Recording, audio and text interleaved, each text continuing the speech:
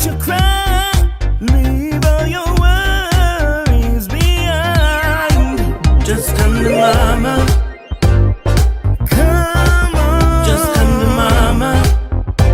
She'll take care of all of your drama.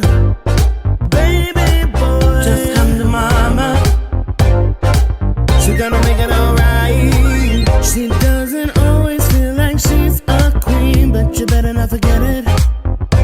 So bend the knee. And if you wanna be a knight, you better prove your loyalty. You better listen to me. She's got what you want. She's got what you need. You know she's got everything. So boy, don't you cry. Leave all your worries behind. Just come to mama. Come on. Just come to mama. She'll take care of all of your drama. Baby boy. Just come to mama. It's Ronnie on the line. Yeah, I know she's stressed, but I gotta say that makes me even more impressed. Cause she juggles it all and does it lovingly.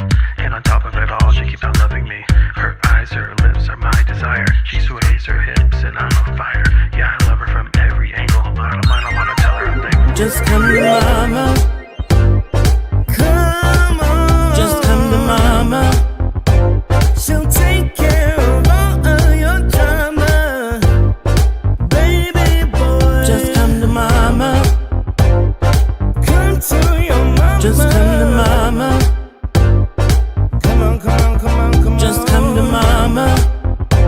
She'll take care of all of your drama. Baby boy. Just come to mama. She's gonna make it alright.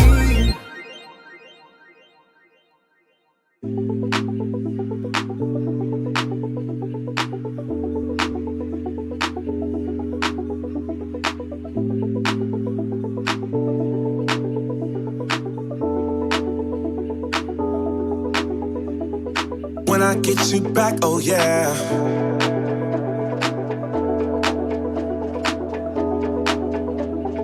When I get you back, oh yeah.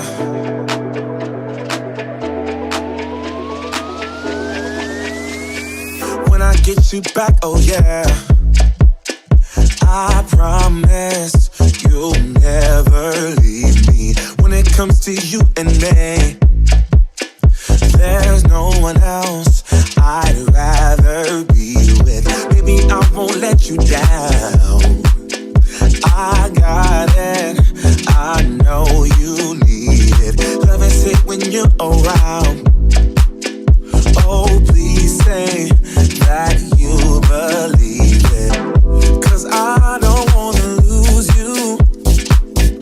I hope you feel that way too. No, I don't wanna lose you. Baby, don't go. Don't go.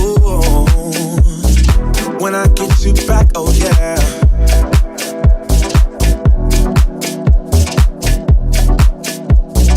When I get you back, oh yeah.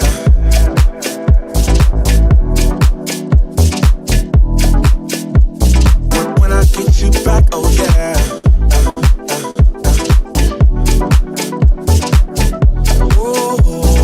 When I get you back, oh yeah.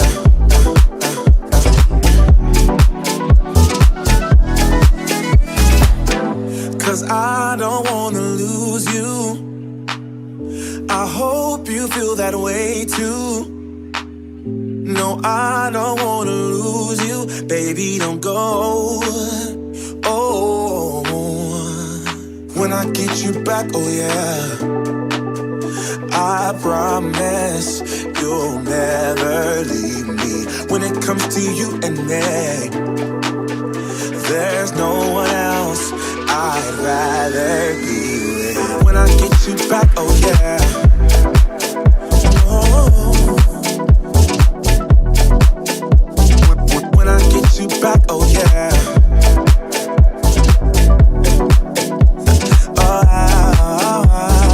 When I get you back, oh yeah.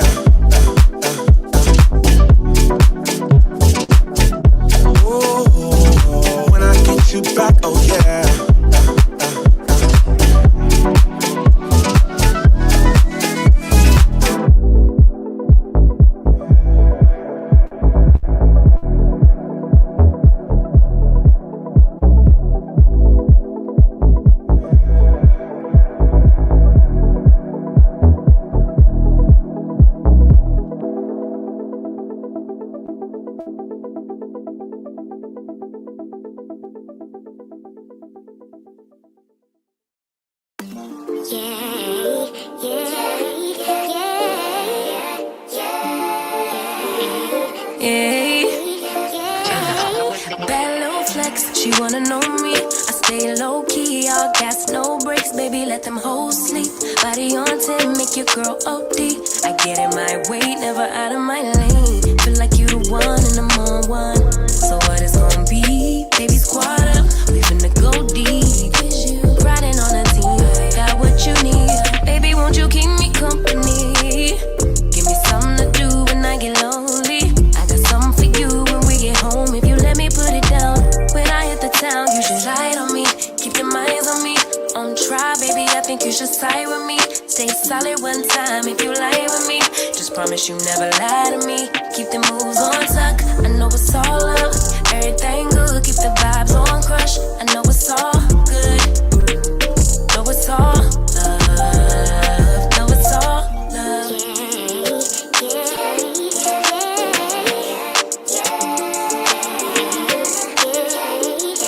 I've been feeling like I'm feeling like a man lately. Can't nobody do it like I can daily. Baddest in the lattice in the land. Body turn your nigga to a fanny up, fanny up.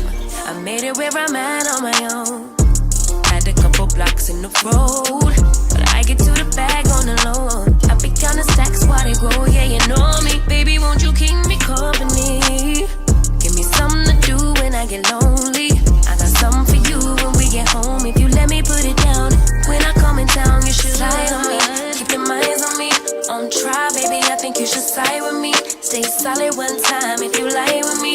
Just promise you never lie to me. Keep the moves on tuck. I know it's all up. Everything good. Keep the vibes on crush. I know it's all good. Good. Know it's all love. Know it's all love.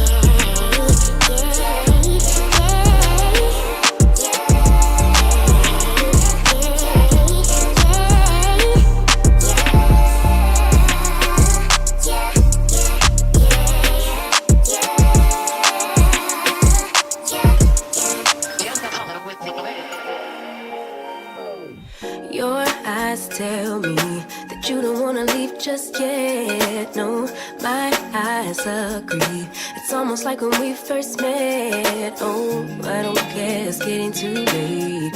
I want you and I can't wait. Don't wanna spend a minute without you. I know you feel the same. So come on, give me love. I'ma show you how to move with my body. Come hit me with your touch and make me wanna say, damn. And yeah, you know what's up. Ain't nothing I won't do for your body. So give me all you got right now.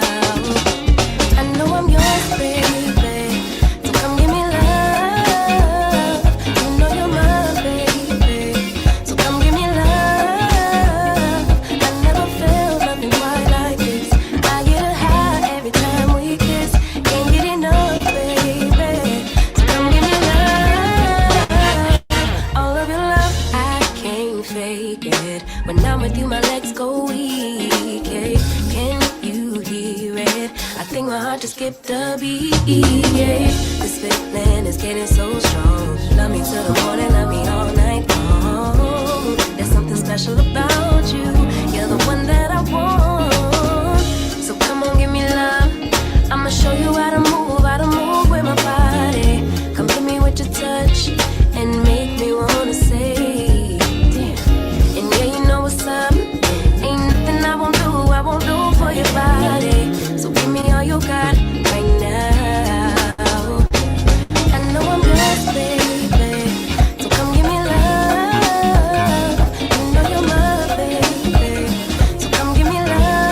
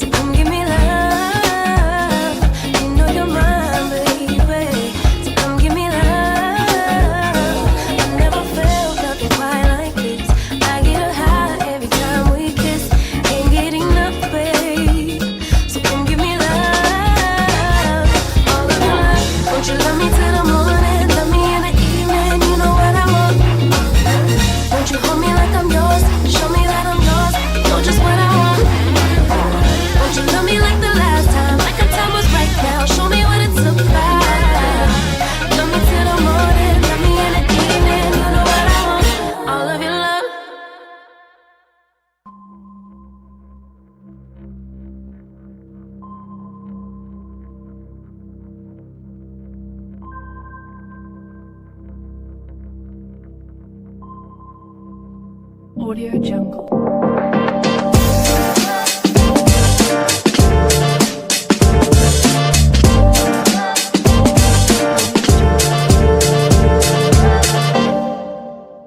Oh, welcome, people. Good afternoon. Welcome to another episode of Beer Burner Chronicles with yours truly, James Bubba Williams. DJ Exclusive is in the building, and I apologize for the delay, but what's the Murphy's Law? Anything that can happen will happen, and that's what happened with Got Dog This Straight, because when I logged into my camera, the whole thing just stopped working. I ain't gonna say the whole thing, but I couldn't get the browser to work. Tried to download another browser, that came up.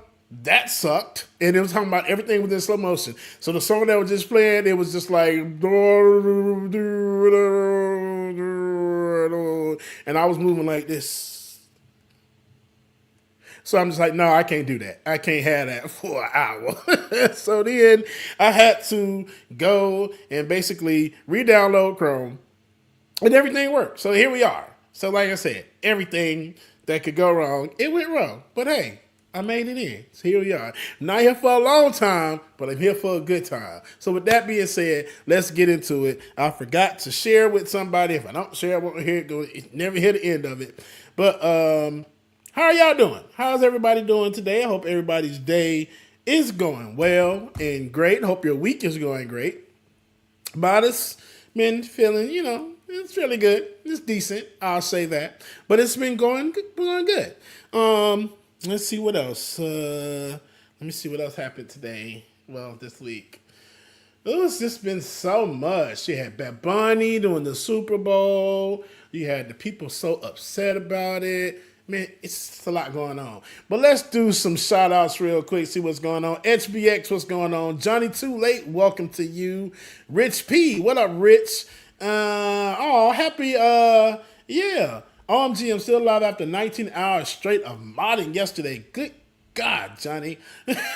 Well, welcome, Johnny. I'm glad you're here with us. John Lithium, good afternoon. Jam Tomb, hey, Jam. How you doing? Make sure I got everybody. Tyler Hackner is in the building. Blythe song. What's going on, Blythe? Said, what song is this? It's probably All Love around that time. I think it's called All Love, okay? And did I get everybody? Nacha K, what's going on with you? Pendulum, hey, Pendulous Dragon, how you doing? Love your face too.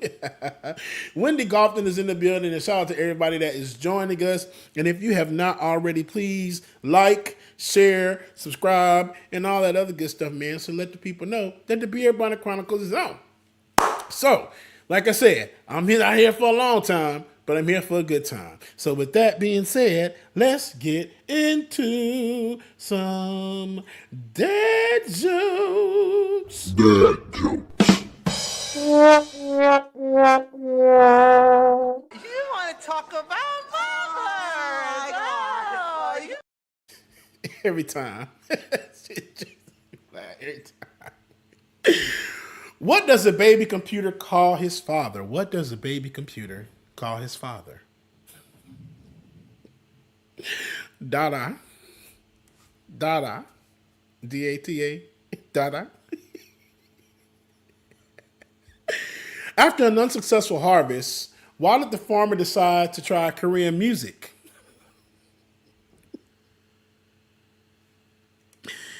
Because he had a ton of sick beats.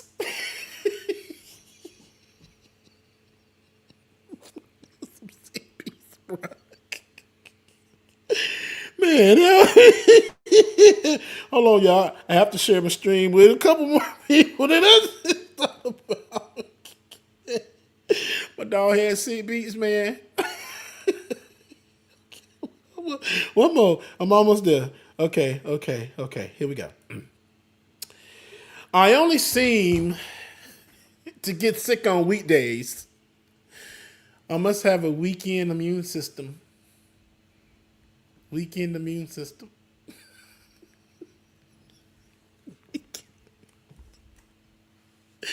Going to hell, man. My friend was showing me his tool shed and pointed to a ladder. That's my step ladder, he said.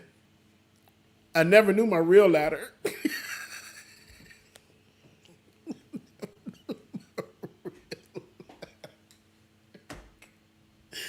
Oh, oh. What do you call a Frenchman wearing sandals? What do you call a Frenchman wearing sandals?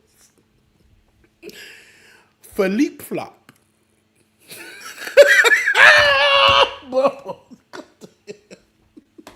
Philippe flop.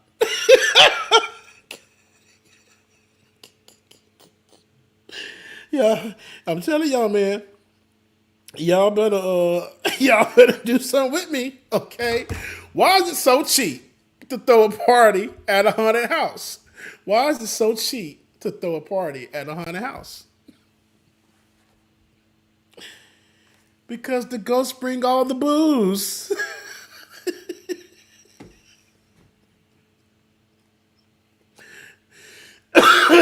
Excuse me, booze are free. Exactly. Come on, comic book nerds out here.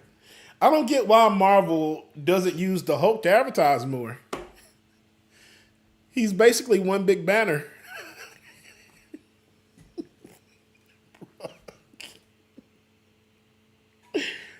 Bro, what brand of underwear do scientists wear? What brand of underwear do scientists wear? Calvin Klein. Calvin Klein. Which days are the strongest? Which days are the strongest? Saturday and Sunday.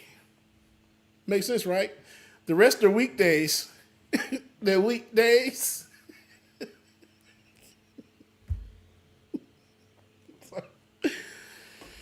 Now I have some other news.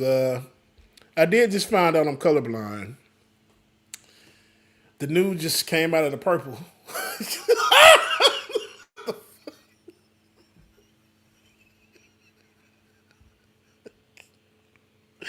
Okay, this is the last one. This is a long list today. I'm like, damn, where did all these come from?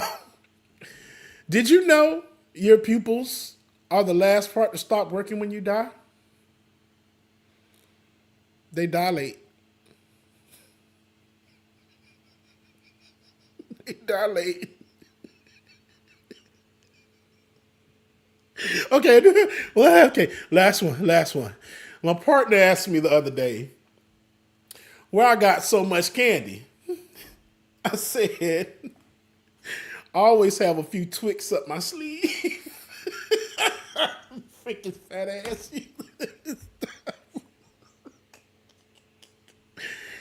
Y'all need to get me off Beyonce internet doing all of this, man. I swear. And that was this week's dad joke, y'all. Dad jokes. You want to talk about mama? Moving right along, y'all. Y'all already know what comes next. Are this week's top 10 according to ChatGPT. And that's when we put in a random top 10 list generated by ChatGPT. We let them generate the script, the top 10 list, and everything else that comes along. Jam tube, I hate you. Bubba is punny. God damn it, Jam. Oh gosh, you get on my nerves, okay? I swear you do, but I love you to death. So, this week's top 10, according to ChatGPT, is the top 10 internet challenges we regret doing. So let's get into it. Boom, boom, boom, boom, boom, boom, boom, boom. Now this one is, I gotta do that. Okay, got it. Now we ready to go. So, the internet. It gave us memes, TikTok dances, and a whole list of questionable challenges we wish we could erase from our search history. Today, we're counting down the top 10 internet challenges we regret doing. Let's cringe together. Number 10, the cinnamon challenge. Dry spoonful of cinnamon, instant choking hazard. Everyone thought they could do it. Almost no one could. Instead, we got clouds of brown dust and people coughing like they just ran a marathon. And y'all know I got freaking videos, bro, because it's time to laugh today. Here we go. Challenging about cinnamon. Really? You know, because cinnamon is good for you. All right, here we go.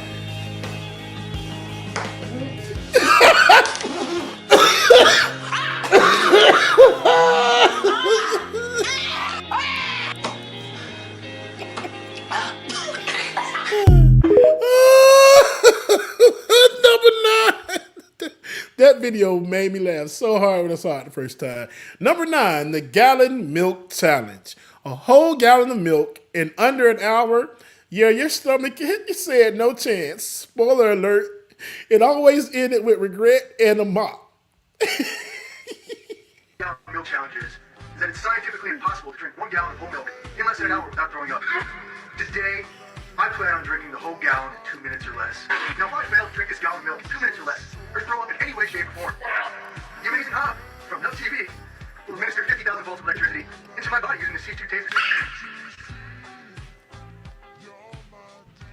Yes! You dumbass. That's what you get. Number 8, the Kylie Jenner lip challenge. Stick your lips in a shot glass, suck until they swell. Suddenly, teenagers everywhere look like they got stung by 10 bees. Zero glamour. Maximum regret.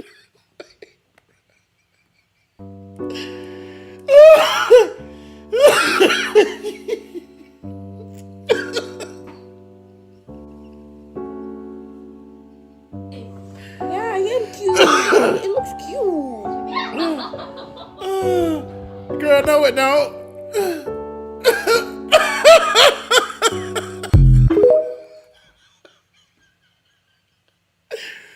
Why would anybody do that, bro? I remember some of these trends, man. I'm just like, bro, y'all are tripping. All right, number 7. I don't have a video for this one because why, WTF would you do this? Why did anyone eat laundry detergent? This was the moment in the internet officially jumped the shark. Even Todd's Twitter had to step in. Please don't eat our product. Like I said, I don't have a video for that because when I was searching for it, literally people putting Tide Pods in their mouth, like trying to bite them and everything else. Y'all freaking crazy, man. Y'all, that's poisonous. Y'all trying to kill yourselves. So, number 6, the ice bucket challenge. Oh, yeah. Okay, this one had a good cause, raising awareness for ALS, but dumping freezing water on your head, brutal. The challenge was noble. The regret came when you realized how cold 30 pounds of ice really is. Where is it? Here we go. Boom. All right, War Eagle.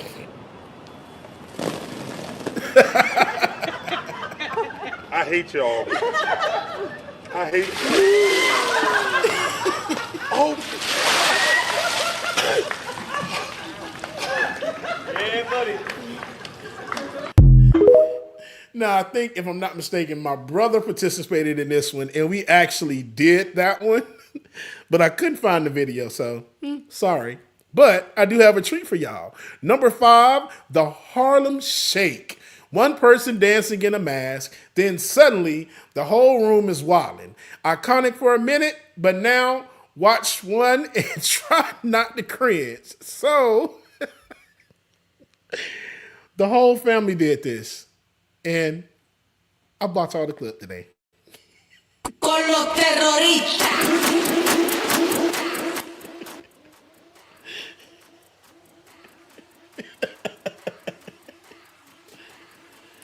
Oh, this is so long ago.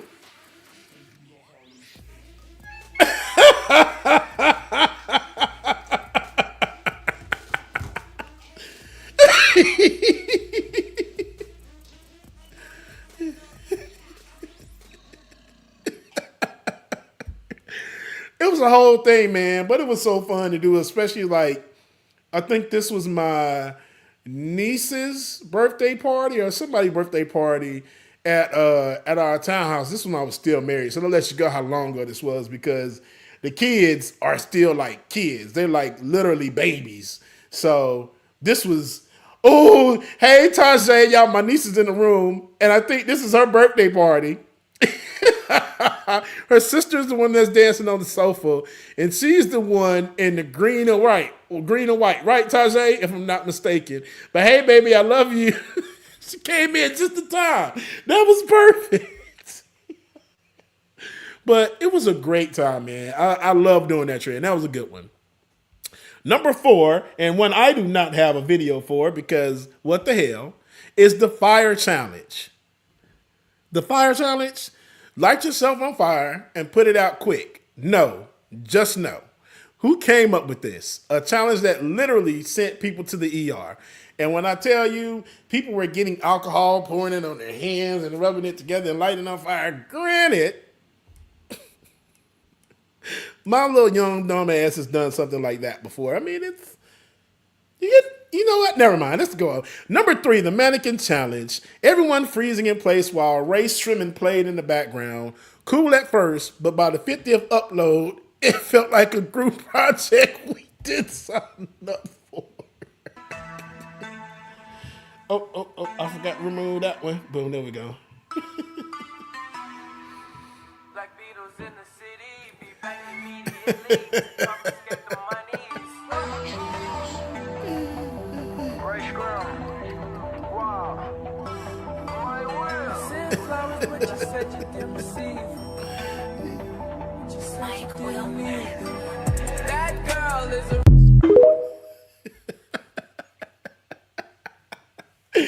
That one was fun too. That was a cool one. Mannequin challenge was very cool.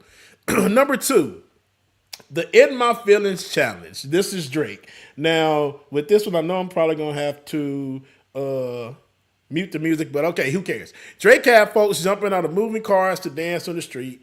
Great way to get run over. Not so great for the ER bill. But hey, at least the song was a bop. The commentary on this is hilarious. Well, we can give them a piece of the audio. This is all y'all get. So you know what song it is, okay?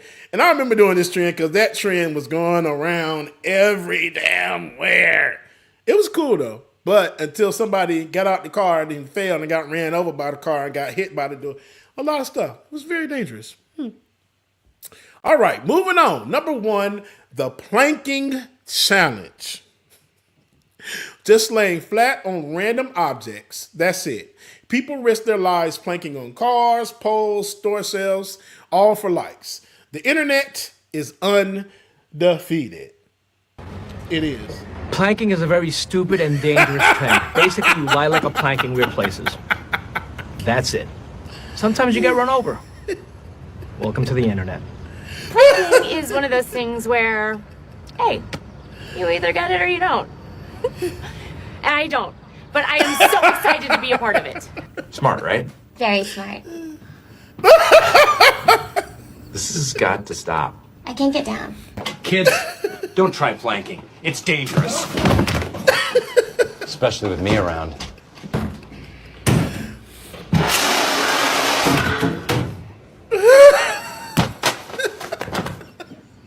It's called owling. You'll read about it. Man. But no, dead ass though. That was how I felt. Seeing some people doing the planking challenge. If I'm out and about and I see your dumb ass planking on a street pole or a little post in front of a store, your ass is laying there still. I just want to come knock your ass over. Tinkerbell, yes, that was a very weird time. We used to do some stuff when the internet came along, when Vine was still around. I don't know if y'all remember Vine, but when Vine was still around, that made absolutely no sense. Like, what the hell are y'all doing?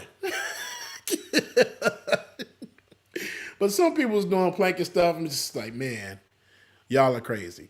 But one thing, let me finish here. The internet challenges might fade, but the regret is forever. What challenge did you fall victim to? Let us know. And please, for the love of Wi-Fi, let's not start a new one. And that was this week's Top 10 according to ChatGPT. Hey, let's play a little outro video here. Okay. But what I will say is there was one trend that was missing. The iPods, that was one, thank you. The freaking milk crate challenge. That's the one that got us through the pandemic. I remember that. And it only seemed like the black people was the only ones that was doing it. Climbing on a goddamn pyramid of milk crates and injuring themselves and coming down. Just now, it was a few people that actually did it well, but who decided that it was okay to go to the hood and set up milk crates and try to walk up there? I'll never understand. Moving right along, y'all. Coming up next, what we have here. Let's see. I gotta add it here. Our very own Reveal Day. Y'all know Reveal Day. If you're not, let me see. Let me give y'all a little snippet of Reveal Day here. You know, the one that's famous for this. Oh, wait. Nick, am I in the... Maybe I'm not. I gotta bring the other channel up. Oh, I don't see it, Nick. Wait, why is the music not playing? There we go. Thank you. It could all be worse. I could be a hater like you. That Revel Day, our very own Revel Day, is now a contestant on The Voice. Bam, bam, bam, bam. He did an awesome performance, man. Let me see if I can pull this up real quick. That was amazing. It was just like, oh, he made it. My dog really made it. Here we go. And we're just going to fast forward through a little bit of this. Boom.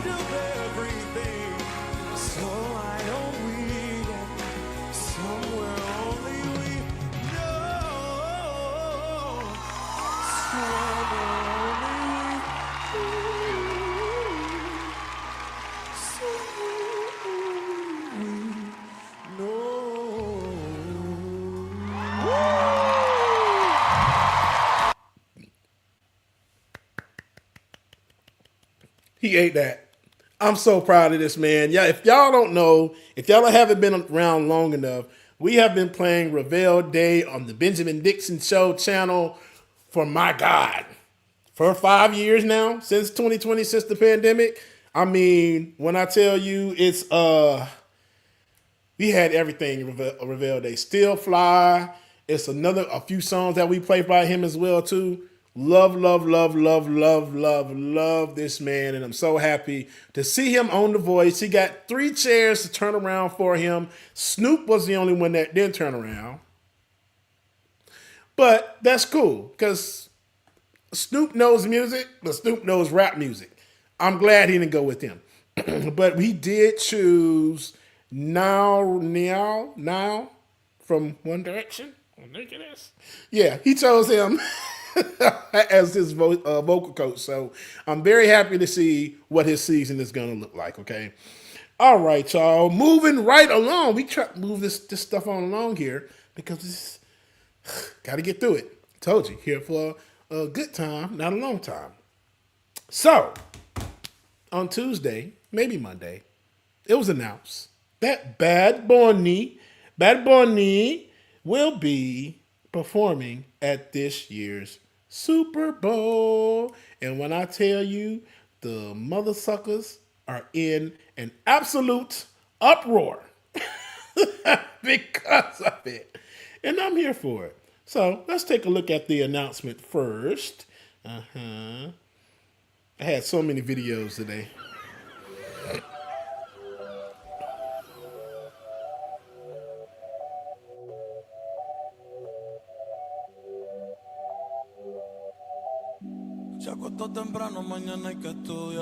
Yeah. Pero llamó a la amiga diciendo pa' janguear. Well, there it is. It's official. Puerto Rico's finest, Bad Bunny, will be the Apple Music. Now, when I said the people is in an uproar,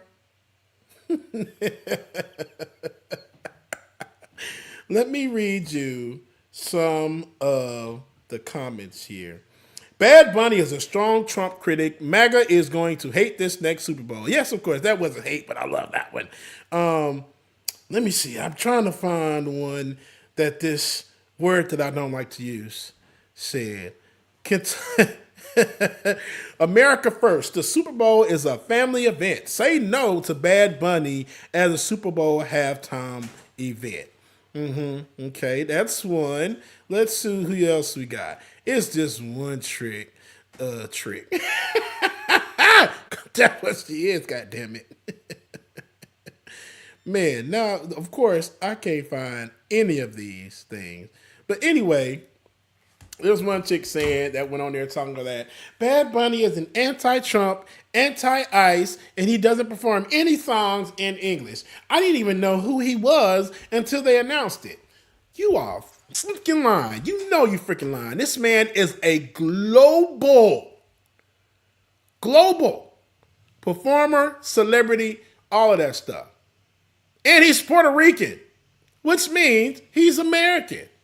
So y'all are saying that y'all are upset because this man is performing, and also the same lady made the comment of football is about God, country, and football. We don't want him. Who TF gave you the right to tell me who I want or don't want? It makes no sense. Nobody asked nobody asked us if we wanted Kid Rock on the stage. Shania Twain. We don't want them people.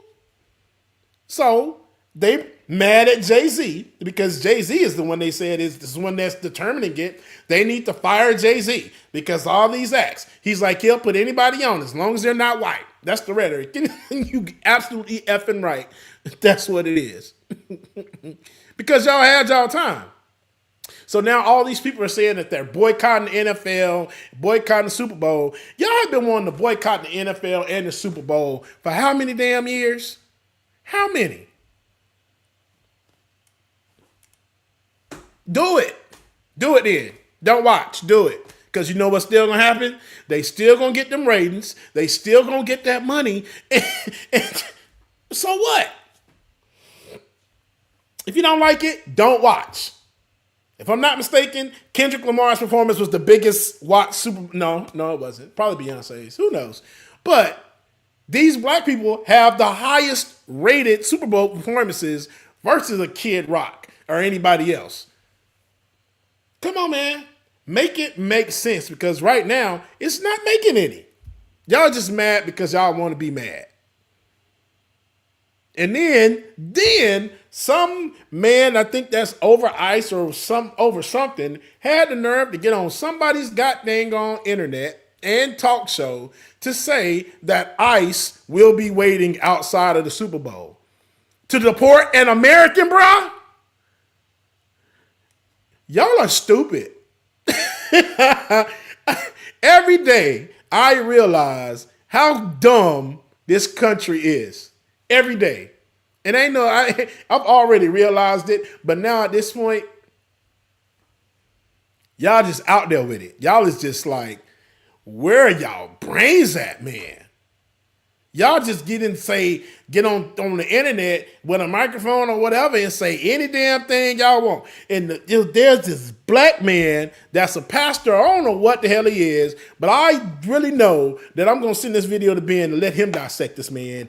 Jerry somebody. I don't know. He's a black man that claims he's a pastor, but get on these white folks shit and talk about, excuse me, y'all, but get on these people's stuff and talk about how it's supposed to be a family event and all this and that.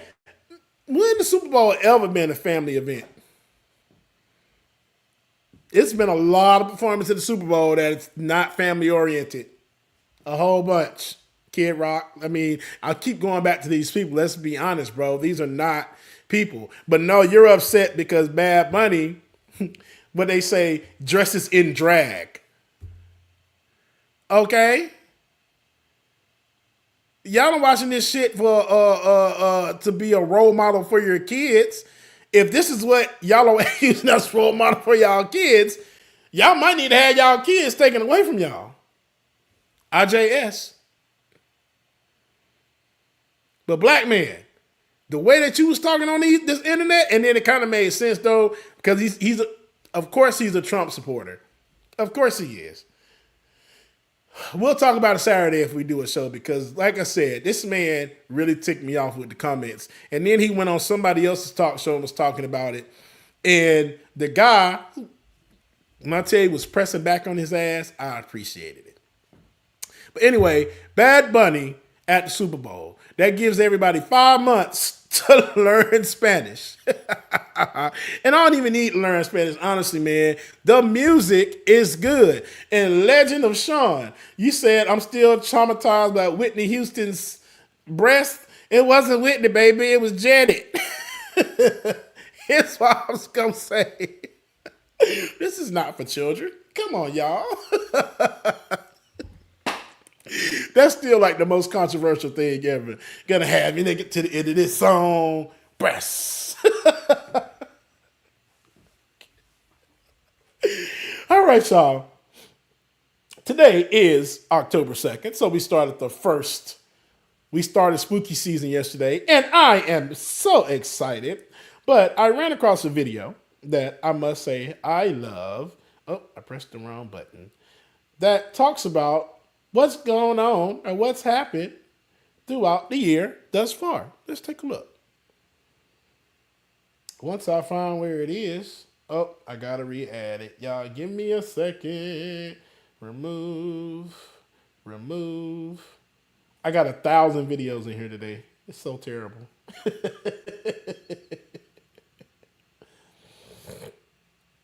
And boom, there we go. Oh, where did it go to? Nick, am I tripping? Oh, there it is. Okay, here we go. Runs deep in at 2025. Here's a look back, recap, deep dive. January, Kerry versus Audio Crew. Quick TikTok ban, wildfires, bird flu. We had Trump trying to swipe this, fights on new devices. Elon's arm raising like the egg prices. Gate kept, Gulf cold winter crisis. Snow is invading the states like the other kind of ices. Flying cars and planes underwater. The president ate up by a toddler. Shady halftimer icon, they got her. Catch Me Outside versus drummer boy's daughter. They held space for 9 months, now they're better. FKA made a film, it was a western. Corey came for the cameo, crown stressed her. I love Tesla. April. This month was quite terrific. Katie in space, zombie seals in the Pacific. Bye bye Popeye, Gaga Cella. There could be 100 men versus 1 gorilla. May. TikTok comments being flooded with pictures. Planes still falling and boats hitting fixtures. Zendaya's hat, TJ Maxx girl lore. Annabelle escapes on her Eras tour. Feeling dumped from the villa, things got ballistic. The newest minion that is gay and autistic. First it was the fire, now it's ice that paid to lay a visit. If I'm talking to you, then I'm standing on business, is it? The antipasto salad that got away. CEO caught cheating at Coldplay. Demon hunters, denim blunders, and the boo-boo play. Nothing beats a Jet 2 holiday. August. People thought it happened, this had people fighting. But this Gap ad had the world uniting. Yeah. Her engagement had the internet igniting. Sydney Sweeney found a new hobby, scooter riding. September. The simulation glitches. The perpetrators were Etsy witches. Jimmy fired then hired cause Disney lost some riches. Governments overthrown, UFOs have risen. And Ticketmaster disaster. Life on Mars captured. The bunny half crap, emo rap in the rapture. Starbucks fell, we're in 6-7 hell. David's headed toward J4IL. An asteroid is zooming in the moon's direction. Memorials that look like Hunger Games elections. Troops deployed to Portland to inspect them. Tylenol called and it wants you on the spectrum. The rake, it was seen, the Vapadine. She was faking her teen, Jerry Quick Cream. Luigi modeling for Sheen, iPhone 17. All this and still no list of Epstein. That was a whole lot. September alone was a whole lot, bro. Like, Jesus, I'm like, damn, he was still in September? God damn, if you think about it, though, all of that really did happen. And it was so much. And we still got October, November, and December. We got 3 months left, y'all. And it seemed like it's been 4 years already. It's only been, what's this, 10 months? Oh, fix it, Jesus. That's all we can say. All right, y'all. One last video. Okay, I don't know if y'all heard or who y'all know who Kai Cenat is, but Kai Cenat is a streamer on Twitch, YouTube, on everywhere who has amassed millions and millions of followers. And I love this man because it's a black man that took what he does and has just exploded with it. But he just recently wrapped his Mafia-thon 3, which is basically where he has guests, other content creators, and everything come on his show and just talk and have a good time. So he ended the show, I think Monday or Tuesday, earning 1 million subscribers. And earning 1 million subscribers, he actually cut his dreads off. And the person that cut his dreads off was LeBron James, y'all. LeBron. Look at Bro, this. you got order, you got the rest? Yes, sir. Here we go. Right on my finger. Okay, cool. Wait, have you ever cut somebody hair before? Yeah. Somebody, yeah. Right there? Right there. Good. Oh my Hold up. God. Let me try mine. Bro, don't mess me up, bro. Flip it around. Cool. All right, cool. Cool. Oh. Put that shit in my head.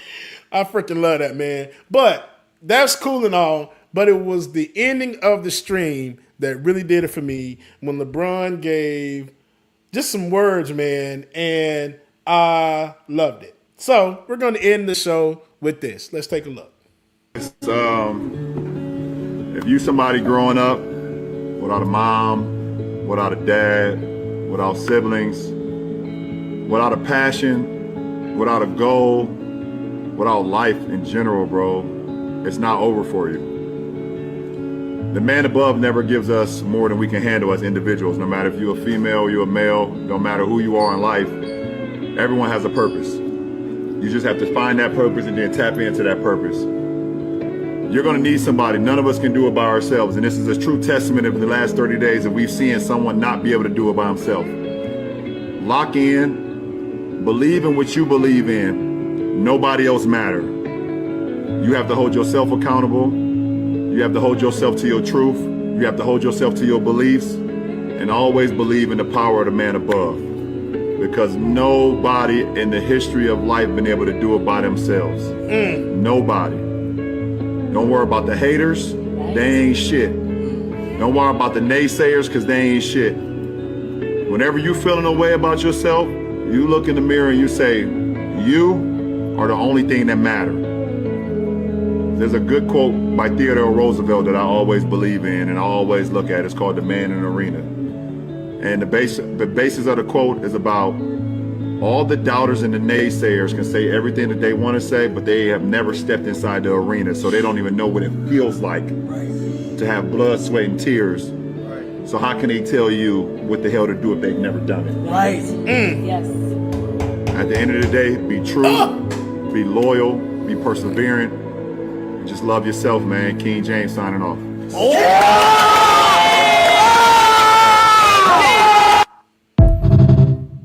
I freaking loved it. And as y'all see, that must mean it's my time to get out of here because the camera has gone to gay.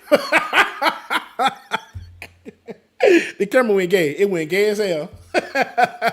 But anyway, y'all, I thank y'all so much for tuning in today. That is the perfect way to end the show, man, with something like that. That's that powerful. Do you want to see me if I can? Let's see what happens if I switch to this ugly ass camera. So y'all can see me. Yeah, y'all can barely see me, but hey, there I am. But anyway, ooh, y'all see my shoes and my coat in the background. Anyway, y'all, really love y'all. Really appreciate y'all for tuning in. If you haven't already, please like, share, subscribe, and all that other good stuff, man. Would love to get my numbers up and keep on doing this, man. And like Brun said, can't do this on our own. I know I didn't. I had Rebecca and Ben, David, everybody guide me through always. And speaking of David, y'all, David could really use our help right now. His mom is not doing well. And we would really love y'all assistance if we could to make the end of her life go great, as David has requested. Let me see if I can get the link real quick, and hopefully Nick, you can put this in the there we go. Put this in the group for me. Here we go.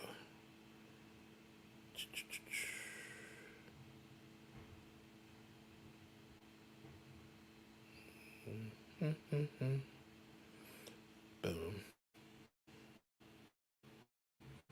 Of course, my stupid.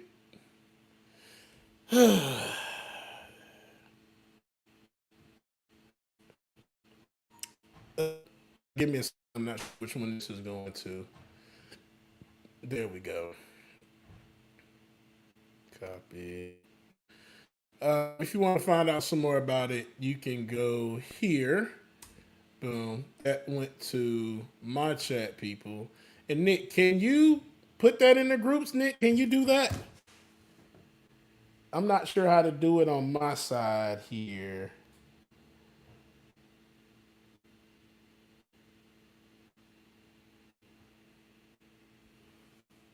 Awesome. Thank you. I just saw somebody put it in there.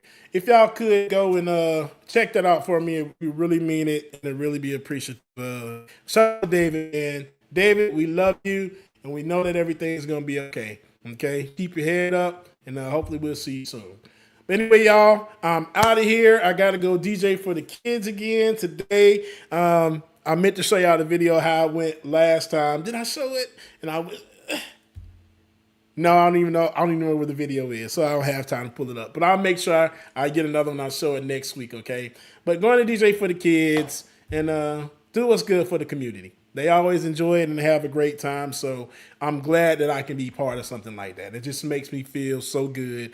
It makes me cry every time I watch the video, okay? Y'all know I'm a big-ass softy. But anyway, y'all, I'm out of here. Y'all make sure y'all stay tuned. We got some more great content coming up here on this space, and hopefully we'll see y'all Saturday, man, on Like It or Not. Hopefully, we'll see. Anyway, y'all, I love y'all, mean it. Be kind, be nice to everybody, and do something for yourself today, okay? Bubba is out of here. Deuces. I'll see y'all soon. Audio Jungle.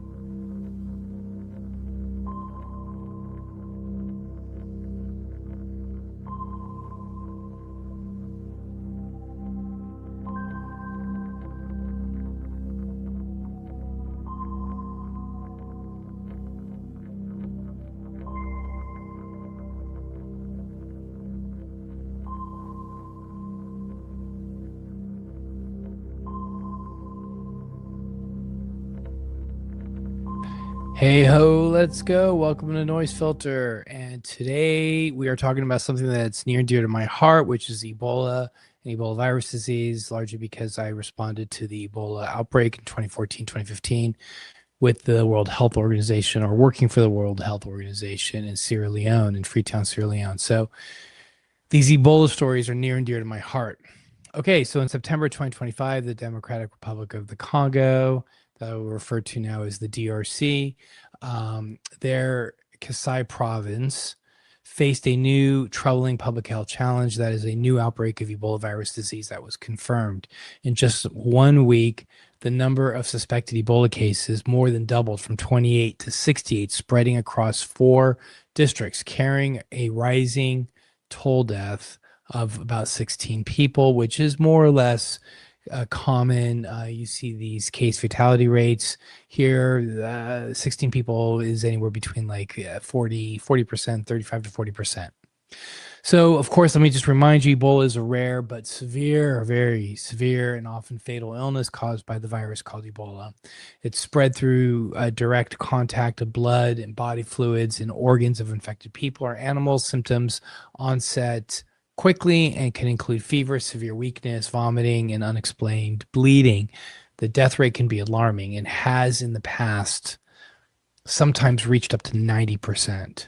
So to put this outbreak scale into perspective, imagine a small town of where about 3,500 people in the Kasai province, where these cases are clustered. More than 24 people started showing signs of Ebola in less than a month. This is a serious public health alarm in that area. The social, well, really anywhere, but the social impact is even greater. Fear spreads fast and people flee their homes, oftentimes disrupting efforts to track and contain the virus. And of course, these individuals can transmit virus to the other communities that they go to. In this case, the outbreak began with a pregnant woman who was admitted to the hospital in Bulape with symptoms including high fever and bleeding, who sadly died several days later. Tragically, among those cases are healthcare workers, 4 of whom also died, underscoring the risks faced by those on the front lines. And let me just remind folks, you've heard me say this before, when I was working with Konat Hospital, which is kind of like the equivalent of Charity Hospital of Freetown. Charity is what our hospital system is or was here in New Orleans prior to Katrina. So the Connaught Hospital was their charity hospital, and there was a whole room of a wall of just physicians and nurses, pictures of physicians and nurses who had died. Oftentimes, healthcare workers for these Ebola outbreaks, especially when they happen in rural areas before people recognize that it's Ebola, oftentimes they're caring for people, they're touching them, and these healthcare workers are oftentimes exposed and oftentimes are the unfortunate victims of outbreaks. Anyway, thankfully, the World Health Organization and the Africa CDC responded quickly. Teams of experts were sent to Kasai to strengthen surveillance, help with treatments, and implement infection control measures. Vaccination campaigns with the Ebola vaccine are underway, targeting healthcare workers and contacts of confirmed cases. Ebola outbreaks in the Congo are not new. The country has faced 15 prior outbreaks since the virus was first identified there in 1976. Each outbreak is a reminder of the ongoing need for vigilance, strong health systems, and community engagement to stop transmission early. What can we learn from all this? Ebola threatens both life and livelihoods, but with early detection, rapid response, and community cooperation, outbreaks can be contained.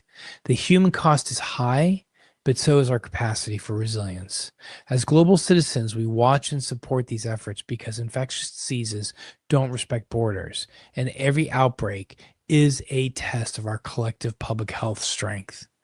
So remember, behind every number is a person, a family, a community.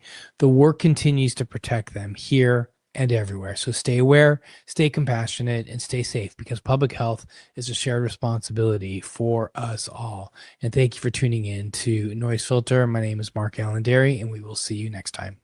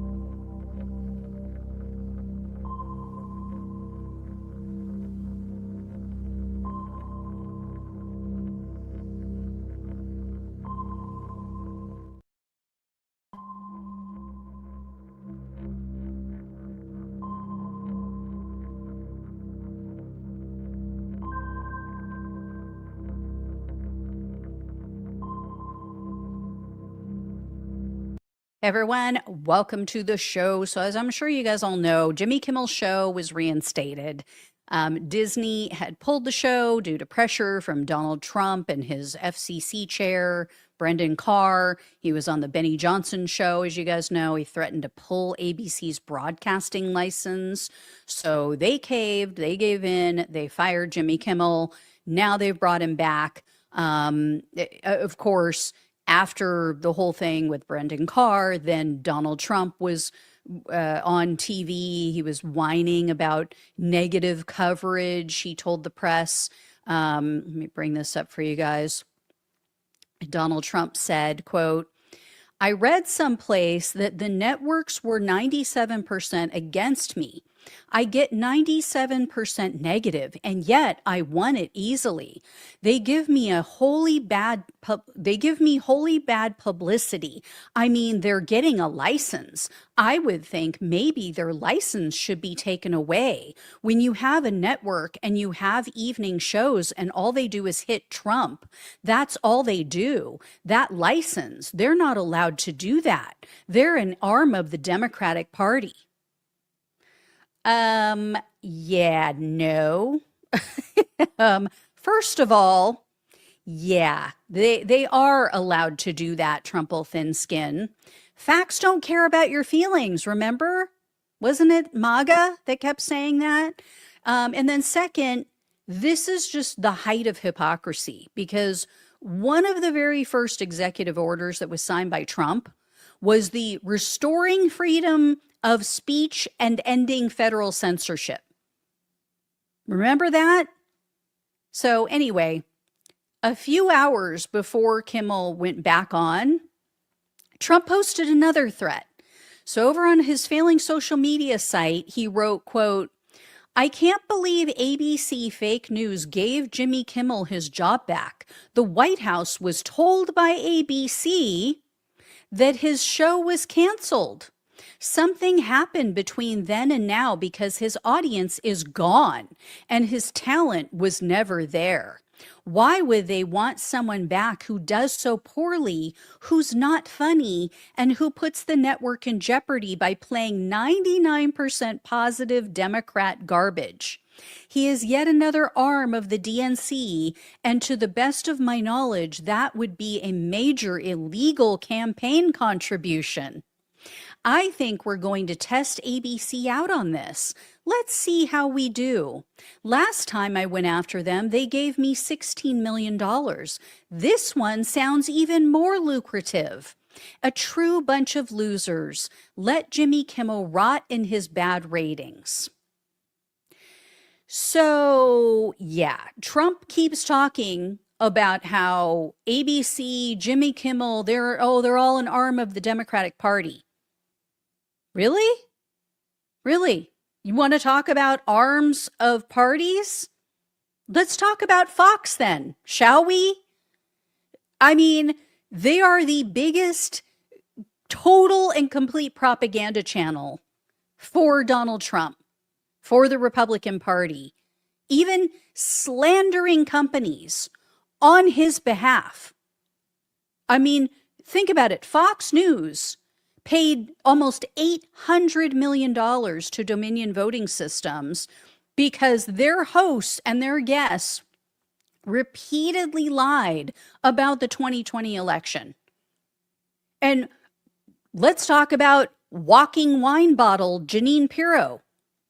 Okay, as you guys all know, I think you guys remember, Smartmatic, the voting machine company, they're also suing Fox News over the false election claims. And so more recently, some of the private text messages from Fox hosts were released as part of that case. Well, there was a text message from September of 2020, and it was written by Pirro. And she told the Republican National Committee chair, Ronna McDaniel, let me bring this up for you guys. Quote, I work so hard for the party across the country. I'm the #1 watch show on all news cable all weekend. I work so hard for the president and party. So think about that.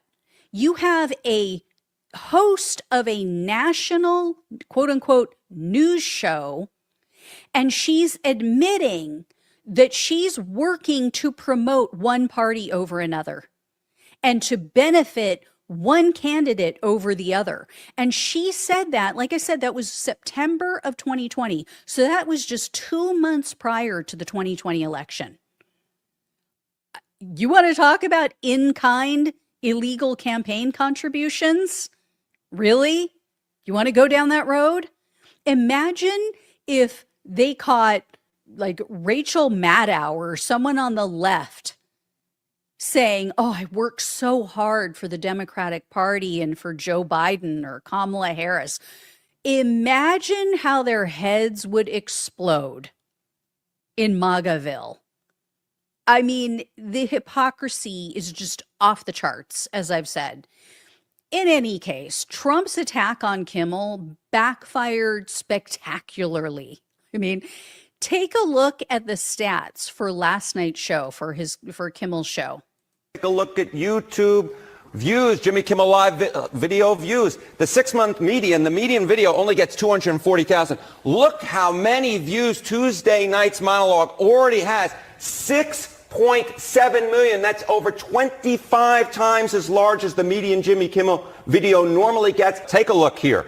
Record high Google searches last night for what time is Jimmy Kimmel on? You wouldn't have to check what time Jimmy Kimmel was on if you were a regular viewer. He was potentially pulling in a lot of viewers who normally didn't watch. And get this, it was up over 10,000%. I mean, what a cell phone for Trump. Totally blew up in his face.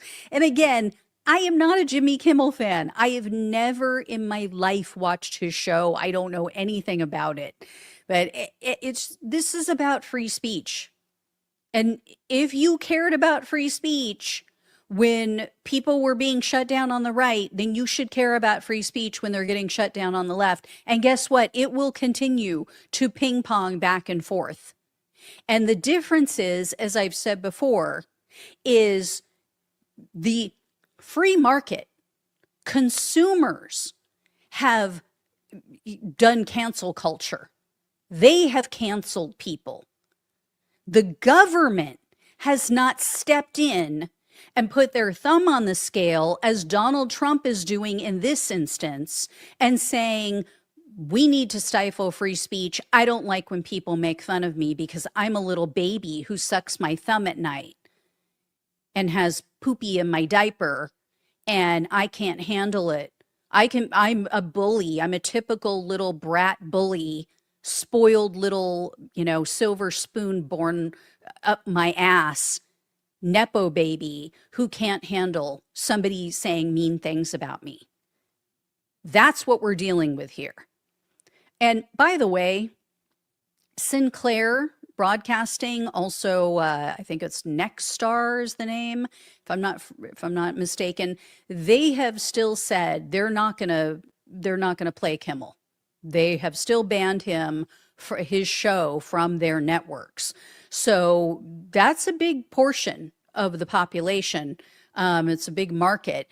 So the show is still not going to be available everywhere, which is just, it's ridiculous over what he said. So they're still clutching their pearls. They're still lying on their fainting couches.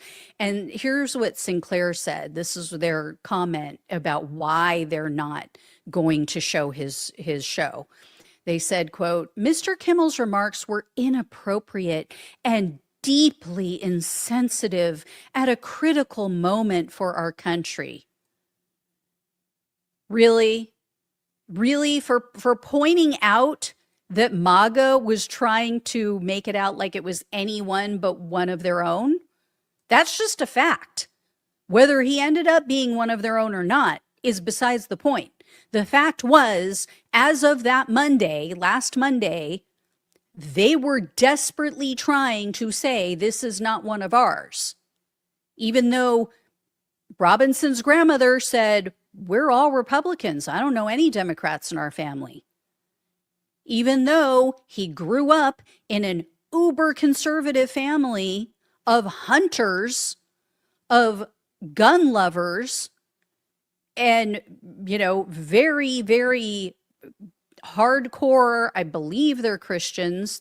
I don't know. They may have been Mormon.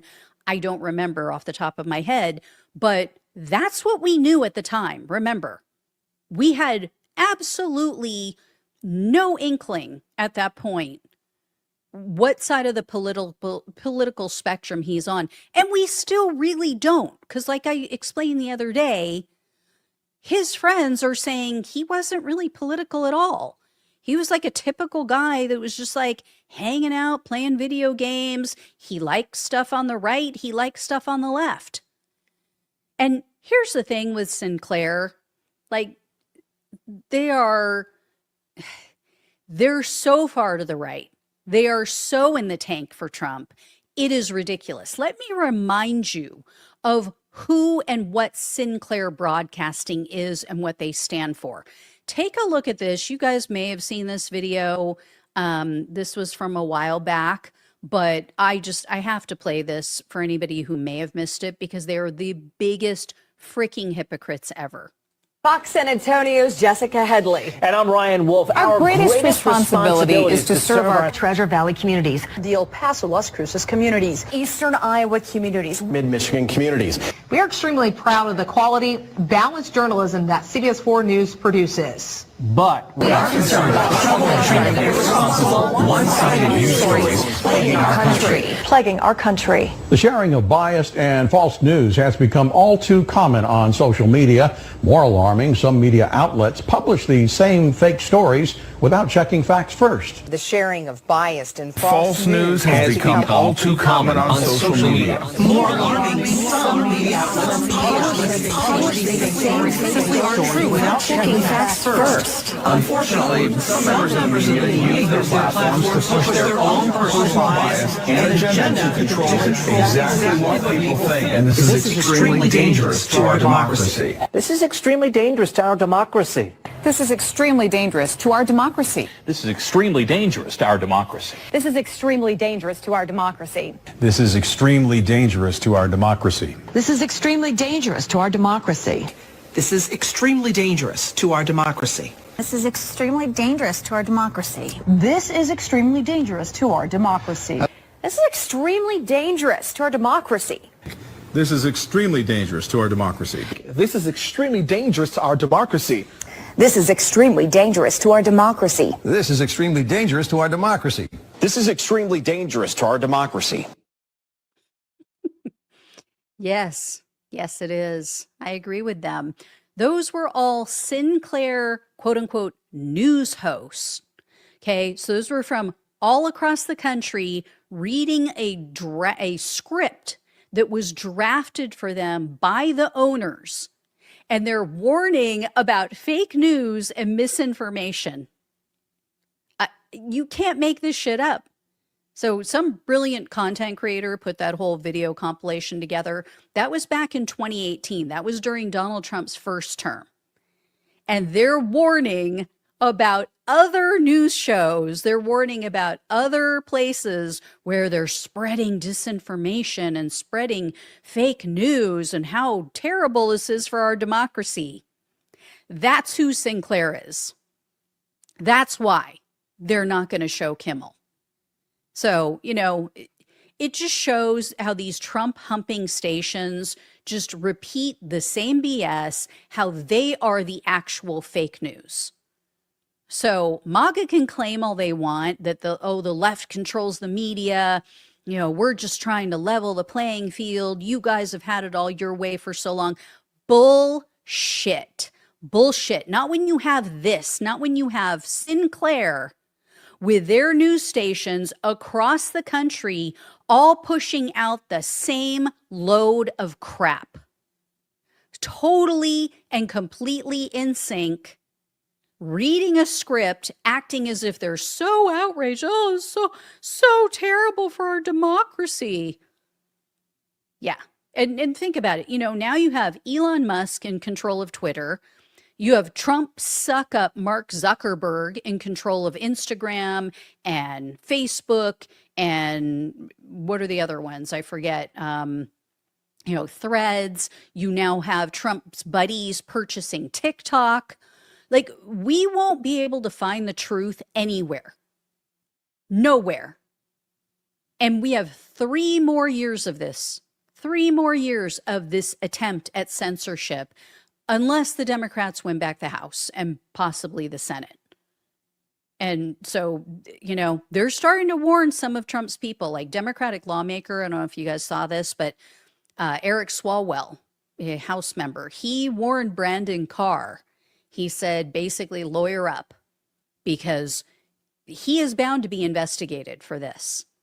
If Dems take back control, he will be investigated. And according to a previous FCC chair, Carr really could be in trouble because he may have violated a federal statute in how he's targeted Kimmel.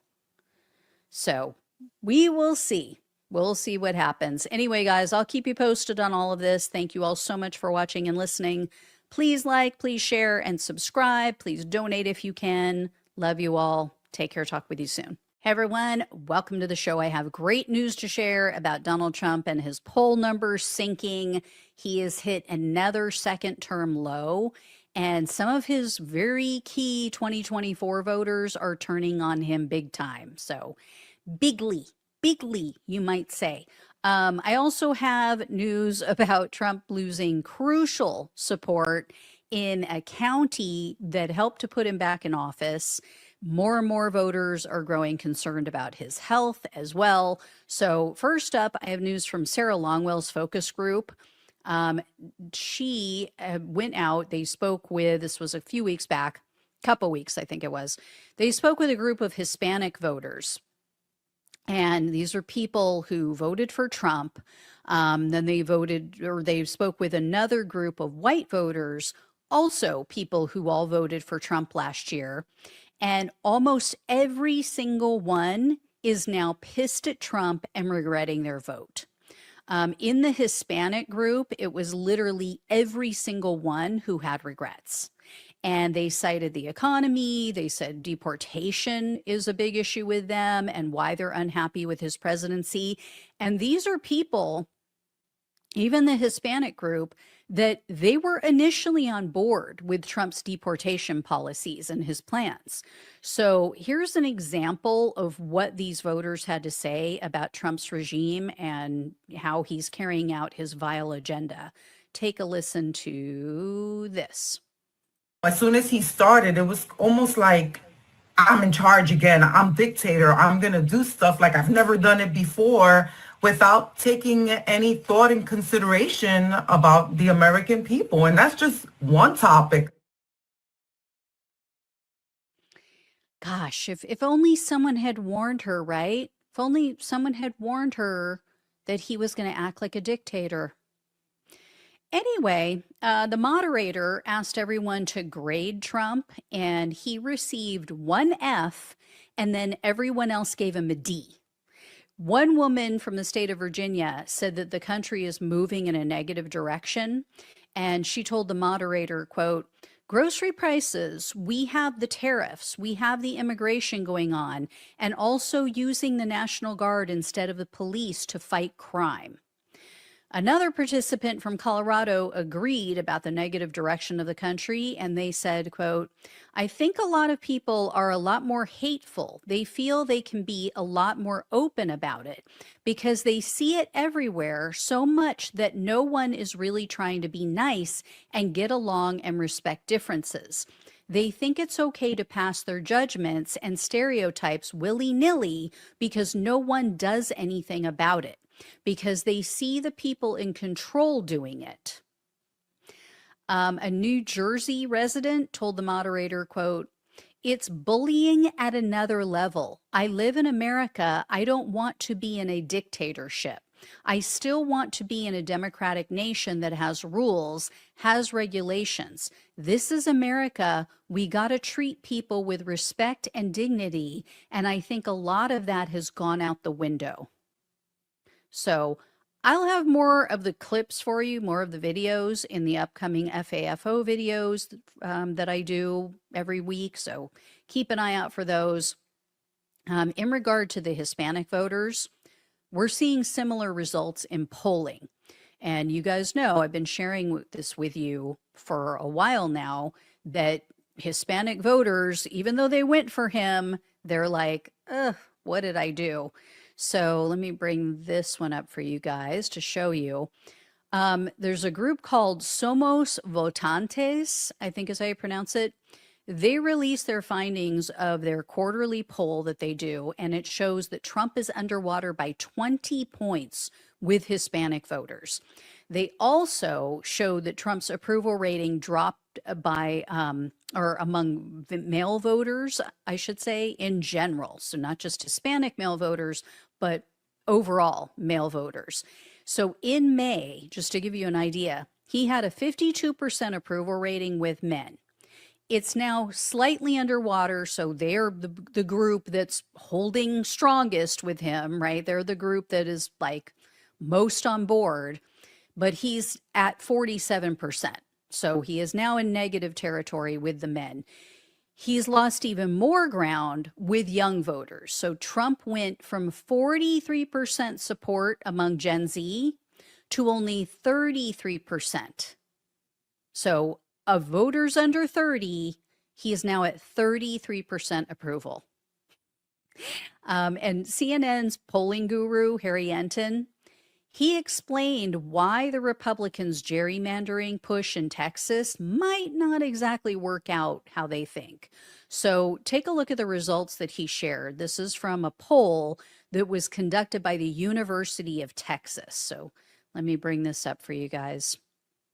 Just before he, of course, won the state of Texas, he was at even ground. 0 points net favorable rating with Texas Latinos. Look at where we are now. That is a drop of 32 points. Texas Latinos on Trump and the economy. Last year, look at this. When you match up Harris against Donald Trump, Trump was more trusted on the economy by 9 points. Look at his net approval rating now. Oh, you never see drops like this. He's 40 points underwater. The GOP efforts, 19 points underwater. They don't like what's cooking going on. How about the Texas Democrats' response? That's 11 points above water. So when we match up the Democrats and Republicans, we can see that Texas Latinos are more on the Democrat side when it comes to redistricting than the Republican side. Again, Republicans are hoping for major pickups in Texas. I'm not quite sure they're going to get their 5 seats based upon where Texas Latinos are.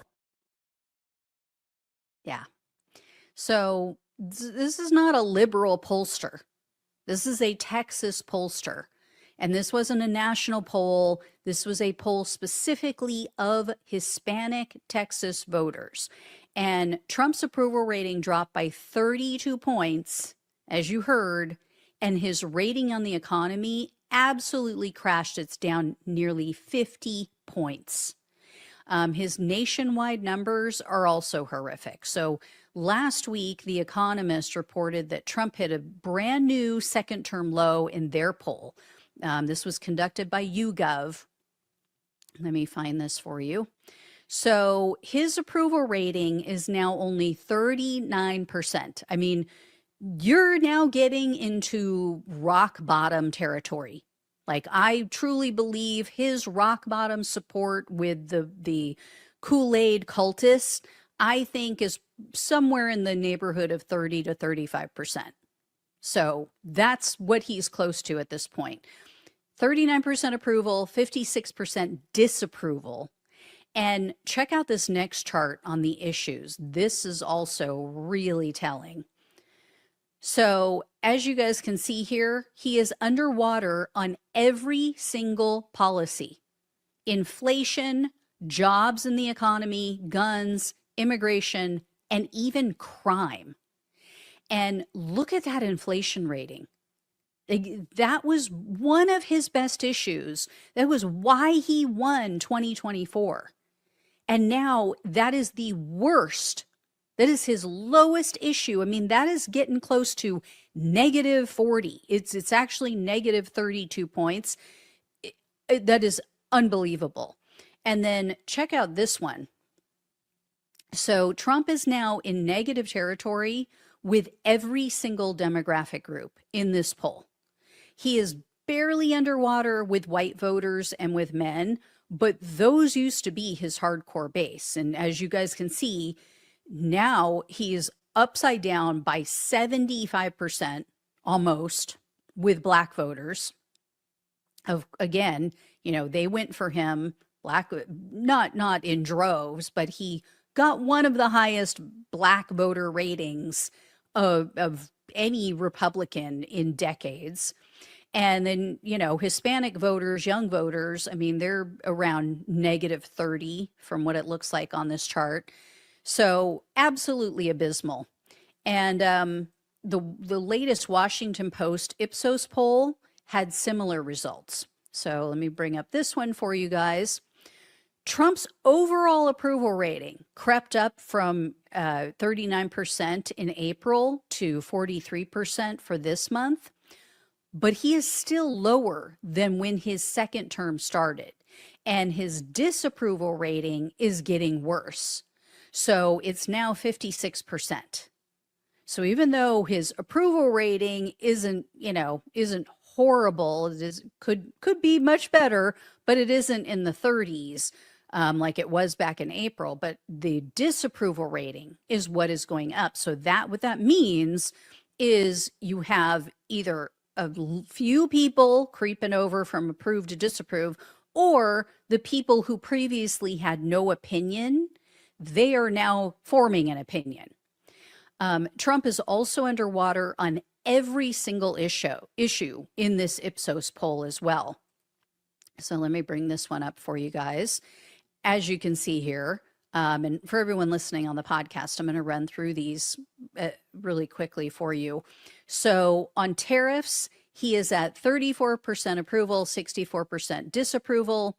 On the Russia-Ukraine issue, he is at 38% approval, 60% disapproval.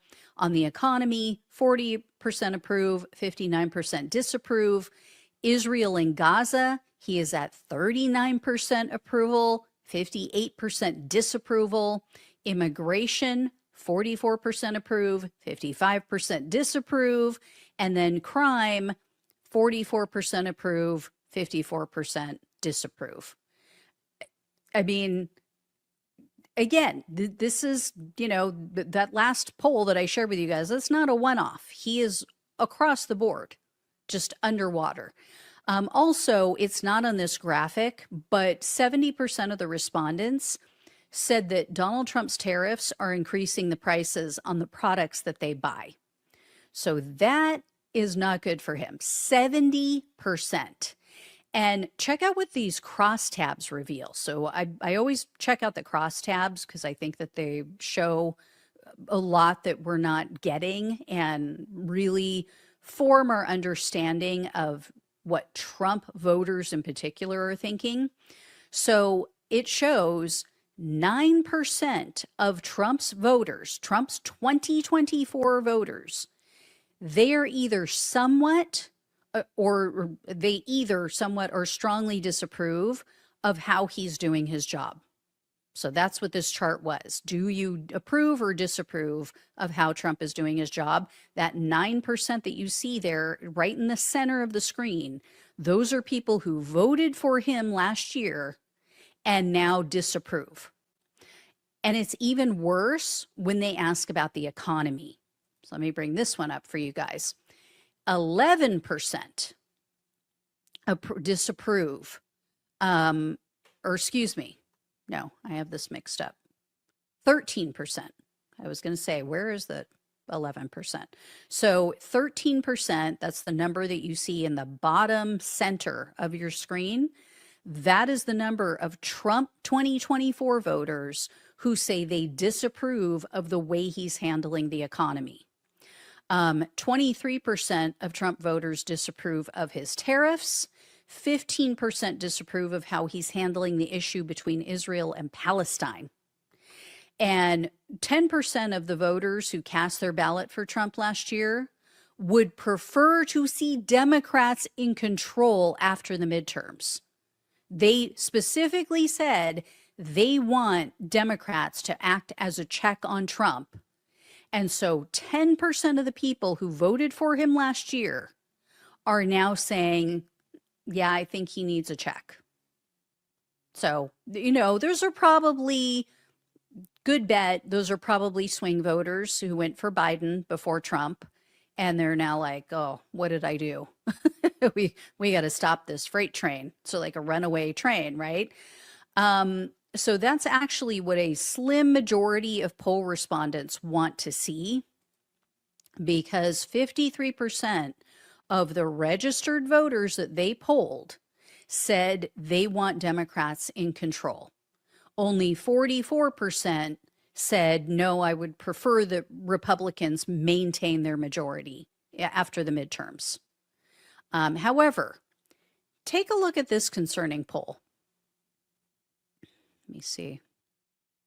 Dems or GOP more on the economy? Who leads on the economy? Republicans by 7. Immigration, Republicans by 13. How about crime, a big issue for Donald Trump and the Republicans? Look at that, lead by 22 points. Let's compare it back to 2022. I think this kind of gives away the game right here, okay? The GOP is more trusted than the Dems on the economy. It was 12 points in 2022. Slight decline in that lead, but still 7 points. How about immigration? It was Republicans by 3 back in 2022. Look at this. The Republican lead's actually gone up by 10 points. What are you doing, Democrats? My goodness gracious. And on crime, the Republicans were up by 13, and now they're up by 22. You win with independents, you win overall. And what do we see right here among independents? Republicans still have a point lead on the economy. They got a 10-point lead on immigration. They got a 21-point lead on crime. So yeah, it's not a definite.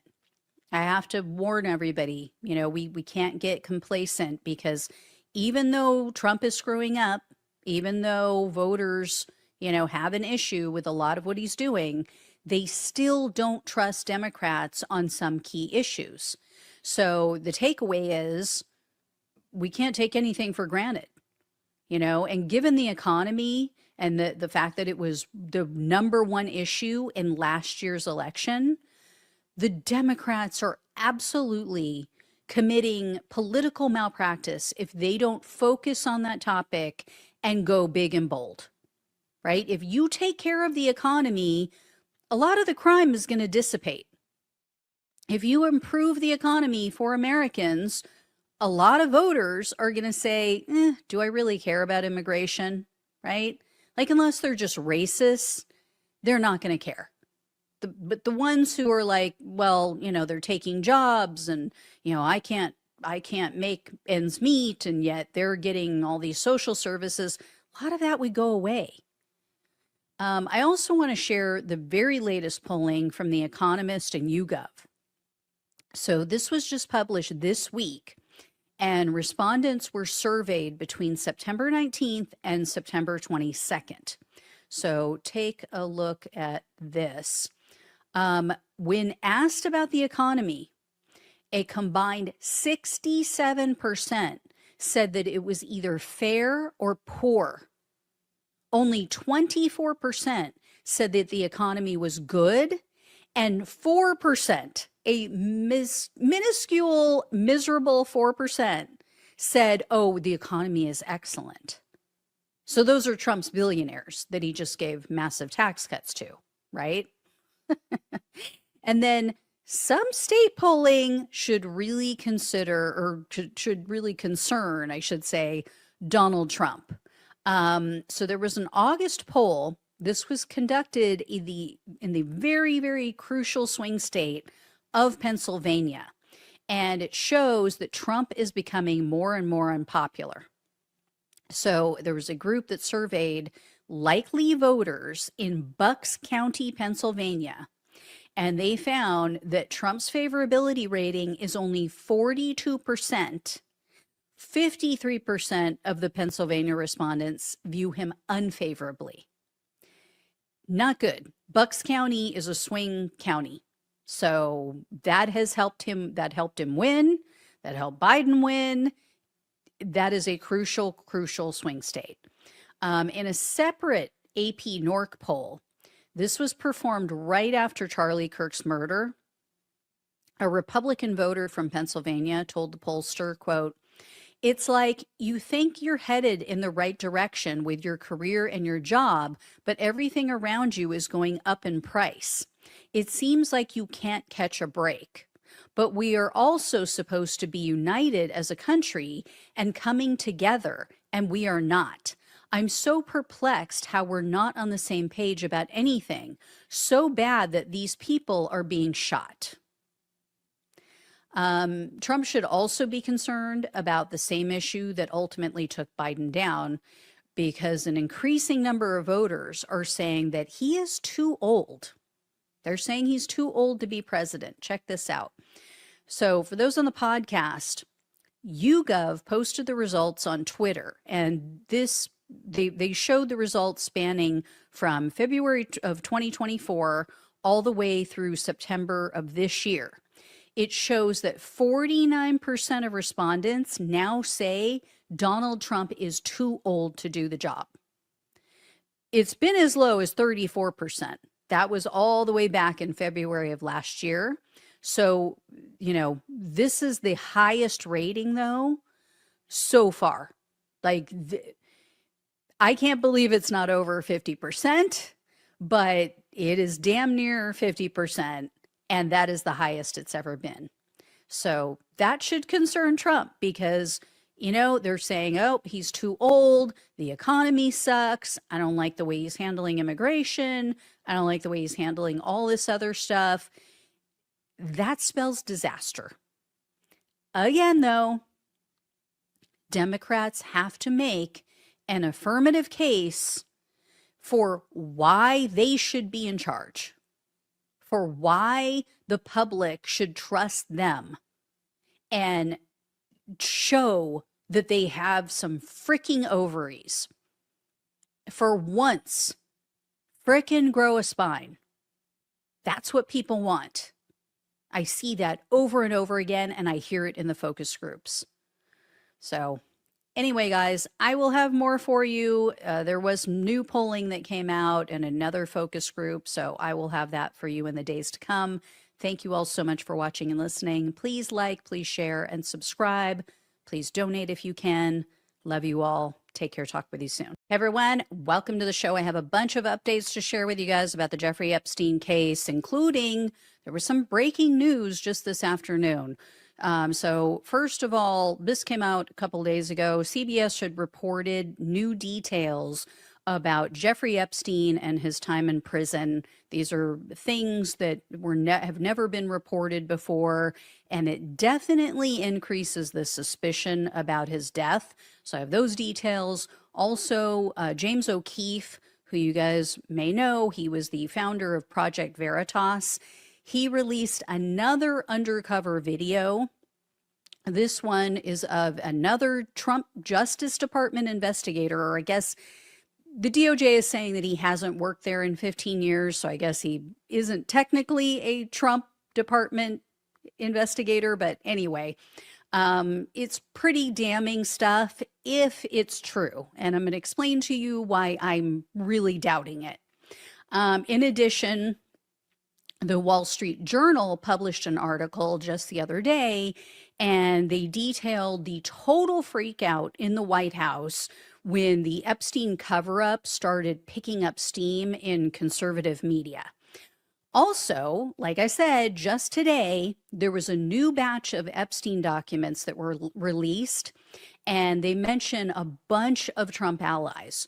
So before I get into all these stories, please do me a huge favor, hit the subscribe button below this video. It is free to subscribe. It really, really helps, so greatly appreciate it. So I will start off with the most recent news. Let me bring this up for you guys, if I can find it. So this came out today. There was a newly released batch of Epstein documents. The Democrats received them, the committee received them. They released it to the public.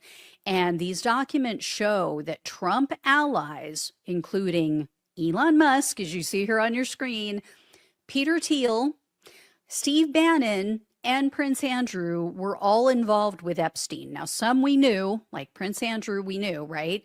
But one of them had a trip planned to Epstein's infamous island. So check this out. According to these files, Elon Musk was scheduled to visit the Epstein Island in December of 2014. They also said that Prince Andrew did travel to Epstein's Island in May of 2000. Also, J.D. Vance's billionaire sugar daddy, Peter Thiel, he showed up on Epstein's calendar. So apparently they were scheduled to have lunch together. That was in November of 2017. And Trump humper Steve Bannon was scheduled. He was also on Epstein's, not address book, on his calendar to have breakfast with Epstein in February of 2019. So right before Epstein was arrested, the second time. So these men, you know, with the exception of one of them, they can't claim, oh, well, yeah, we were meeting with him, we were speaking with him, but, you know, we didn't know. We had no idea what he was about, what he was doing. The majority of these took place after he was arrested the first time and charged with solicitation of minors. Next up, I have new details about an incident that occurred when Epstein was in prison. So this was when he went to prison in 2019, again, right after Bannon was supposed to have breakfast with him. So take a look at this. You guys might remember this. Some of the details we knew, but some of this is brand new. So on the night of July 23rd of 2019, Epstein was found in the fetal position. He was in his cell. He had orange fabric tied around his neck. And apparently Epstein was breathing, but he was unresponsive. They said that, like, he would blink a couple times, then his eyes would close. He wasn't really responding to the officers. So a source told CBS that the scene was, quote unquote, chaotic. And they said, quote, he's laying on the floor and his bunkie is screaming, I did nothing. I banged on my door to get him out of my cell. I mean, kind of a strange thing to say, right? I didn't do anything. I didn't do anything. So Epstein is taken away on a stretcher. It was later ruled attempted suicide. But check this out. According to the prison documents, Epstein said that his cellmate, Nicholas Tartaglione, he tried to kill him. Now, we knew this, but we didn't know all the details. So Epstein said he remembered he got up, he got something to drink, he got a drink of water, I should say, because he was in a cell. And then the next thing he knew, he was waking up and guards were standing over him. Now, take this all with a grain of salt, because as we all know, Epstein is a consummate liar, or was a consummate liar. The guy was a total scumbag. So, you know, very manipulative, as all child predators are. Well, ultimately, Epstein recanted this accusation against Tartaglione, but the new documents that were just released are from the prison. And what they show is that Epstein was expressing concerns about Tartaglione before that night, before he woke up with this orange piece of material wrapped around his neck. So Epstein had apparently at some point told the source, who's now speaking with CBS, told this source and told a corrections officer that he felt threatened by Tartaglione, and he thought he was being extorted by him. Epstein claimed that Tartaglione said, hey, you know, I could beat you up, and these officers aren't going to do anything about it because, you know, you're accused of crimes with children, and they don't like that in prison, and so I can do whatever I want to you. So, yeah. So the source also said Epstein told them Tartaglione was trying to, quote unquote, extort money from him, and stated that if he didn't pay him, he would beat him up. So if Epstein didn't pay Tartaglione, Tartaglione was going to beat him up. And then he said, Epstein said that had been going on for a whole week. And even though Epstein changed his story later about, you know, oh, he tried to kill me, he claimed he wasn't suicidal. Again, Epstein is a prolific liar, so we don't know. But here's the thing. Who is this Nicholas Tartaglione? That factors into this. He is a dirty cop. Apparently, he started dealing drugs while he was still an officer. He ended up being convicted of 4 murders. So exactly the type of inmate that would, likely gladly commit murder again to get what he wants, like a reduced sentence or special treatment, right? I mean, if the guy's already in for 4 murders, probably in there for life. So what does he have to lose? And if he can get some favors while he's in there, some cushy treatment. Now, prior to Epstein's death in August, prison records said, quote, he denied feeling hopeless. He is reporting positive future plans and reasons to live for. Also, Epstein told the guards, I'm too much of a coward to kill myself. And they said that he wondered aloud to another different source that spoke with CBS if the incident was like a prank that went wrong. Tartaglione's attorney vehemently denies Epstein's claim, and the attorney actually told CBS News that her client, quote, saved his life the first time. So she's saying Tartaglione saved Epstein's life. And in a recent podcast interview, Tartaglione claimed that Epstein left a suicide note, which this is like the first we're hearing of this. He said that Epstein offered him money to kill him, which he's mentioned before. But CBS said none of these allegations from Tartaglione were found in prison records. And here's the thing. It's always been suspicious. We've known this, right?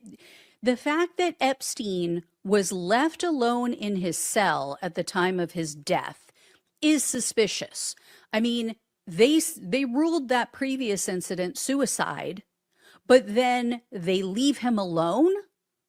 Like, Tartaglione had been moved. Either he had been moved or Epstein had been moved. I'm not sure which. And then he got a new cellmate. Well, right before Epstein was found dead, his roommate, his cellmate, was moved. So you got a guy who supposedly you're watching and concerned he's going to commit suicide, so you leave him alone. And then, as we all know, the cameras just so happen to go out. The guards just so happen to be asleep at that time. They just so happen to not check on him every 15 minutes like they were supposed to. Yeah, it's all shady as shit. Anyway, next up is the O'Keefe undercover video. So take a listen to what this DOJ investigator, I guess former DOJ investigator, allegedly said to a random stranger that he met on a plane and then whom he later went and had dinner with. So check this out. And my picture was 20 to 30 victims, in Palm Beach that I was interviewing and dealing with and stuff like that. And then we would go ready to go to trial, and they would flip. Epstein would just pay them off, and they were just like these little kids. They pay off their family. They're all broke kids and poor families, and all. So you pay them off like anywhere from $150,000 to $500,000, nothing in that guy's world. I'll tell you this, because no, it's not talked about yet, but it'll soon come out that he was a CIA informant. He was a CIA. He was a CIA. So DOJ was settling the case, and they were just letting him, do house arrest and they minimized his arrest. Part of that is because all the victims kept on flipping, and they didn't have anyone to go to trial with. The more importantly part is they didn't want to go after him. He's a asset for the United States and Israel for the CIA. I just know that's what he was, and that's why he was protected so long for this. And people turn a blind eye about all this garbage that he was doing in the United States. He had a lot of secrets. More about Israeli stuff than anything else. I mean, he was doing stuff for Israel and the United States.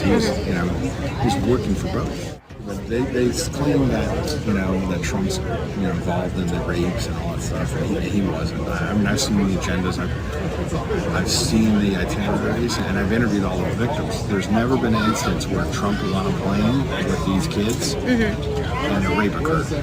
But that can't be said for Clinton, and it can't be said for others.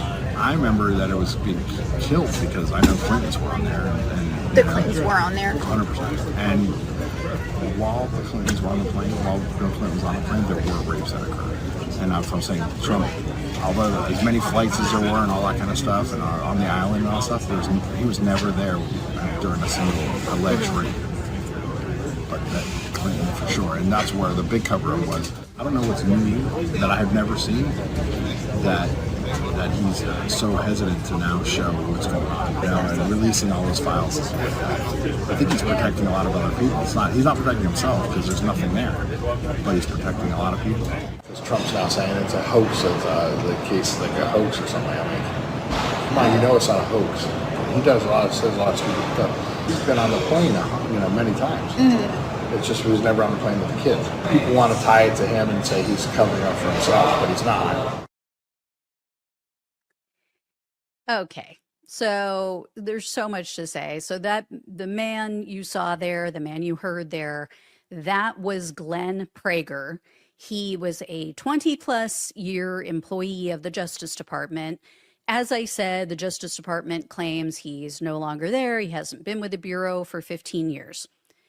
Here's why I don't believe this guy. There's several reasons. He said, I worked with 20 to 30 Epstein victims. Okay, well, we all know, based on extensive reporting, there were potentially thousands of victims. So for him to say, unequivocally, I know for a fact that Trump is completely innocent, that is bullshit, okay? He doesn't know every victim. He didn't speak with every victim. He also, as you heard there, uses the same BS excuse that every cultist does. Oh, well, Trump didn't do anything on the island or the plane. That's not what he was accused of, right? If you go back and you look at the Jane Doe, aka Katie Johnson case, she alleges that Trump violated her at Epstein's New York mansion. And the Florida investigators weren't allowed to go outside of their jurisdiction and investigate crimes in another state. Numerous victims have said they were assaulted by Epstein and Maxwell and others in New York, in New Mexico, in other countries even. Also, as you all know, I have zero respect for or love for the Clintons, so I don't have a dog in the fight when it comes to what this man is saying about Bill Clinton. If he's guilty, take him down. Absolutely. I just don't find this guy credible, given what I just laid out about his other comments. And also, here's the thing, the right, the MAGA cultists mostly, not everybody on the right, but the cultists keep saying, oh, well, if there was anything in there, that previous administrations would have already released it to take down Trump. Okay, well, what about the Clintons? We could say the same thing, right? If there's something in there about the Clintons, why didn't Trump use it during his first term? Remember, Trump was the one on stage over and over and over again, leading the chants of his followers, lock her up. So you're telling me Trump had the Epstein files before Biden, and yet he didn't release anything about Clinton? So either Trump is in there as well, and he knows that it is guaranteed mutual destruction if he releases their names, or they're not in there. So I think this guy, single, probably, maybe divorced, was excited that an attractive woman was showing interest in him, and he's trying to impress her. He's trying to say, oh, I know, I have the inside scoop. I was heavily involved in this. And then, of course, James O'Keefe is a Trump pumper, so he has his own agenda, of wanting to make it out that Trump is totally innocent, and see, even this guy says. So obviously, this guy is a Trump supporter.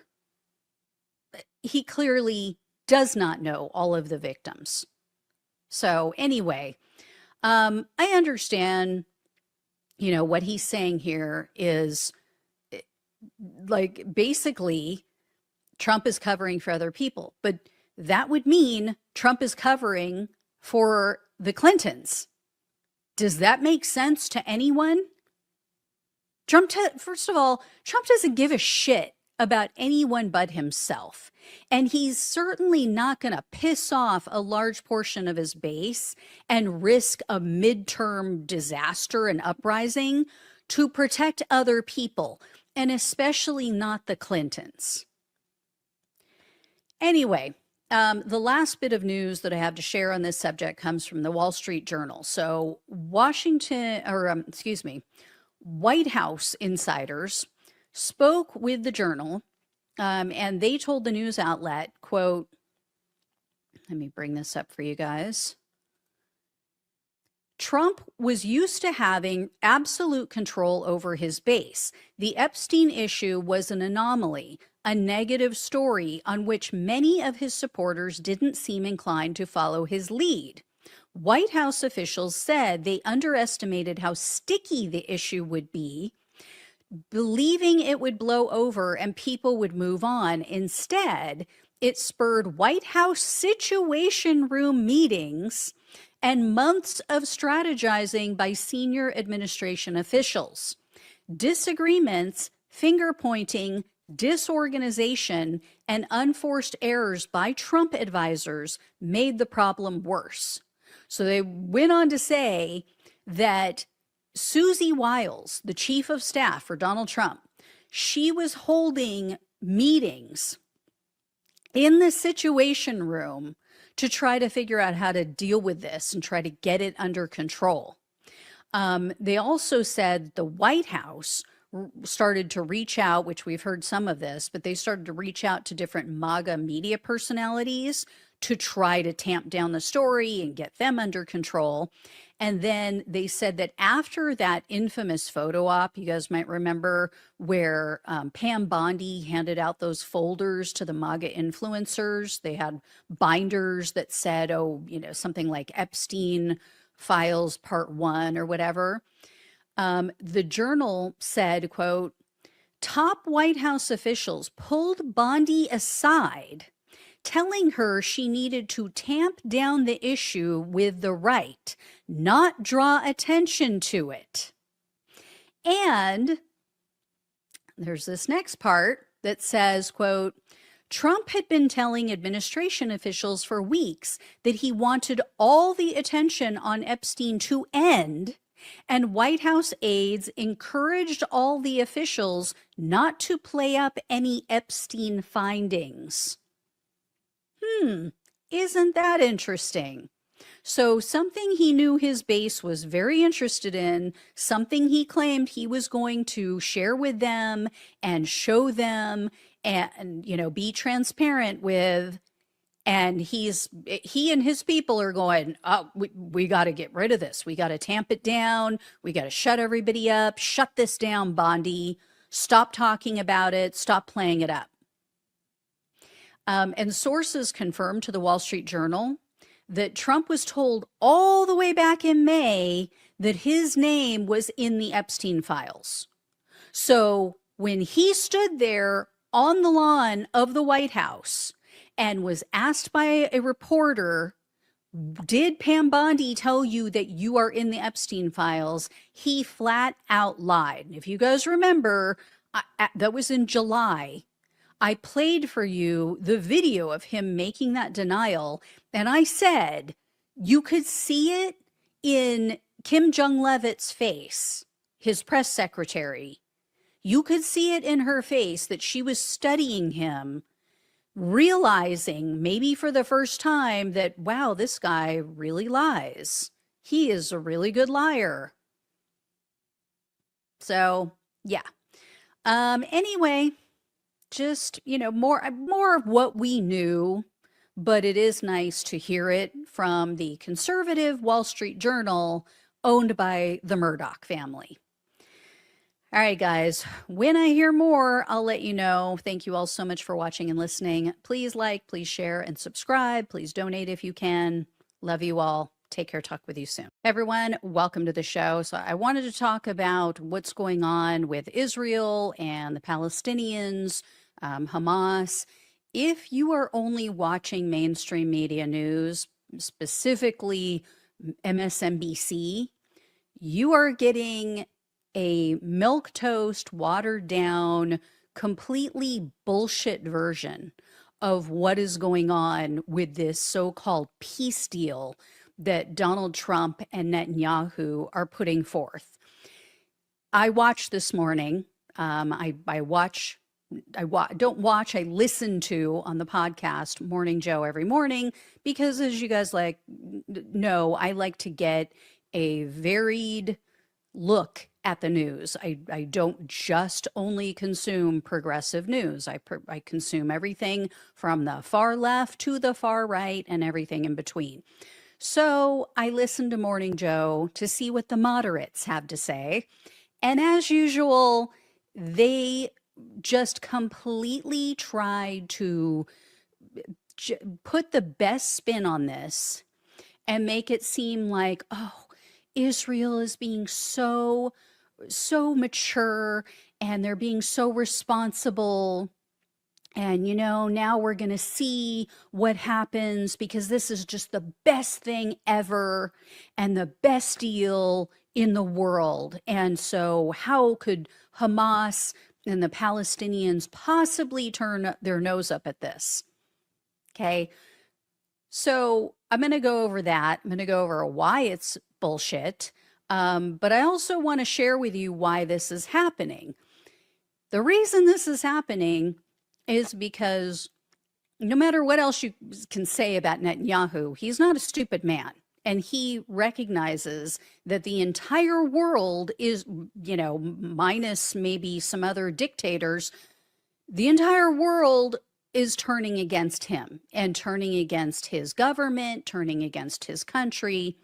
So you may have heard numerous countries announce that they are now recognizing a Palestinian state, something that should have been done a long time ago. If you haven't heard that, here's one of the articles showing that. So, this is an article showing that the Senate Democrats introduced a bill for the first time ever, as it says, they are now trying to recognize a Palestinian state. This isn't going to go anywhere, right? Republican lawmakers are way too invested in Israel, taking way too much money from the Israel lobby, AIPAC. They are Israel's bitch. That's just the way it is. So that's not going to happen. But it was a nice gesture. It was nice for a change. The polling also shows a lot of eroding support for Israel. So this is especially among young voters.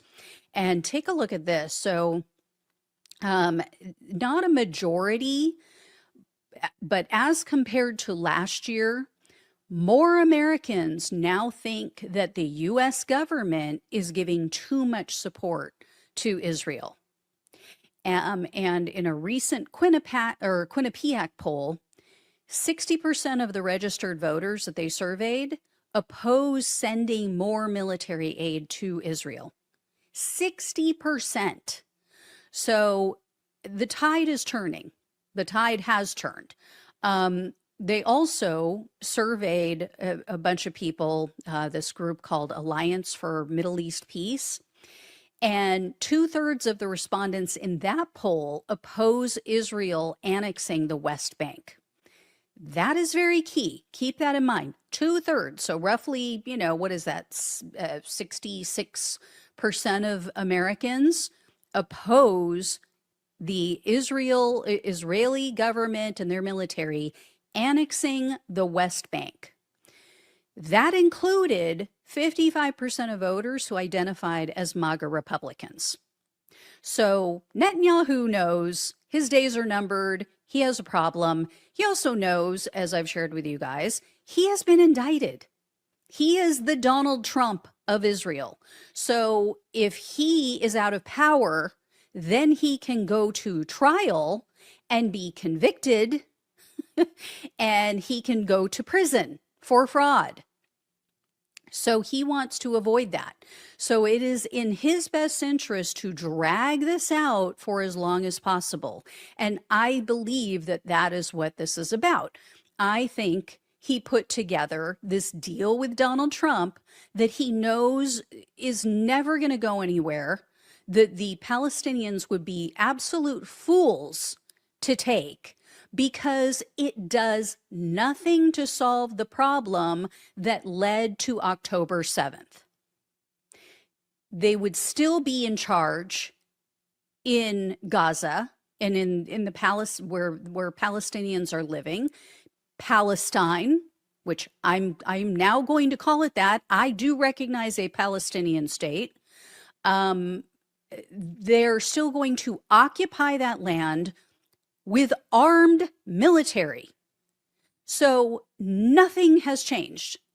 They're not giving any guarantees that they won't re-up the military action that's ongoing at this moment. They have made no guarantees that they won't go right back to this genocidal insanity that they have going on, starving these people to death, bombing people, blowing up men, women, and children and babies. So none of that is in there. Basically, what will have changed? I mean, there was a reason, not that it was justified. It was in no way, shape, or form was October 7th justified. There were reasons, though. There were reasons that Palestinians were at the end of their rope. When you have people coming in and stealing your land, killing people and then taking their land, when you have even before this genocide, before this absolute, complete and total blockade almost of food getting into Gaza, they were already controlling their food, their medicine, their movements. I mean, they were kept like prisoners. So this changes none of that. This doesn't, and it 100% says there will be no two-state solution. The Palestinians will not have their own state. So, I mean, it's like just hitting the reset button and going right back to where it was before October 7th, which was unacceptable and unlivable for the Palestinian people. Nevertheless, like I said, Donald Trump, Netanyahu are out there, oh, this is so great, this is the best they're going to get, take it or leave it, essentially. Well, like I said, Netanyahu sees the writing on the wall. He sees where things are going. He needed a release valve to make himself look like he's the one that's being rational. He's the one that's being reasonable. Look at, I'm throwing them this rope and, it's up to them now to take it, even though I've put in nothing to make their living conditions any better or any different than they were before October 7th when this all kicked off. Okay. So Netanyahu is also trying a different tact on top of, he's like, running a dual operation here of trying to influence Americans to change our minds about what we can see with our own eyes, which is his government and his military literally purposely targeting civilians, slaughtering them. And we don't just know this from random videos. His own IDF soldiers put these videos online, showing them, celebrating, murdering innocent civilians. We know this from other videos that have been collected and distributed around the world at these food aid sites where they literally play games with these people. There have been doctors that have gone online, that have given interviews, who have been working in this area, who have numerous doctors. I'm not talking about one or two. I'm talking about multiple doctors who have been there on the front lines treating Palestinians as they come in with gunshot wounds. And the doctors have all concurred that it is like a game to the IDF. Because one day, and the doctors have said this too, they have said, we know when there is a food aid site open, because that is when we get a ton of gunshot victims. And the reason they call it a game for the IDF is because on different days, all of the victims come in with the same wounds. So one day it will be stomach wounds. They will be shot in the stomach, everybody. Another day it will be their legs. Another day it will be their arms or their shoulders or head wounds. We have videos of IDF soldiers celebrating, saying, oh, I got one. So this bullshit of, oh, you know, they only shoot because of the stampede and they're trying to keep order, that is complete and total bullshit. It is a genocide. They are doing this purposely. So make no mistake.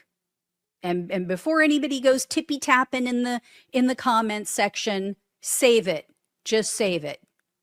I've seen enough. I've heard enough. I've witnessed it with my own eyes, the videos of what is going on over there.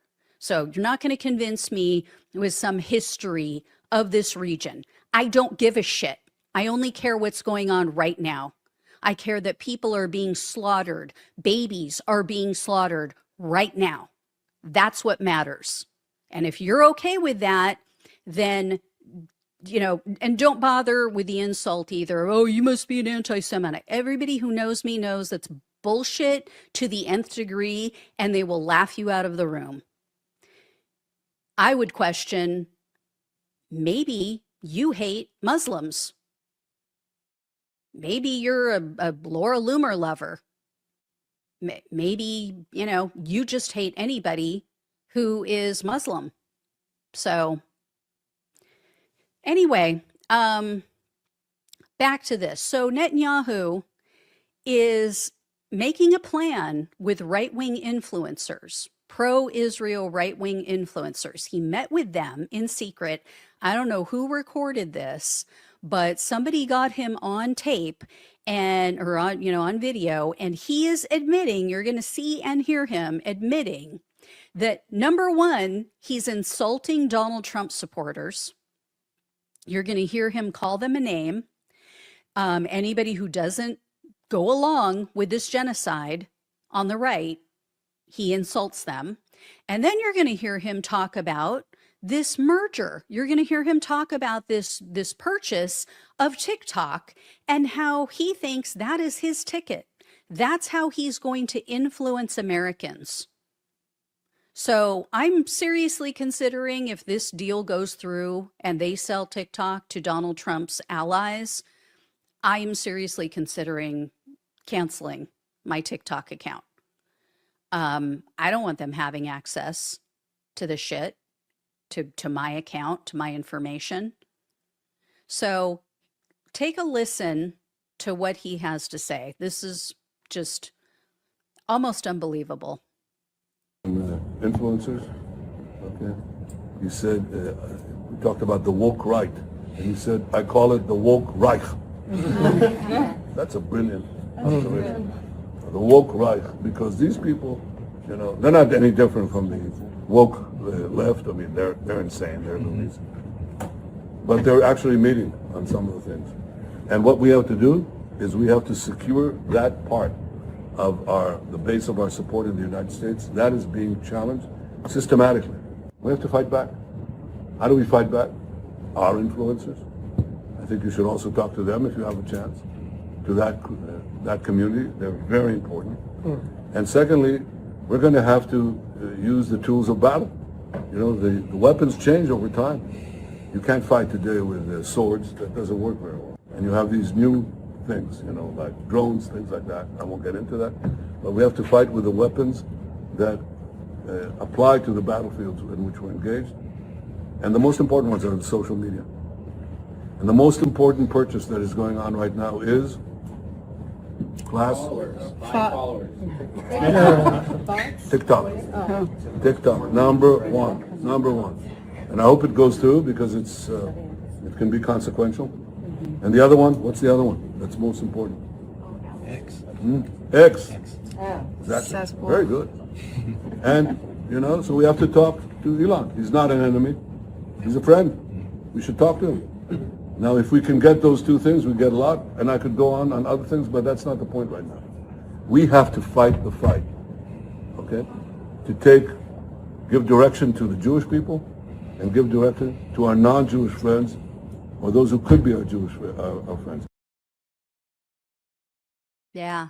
So the woke Reich is what he's calling Donald Trump supporters who don't want to go along with this genocide.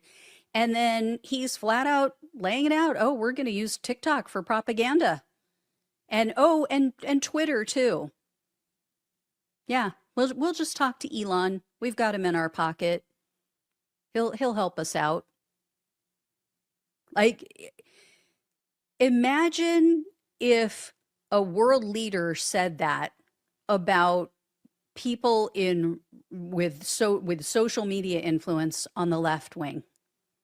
Right? If you had a left wing, which I can't even really think of any anymore, right? I mean, Mark Zuckerberg has totally sold out. But imagine, you know, if you had this liberal, you know, billionaire who owned a social media platform and you had a foreign country leader saying, oh, yeah, we'll just give him a call and he'll help us out with that to get our left-wing message out there and push our propaganda. It's just naked, it's just blatant, it's just out there. And then check this out. So one of the people who is purchasing TikTok or slated to purchase TikTok is Larry Ellison. He is the founder of Oracle. He is also a huge Trump supporter. I believe he donated a ton of money to Donald Trump and his candidacy. So he is one of the people who is said to be purchasing TikTok, and he was at some event recently, and here's what he had to say. He was asked, you know, how he's involved with Israel, what he sees in them, all of, you know, how he's intertwined. Very, very interesting answers here. Tell us, what is your connection to Israel? Well, so if you couldn't hear that because it's kind of low, he says, what is your connection to Israel? It's a guy interviewing him. the renewal of the Jewish state is something that I think touches all of us. For 2,000 years, we were a stateless people. And now we have a country of our own, defended by all the brave men and women of the IDF. So anything we can do to support them who, devote their lives for preserving the state of Israel, keeping the people safe, and allowing our state to continue sometimes in very, very difficult situations. And I feel a deep emotional connection to the state of Israel and the Israeli people. We've actually acquired a number of Israeli companies. We have 2 CEOs at Oracle. One's name is Safra Katz, and she was born in Israel. So again, we love the country of Israel, and we'll do everything we can to support the country of Israel. We recently hear that many people criticizing Israel, especially after the Gaza operation. How do you feel as someone just saying we love Israel so much? Well, so again, if you can't hear the interviewer, he asked him about the issue with Gaza and the war going on. And here's what Larry Ellison had to say about it. Again, it's a difficult situation, isn't it? To conduct military operations around civilians is very difficult, and of course there were tragedies, and civilians were hurt. That's a terrible thing. But one thing we know for certain, that the Israeli army did everything they could to minimize civilian casualties. And in that regard, they've done a much better job than a lot of other armies all over the world throughout history. I'm just like flabbergasted. I've watched that now a few times, and it just, every time it blows my mind. He is flat out denying that they are systematically murdering these people. You are intentionally starving an entire population. Estimates are that they have now killed with guns and bombs, like, 200,000 Palestinians. And then they are starving and killing how many more? Will not let American press in, by the way. What do you have to hide? If you have nothing to hide, why are you hiding it? Why don't you let them in? You know how many journalists they have murdered? Like the journalists that they do allow in, or the ones who live there and are trying to get the word out. It's something insane. It's like 2 to 3 dozen at this point. And some of them, they know for a fact, were targeted. It's not like, oh gosh, we didn't mean to. No, they waited until they were all together and bombed them. And they do what they call a double tap, where they will set off a bomb or use a drone or something, and then wait until other people come to help, because they see that something exploded, that people are hurt. They wait for good Samaritans to come in and to help those people, and then they hit them again to kill even more. So this is what we're dealing with. These people are sick. They are money hungry. You saw there, Larry Ellison is like one of the most wealthy people in the world, clearly spending a lot of it on Botox. Dude, lay off. he looks like he's in a wind tunnel. But beyond that, the guy is justifying these murders. Oh, they didn't mean to. They've tried so hard not to kill these people. That is a flat out 100% lie. So either he doesn't know that, either he is so ignorant and uninformed that he doesn't know what's going on, or he is lying. He is lying on their behalf. So again, this whole deal is nonsense. It's absurd. There's no way that the Palestinian people, that Hamas, that their people are going to be interested in taking this, because it solves nothing. It does nothing. And then you have this whitewashing of what's going on. It's crazy. And you're going to have this guy taking over TikTok. So guess what we're going to be fed on TikTok? The whitewashed version of Israel's genocide. And then they're going to go talk to Elon Musk. And then guess what people are going to get on Twitter? The whitewashed version of the genocide. So this is maddening. This is insanity. I am really hoping that people see through this. I don't know if it's going to work. All we can do is share the information that we have. So anyway, guys, I will let you know if I hear any more. I'm just, I don't know. There are days that I have a lot of hope, and then there are days that I just think we're cooked. This might be one of those days where I'm thinking that we're done. We're baked, because they're taking over everything. And so the messaging, the propaganda is just going to be everywhere. So get the word out, share this video with everybody you know, and go do your own research. check online, check on YouTube, check on TikTok for now to see the truth, to see the videos for yourself. All right. Thank you all so much. Please please share this. Subscribe if you have not. If you can donate, I really appreciate it. Love you all. Take care. Talk with you soon.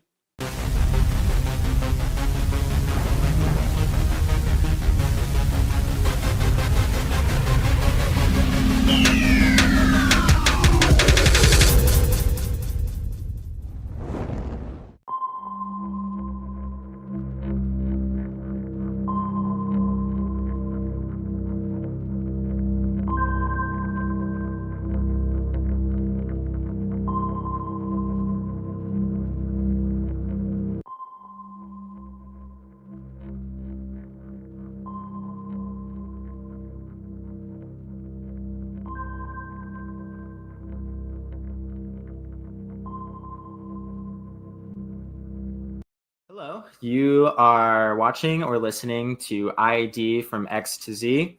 That is infectious disease from X to Z. My name is Austin Wallis. I am a public health professional, and I'm joined by Dr. MARKALAIN DERY, who can give a little bit of background. Who's also a public health professional. Yeah, among so many more things. Yes, and as we were just saying a moment ago, folks have been asking for Austin's contact information, social media handles, and being the Zer that he is, me being the Xer, him being the Zer. Not a whole lot now, but ideally in the next episode of our show, Austin will have something to report back to you guys. I appreciate hearing that that people want to be able to find me. I feel like I've put a lot of effort into being hard to find. Hiding, yeah. Yeah, but I think like making some outlet is a good idea. I think it will likely not be on Twitter. If anyone out there is familiar with Blue Sky or Mastodon, it'll probably be something like that, something not owned by Musk or Zuckerberg. These are Blue Sky people. I know that, and Mastodon people. So okay, cool. So that's where you'll probably be able to find me. I'll have more info on handles and stuff like that next. But that it may not be that people were asking. Yeah. So while talking about Gen Z, our first story is just a little clip from KFF Health News. I'm not sure if it was like a little 4-minute clip. I'm not sure if you got a chance to listen to it, but it was just touching on a conversation that's happening again on social media, on TikTok, among young adults, people like my age up to 26, 27 now, who are either about to lose the health insurance that they were on from their parents, or, just recently have lost their health insurance. It goes into a little bit about like the origin of why 26 is that cutoff number. It's based on this assumption that by 26, you will have an employer who is offering you health insurance, or you'll be able to afford it on your own. And to think that, in my mind, thinking about people my age, I'm 24. I currently, just for transparency, I just lost my health insurance. I had it through my college. I had through my grad program, and I just got cut off of it. So I'm floating in the water right now. Neither of my parents have health insurance through their jobs. My dad doesn't. My dad's a touring musician, does not have health care. My mom and my sister just got insurance, but they don't have, they're both, self-employed people. They've never had it through their jobs. I've never been like on their jobs health insurance. So that's something I'm navigating now.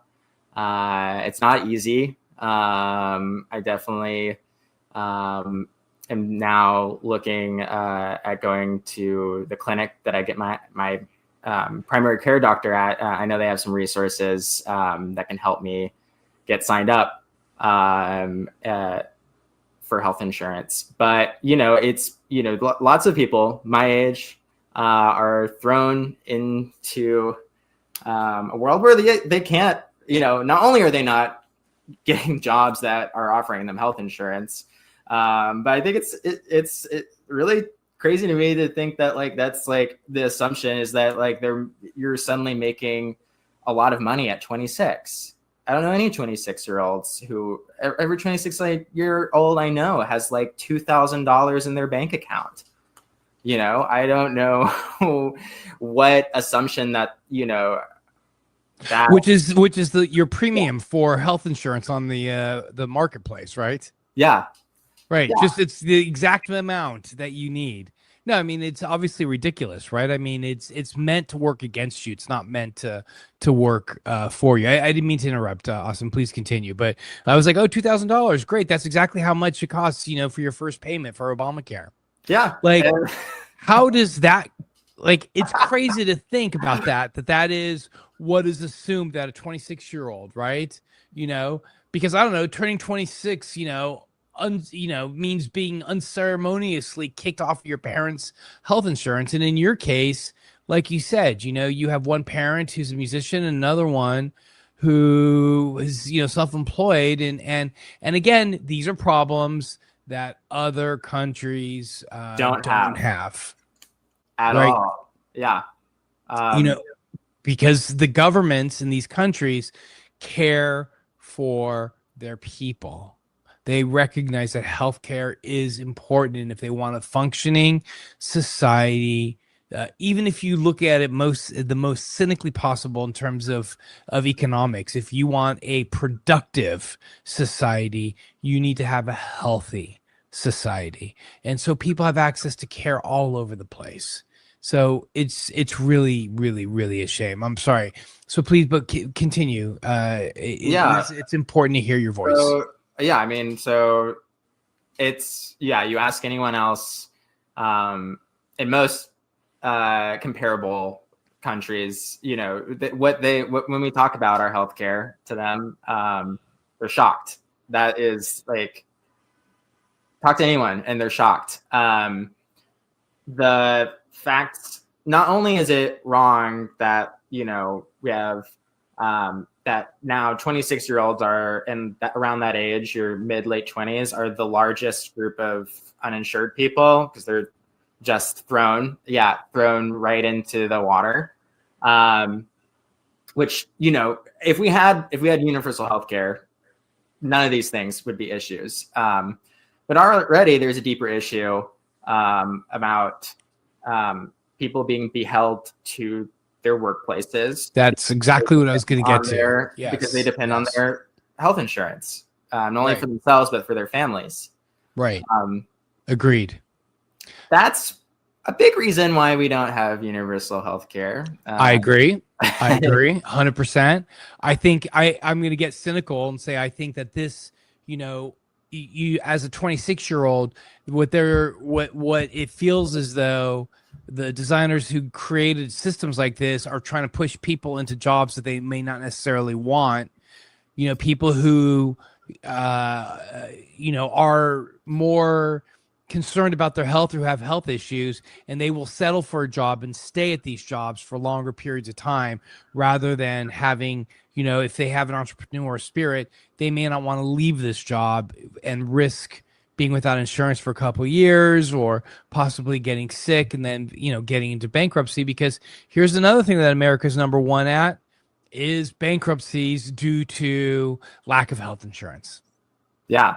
For something that's entirely free elsewhere. Yeah. Free elsewhere to put people into incredible debt, bankruptcy for getting sick, having an injury, having a baby.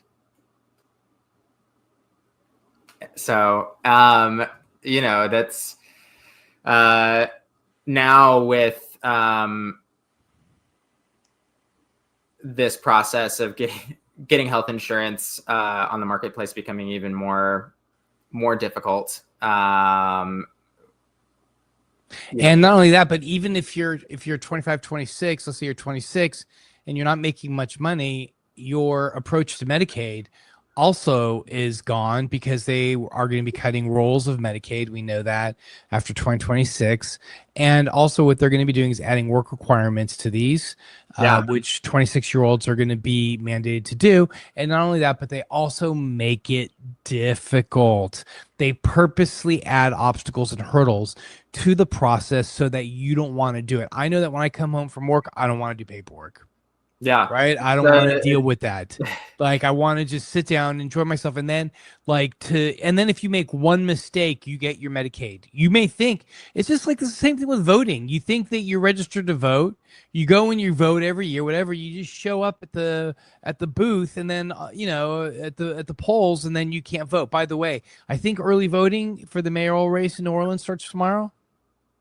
Yeah. It does, right? Yeah. I think that's, I've seen that in some mail I've gotten recently. So now I'm saying that just for myself, just so that I can remind myself to go after work. Yes. All right. So, okay.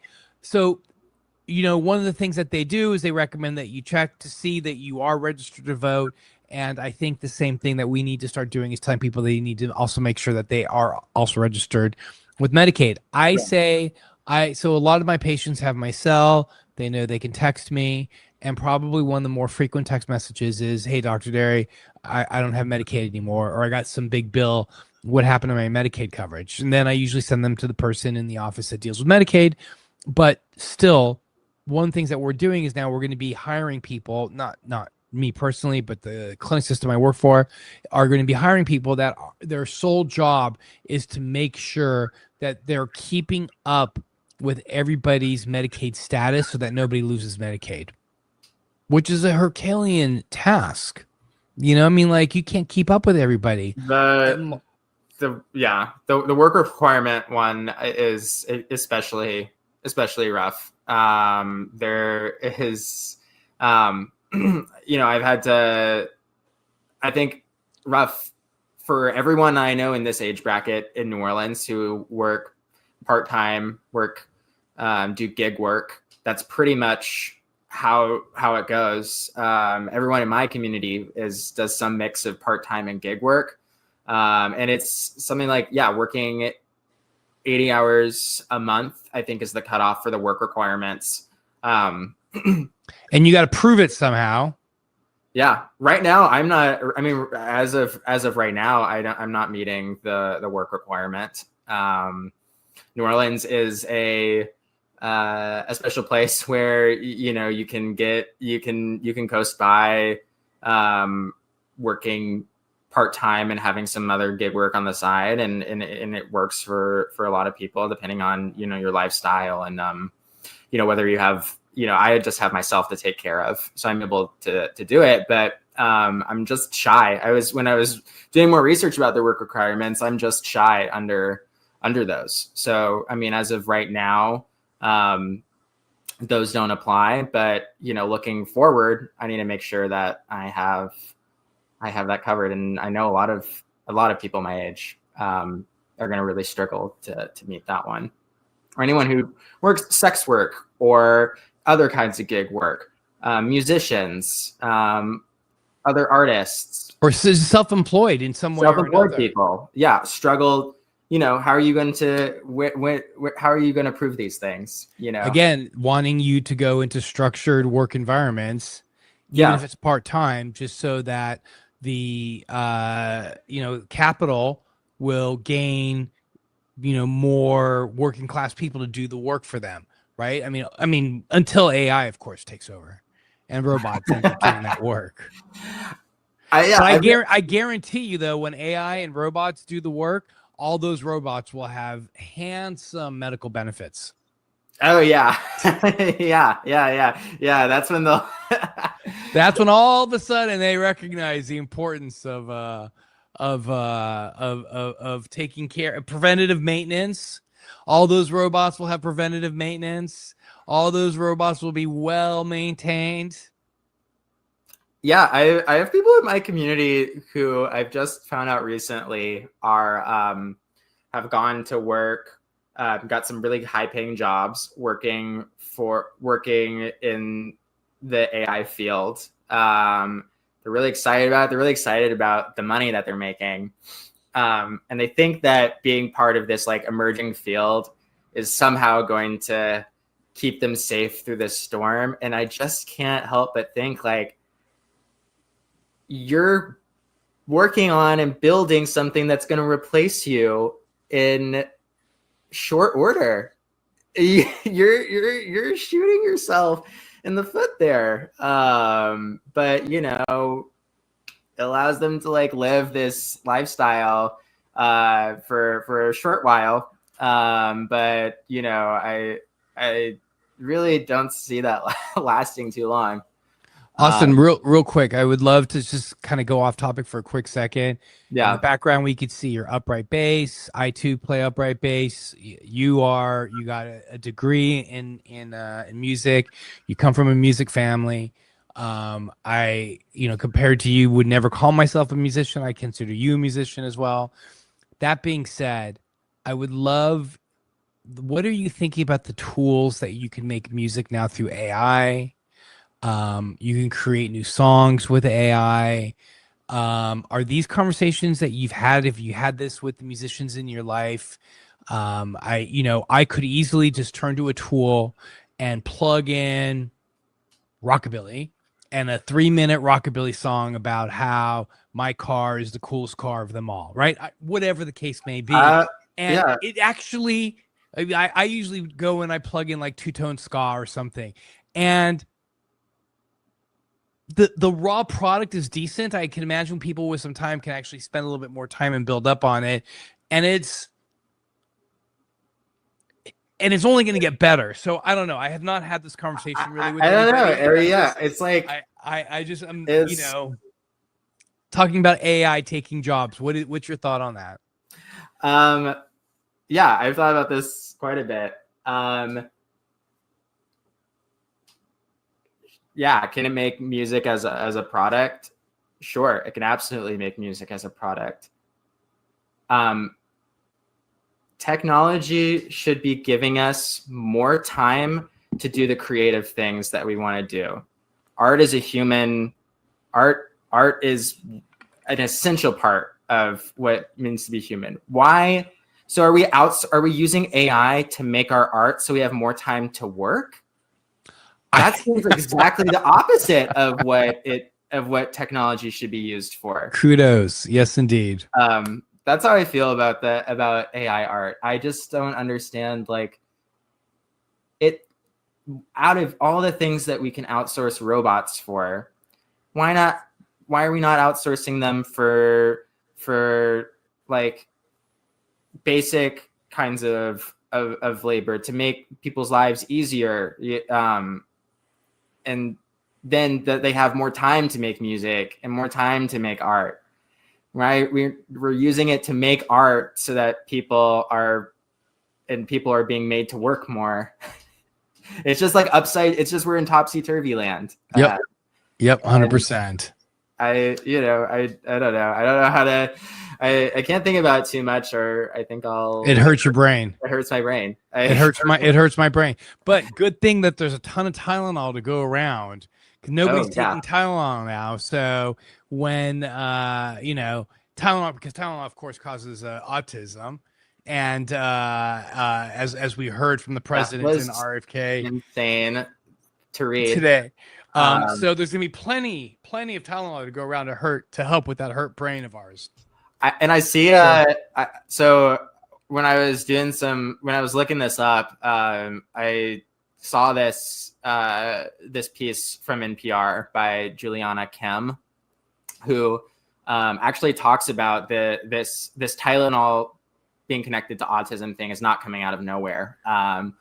There's a long history, and it has to do with since like the 1940s with working moms being being accused of causing autism in their children for the things, how they were taking care of their children. And Tylenol is tied up with, you know, this, it isn't something that he's just pulled out of nowhere. There's, you know, it's also, it's an attack on, you know, over people who are using, you know, over the counter medicines that, you know, to alleviate, you know, basic, you know, pain, sicknesses. The reason why they're attacking, attacking that. It's also an attack on, you know, it's attack on working people. It's attack on women. Attack on women. Yeah. You know, and the way I interpret it is it's also an attack on, you know, I tell the story, the father of epidemiology and public health was a guy named John Snow. Did you learn about John Snow in public health school? This is that's part of your like 101 public health degree class. And he removed, you know, there was a cholera outbreak in London. This guy was an anesthesiologist, right? But he removed the pump handle. In those days, there was public water. You didn't have running water going to your house. You had to go get your water in a public square is where you got your water. And the water pump in London was called the Broad Street pump. It was on Broad Street. And he kind of mapped out where the cases of cholera was. He walked around the different neighborhoods, found out this house, how many cases, this house, how many cases, this house, how many cases, mapped it all out. And he saw that there was a cluster of cases around this one pump. Well, he invented epidemiology. That was the first, you know, iteration of epidemiology. He goes in, removes the pump, the cholera outbreak, you know, it dissipates. You know, it wasn't until later that we found out that cholera, the bacteria that causes it, whatever. But Vibrio cholera is the organism. But still, that was a really, that by itself could have put him in the history books for being a famous physician. But that wasn't what put him in the books. That was not, that's probably what you know him as, though, Austin. But what he was actually an anesthesiologist. And his claim to fame was he actually anesthetized women for delivery. And the first person he anesthetized was the Queen of England and gave her a spinal tap to numb her pelvis when she went to go give birth to her child. This was hearsay. That was considered like he got kicked out of whatever London School of Medicine or the Royal College of Physicians, whatever entity he belonged to in those days, he was forcibly removed from because there was such a paternalistic, misogynistic perspective that women need to endure. They need to have that sacrifice. They need to experience that pain that is associated with childbirth. Of course, like all great, soothsayers or people who are Cassandras who look into the future and tell what the right thing to do is, they may get, some blowback initially, but in the end, they end up getting vindicated. Of course, now it's considered standard to be anesthetized, for delivery. It's a joke to not, right? But I think to a certain degree, what they're trying to do is they're trying to instill that same mindset that women have to endure pain and discomfort during the process of pregnancy. And, you can't take Advil or ibuprofen. That's known. You can't do that. So the only other acceptable measure of a medicine that you can take is acetaminophen. Watching him try to pronounce acetaminophen, oh, did you see that? Did you see the president trying to say the word acetaminophen? He couldn't pronounce it when he went to go read it. Yeah. He couldn't pronounce acetaminophen, and it brings me a little schadenfreude joy to watch him struggle saying acetaminophen. But acetaminophen is really the only thing you could do. And for women who have fevers during pregnancy, this also potentially could harm the fetus, the embryo. And so it is going to do undue harm. We are going to see women suffer. We're going to see babies suffer, of course, because this is America and our government wants to see us suffer. It happened the night before the UN. All the leaders at the UN were already in New York City when this happened. And my understanding, due to excellent reporting, was that a lot of these leaders immediately contacted their countries, their people in these countries that were basically saying, don't listen to RFK and the president. Just don't listen to them, because people used to turn to us, the U.S., for excellence when it comes to public health, CDC, guidance when it comes to stuff like that. I think those days of us being those leaders are unfortunately gone. Just two more things, and I will yield the floor back to you, Austin, which is, one, there's no causal relationship between Tylenol and autism. That has been shown a number of times. If Tylenol was responsible for autism, there would be many, many, many autistic children in this world.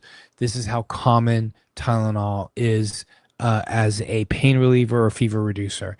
The second thing that I will say, really three things. So the second thing I will say is you just have to look at twins.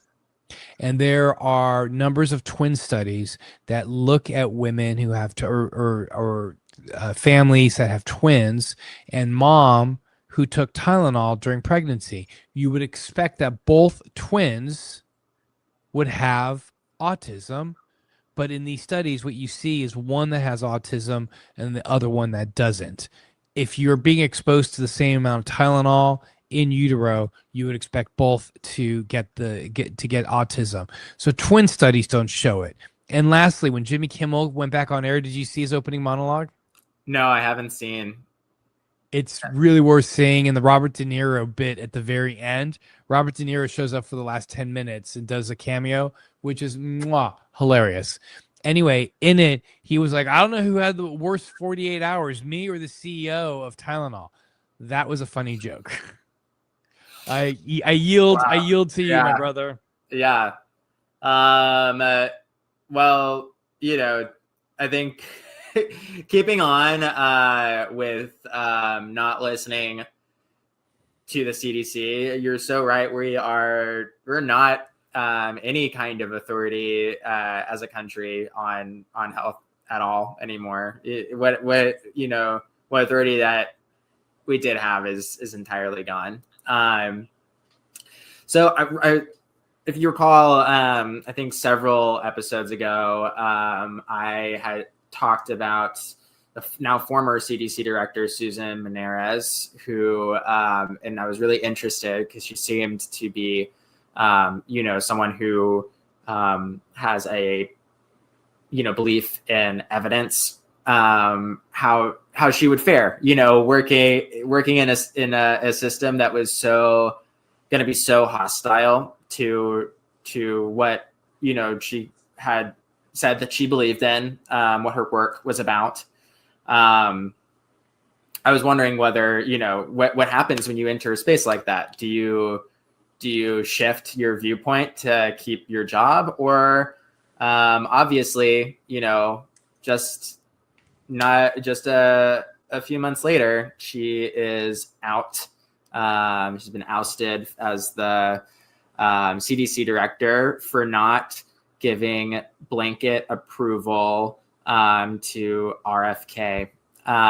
So really, what the director of the CDC job, as we now understand it, is a very well-paid rubber stamp. That's the job. That's the job description now, and she couldn't do that.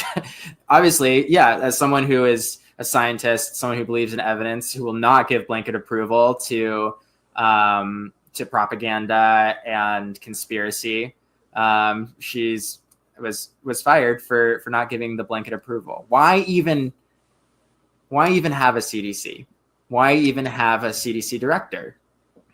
Well, I mean, so that you could lend some credence to some of your BS theories, but she joins a pantheon of like attorney generals, right? Who got kicked out or who left because they stuck to their guns, And who do we get? We get like the guy who runs the Department of Defense, Hegseth, a total hack, right? The guy who runs the FBI, Kash Patel, a complete hack, right? The person who's the U.S. Attorney General, Pam Bondi, a complete hack. These are the people who they want in control.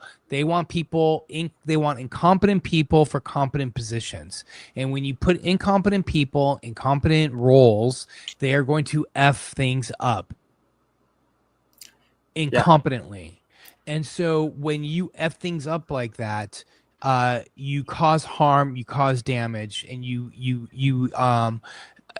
this goes back to something that we've been talking about, which is causing, potential societal harm, because there's nothing else that would explain it, except for the fact that, like, why are you telling people not to get vaccinated?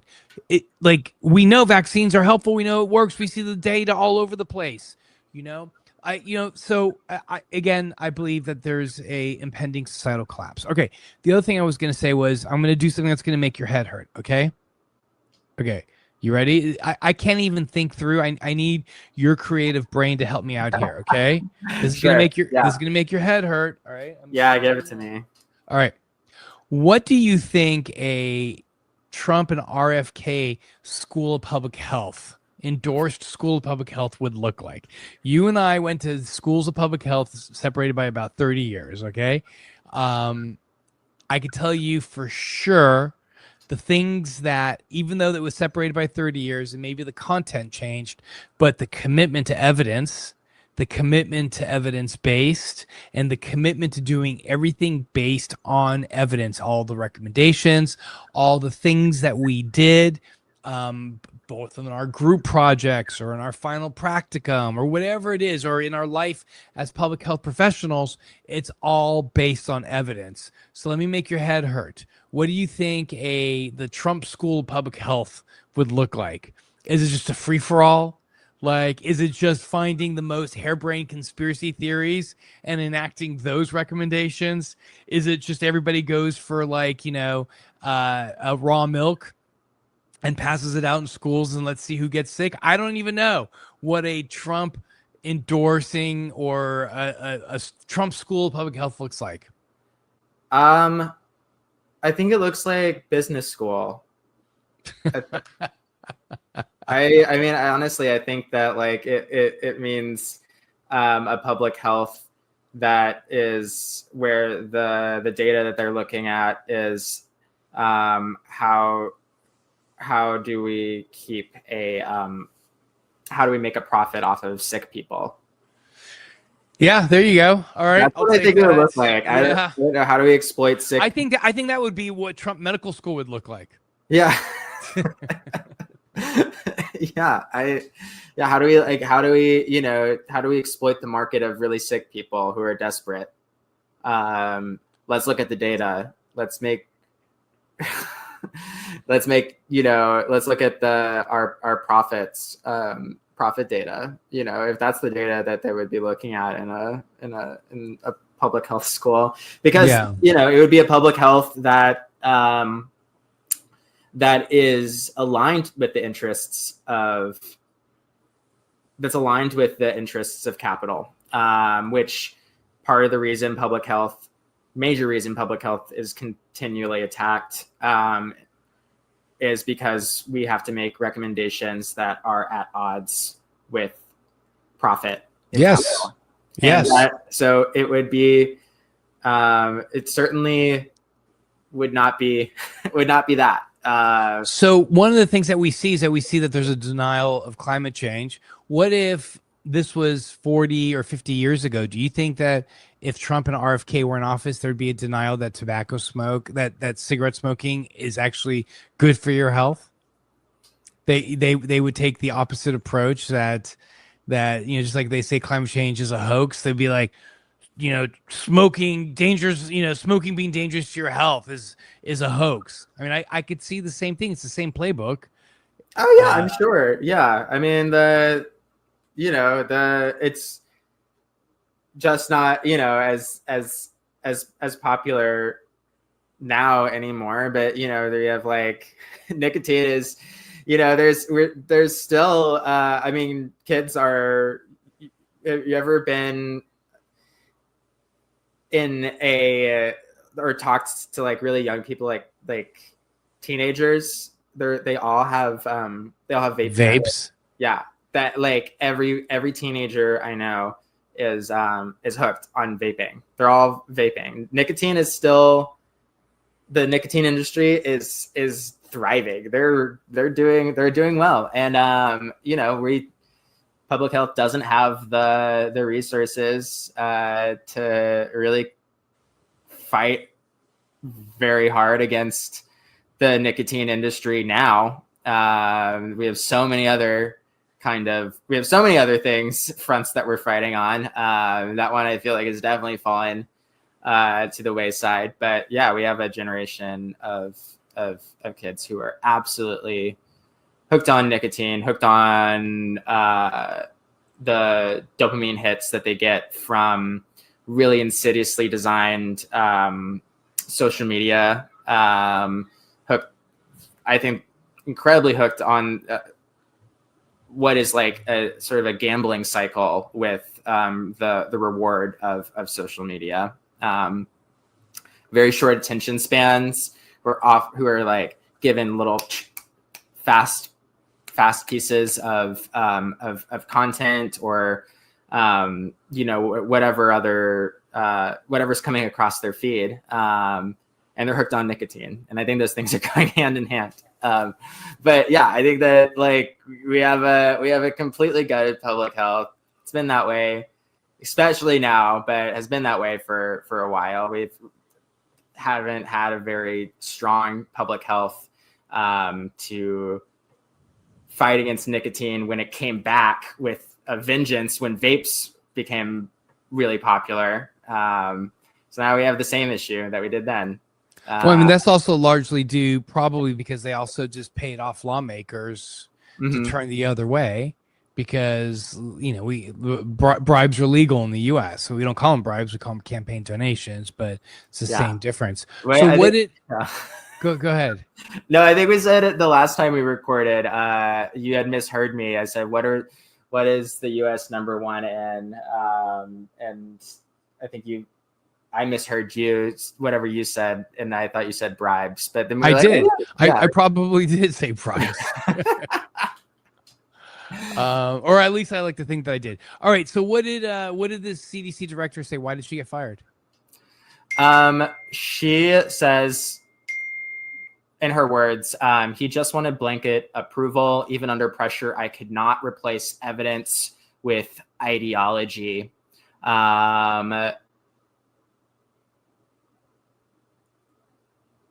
Let's see. Oh, according to her testimony, Kennedy told Menares at the time that childhood vaccine schedule would be changing starting at September, and she needed to be on board. When she wasn't, she says that Kennedy was very upset. He called the CDC the most corrupt federal agency in the world, emphasized that CDC employees were horrible people. He said that CDC employees were killing children and they don't care. That was her testimony about what RFK said to her. This is someone who is like giving his condolences after the shooting on the CDC campus. Yeah. It's total BS. That's what he thinks of the CDC. That's what he thinks of public health workers. The person who's in charge of Health and Human Services. This is what he thinks about public health. He thinks that public health workers are part of a conspiracy to kill children. It was the same kind of crap that was being passed around during the early days of the pandemic about nurses, that nurses were conspiracies that nurses were killing people. Or there was also conspiracies I had heard of, like doctors were just anybody who died, they just put COVID on the death certificate to increase, the numbers, because somehow doctors wanted increased COVID numbers. What? When I saw my friends post stuff like that, I'm like, So basically, you're accusing me of Medicare fraud? You know, I can go to jail for that. Yeah. Like, I don't know of one doctor who would not put down why somebody died. I mean, and during COVID, yeah, a lot of it was COVID related, but not everything was COVID. You know, like if somebody had COVID and they died of a heart attack, yeah, it was probably related, but they died of a heart attack. Was it secondary to COVID? Maybe, but maybe they put down COVID, but still there was no like cabal where all the physicians got together and we met in like, a smoke-filled room and all decided we were going to play some joke on the medical system where all of a sudden now all of us were going to start declaring every death a death from COVID. I mean, it's just, Don't you wish you had that power? Yes. Don't you wish you were You're giving empowered me in the way way that more power than I actually deserve. Yeah. So anyway, so speaking of COVID, let's talk about COVID vaccines. What's going on with COVID vaccines? Yeah, so the Advisory Committee on Immunization Practices is the ACIP, who develops the CDC's recommendations for vaccines. Pretty much the entire country. Yeah. That the entire country adopts those ACIP recommendations, and insurance companies then follow those recommendations. Yeah. So there was a ACIP meeting last week that was a joke. Yeah, apparently just entirely, ridiculous, heated fighting. There was calls for the COVID vaccine to be prescription only, like your doctor would have to prescribe you the vaccine. The new buzzword that's the CDC's adopting right now as like their smoke screen about what they're actually doing about making vaccines harder and harder to get is shared clinical decision making. This is sort of this rhetoric that RFK has been saying about, what we're really doing is doesn't it sound nice that what we're doing is letting people talk to their doctors about their own healthcare. What they're doing is removing recommendations. Well, what about all those 26-year-olds that all have doctors they can go to? Yeah. Right? Yeah. Right.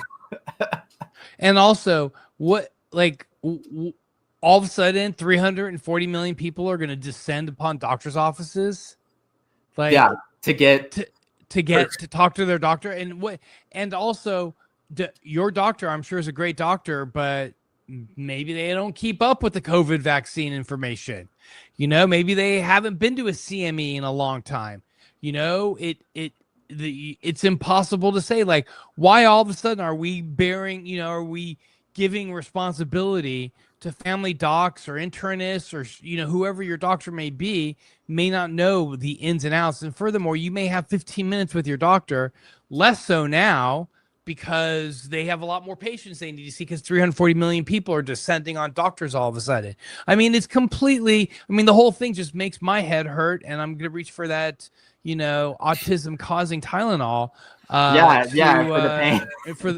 for that pain. No, seriously though, it's ridiculous. It's not serious.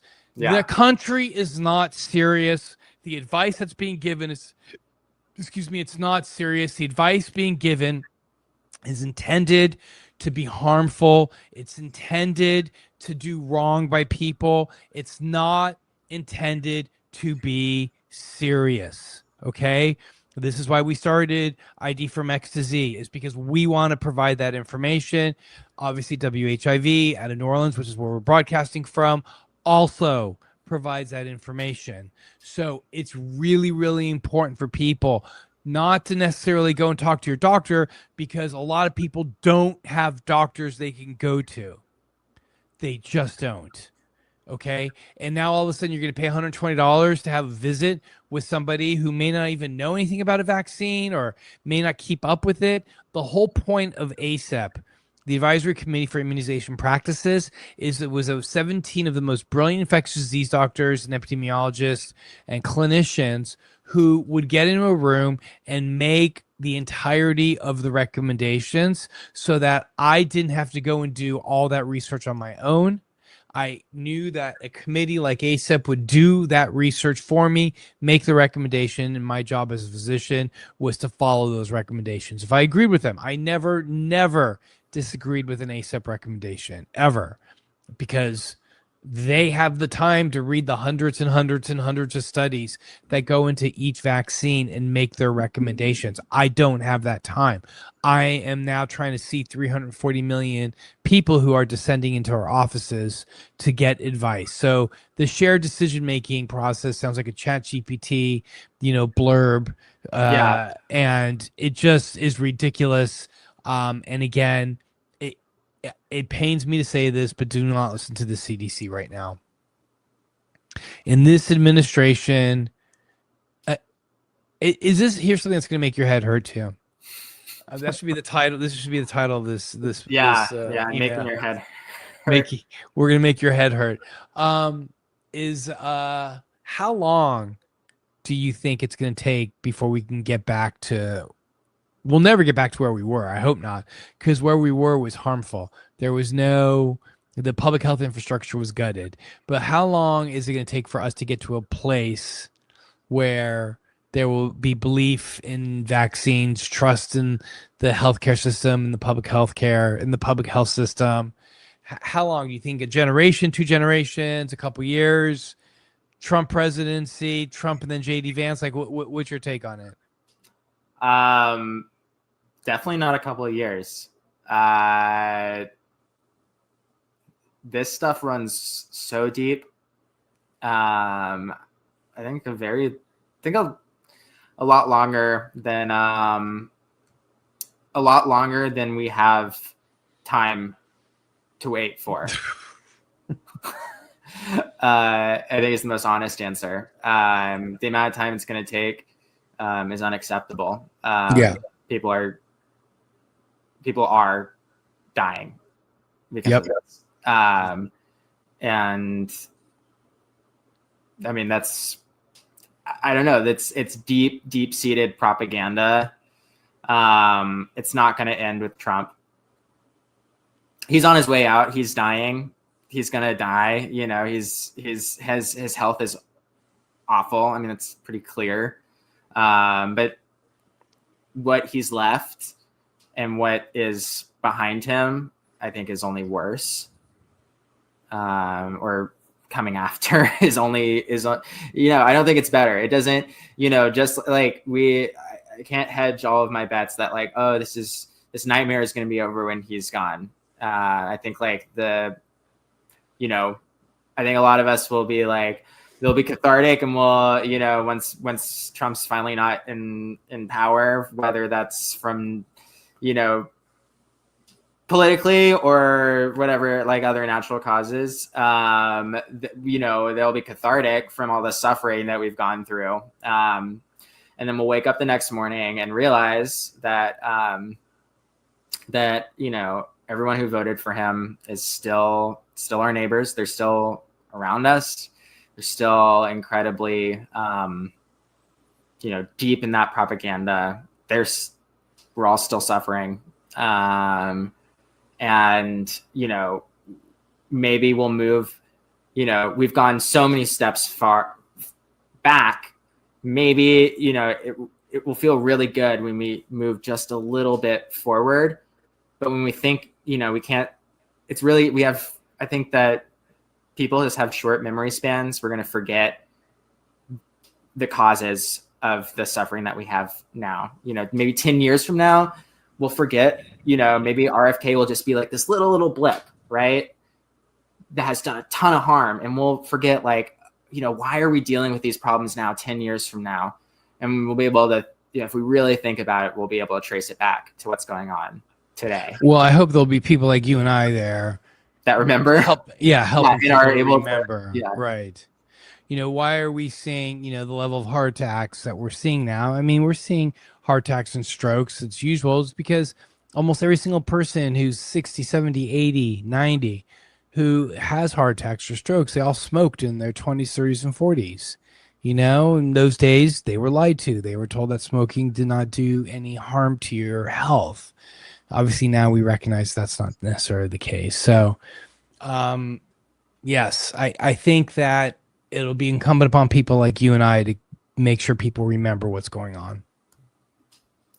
Yeah, it's, you know, it's I found it hard this entire year to really think about any plans for the future. I've been really kind of, I think, forced into like a really radically different mindset than I had been, especially just having been in school for so long, where there's this like end goal that I'm looking towards.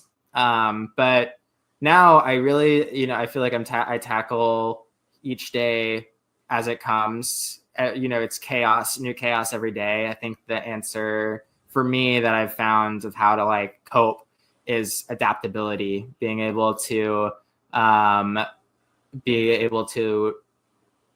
freely change. I think about in the early days of lockdown, me and my best friend moved into our very first apartment together when I was 18 years old. You know, we only really had each other, and we got on some routines then of making sure we were meditating, running, keeping healthy, keeping our minds right every day. And we read a lot of Taoism. One thing that's really stuck with me about Taoism is the metaphor of trying to live and exist in a state of like an uncarved block of wood, of just potentiality that's able to change and become what's needed in the moment that you're living in. Which is, I think I had forgotten that how important that was to me then, where it was hard to see like a future beyond, you know, each day that I was going. That was like a really important philosophy for me to be learning then. And now I kind of am finding myself back into a similar mindset. And it's just kind of I'm now remembering what I learned from thinking like that I had forgotten. So and applying it to this conversation. Yeah. So yeah, being that's what I mean, that how, you know, sometimes what we're talking about is really bleak, right? Like, are things gonna get better? You know, it's like what you asked me when I think that this is going to you know, get better. I really have no idea. I don't like, it's hard. That's really hard to predict. This is like deep-seated Oops.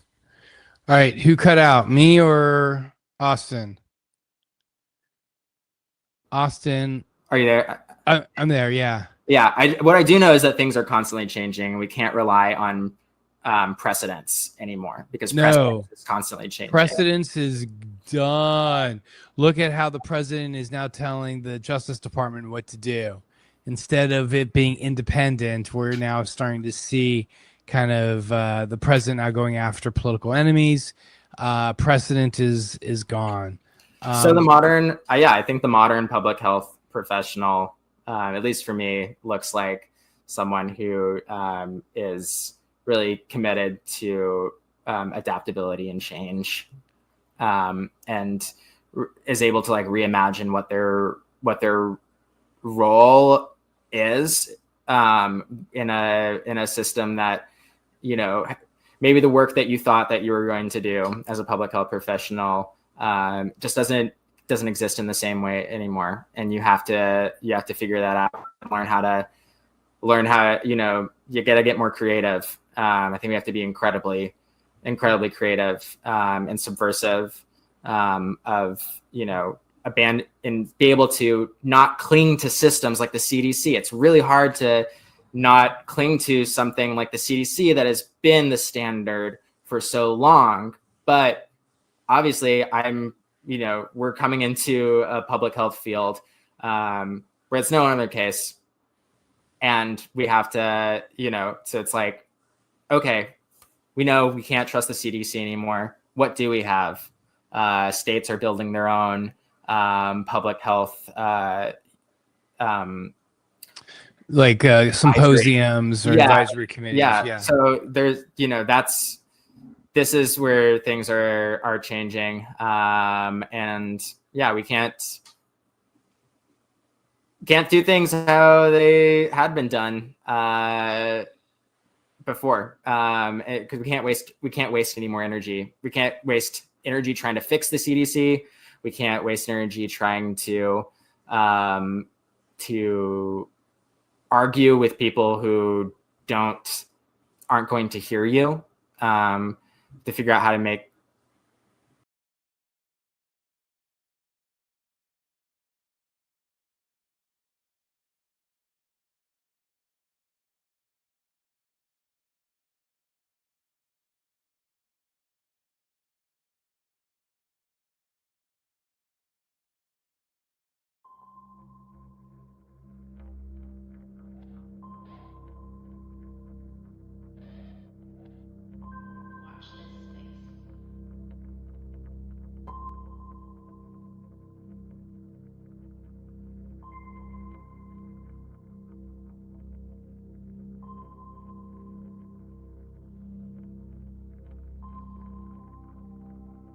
prop.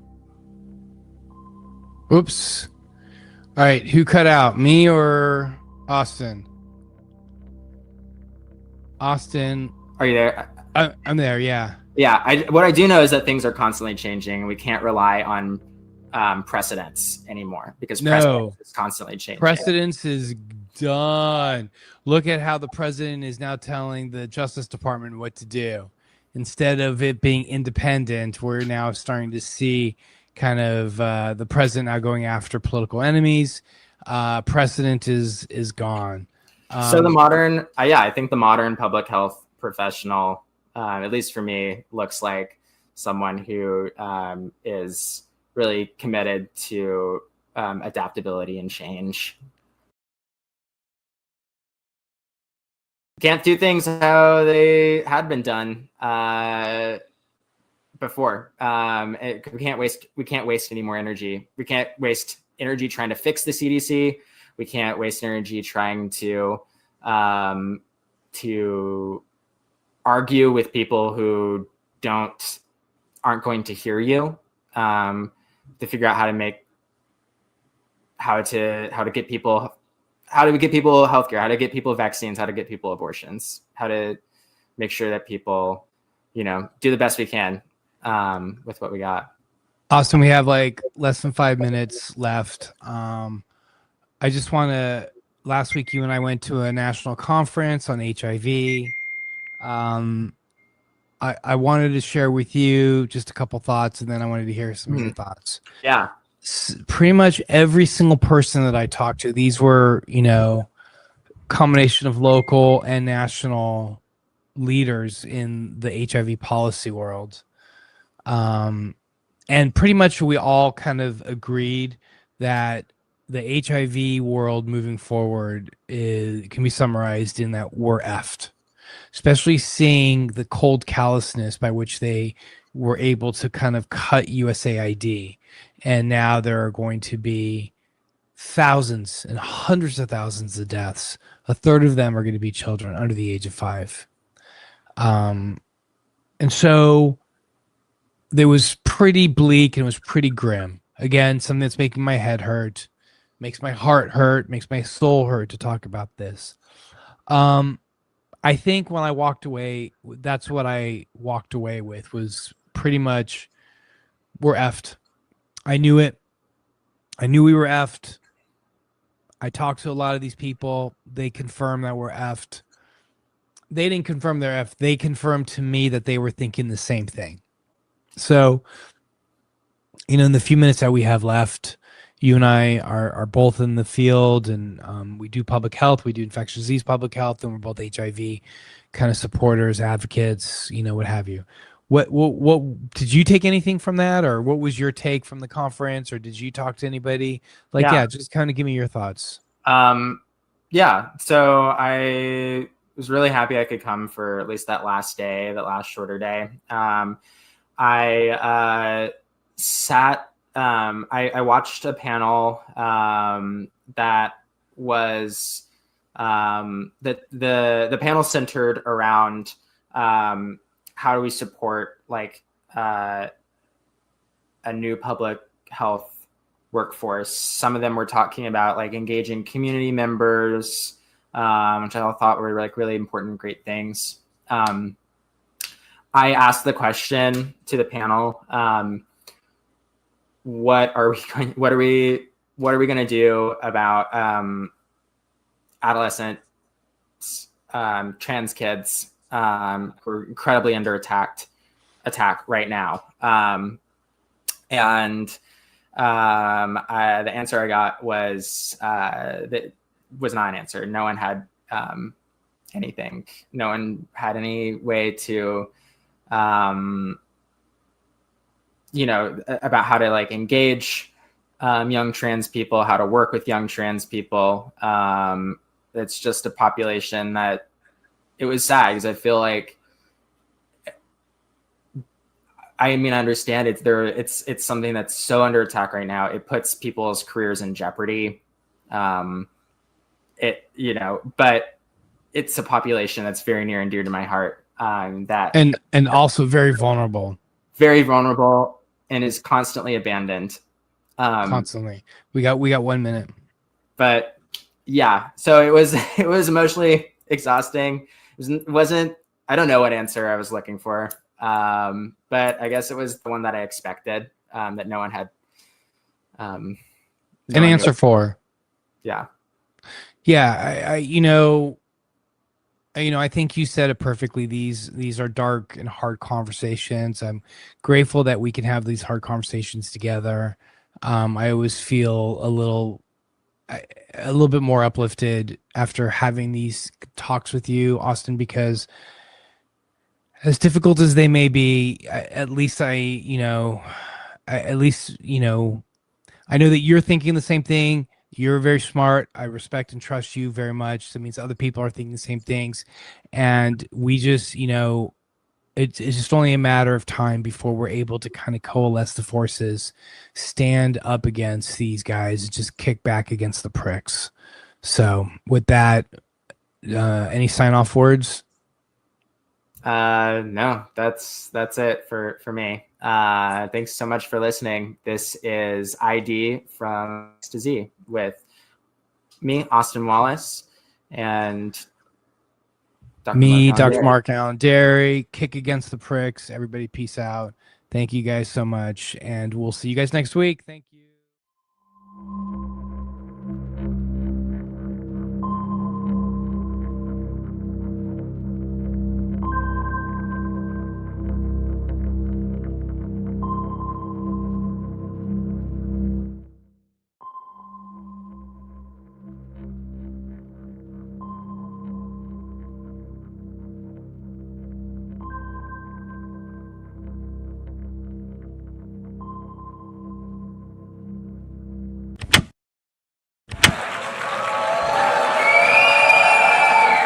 Please, order in hall.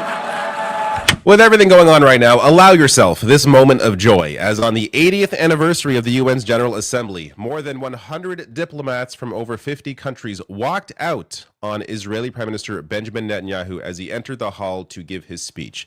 Now, you may be experiencing deja vu, as I covered this thing exactly a year ago when this also happened, though the walkout appears to be a little more widespread this time, and some of the speeches that I'll get to, or at least in particular one speech from the president of Colombia, is incredibly forceful and is really calling on other countries to do something in a real way, and I'm going to play that. It's an incredible speech.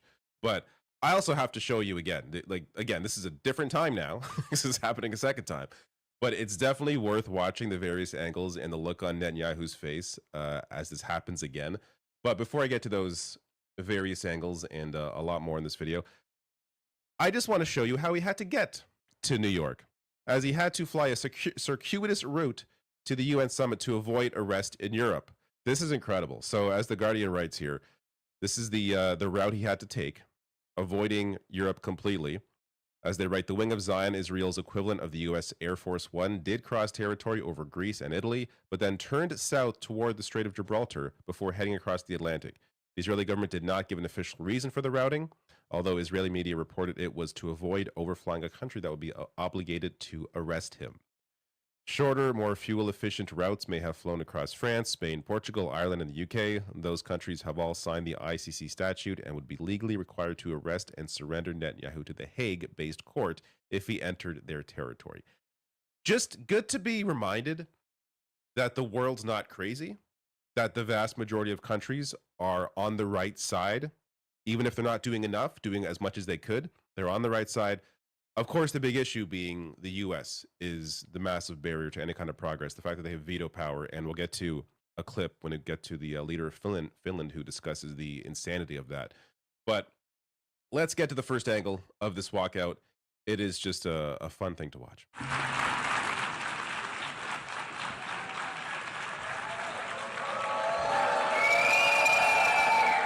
Please, order in hall.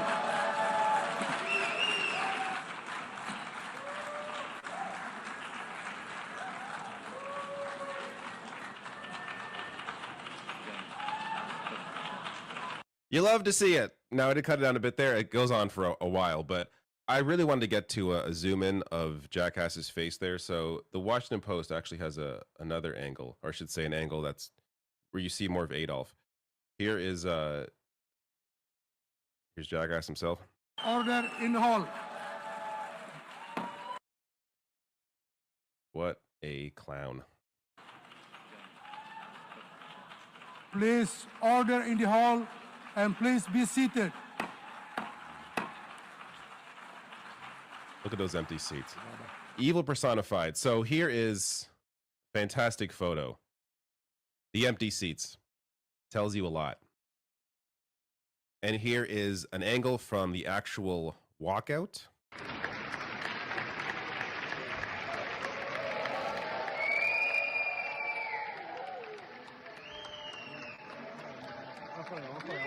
First time.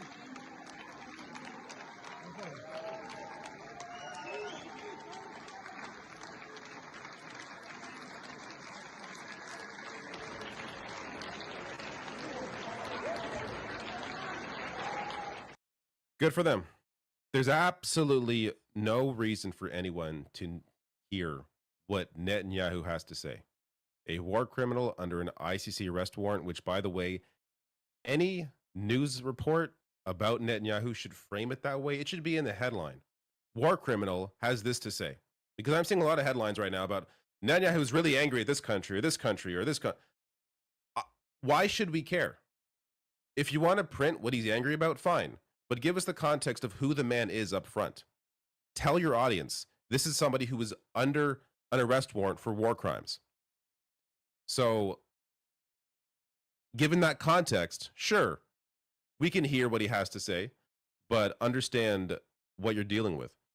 So, I'll just give you this since I have no interest in playing any of his speech.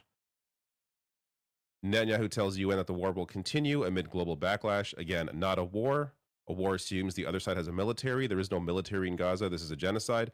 Israel is facing deepening global opposition, which the prime minister attributed to anti-Semitism, which is fucking hilarious, and libelous lies. Yeah, okay. So there's also a walkout outside the UN. Thousands of New Yorkers taken to the streets demanding an end to the genocide in Palestine and calling for the arrest of war criminal Netanyahu. A lot of people out. Which, we'll get to Italy in a second here, but that was part of the reason why they are now doing what they are doing. But first, I got to show you a clip from this incredible speech. This is the president of Colombia, Gustavo Petro, who, this is not in the clip that I'm going to show you, but I will read this. There is no superior race. There is no chosen people of God. It is neither the U.S. nor Israel. The chosen people of God is all of humanity. Here is this speech that was translated on screen, I assume by this account here, People's Dispatch, so credit to them for posting the translation. This is fantastic. Washington y la OTAN matan la democracia y hacen renacer la tiranía y el totalitarismo a nivel global. La ONU tiene que cambiar ya. Una ONU diferente, humana, debe antes que nada detener el genocidio de Gaza. La humanidad no puede permitir ni un día más de genocidio, ni a los genocidas de Netanyahu ni sus aliados en Estados Unidos e Europa, dejarlos libres. La diplomacia ya acabó su papel, señores, en el caso de Gaza. No pudo solucionarlo. No es cierto, y me disculpa Macron, que podamos insistir y insistir en hablar y en hablar cuando cada segundo cae un misil y destroza los cuerpos de bebés inocentes, bebés niños y bebés niñas en el país árabe de Palestina. Cada día de mociones vetadas en el Consejo de Seguridad de la ONU, cada día que pasa, son más los niños bombardeados. El genocidio debe parar con lo que sigue a la diplomacia. Es con una votación de la Asamblea de las Naciones Unidas, ¿sí? Y no con una votación del Consejo de Seguridad, que vetan. Es con una Uniting for Peace para Palestina, conformando una fuerza armada para defender la vida del pueblo palestino. Es un ejército poderoso de los países que no aceptan el genocidio. Por eso invito a las naciones del mundo y a sus pueblos sobre todo, como parte de la humanidad, a unir ejércitos y armas. Ya sobran las palabras. Es la hora de la espada, de la libertad o muerte de Bolívar, porque no solo van a bombardear a Gaza, no solo al Caribe como ya lo hacen. Los Estados Unidos ya no enseñan democracia, sino que la matan en sus migrantes y su codicia. Estados Unidos enseñan tiranía. It's notable that a speech like this is rare and really stands out. World leaders should have this kind of passion for humanity, for innocent lives, and they should have this kind of anger towards fascists, towards authoritarians. Yet it is so rare to see it displayed in this kind of way. So incredible stuff there. And I want to get to a few more examples of other countries in ways that they're pushing back against Israel in ways that we haven't seen before. So Spain, though I guess we've seen this twice before, but they've canceled a third major defense deal with Israel as trade ban takes effect. Good on them. Also, Israel, or I should say Italy and Spain, deploy ships to help Gaza aid flotilla targeted in drone attack. This is something that I really was not expecting. When I heard that there were ships, that other countries were sending ships to guide the flotilla to protect them, I was stunned. This really is a major step, because it's one that I didn't even imagine was something that any of these countries would have considered. And keep in mind, this has to at least partly be due to the massive strike that was taking place in Italy. Clashes break out as Italians strike demanding action over Gaza. This was just 4 days ago. A few days later, they have this ship going out to protect the flotilla. So that has to play a part here. As well, it's worth mentioning, Italy's prime minister is far right. This is not some progressive. Meloni is not, some bleeding heart liberal. This is somebody who, when elected, there was fears that this was going to be like another Trump.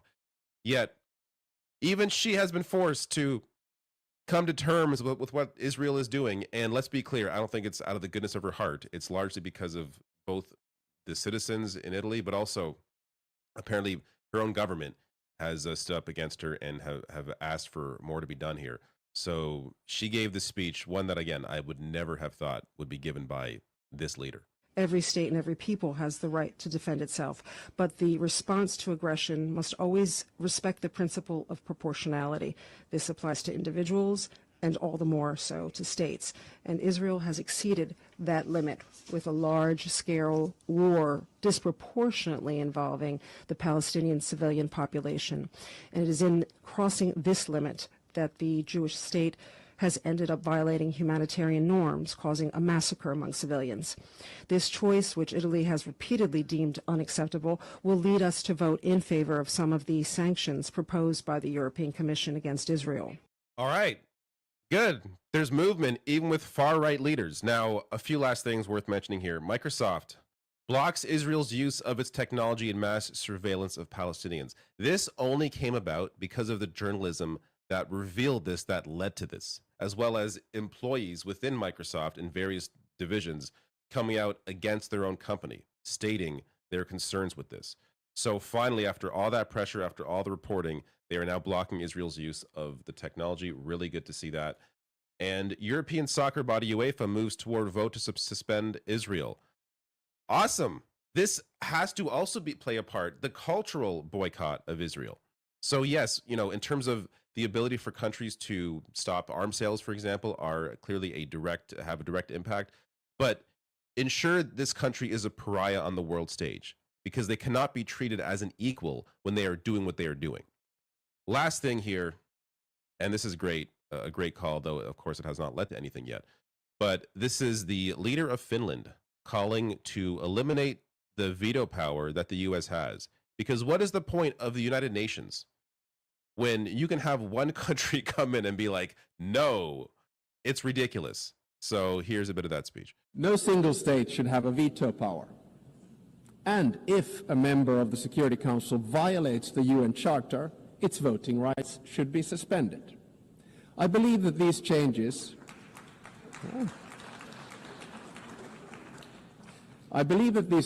at the top of the UN are necessary in order to maintain the UN's central role in international relations. And I hope those calls continue from other countries. So I want to give credit there. That is Finnish President Alexander Stubb. I didn't have his name earlier. So Alexander Stubb calling for those reforms. Really good to see that. Now you could ask, how could they get that done when the US currently has veto power, when they just veto the attempt to veto their veto power? That's a little confusing. But whatever. We have to dream that a better world is possible, because if we don't try and imagine what things could be, then we're never going to have any hope of getting to a better place. We heard that young people were leaving the Democratic Party. They were getting disinterested in politics. And we built a campaign where we said, what if we treated them with respect and not condescension? New York City mayoral candidate Zoran Mamdani was on The View, and it was quite an appearance. So I have a few clips to share here because I got some things to say, in particular about some of these questions, because, oh my goodness, it's just some ridiculous stuff. Let me start with the first clip. This is Sarah Haynes, and I'm going to jump in pretty quick here. You're running for mayor of New York and not prime minister of Israel, but you've made inflammatory statements like calling Israel an apartheid state. All right, I'm going to get to the rest of that clip, but I have to jump in here quickly because of how ridiculous this is. Inflammatory statements like calling Israel an apartheid state, stating literal facts bared out by international rulings is somehow an inflammatory statement. Yes, Sarah Haynes knows all about apartheid, but South Africa has no idea, doesn't know what apartheid is. In case you don't know, the entire word apartheid is born out of South Africa. They're the ones that brought this case to the ICJ. You have a human rights expert calling it apartheid, an Israel-based human rights organization calling it apartheid, not to mention countless other human rights organizations that are not going to be listed here, but talking Human Rights Watch, Amnesty International, go down the list. Every single internationally recognized human rights organization has already recognized this as apartheid. The ICJ ruling, World Court finds Israel responsible for apartheid from the International Court of Justice. Like, no, these people don't know anything. The actual experts in the field, the actual legitimate international rulings, they don't know what to talk about. But Sarah Haynes on The View, she knows all about apartheid. How ridiculous. This is the kind of garbage this man has to deal with when talking to people like this. And he's not allowed to just like call out how stupid these people are. He has to sit there, take their garbage and answer nicely as he does here. But God, someone needs to call out how stupid this trash is. Anyways, here is the rest of the clip. Given New York has the largest Jewish population outside of Israel, why should voters who see this as a moral red line trust your clarity and judgment? Well, I really appreciate this question and an opportunity to just clear up, I think, a number of misconceptions. You know, first and foremost, you're right. I am running to be the mayor of the city, and this city will be the focus of my administration, ensuring that we make this a city everyone can afford and everyone knows that they belong to. And also, millions of New Yorkers, myself included, care deeply about what's happening in Israel and Palestine. And so to be very, very clear, of course I condemn Hamas. Of course I've called October 7th what it was, which is a horrific war crime. And of course, my belief in a universality in international law is also the same set of beliefs that have led me to describe what's happening in Gaza as a genocide. Because what we see, what we see is a war crime being answered with war crimes. And what we see is every single hour the Israeli military killing a Palestinian child for close to 2 years. And it's a horror that many New Yorkers feel so deeply. And my job, I can't stop that as the mayor of this city. I can make clear my own values, my own commitments. And it is a value and a commitment to humanity, to safety, to justice for all people that extends to everyone, Israelis, Palestinians, and everyone else across the world. And recognizing that people do disagree with you. Absolutely. I am one of those people on some of these points. Absolutely. And that you're disagreeing with me doesn't mean that you shouldn't be in this city or you shouldn't be celebrated and part of the city that I'm trying to lead. Yeah. Holocaust scholar that says Israel's committing a genocide. Don't you know that Sarah from The View disagrees with you? Israel-based human rights groups, don't you know that Sarah from The View doesn't think that there's a genocide? How about UN Commission? UN Commission, you don't know what you're talking about because Sarah Haynes and people like her do not believe there's a genocide. Don't you know, International Association of Genocide Scholars, that you are wrong because Sarah from The View has a different opinion? How embarrassing. This is a voter. This is a Democratic voter. You know, it's one thing, Trump voters, you could, as I do, chalk them up to a cult. They're brain dead. There's no saving a lot of those people. But even half of those people, half of Trump voters, or at least Republican voters, I'm sure most of them are Trump voters, half of those people understand what Israel is doing is wrong. Yet, Sarah Haynes is dumber than them. Next clip. On day one, why aren't you going to big corporations like Amazon and Google and making sure that they pay what could really help the city raise up and get us where we need to do? Because I need to hear somebody say, because it's the thing nobody says. They say, oh, we're going to make people pay, but they're not clear. They came in, they said, we're going to make these jobs, people are going to have these, they're going to have work, but then they had to fight to unionize because they're not getting paid enough. Absolutely. So I don't understand why the focus, if the focus is for New Yorkers to be lifted and New York State to be lifted and put in the right perspective, why the focus isn't on the companies that could be doing a lot more for the places have their places, but it doesn't happen. Instead of the individual or including the individual tax corporate? You mean corporations should... As I said, Amazon and Google, corporations, who don't seem to pay the same kinds of taxes everyone else pays. Look, if you were running for mayor, I'd be voting for you. Because I think, Whoopi, to your point, the corporate greed that we're seeing in this country, it cannot be separated from the level of inequality that people are living through. And one of the key revenue proposals I've put forward, you know, our agenda from the day we started was about freezing the rent for more than 2 million tenants, making the slowest buses in the country fast and free, delivering universal childcare. So no longer would a family pay $25,000 a year just to find childcare for one kid. And what we've said is that two of the main ways we'd pay for it, one of them would be to raise the top corporate tax rate. This is a corporate tax rate that applies to the most profitable companies that do business in the state, like the ones that you've named, to that of New Jersey. So it would just match that of our neighbor, 11.5% that they have over there.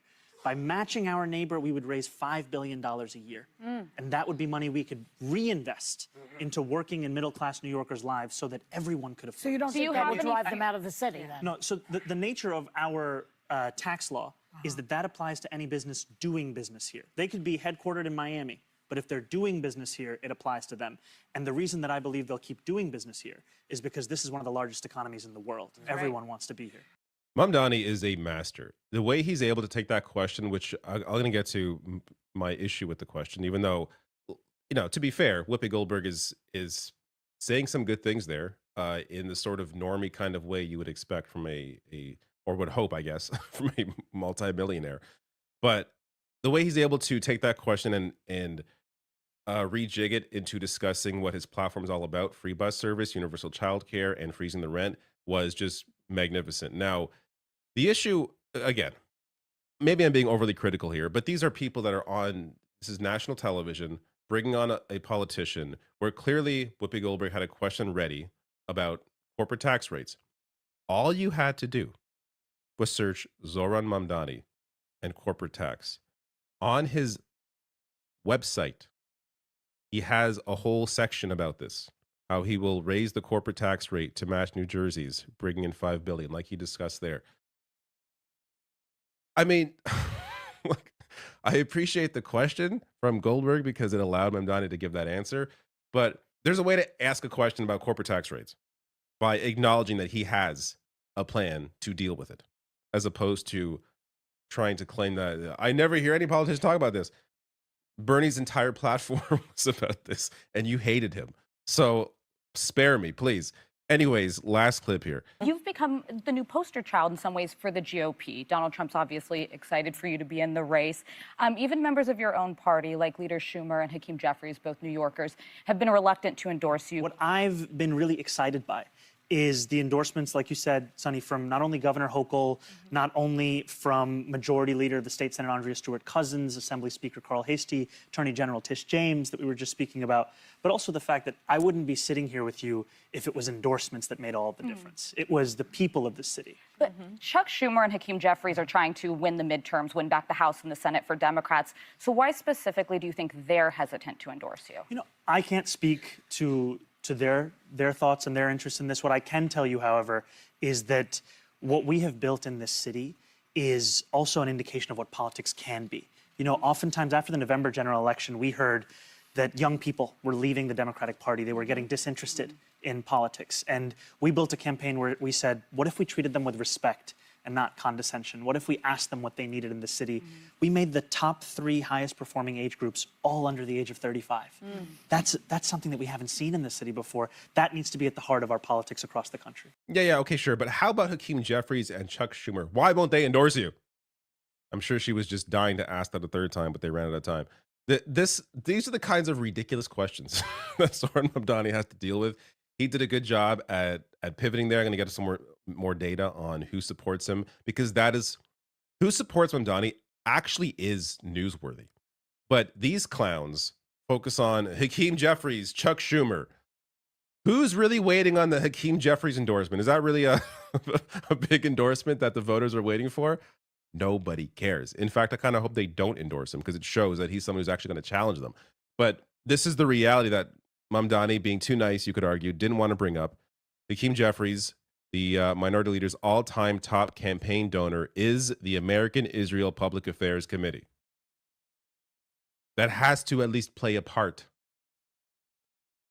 So, as in these times writes, a July, again, this is the newsworthy stuff that these hosts should be bringing up, that, or anyone who's interviewing him or discussing him should bring up, because this stuff is interesting considering how he's been framed. A July Zenith research poll shows Mamdani with a 17-point lead with New York Jewish voters.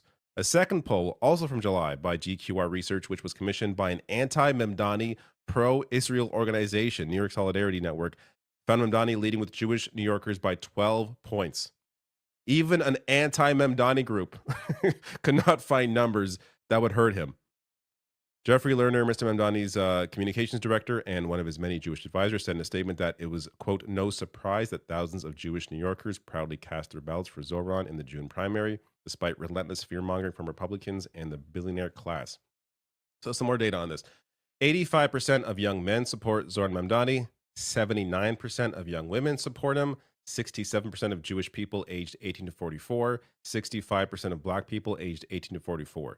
These numbers are interesting because this is not the message that most people are hearing. This is the stuff that is newsworthy, is worth discussing, is worth bringing up when talking to him. As a recent poll also showed, Staten Island, Mamdani is tied with Cuomo. This is a conservative area. This is the most conservative part of New York, yet he's tied for first. This also newsworthy. Last thing here, poll after poll shows him leading by double digits. Again, this is not the thing that you would expect when hearing mainstream coverage of him or seeing these interviews. You'd think, oh my God, he's really going to have a big fight. And look, it is going to be still a fight in the race, considering how much money is behind Andrew Cuomo. But this is interesting stuff. These numbers are worth discussing. Anyways, let me know your thoughts on how The View handled those questions and Zoran's response to them. These people are not strong. They're fucking weak. They fear you being united. Hey, everything's great. Everything's fine. Nothing's wrong. Okay, if you're like me, you may have a problem right now trying to stay positive and remain calm in the face of absolute insanity. Luckily, there's at least one person out there who is remaining positive and I think delivers a fantastic message, and I think that is Hassan Piker. I'll get to his clip later, but it's important to give the context here. Of course, his clip somewhat deals with this, though not really. We'll get to the actual story. But this happened yesterday. I covered it. ABC pulling Jimmy Kimmel off air for Charlie Kirk's comments after FCC pressure. Now, I played the video in my last video, the Kimmel clip. If you can go watch that in case you missed it. It was nothing. He played Trump, a clip of Trump, clearly not giving a shit about Charlie Kirk when asked about him. So that apparently really offended Trump, which led to this government pressure to pull Jimmy Kimmel. This is an obvious attack on free speech that is somewhat trying to be dealt with by Democrats, not really. But I like this response here from Erica Swalwell. So I want to make it clear, there's going to be a Democratic majority in just over a year. And to the FCC chairperson and anyone involved in these dirty deals, get a lawyer and save your records, because you're going to be in this room and you're going to be answering questions about the deals that you struck and who benefited and what the cost was to the American people because that happened. The reality is this is going to have to end with a lot of people in jail, not just over what happened to Kimmel, but just generally how the administration has been maneuvering up to this point. And we're not even a full year into this. So putting that aside, another big story came out around the same time yesterday. Trump says he plans to designate Antifa as major terrorist organization. Now, this is insane for several reasons. For one, Antifa, short for anti-fascist, is an umbrella term for far left-leaning activist groups and is not a single entity. These are groups that resist fascists and neo-Nazis, especially at demonstrations. And to be fair, I wouldn't even call them groups. There is no organization that is known as Antifa. It was unclear how the administration would label what is, in effect, a decentralized movement as a terrorist organization, and the White House on Wednesday did not immediately offer more details. Antifa is a domestic entity. It's really an idea, and as such is not a candidate for inclusion on the State Department's list of foreign terror organizations. There is no domestic equivalent to that list, in part because of broad First Amendment protections enjoyed by organizations operating within the U.S. So even if it was an actual organization, a domestic organization, there isn't a domestic equivalent of a terror list to actually designate them as a terrorist organization. But putting that aside, great point here from Daniel Bayron on Twitter. Antifa is not an organization. Antifa is not a group of organizations. Antifa is not even a network of informal cells. Antifa is any and all direct action against fascism. Labeling Antifa a terrorist organization means outlawing anti-fascist action. This is the intent behind what Trump is trying to do. This gets to Hassan Piker. I am an anti-fascist, okay? Fuck this administration. This administration is a fascist one. I am an anti-fascist. What the fuck are we doing? What's next? Are they going to openly go, nope, we are a fascist government now? They're going to just say that? Is that what we're doing? Because anti-fascism is just fascism. Bro, don't say that right now. Oh, what the fuck? Get out of here, dude. Listen, you need to understand something, okay? These people are not strong. They're fucking weak. They fear you being united, okay? We have the numbers. There are Americans of good conscience everywhere, okay? And because they're so fearful that if the people stand united, that they'll never be defeated, that they try to pick apart. They try to divide the masses. They try to make an example out of people, okay? And when institutions don't actually respond in defense of the citizens in a country like the United States of America, especially, okay? If institutions don't respond, if people don't respond, if they actually obey in advance, then regardless of how weak they are, regardless of how fearful they are, they win. And it doesn't stop. When they get a victory, they do not stop. That just emboldens them to dig deeper. This is how it fucking works. They do not have enough confidence. They do not have the numbers. There is a lot of discontent against this administration. They do not have the numbers. They can't even get the fucking National Guard to be deployed everywhere.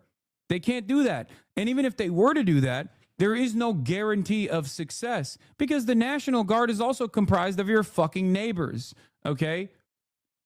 There's no guarantee that those guys are going to be like, all right, well, we're loyal servants of fascism now. These are the actions of a weak administration. These are not the actions of a strong administration. If they were strong, they wouldn't feel the need to stamp out any sort of discontent. If they were strong, they wouldn't feel the need to try to put the fear of God in your hearts, in your minds, in your soul, to stop you, to make you think twice before you engage in any sort of anti-fascist action, before you engage in any sort of demonstration, because they are afraid. It is upon all of us to make sure that we don't stand down, okay? Today will be the easiest day for you to express your discontent. Tomorrow, it will get harder. And the day after, it will be even harder than that. And the less we express our discontent, the less we express our frustrations, the more this administration will feel emboldened to do more of the same. It's important to be reminded. Trump is weak. The administration is weak. They would not be doing what they are doing if they were strong. They know they don't have the numbers on their side. They know that if the people come together, they are screwed. The one glimmer of hope that has kept me going throughout all of this is that the U.S. is massive. It's not as if this is a tiny country where the sort of actions that the White House is taking has a complete chilling effect over everybody in every corner in every state. No, America is huge. 50 states. Most people are not on the side of what Trump is doing, and it's impossible for him to be able to control what people do, what people think, what people say, because there's simply too many people. There are too many avenues. It's not just about, what's on television. It's also about online. It's impossible for him to control everything, and he simply doesn't have the numbers militarily to control everything within its borders. So keep this in mind. This is not, don't submit yourself to this being the end, that this is, oh, well, we got to ride this out and just wait. No, the reality is there's strength in numbers and that there is going to be an end to this. You are going to outlive the Trump administration just based on the reality of how old the man is. You will outlive this. So stick together. Don't forget that you have the power. These people are weak, they're scared, and they clearly do not have the people on their side.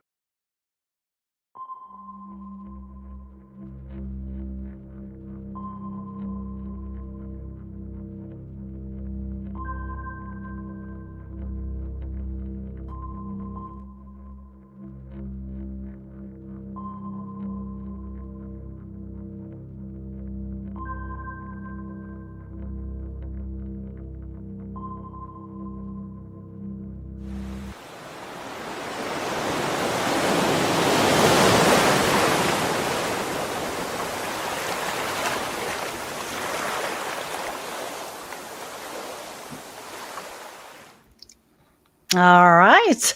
Well, good afternoon, everyone. Welcome to Political Coffeehouse, a subsidiary of Environmental Coffeehouse. I am Sandy Shellis. And today, I'm not going to focus on energy like the two shows before. We're going to talk about affirmative action, DEI, and equal employment opportunity, because who I was and what was my career and how upsetting it is to see what happened with the Supreme Court in 2023 and to understand that everything is different. And I'm going to explain to you the history. We're going to talk about what affirmative action was, what I did. And first, I am going to show you me. There was professional me. That was probably, I don't know, maybe 2010. Yeah, there was the professional me. So I worked in the university, and this was my business card. I was the director of human resources at the Research Foundation, and I had professional, besides my education, I had professional certifications.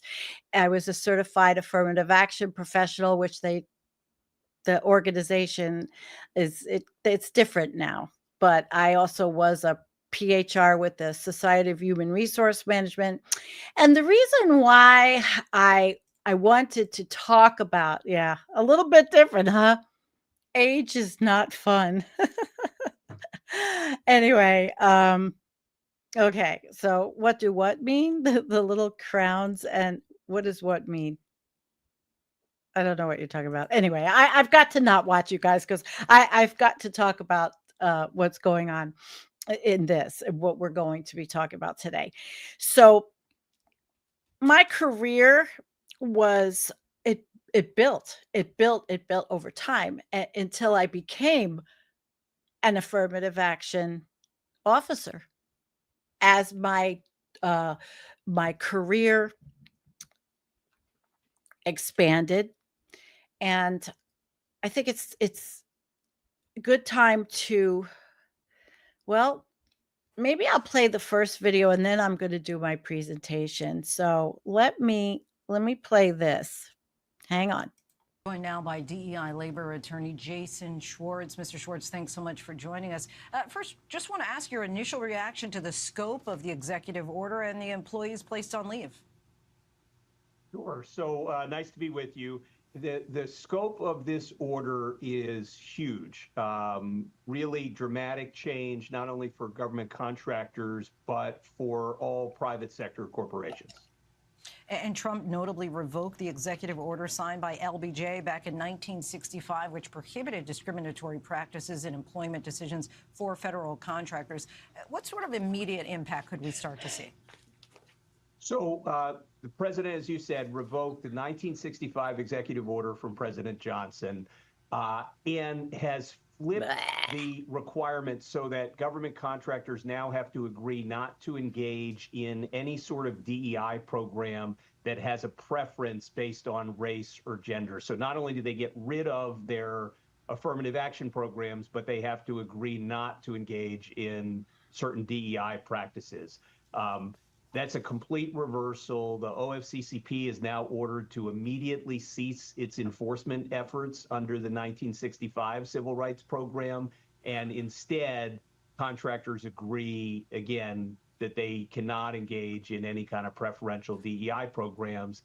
And the order suggests that that will be enforced not just by the federal government, but that private citizens are going to be deputized to bring what are called False Claims Act actions in order to enforce that government contractor requirement. Now, the White House said that the executive order demands departments and agencies frightening. take strong action to end DEI policies in the private sector as well, and that the Attorney General should also encourage the end of DEI in the private sector. What could those actions look like?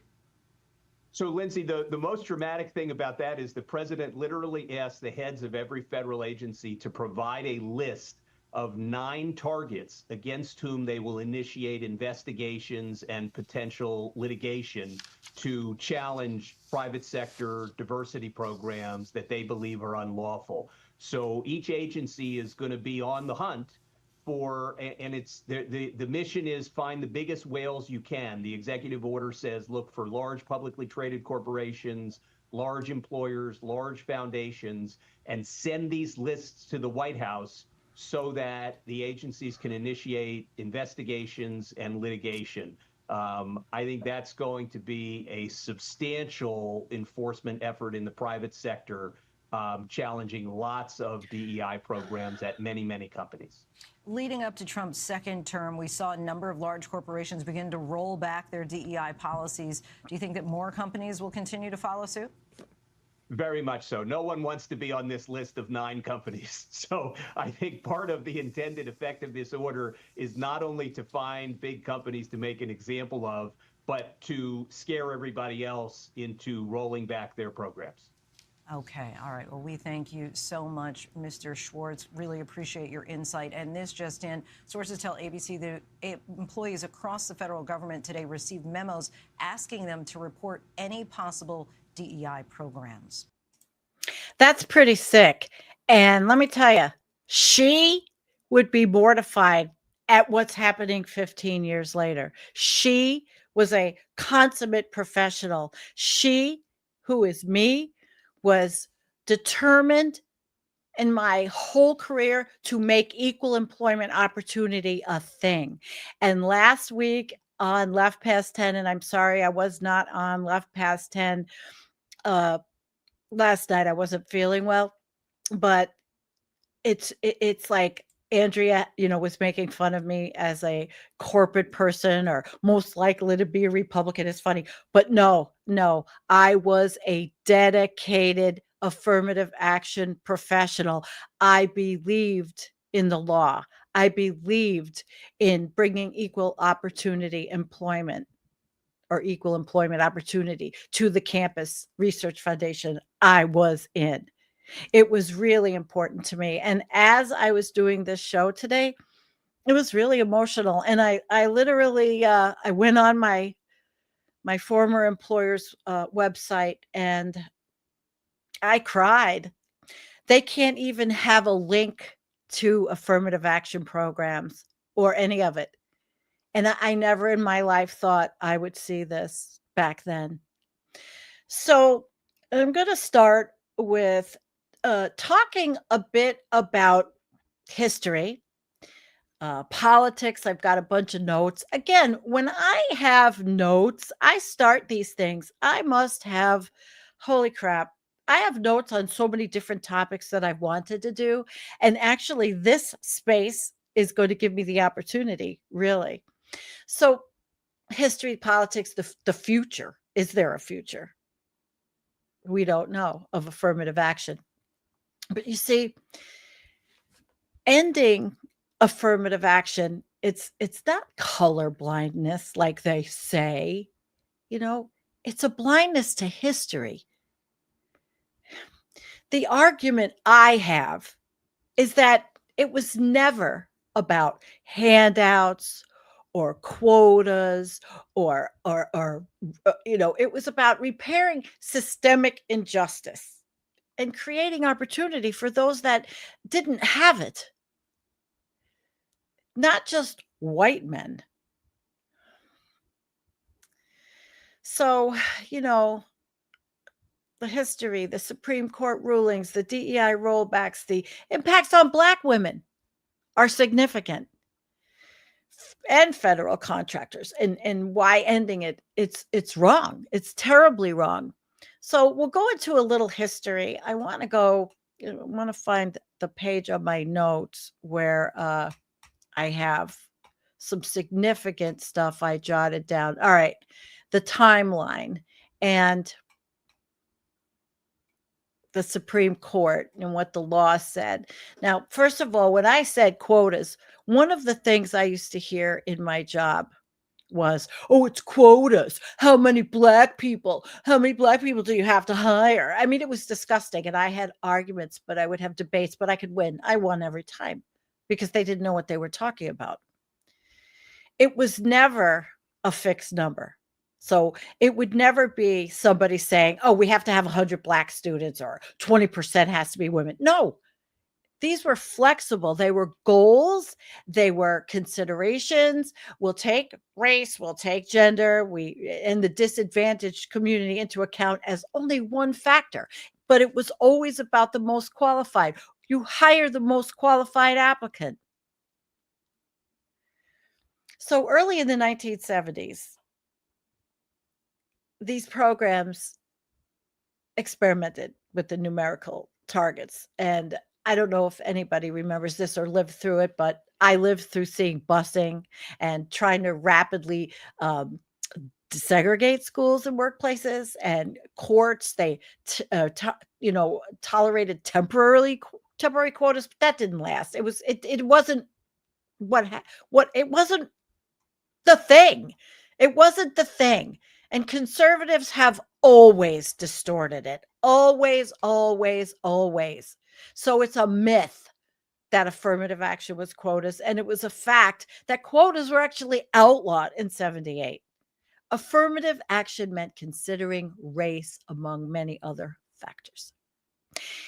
And then the myth was without affirmative action, admissions are purely merit-based, but the fact was legacy and donor and athletic admissions are real quotas. Those are the real quotas. They overwhelmingly benefit wealthy white people and applicants. And we're seeing it. We're going to see it more and more and more. So let me get to my pieces with the history. And my gosh, I'm not really sometimes good at putting all my notes together. I have so much every week, but here we are. So, all right. So the history goes back. It really goes back to Reconstruction and Freedmen's Bureau as the first attempt at equity. And then there was Jim Crow. Gains destroyed, systemic exclusion, locked in, So Jim Crow and Antonio Reed, my partner on the channel, he does talk a lot about Jim Crow laws and how they really were pretty awful, really awful.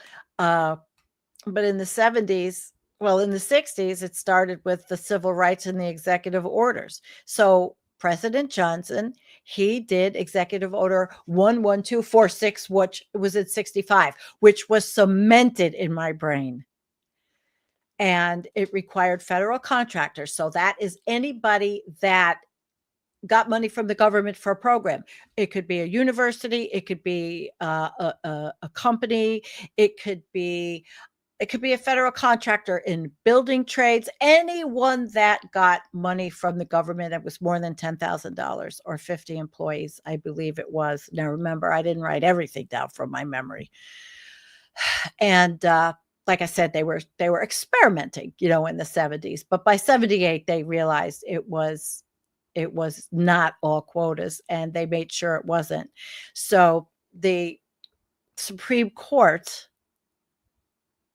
they said racial quotas are unconstitutional. And that happened. It really happened. But race could be considered as one factor, only one factor. So they called it like a holistic review system, 1980s and 90s. And I came in the 90s.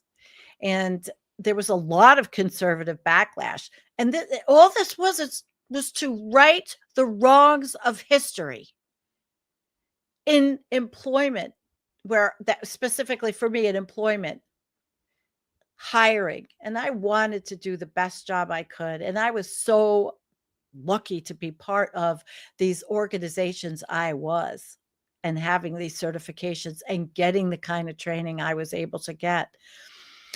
But, the right wing, Bush, Reagan, some of the state people, they called it, they said it was reverse discrimination, which absolutely was bullcrap. That wasn't.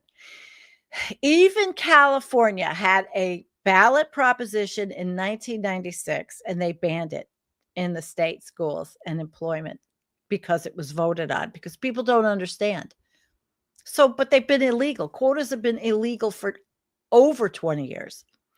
Then there was a case called Greats versus Bollinger, and Grutter versus Bollinger. Now, Greats struck down the rigid point system that gave the automatic boosts. It was too much like a quota. So it was always evolving and getting better.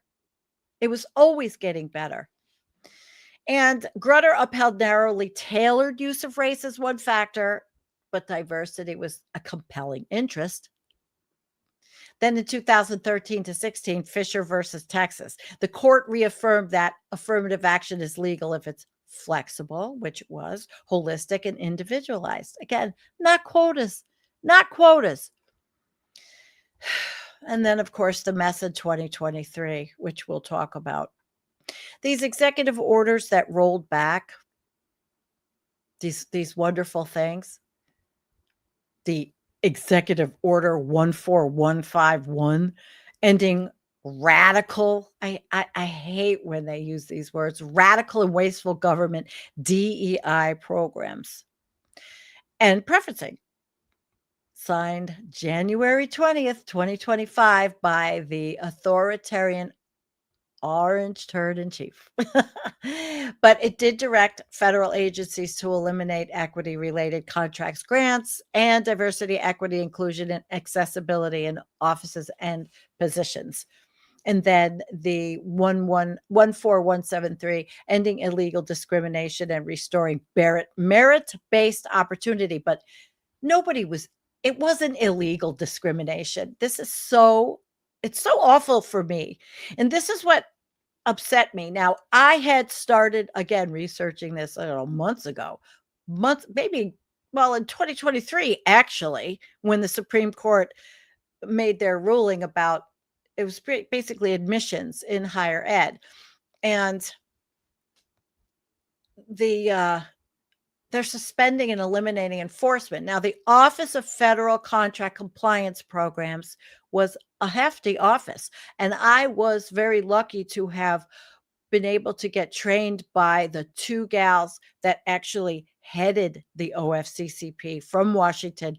Several times I met them, and they that was it for them. They were directed to stop enforcing certain, not everything, DEI and affirmative action requirements, including holding contractors responsible for taking affirmative action or promoting diversity. And that's where, you would follow as an employer affirmative actions. You had a plan, and I'll talk about the plan, but it worked.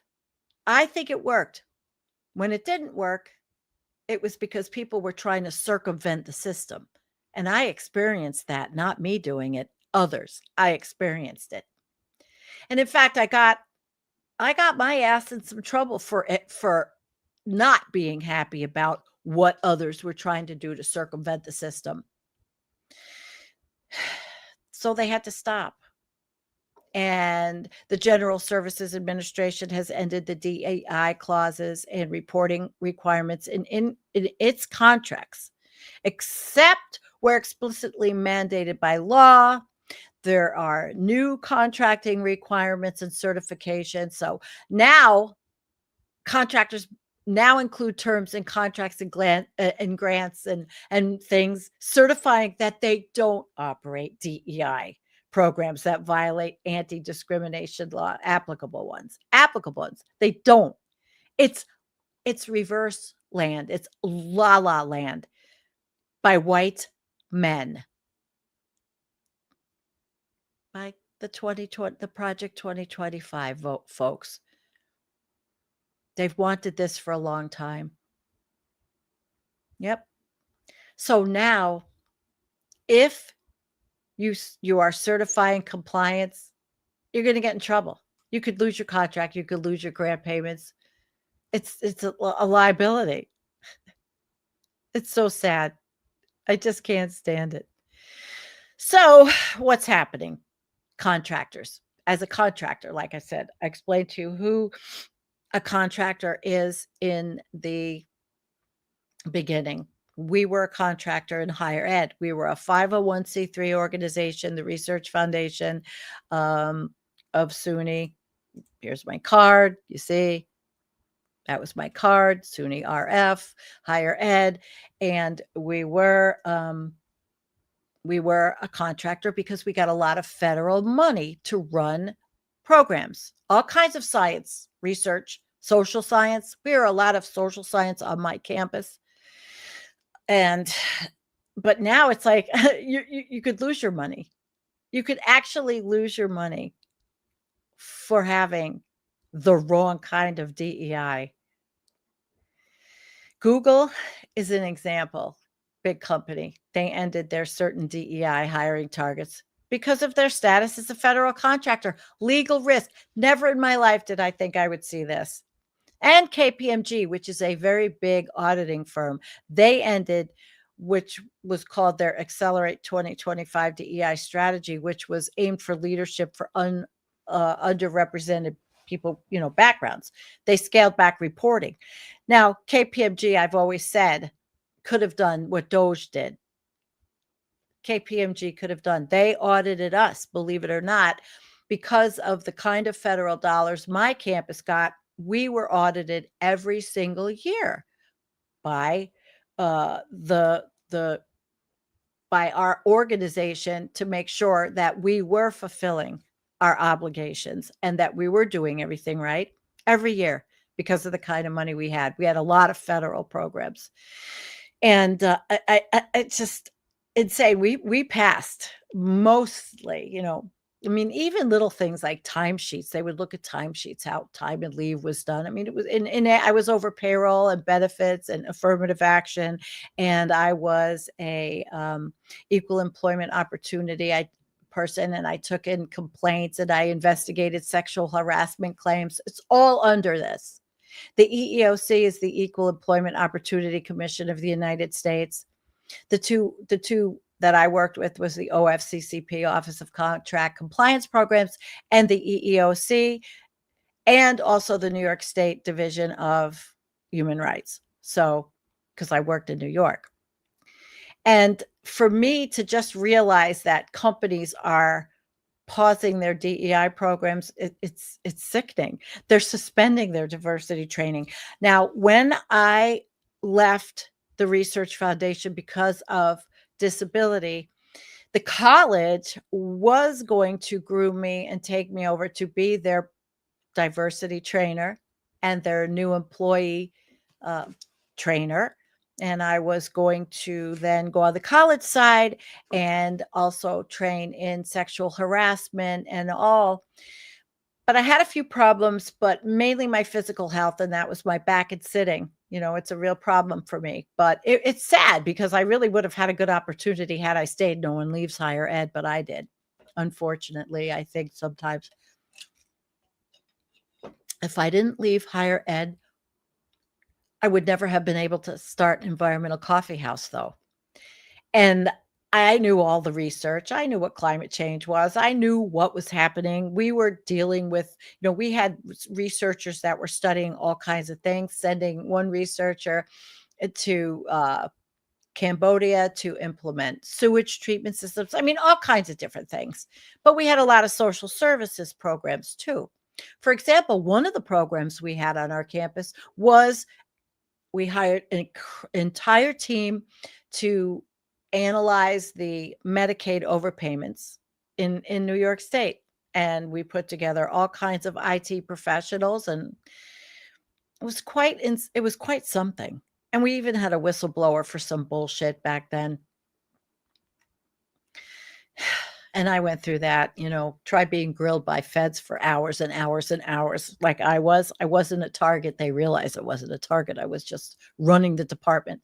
I was not a target, but it was quite something to be that, to be there.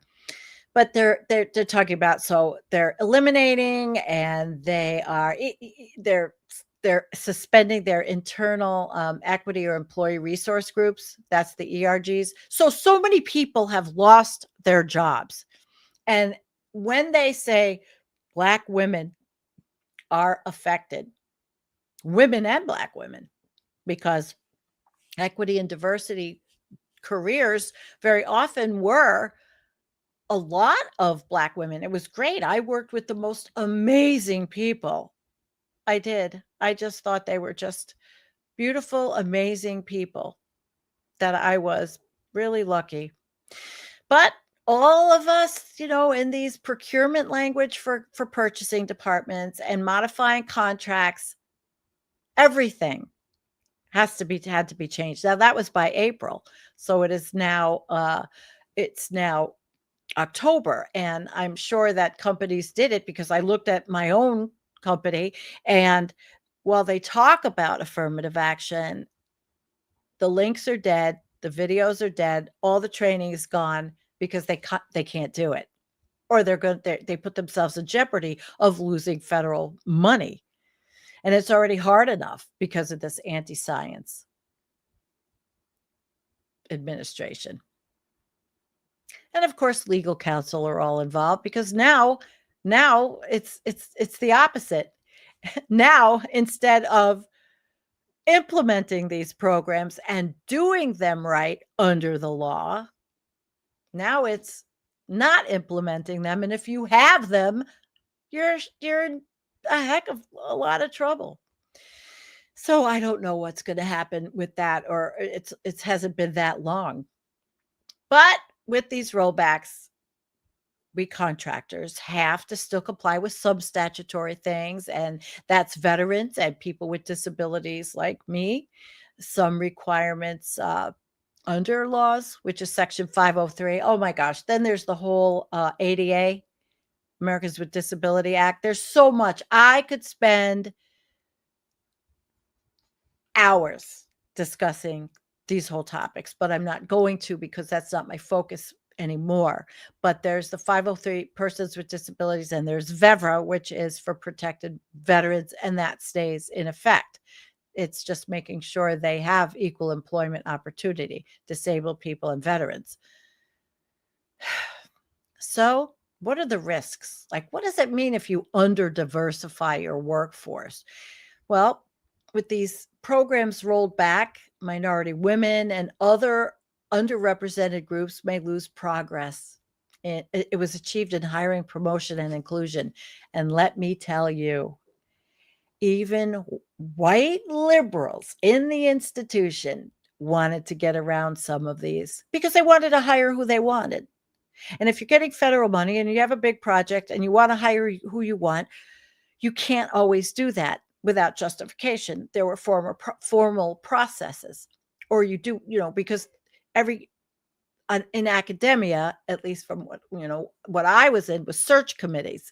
There are search committees to find the most qualified applicant, and you have to advertise. There's certain prescriptions for how you advertise, where you advertise, and all that. But now there's a legal and financial risk. So if you fail to comply with the new certification requirements or have these ambiguous DEI programs, you might face liability under the False Claims Act or losing contracts. It is definitely, like Nicole Sandler says, opposite world. Opposite world. And what happens now? They want to pretend that history simply doesn't exist. It just wasn't about giving people a head start. It was about acknowledging that Black and Latino and Indigenous and other marginalized communities were systematically held back for centuries. And I was dedicated to making sure I did it right and I provided equal opportunity and equal access. And now, they want to undo. They want to sugarcoat history. But you can't undo slavery or Jim Crow or redlining and discrimination with one Civil Rights Act and a pat on the back. You can't undo it. It's like you tear down affirmative action. You're tearing down a wheelchair ramp because everyone should use the stairs. And it protects privilege, not merit, in my opinion. So in the schools, the legacy admissions protect, that's affirmative action for wealthy people, the rich people, mostly white families, right? And donors, buy your kid a spot. Remember what all those actresses got in trouble for? Buying their kids a spot? Forget it. Go ahead. Buy your kid a spot. Pay off whoever. Get your kid in school. And then now athletic recruitment will disproportionately benefit wealthy white suburban athletes in things like maybe rowing, fencing, lacrosse. I didn't have a lot to do with that. I wasn't in the college, I was in research, you know. Now, none of these got banned. Only race conscious admissions did. It's not about fairness, my friends. It's about making sure that these advantages for wealthy white people stay untouched. And I could get in trouble for even doing this presentation according to Donald Trump's new executive order. But it makes institutions less fair. And research does show diverse classrooms and workplaces are better for everyone. They're better for everyone. More innovation, better leadership, stronger outcomes. And I think it's just a tragedy that this is happening. And you know who were among the biggest beneficiaries of affirmative action? Me, the white woman. And that is not lost on me. It hurts us. But they want to, stoke a lot of resentment. And it's about power, not the principle.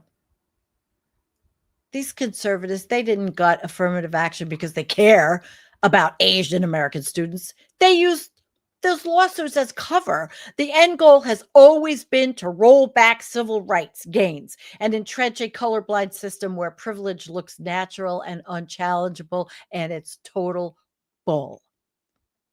Total bull. I just think it's incredibly sad. So we went through some of the history. We went through some of the what's happening in, with DEI and the crosshairs. These people, I don't even think they know what it means. Now, I'm going to show you a little video. This is a practitioner in the field. As I kept going in my employment, now I used to do the affirmative action plan with the college. We would do it together. They would do one, I would do one. We were a covered entity. And it was a lot of statistics. A lot of using the, you were analyzing your hiring patterns by the communities you were in or where you advertised. And there was a whole industry that grew up around affirmative action, software programs, and all kinds of things. And it was really great help. I used to go to trade fairs. I was very lucky. I got to go every year to the big, Human Resources, American Association. I mean, it was, what is it? The big Human Resources Association. And I went to the conference every year. I even put on one for New York State. And that was cool, And so let me show you. This is a practitioner. And this is a little bit about what he's talking about, what's happening from his viewpoint. But he's a practitioner, but he's a company. Okay, a private company that serviced federal contractors like us. So when I went to these kinds of things, I looked for, when I was shopping for help as we were growing and changing, I would look at these companies at these trade fairs to see who would best suit our needs and then come back and get the budget and hire them. So, started off with an inauguration on Martin Luther King Day, by the way. 2025. That had some interesting outcomes. Of course, a lot of regulatory change, executive orders, anti-DEI sentiment. Company can no longer take affirmative action. Now let's distinguish affirmative action and non-discrimination and DEI. Three very, very different things that, frankly, I don't think this administration understands. Affirmative action plan covers minorities and women. That's Executive Order 11246. VEVRA, Vietnam Era Veterans Readjustment Assistance Act. That's for veterans. And Section 503 of the Rehabilitation Act, individuals with disabilities. By the way, VEVRA and 503 still exist. But the executive order discussing affirmative action was rescinded. Now, non-discrimination in employment, something very, very different entirely. Non-discrimination in employment is what you've always had to monitor, which you've always had to maintain, believe it or not, what the executive order has always suggested, and what OFCCP, the monitoring agency, has always enforced. So last week was a big week. Started out, like we say, on Martin Luther King Day, no DEI. By Tuesday, we had gotten rid of the executive order. By Friday, OFCCP was effectively declawed. Yeah. And what does that mean? It means that if you have an open compliance evaluation, it's no longer open. In fact, you should be getting a notice, and we've seen some already that have come through. Your audits are closed. The 503 and VEVRA regulations are in abeyance. Doesn't mean you don't have to comply. It means that OFCCP can enforce. Okay, so let me tell you what an open case is. The OFCCP might look at your affirmative action plan, which you submitted. There's a lot of pieces to the affirmative action plan. Let me see if I can find my specific notes on the affirmative action plan. This might help. Hang on. Because it was a plan. We did it every year. And I hope I have give me a minute. I may not have that pulled up. But anyway, it was something we did every year. And we assessed our hiring practices to make sure that we were following the law under the OFCCP, Federal Contract Compliance Program. And I don't think I have my specific, oh, here it is. Okay, so let me tell you what an AAP is. What we did every year, we would start getting ready for it. We would do data-driven accountability, and you would submit this every year to the government. Workforce analysis, which is what breaks down who's employed by a job group, looking at race, ethnicity, and gender. You do this, you break it down. And in the beginning, way back in when a long time ago, we would do a lot of this just on spreadsheets, or sometimes even I had notebooks and all. And then the job group analysis, that compared the workforce composition against availability in the labor market. So when you were hiring, you're doing an advertisement, and if you were hiring for a position that was local, that you could get local qualified applicants, that is that was the labor market. When we did searches for PhD positions, and sometimes we expanded to other countries, you look at, okay, what was the labor market and where? I thought it was very interesting doing the AAP. A lot of people hated it. I liked it because that's the nerd I am. And then there were goals. Now, goals are not quotas.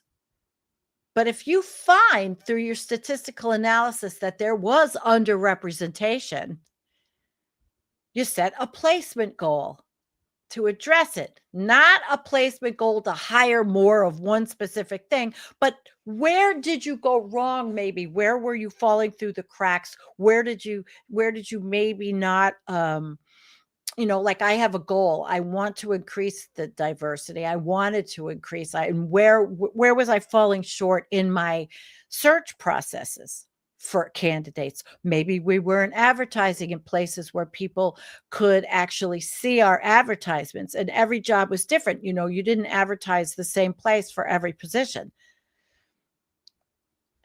Then there were the action-oriented programs, and my favorite, outreach, training, recruitment strategy to address the barriers. So what did we do? What did we do to overcome these barriers? How did people find the jobs that we had open? I loved training. I love doing those things. And then, of course, there was the internal audit and reporting, and these were the systems to measure progress, ensure compliance, and fix problems. So every year. And so if you got an audit, like he was talking about, because he's a company probably that would give you an attorney to help you with audits. Our internal attorneys were not always coached in this. They were not always experienced. So we would go out and we would hire companies, or we would hire a labor attorney to help us. We did have an in-house labor attorney, but with how many campuses? I mean, one person, one, they couldn't do it. So the affirmative action plan, then let's say you submit it every year, and I did, and then OFCCP flags you for an audit. They want to look at your system. Maybe they caught some kind of mistake. Maybe they thought something didn't look right.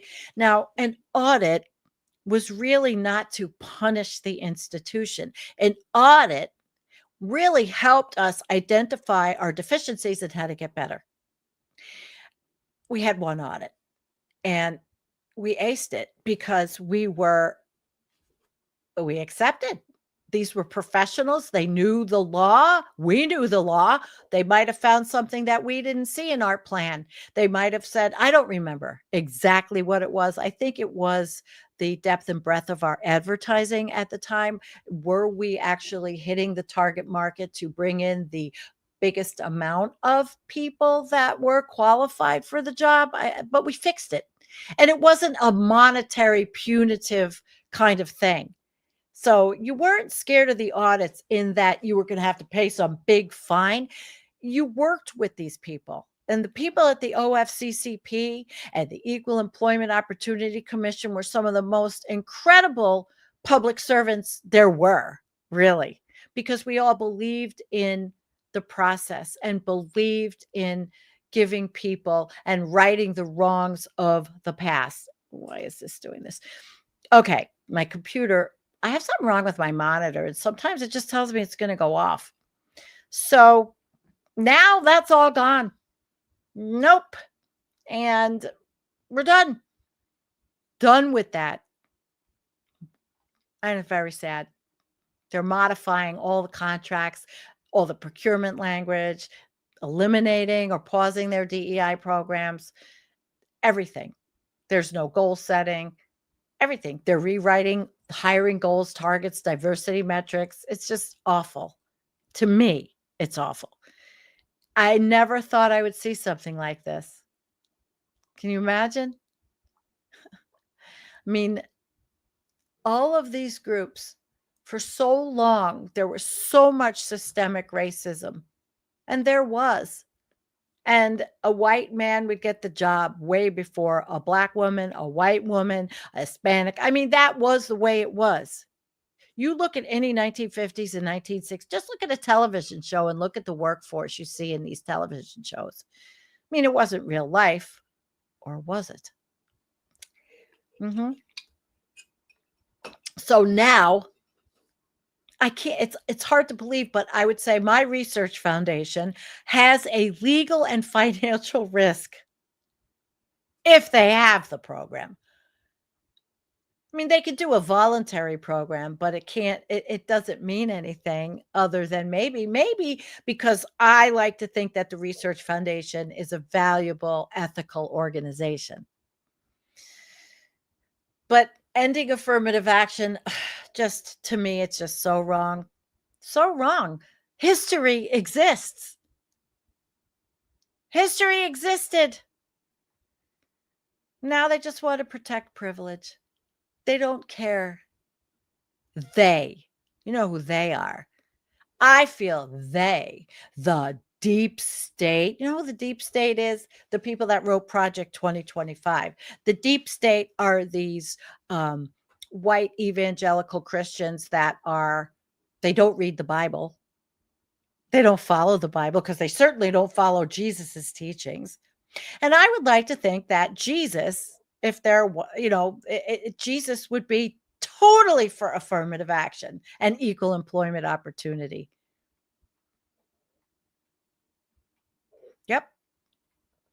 Yep. So I think it's kind of shitty. what's happening now. And it made me literally today when I was going through all this stuff, wow, it really did. I mean, when these idiots said reverse discrimination, I would just laugh. Are you kidding me? Are you kidding me? So dismantling these federal requirements, scaling back all of the public diversity goals, canceling, just getting rid of all the DEI offices, big layoffs everywhere in corporations, all corporations. We all had, we had offices for equity and diversity because it made companies a better place to work. And then you have to rebrand inclusion work to avoid getting sued. And now they encourage whistleblowers to turn you in for doing nice things, the right thing. I mean, like I said, you have to, definitely veterans and disabled people still have to be accommodated. But it's wrong. It's so wrong. And, you know, it's also about power. It's power.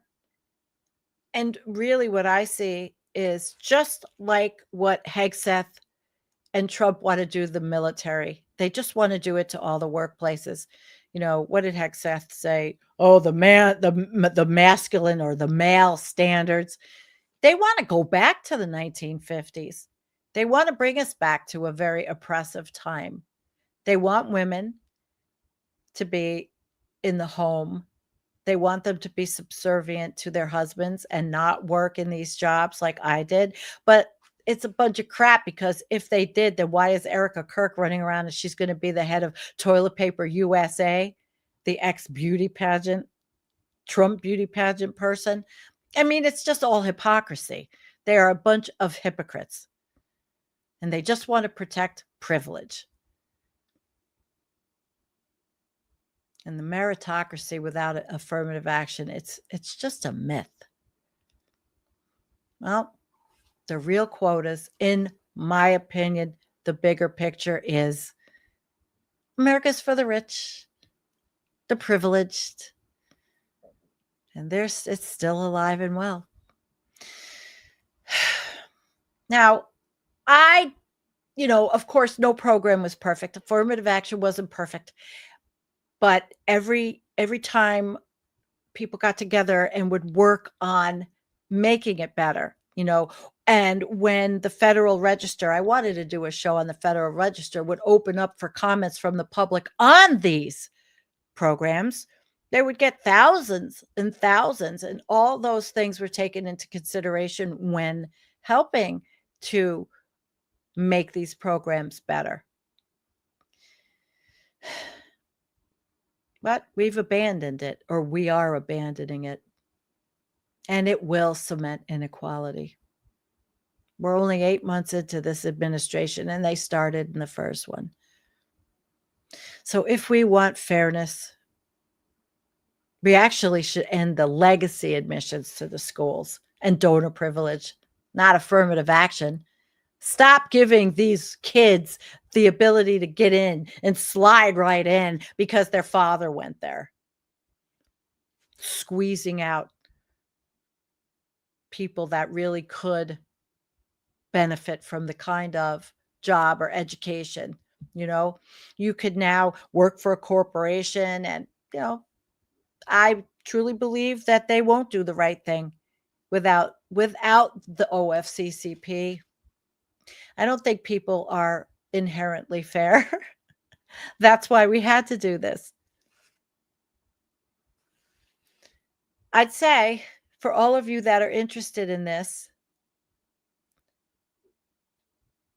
well, you could always, I don't even know at this point. You could call your Congress people. You could say, listen, you think it was wrong. I mean, this is a cornerstone of our country. People are, you want to say we're wage slaves, we're beholden to these horrible jobs. It's going to be even worse. And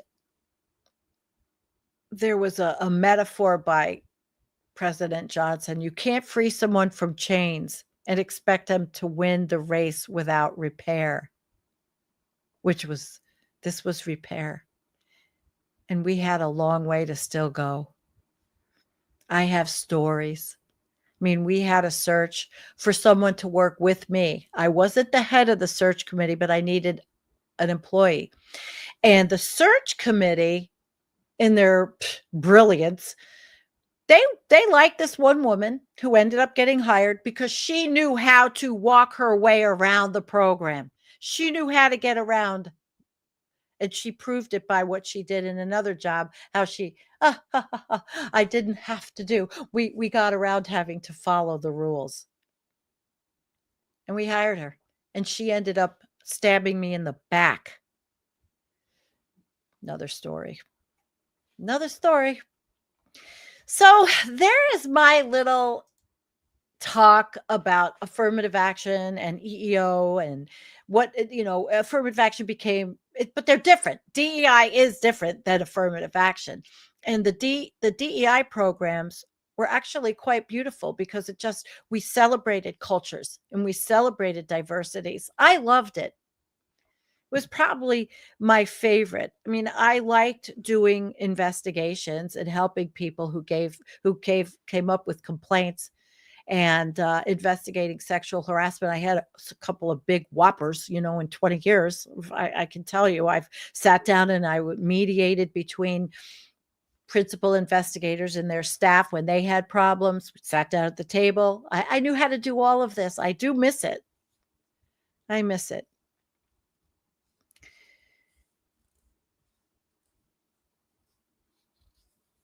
Snowman says the question is, I don't know how to put this up. Why would allow women to take over TPU? It's because she is an agent of WS. Okay. White supremacy? An agent, I think. Is that what you meant? Because that's certainly what's happening.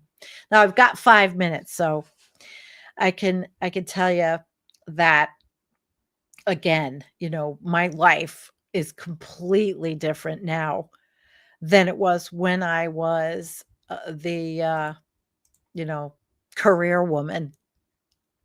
Now I'm a homesteader. Now I grow vegetables.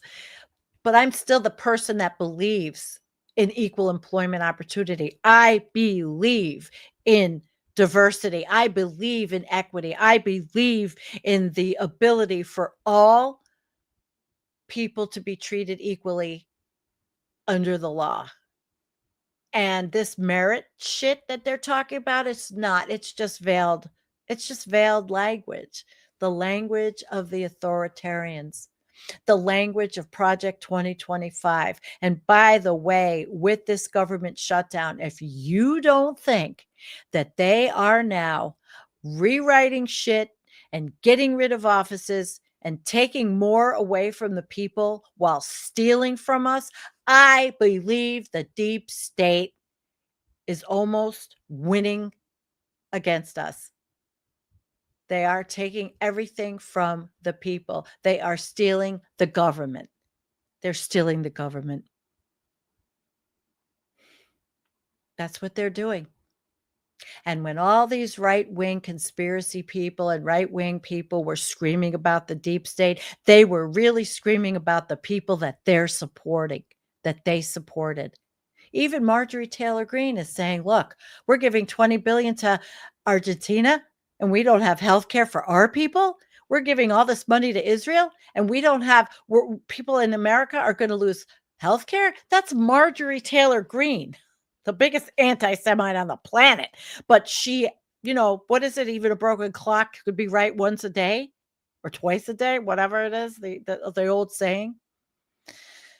So I've got 3 minutes. And like I said, it was very emotional for me to do this. And over time, and as I pulled my notes together and realized, wow, I've been collecting shit. I had to go in my basement and I was finding books. Unfortunately, I didn't realize I threw out a bunch of stuff this year, some of my manuals, and none of it is on the web anymore. They took it all down. There was some phenomenal material and I didn't know. So last year, I really didn't know, and I got rid of things that I should have saved for posterity. Makes you cry. The me, her, she wouldn't believe it. Never would think that this would happen. But it is. We're in this nightmare. So what we need to do is we really need to be together as progressives on this space. Speak up. Don't be afraid. Even with Trump's new thing, don't be afraid if you speak up. Be careful, but don't be afraid. I know the big picture's daunting. I know it feels like we are not going to get anywhere. I know it feels like it's the end, and it could be, because I really do feel like they've stolen our government from us. They've stolen the government from the citizens. And Russell Vogt is now rewriting everything in the government while the government is shut down. And they lied about the Democrats, and they lied about, and I don't love them.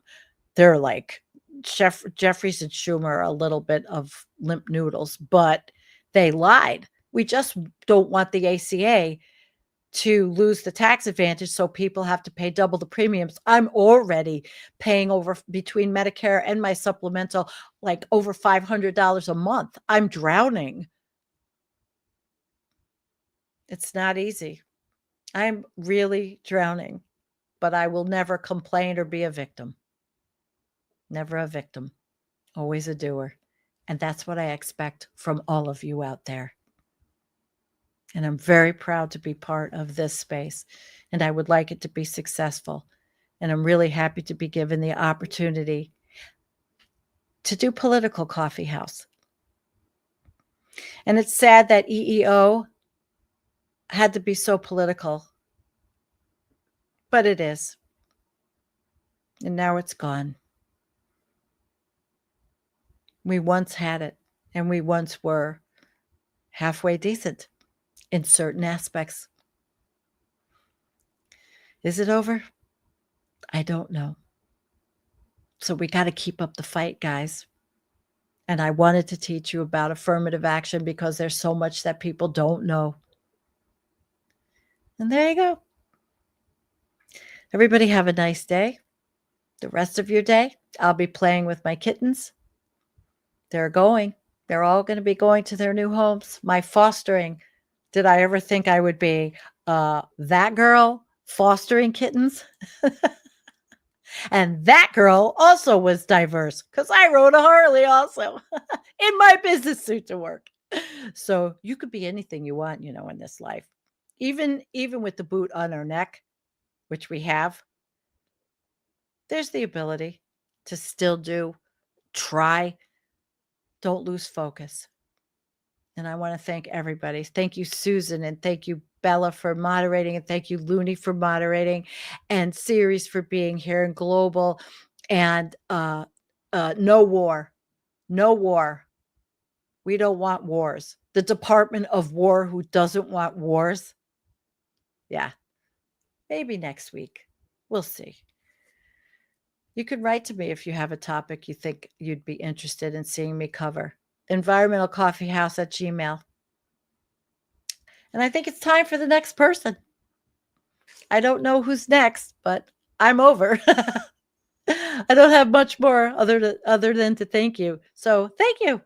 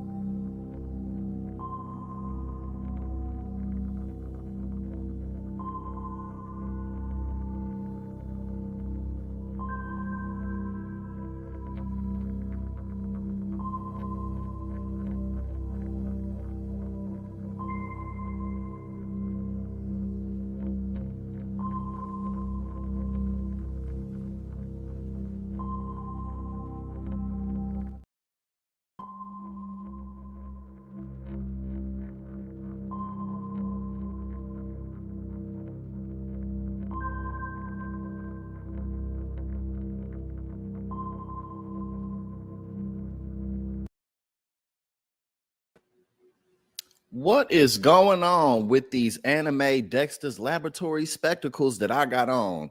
I love these. I mean, I like them in general, but I like when the sun, because I got these great windows in my apartment here in Chicago. And I love when, you know, the sun isn't quite low enough. So then I just tilt my head and I blind everybody. You know what I'm saying? And that's what I'm here to do. I'm here to blind you with my spectacles. No, actually, I'm here to do the exact opposite of that. I'm here to expose you to the truth. Expose you to the truth. To my left right here, I have a delicious plate of some pasta that my lady made for me. You know what I'm saying? She made that yesterday. Quite fantastic. And I don't know if y'all know anything about the lore with anything about Naruto, but she got me this Akatsuki piece, you feel me? She's great. She's fantastic. But look, man, we got all types of stuff going on. I'm gonna actually go ahead. Nah, fuck that. Y'all gonna look at these. Y'all gonna look at these shades today. But we gonna go ahead and oh, you want some fettuccine now? I got you in the mood for that. Well, I'm good for something. But listen, basically, things are a disaster, as we well know, as we well knew that things would be as we crept along. So today we're going to talk a lot about how world trade is changing. I mean, China basically is just not purchasing soybeans from the United States anymore, which is not good at all. And, you know, there's a lot to say about how people, you know, are saying that they didn't vote for this. But I actually honestly don't even want to really focus on that. I want to just talk a little bit more about, you know, how this is actually impacting everything that's going on here in the economy. And I got some good numbers written down. In a minute, I'm going to go back here and grab them. Hold on one sec. Matter of fact, I got this journal right here. Give me a sec. Got my handy dandy journal. But no, so we're going to go over that and talk a little bit about this shutdown. And we're going to talk a little bit about life, as we typically do. So if you didn't know, as I'm sure you know by now, I mean, look, basically this whole shutdown is just because Republicans want to make healthcare more expensive. Democrats want to maintain some protections for the Affordable Care Act.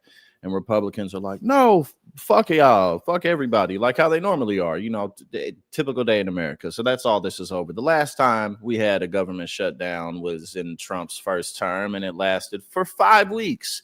It lasted for 5 weeks. So we'll see what's up this time, because the difference between this term and last term is Donald Trump doesn't care. I mean, he still has a lot to lose, but in his mind, what does he have yet to lose? You know, he doesn't have to technically run for re-election again, even though he's, you know, putting Trump 2028 hats in the middle of meetings and shit like that. And, you know, nobody will be surprised if he does whatever he can to stay in office. At the same time, you know, he doesn't really need to be re-elected. So he don't really give a damn. He don't give a damn. We looking at probably doing some regime change shit in Venezuela. We got all types of stuff going on. And speaking of, you know what? We're going to start off with this. We're going to start off with these tariffs, right? Bunch of news with tariffs, but Trump's tariffs on foreign pharmaceuticals could in fact lead to a shortage in supply.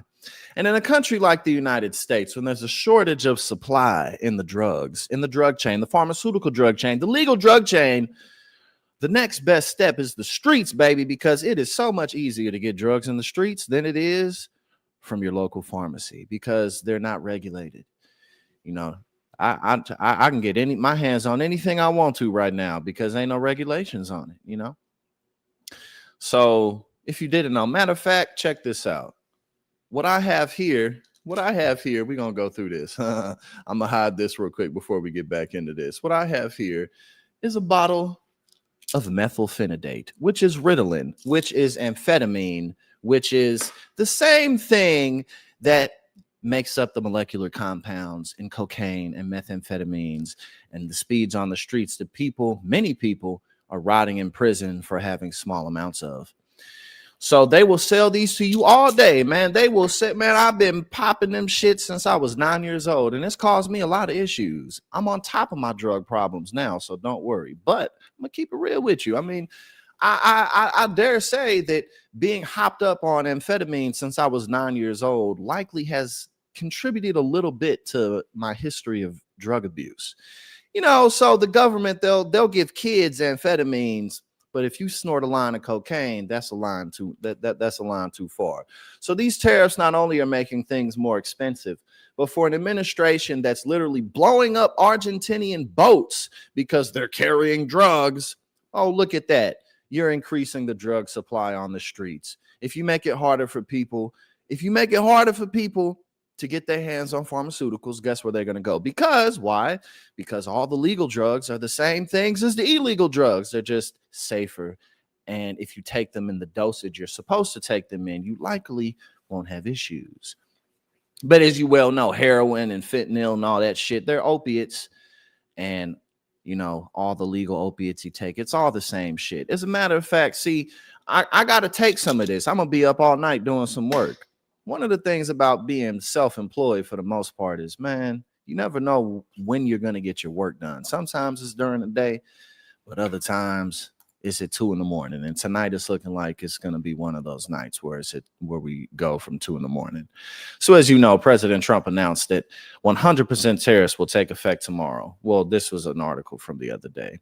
However, exceptions for companies building manufacturing plants in the United States and reducing levies on pharmaceuticals imported from countries that have negotiated trade deals with the U.S. may limit the tariffs' scope and severity. 100% tariff. Again, I mean, pharmaceuticals are already too damn expensive for people to afford.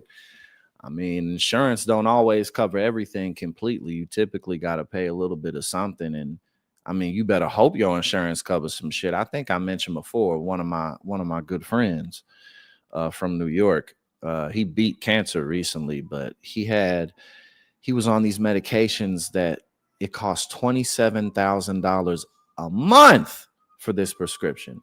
$27,000 a month. Nobody can afford that shit, man. Even if you got millions, unless you got like tens of millions of dollars plus, can't nobody afford that shit. That's ridiculous. $27,000 a month. There's no way that it costs that much to make. But again, as you said, hold on, who we got? Who said that? As you said, J-Rock, the biggest pushers in the world. I'm about to get hopped up on some speed tonight, legally. You feel me? So don't call the police. Leave me alone. Let me do my thing. But yeah, there's that to consider. So we're going to keep the ball rolling. Now, the Trump administration is looking to cut the funding for housing and urban development in half, from $3.3 billion to like $1.1 billion, which could put up to 170,000 additional people out onto the streets. We already are dealing with mortgages and rents being way too expensive. You know, we already are dealing with a job market that not only doesn't pay people that great unless you're in specialized fields, or unless you just, you know, got lucky here and there, or you've been working for a long ass time. People, the job market is just not good. The housing market is terrible. People can't afford nothing. And you gonna make it such that more people can be homeless. We already have over 500,000 homeless people in the country. Hold on, let me see, because I got a lot of this written down already, because we don't necessarily need to go through all this, because I got a bunch of just, you know, like this tangible info that you can take with you to know exactly how they're defunding things and ruining people's lives. So intentionally so. Wait till we get to the SNAP benefits. You know, we just getting started with this shit, but I got so much stuff written down right here, so I might just pull this article up. Yeah, let me go ahead and just pull this up real quick. And this is on Fox News nonetheless. Actually, if you didn't know, Fox actually, their online stuff, they actually pretty regularly have good information. You know, they obviously, Fox News, like, their punditry is terrible. And you know, just a bunch of BS propaganda. But online, like the Fox News website actually has stuff like this pretty regularly. So it's interesting. And of course, not very many people pay attention to it, comparatively speaking to other sources. But, well, in terms of like more people watch Fox than read it, obviously. But if you didn't know, now you do. So here we go. Let's go over some of this real quick, and we'll read some of the quotes. But as I mentioned, they're looking to cut this budget in half, which is threatening to put over 170,000 additional people out onto the streets when we're already dealing with affordability crises of all kinds. All right, hold on. Let me see. Here we go. This is from the Secretary Scott Turner for the Housing and Urban Development. They said, quote, "But our goal is to let HUD use real, proven, effective strategies. And there is no evidence that giving free apartments to the homeless without preconditions or participation requirements like job training or treatment leads to good outcomes." And we're going to talk about work requirements in a minute, because actually the state of Georgia, they're running kind of an experimental program for work requirements in Medicaid, and it's a complete failure.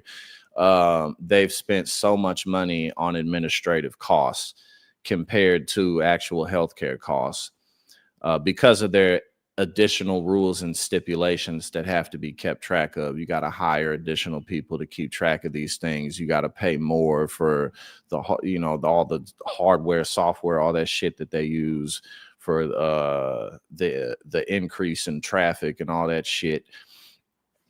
So it in fact is not saving money, and people's health outcomes obviously are worse. So all around, no matter how you look at this, these are just failed measures.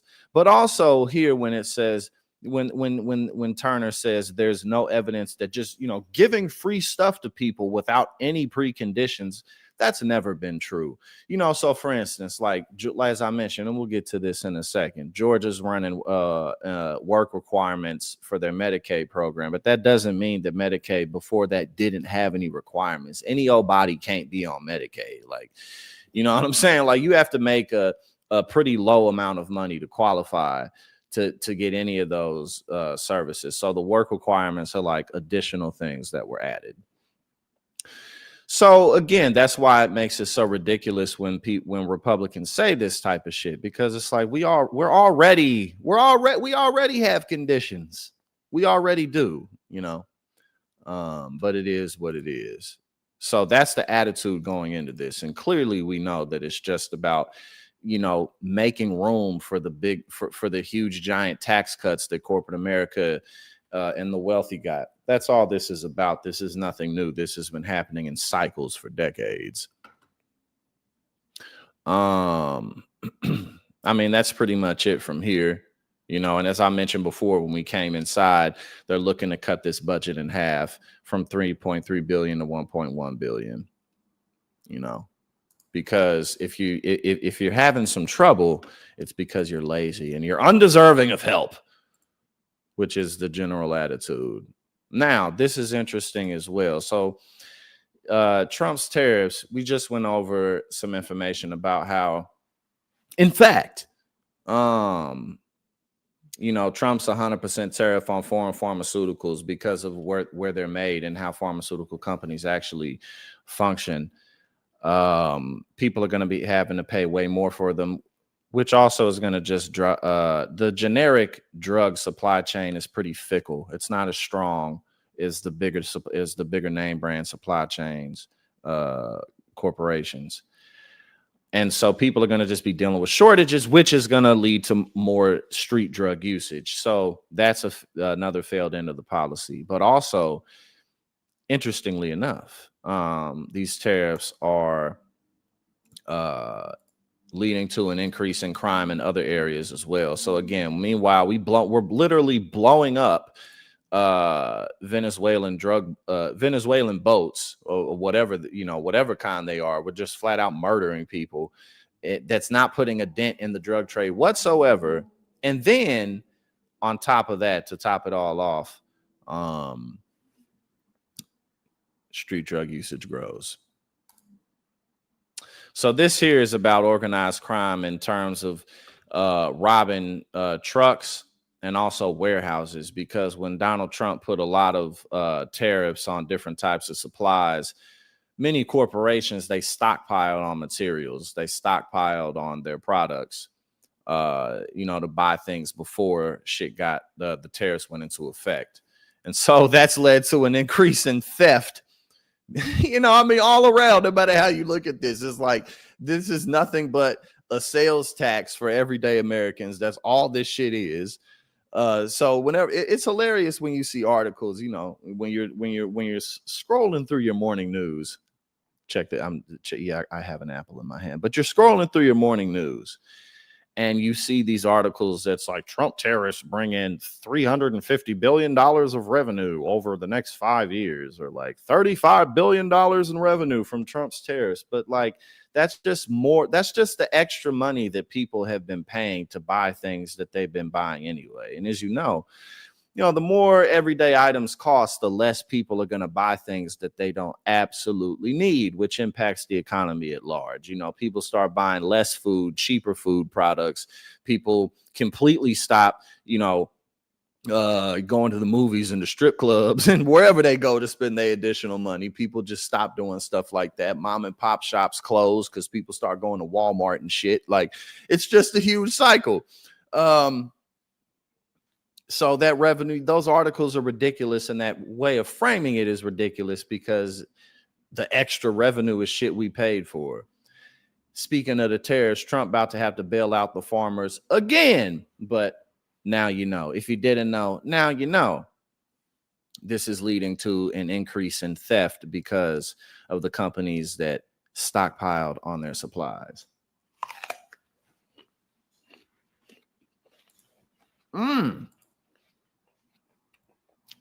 This is a good ass apple. Now, all right, here we go.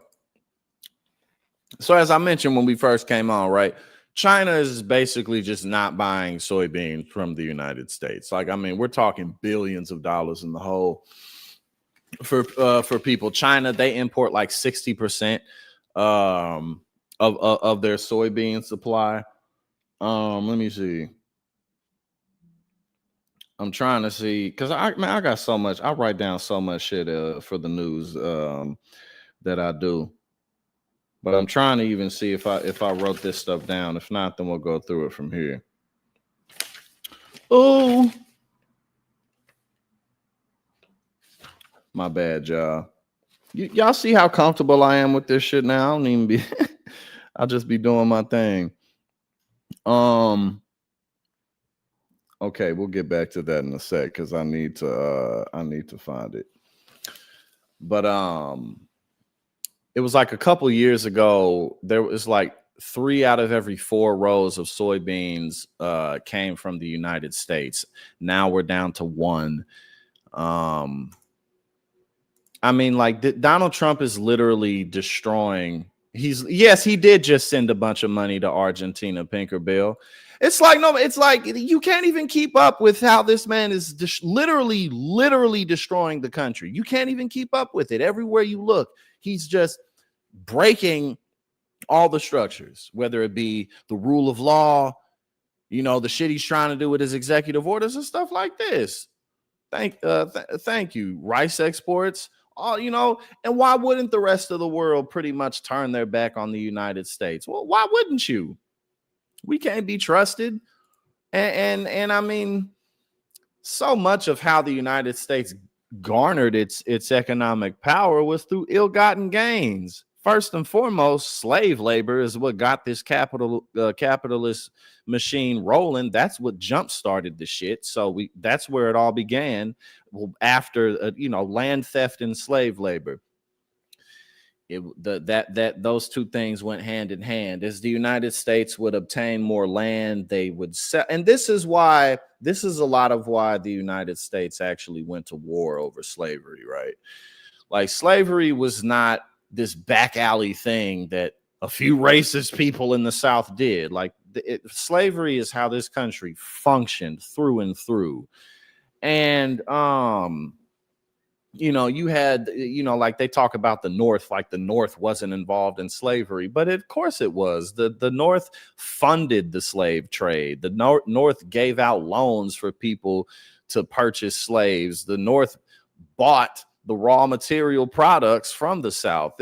And then as the United States would expand westward, you have all these hundreds of thousands and millions of acres of land that need to be inhabited by U.S. citizens. And a lot of how they would fill that land up with U.S. citizens is slave entrepreneurs. You know, motherfuckers who either already had slaves or thought they want to get in on the trade. And they was like, I can buy a couple slaves and move out to Oklahoma. Or, you know, like I can move out to further out west in Texas with a couple slaves. And then they would sell it like, you know, like speculation, just like they do stocks now. You know, like, oh, in this land, you can grow 3 harvests worth of crops in 1 harvest. And that's how the shit works. So that's why they went to war over it, because it was the glue of the country. Slavery kept the country together. You know what I'm saying? Like, so that's where this all started. And then, you know, we have our military machine, and we basically have been bullying the rest of the world for a while. And they remember these things. You know, U.S. citizens, unless you're in the know, you know, like our media doesn't advertise the ill things that we do with our military. They, you know, like we went to war with Iraq and they was cheering it on full-fledged, like, yeah, Saddam Hussein has nuclear weapons. And you know, everybody knew it was bullshit. You know, it's American exceptionalism that we get fed. You know, we get fed the message that everything we do is right and just, and might makes right because we're number one. But the rest of the world remembers the family members that we slaughtered and the lives that we destroyed through various means, whether it be through our military or because we just, you know, put a bunch of sanctions on some people, or for something else. So the rest of the world remembers this. And now for the last 10 years, we have had this clown ass buffoon and this mob cult behind him running this nation, right? For the last 10 years. So, of course, they're kicking us to the curb. Of course they are. And like I said, no matter where you look, you can't keep up with all the ways that Donald Trump is ruining this country. I mean, I got so many things pulled up about this. You know, hold on. I'm trying to see if we even need to keep going over this right here, because I basically got all the information out. From January through July, American farm exports to China fell 53% compared with the same period last year. What? Like, bruh, like this is completely unsustainable. We're talking about entire industries collapsing under Donald Trump's watch. And what, you just gonna bail them out with tariff money? Oh, I bailed out the farmers, like with y'all money, with y'all extra dollars spending on shit that you shouldn't have been spending it on. All right. I mean, that's pretty much it with that. But yeah, states like whole states like Minnesota they're just getting completely screwed. They're getting completely screwed. And then we got this. This actually happened yesterday, so you may have already seen it. You may have already been privy to it. But here, so look. I mean, just petty BS like this. Hello. Yo, that door, like, is totally messed up. Like, yeah. Probably not. Yeah, it's totally messed up. They got to come fix this door in my apartment, man. That's what I'm discussing right now. My girl just got home and the door is messed up and we're trying to get them to fix it. But anyway, look, so again, just petty BS like this. And the Democratic Party overall really hasn't been that great. Not that great. They've been terrible in their support and backing of Mamdani, who's, I mean, it's pretty clear that he's going to win the mayoral race in NYC. Who's going to beat him? Who's going to beat him? That fucking Sergeant McBadass with that cap on, that red cap. I don't even remember his name. Sergeant McGeneral Badass. Hell no. Eric Adams dropped out of the race. Andrew Cuomo could never do it, you know. But yeah, so here we go. Freezes 18, and this is a city where Donald Trump has a lot of business interests. So, like, this shit is stupid. Donald Trump is an unbelievably immature, petty fucking loser, right? Like, all of this shit that he's doing is because his ego and his feelings are hurt. Like, oh, you were mean to me. You didn't vote for me, so I'm going to cut off $18 billion in funding. Like, bro, what the hell? $18 billion in infrastructure. I mean, how does that help the country? How does that help the country? That hurts the country. New York City is the financial hub of the planet. It's one of the busiest, most tourist heavy, most invested in cities in the world. And you freezing $18 billion worth of infrastructure projects for what? For what? Because Mom Donnie is going to be mayor? Like, that's going to have rippling impacts on the entire economy because of how much shit is made and how many things are decided in New York City. I mean, again, you can't keep up with it. You cannot keep up with all the ways that this man is ruining this country. This is insane. This dude is out of his mind. Donald Trump is completely detached from reality.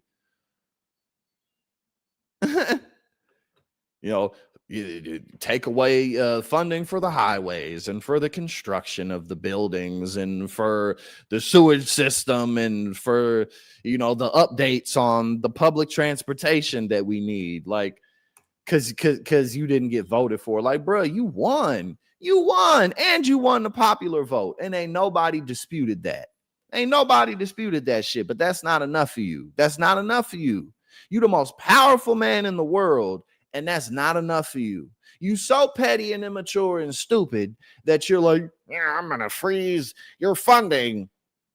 All the things that this man could be doing, but instead he's literally just destroying the country as fast as he can. Oh, and he's not done. He is not done. That's not it. He also cut funding to 16 blue states. 16.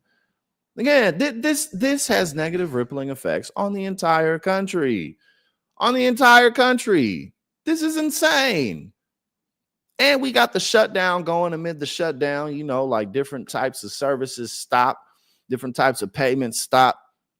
Hundreds of thousands of people are not working right now. And the last one lasted for 5 weeks. There's no telling how long this one's going to last. I mean, they already passed a big, beautiful bill. Like, what shame do they have left to shoulder about taking more health care away from people after everything that they've done? What shame left do they have to shoulder? None, bro. It was such a huge mistake putting this man in office. And I'm not somebody who like makes light of the fact that tens of millions of Americans made the decision to put this dude in office. I mean, like, there's so much to be said about this whole damn system and this whole game that we play in society with one another and the Democratic Party and all the corruption and shit. But it's come on, man. Come on. And we still got over 3 years left of this. And he's just going to get worse. It's just going to get worse. Like, bro, this is unbelievable.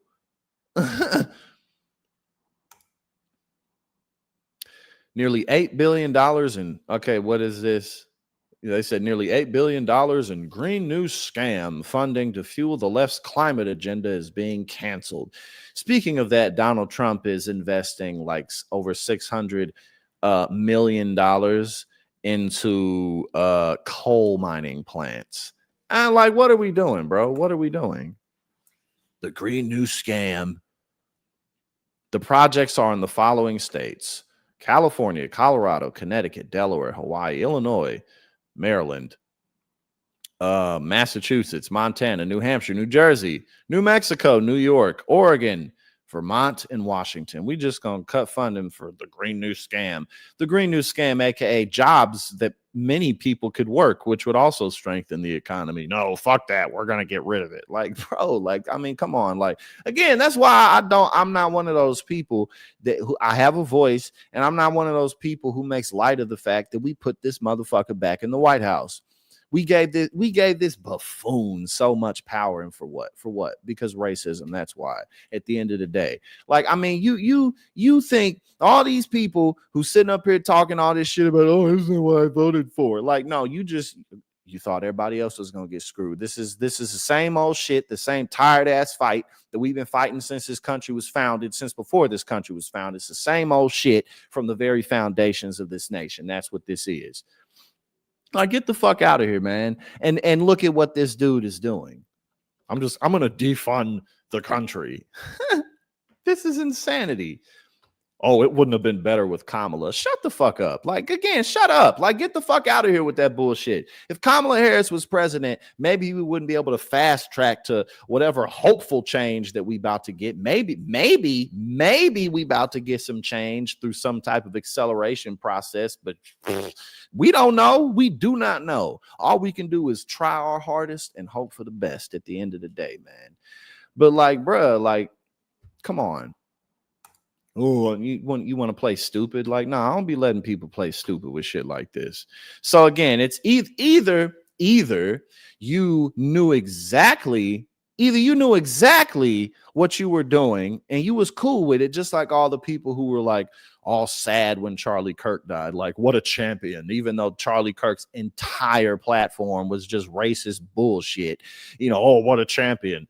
And you know, you want to act like you don't agree with these things. So either you agree with these things and you ride with this stuff, or you're just stupid. It's one of the two, because we're adults. You feel me? Children cannot vote.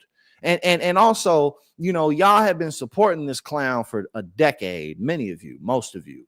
So let's get real, man. Let's get real. Let's get serious. Come on. Oh, I had no idea. Like, oh, you didn't know? Oh, okay. Well, what the fuck have you been doing for the last decade? What have you been doing? Like, bro, this shit is crazy. Donald Trump is crazy. He's crazy. This is insane. We're not low. Like, bro, like, 3 more years of this? Come on, man. Something's got to give, bro. This is not a good situation that we are in. I mean, there's still plenty of room and reason to be hopeful, and you know, change is always on the horizon. So ultimately, we're gonna be all right. But like, bro, this shit is bad. This shit is bad. All right, what we got now? I mean, look at that. Like, look, I hadn't looked at this yet, but like this type of rhetoric and this type of attitude that's just being spread through the American political diaspora. Look at this shit, man. It's okay to target Democrats, you know, because as you know, again, you can't keep up with the shit. The other day, Trump was like, we should use the military to target Democrats in Democratic cities. I mean, that's basically what he said. And now they're like, yeah, we totally should do that. We totally should do that.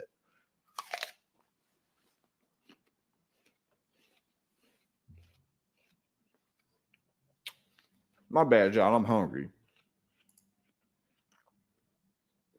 And like I said, I'm going to be up all night. I got to do a bunch of research tonight. And I got to take me some legal cocaine. Again, our drug system is ridiculous, but I can't do that on an empty stomach. You don't want to do that. So I got to eat. But yeah. Okay.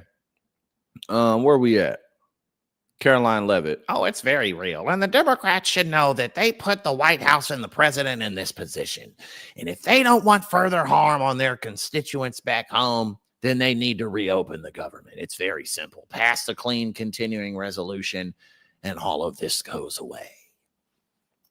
You know, because of course the Democrats are trying to give free health care to undocumented immigrants because, again, the same tired ass shit. All they got, everything's, the immigrants. Like, no, you people, you motherfuckers are trying to make healthcare more expensive. Y'all doing this shit. Like, whose benefit is it to? Oh, let's just get free health care. Get the fuck out of here. That shit doesn't happen. These people don't have social security numbers. Because he mentioned Russ Vogt in that. I think that came out about 8 o'clock this morning about cutting certain programs that they deem are not necessary. Is that real, or is that a negotiating tactic? Oh, it's very real. And the Democrats should know that they put the White House and the president in this position. And if they don't want further harm on their constituents back home, then they need to reopen the government. It's very simple. Pass the clean continuing resolution, and all of this goes away. We would not be having these discussions here at the White House today if not for the Democrats voting to shut the government down. This is an unfortunate consequence, and the president and Russ Vogt will be meeting on that later today. There's literally no one steering the ship. There's no one steering this ship, bro. Again, I really don't know how this country is gonna make it another 3 years of this shit. We'll totally target Democratic citizens, as I told you before about this. As they sitting up here talking all this shit about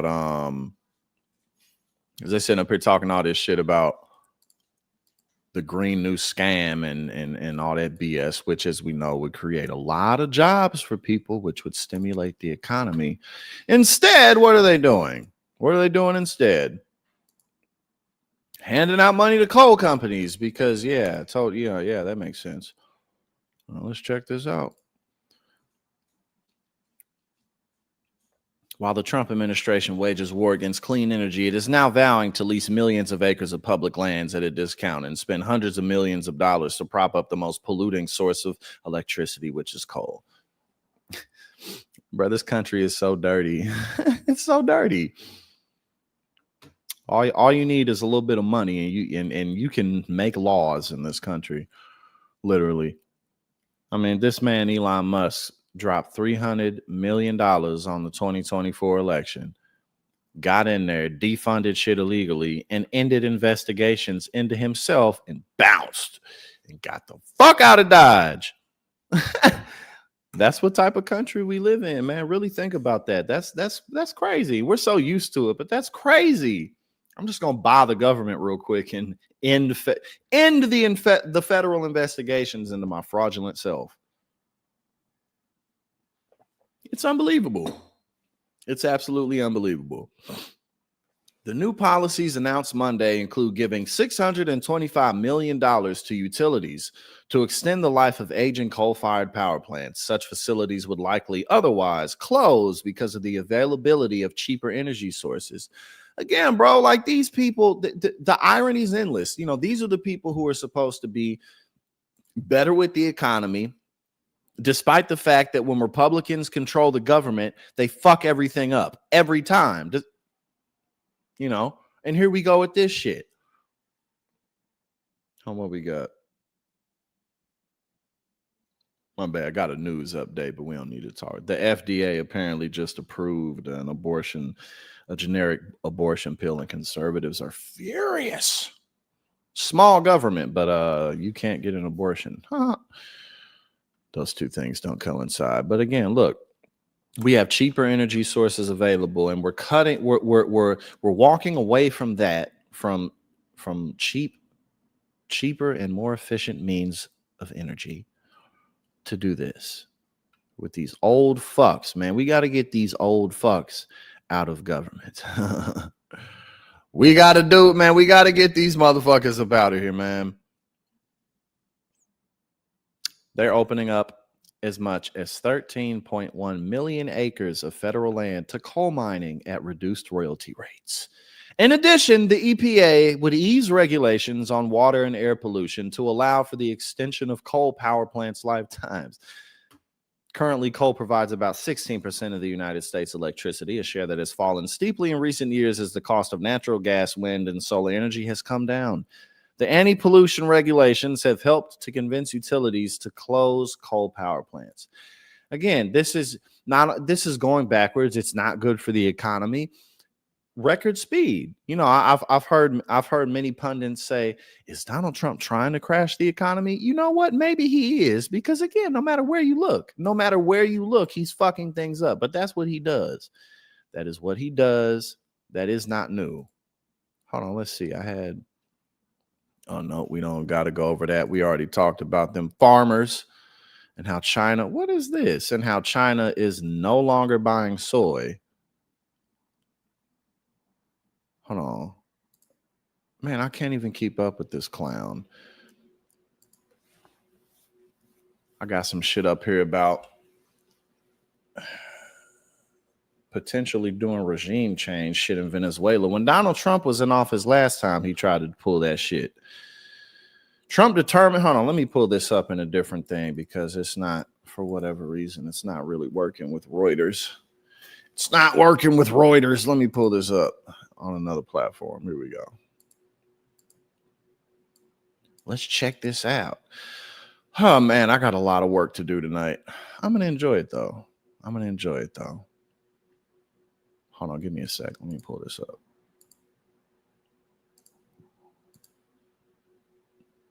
Get off me. Man, get the fuck out of here. I don't want to put my dad. See, look, they tricked me. They tricked me, y'all. I'm sorry. I'm sorry, y'all. Okay, well, yeah, I'm gonna go to another one. Hold up, give me a sec. But basically, you know, again, as we saw before, that we know about, the Trump administration has blown up 2 different boats, and they're using that as like some type of a ploy to start fucking around with Venezuela. Donald Trump, the anti-war president. All right, here we go. I got this up now. All right, here we go.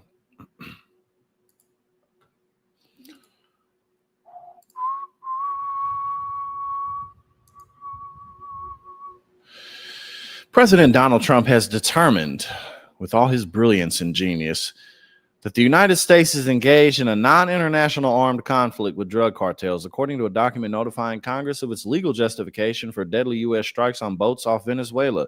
The text of the document, which was reviewed by Reuters on Thursday, was briefed to lawmakers by the Pentagon's top attorney. So they're like, hey, bro, it's totally official.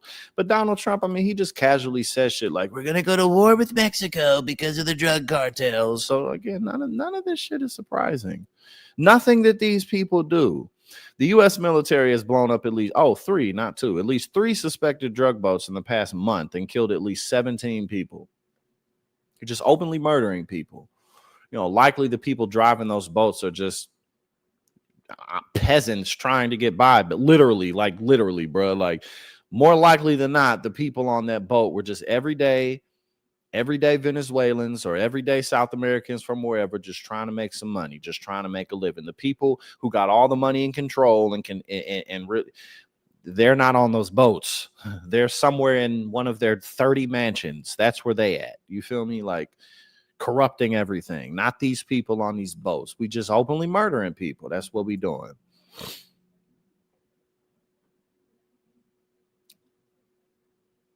Oh, and of course, the document did not appear to provide any new legal rationale other than what Trump and his allies have said publicly, which is, we have the right to do this because we're America and we're big and bad. So we could definitely, we definitely gonna have to keep eyes on that because, again, last time during Trump's first administration, they attempted to overthrow Maduro, and what was that dude's name? Gallego? I don't know I think that was his name. It may have been something else, but they were like, this dude was running around acting like he was the president of Venezuela, but he wasn't the president of Venezuela. So let's see. So here we go with this, right? Let's talk about the Democrats for a minute. They're so pathetic. The Democratic Party is so pathetic. Like, I mean, you know, despite the fact that Donald Trump is literally destroying the country, I mean, at record speed, despite the fact that Republicans are continuing to become less popular, and Donald Trump's popularity continues to sink. Despite all that, the Democrats' approval rating is like 33% or some shit like that. Like what? That's like F minus minus. That is a why did you even show up today ass score. Like you could have got this score not even taking the test. You could have just sat your ass in the back, handed a blank sheet of paper and got a 33% for participation. Like what the fuck? Like, but that's what we're dealing with. And then, you know, you got people like Hakeem Jeffries who is, you know, lined up and trying to be Speaker of the House, but like at every opportunity that he's had to really stand up to Donald Trump, stand up to Israel, yeah, he's dropped the ball. You know, he just hasn't taken advantage of his position of leadership. And, you know, people just feel that the Democratic Party are a bunch of liars. They're useless. You know, there's obviously a bunch of dislike and knowledge around the Republican Party and how they work. But when the Democrats are in, they just don't do the things that they say they were going to do. How many opportunities have Democrats had to raise the minimum wage, to codify Roe v. Wade, you know, to just better secure people's benefit packages, to make healthcare even more affordable, you know, just endlessly defending the Affordable Care Act, but not wanting to go further than that, not wanting to move on into a public option, not wanting to continue down that path in any type of way. That's what the Democrats have been, you know, and the Democrats have also been on the forefront of things like 3 strike laws and shit like that. And people have that vivid memory. You know, so, I mean, what, of course. So here we go with this. Democrats mocked after government shutdown live stream gets only 400 viewers. 18% approval. I said 33. Shit, you can get, like I said, you can get a 33% for just showing up and sitting in the back of the class. You can get an 18% for not, you don't even got to go to school that day. You just get 18% for being enrolled in the institution. Type of shit. You know, I mean, God, again, like this, what does this say? What does this say? It says that they largely have been useless, that, you know, they won't take your Medicaid away, but they won't give you much either. You know, they'll tighten a few screws and fix a couple leaks, but they're not gonna do any real plumbing. 400 viewers. And again, this is the opposition party. This is the party that's supposed to deliver us from Trump's evil. I mean, the whole damn time. I mean, so after Barack Obama left office, basically the entire Democratic establishment brand has been, we are anti-Trump. You know, that's been pretty much the whole thing. But what have you done about it? What have you done about it? You've done nothing about it whatsoever. 400 viewers. Hold on. Somebody said, I want to thank so many of you who are tuning in today. Bruh, the government shutdown stream. People are nervous. People don't know what's going on. People see that everyday items are getting more expensive. And see, this is Donald Trump's real problem, among other things. You know, you can fire people at the Bureau of Labor Statistics. You can make noise, you can huff and puff, you can do all this shit, but people are not going to not notice that it's more expensive to feed themselves and their family. They're just not going to not notice this. They're not going to not notice that stores are closing and that there aren't as many job opportunities. I mean, bro, like the jobs numbers, even with Trump firing that person at the Bureau of Labor Statistics, the private counts, in September, there was a loss of 39,000 jobs in the private sector. And then every month since Trump's been in office, there's been a net loss of jobs. You know, and then we didn't even get to, and I'm not going to pull it up, I'll just talk about it, but we didn't even get to, we talked about the HUD cuts, them looking to cut housing and urban development in half, which threatens to put 170,000 people out onto the streets. We already got over 500,000 homeless people in this country as it is. So now we got that. And then, you know, like 22.3 million households who collect SNAP benefits are looking at getting drastic reductions in their benefits. And then 2.5 million people could just completely be wiped off of their SNAP benefits. And see, the work requirements that they've added, right? So the work requirements used to only be for people from ages 18 to 54. Now that age is 18 to 64. And homeless people are no longer excluded from work requirements. So now, I mean, and keep in mind, well, like over half of homeless people have jobs and work, or I think, yeah, more than half, like 3/4 or something like that. So homeless people are no longer excluded from that. Neither are veterans. I mean, really think about that. Veterans, you know, and Republicans, the ones who are supposed to be all about it, all about veterans and all about honoring the troops. Veterans are no longer excluded from that. People in foster care homes, ages 18 to 24, are no longer excluded from this.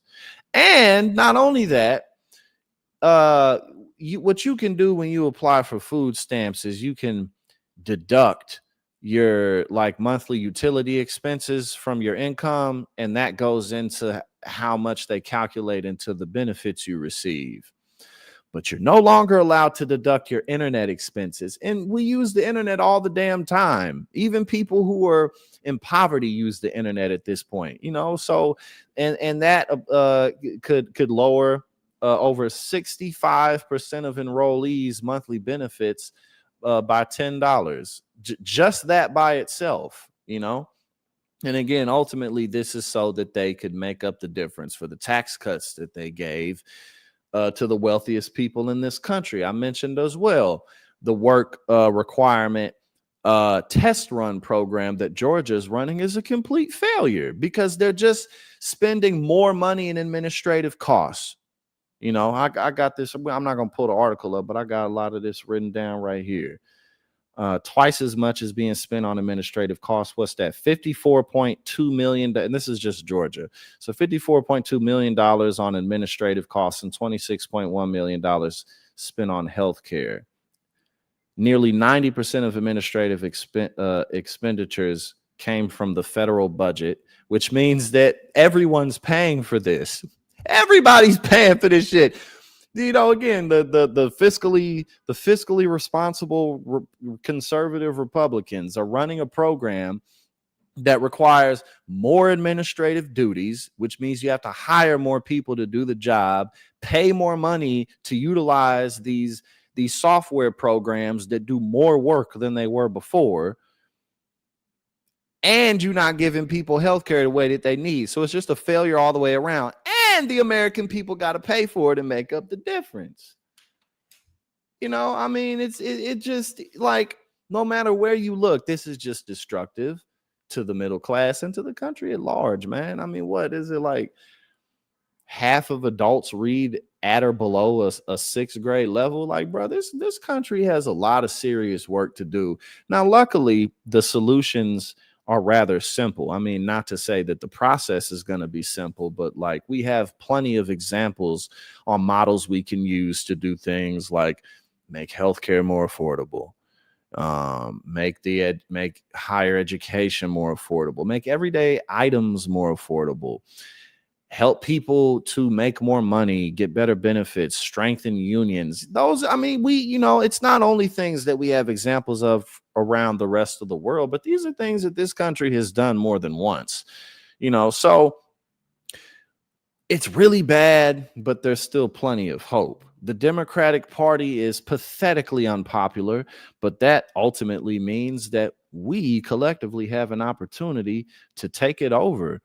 You know, like Nancy Pelosi, she's running for re-election again. She's 84. Like, goddamn, go do something. The fuck? What you ain't got? What have you not done? What have you not done in government? You've been rich as hell. You come from a political powerhouse family.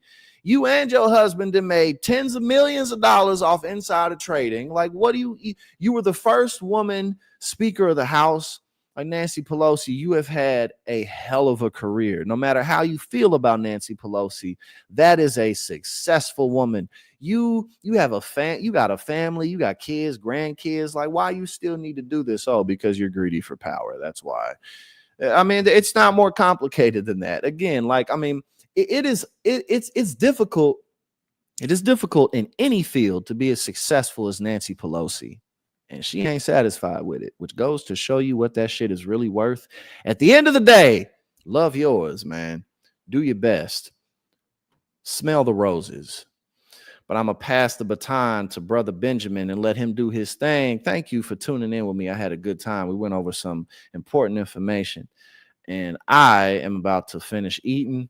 And then I'm going to be up, man. I got work to do tonight. So y'all have a fantastic evening, and I will see you next week.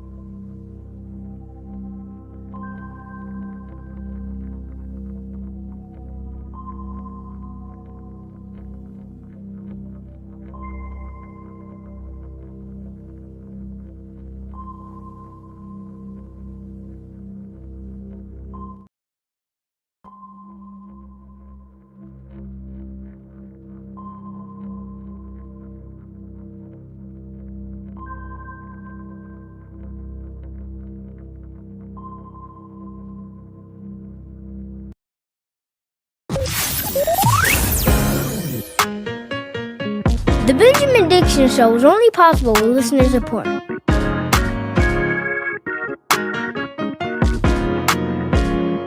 Go to patreon.com/the BPD Show and support the Benjamin Dixon Show.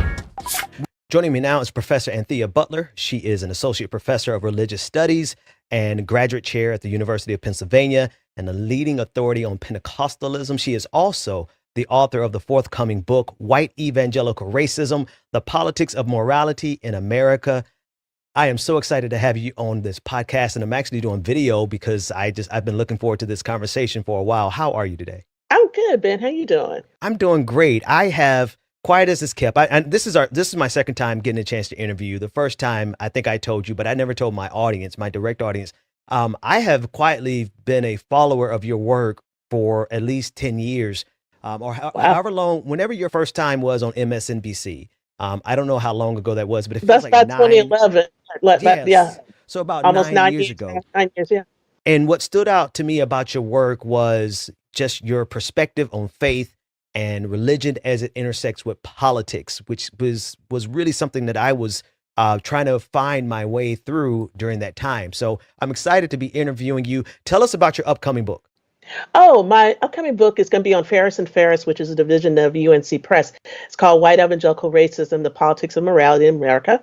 And it's a history. It's actually a little bit different. People have been writing a lot of books about Trumpers and evangelicalism, but I want to talk about how evangelicals for over 100 and something years have really been about racism, first of all, and secondarily about how they've married morality to politics so that they've been able to enact racist policies and have racist beliefs, despite the fact that they say they're for everybody and that they're pro-life.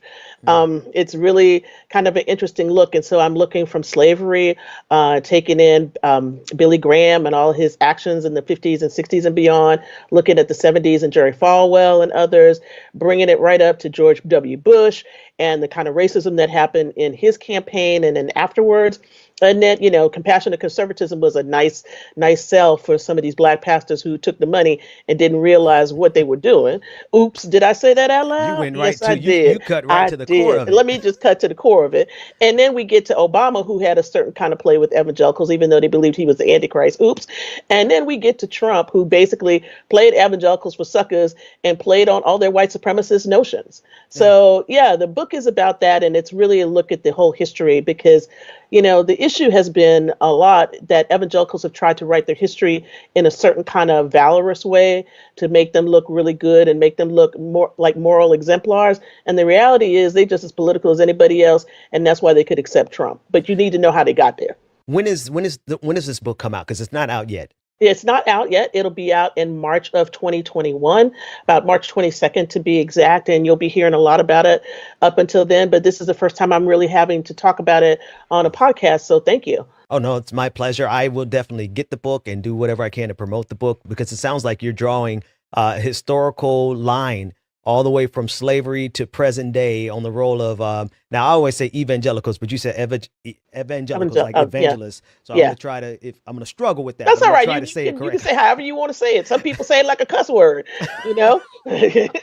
them blankly blank evangelicals. Yeah. So you followed them, and last time we spoke, I mentioned something, and you followed up with it, something that was brilliant. I started to look at the evangelicals through the lens of how they could worship on Sunday morning after lynching us on Saturday night. But you said in a historical perspective, they would worship on Sunday morning and lynch us on Sunday afternoon. Yeah, or sometimes Sunday morning too.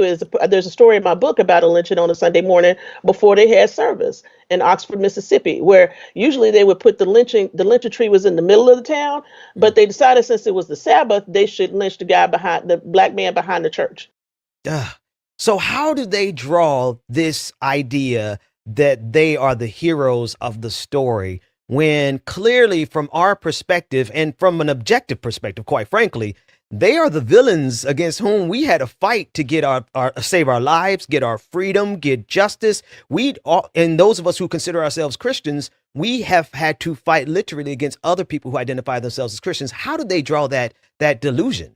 Well, they draw the delusion in part because they've written their history a certain way. They, and part of this history is true. So, they've said they've been missionaries.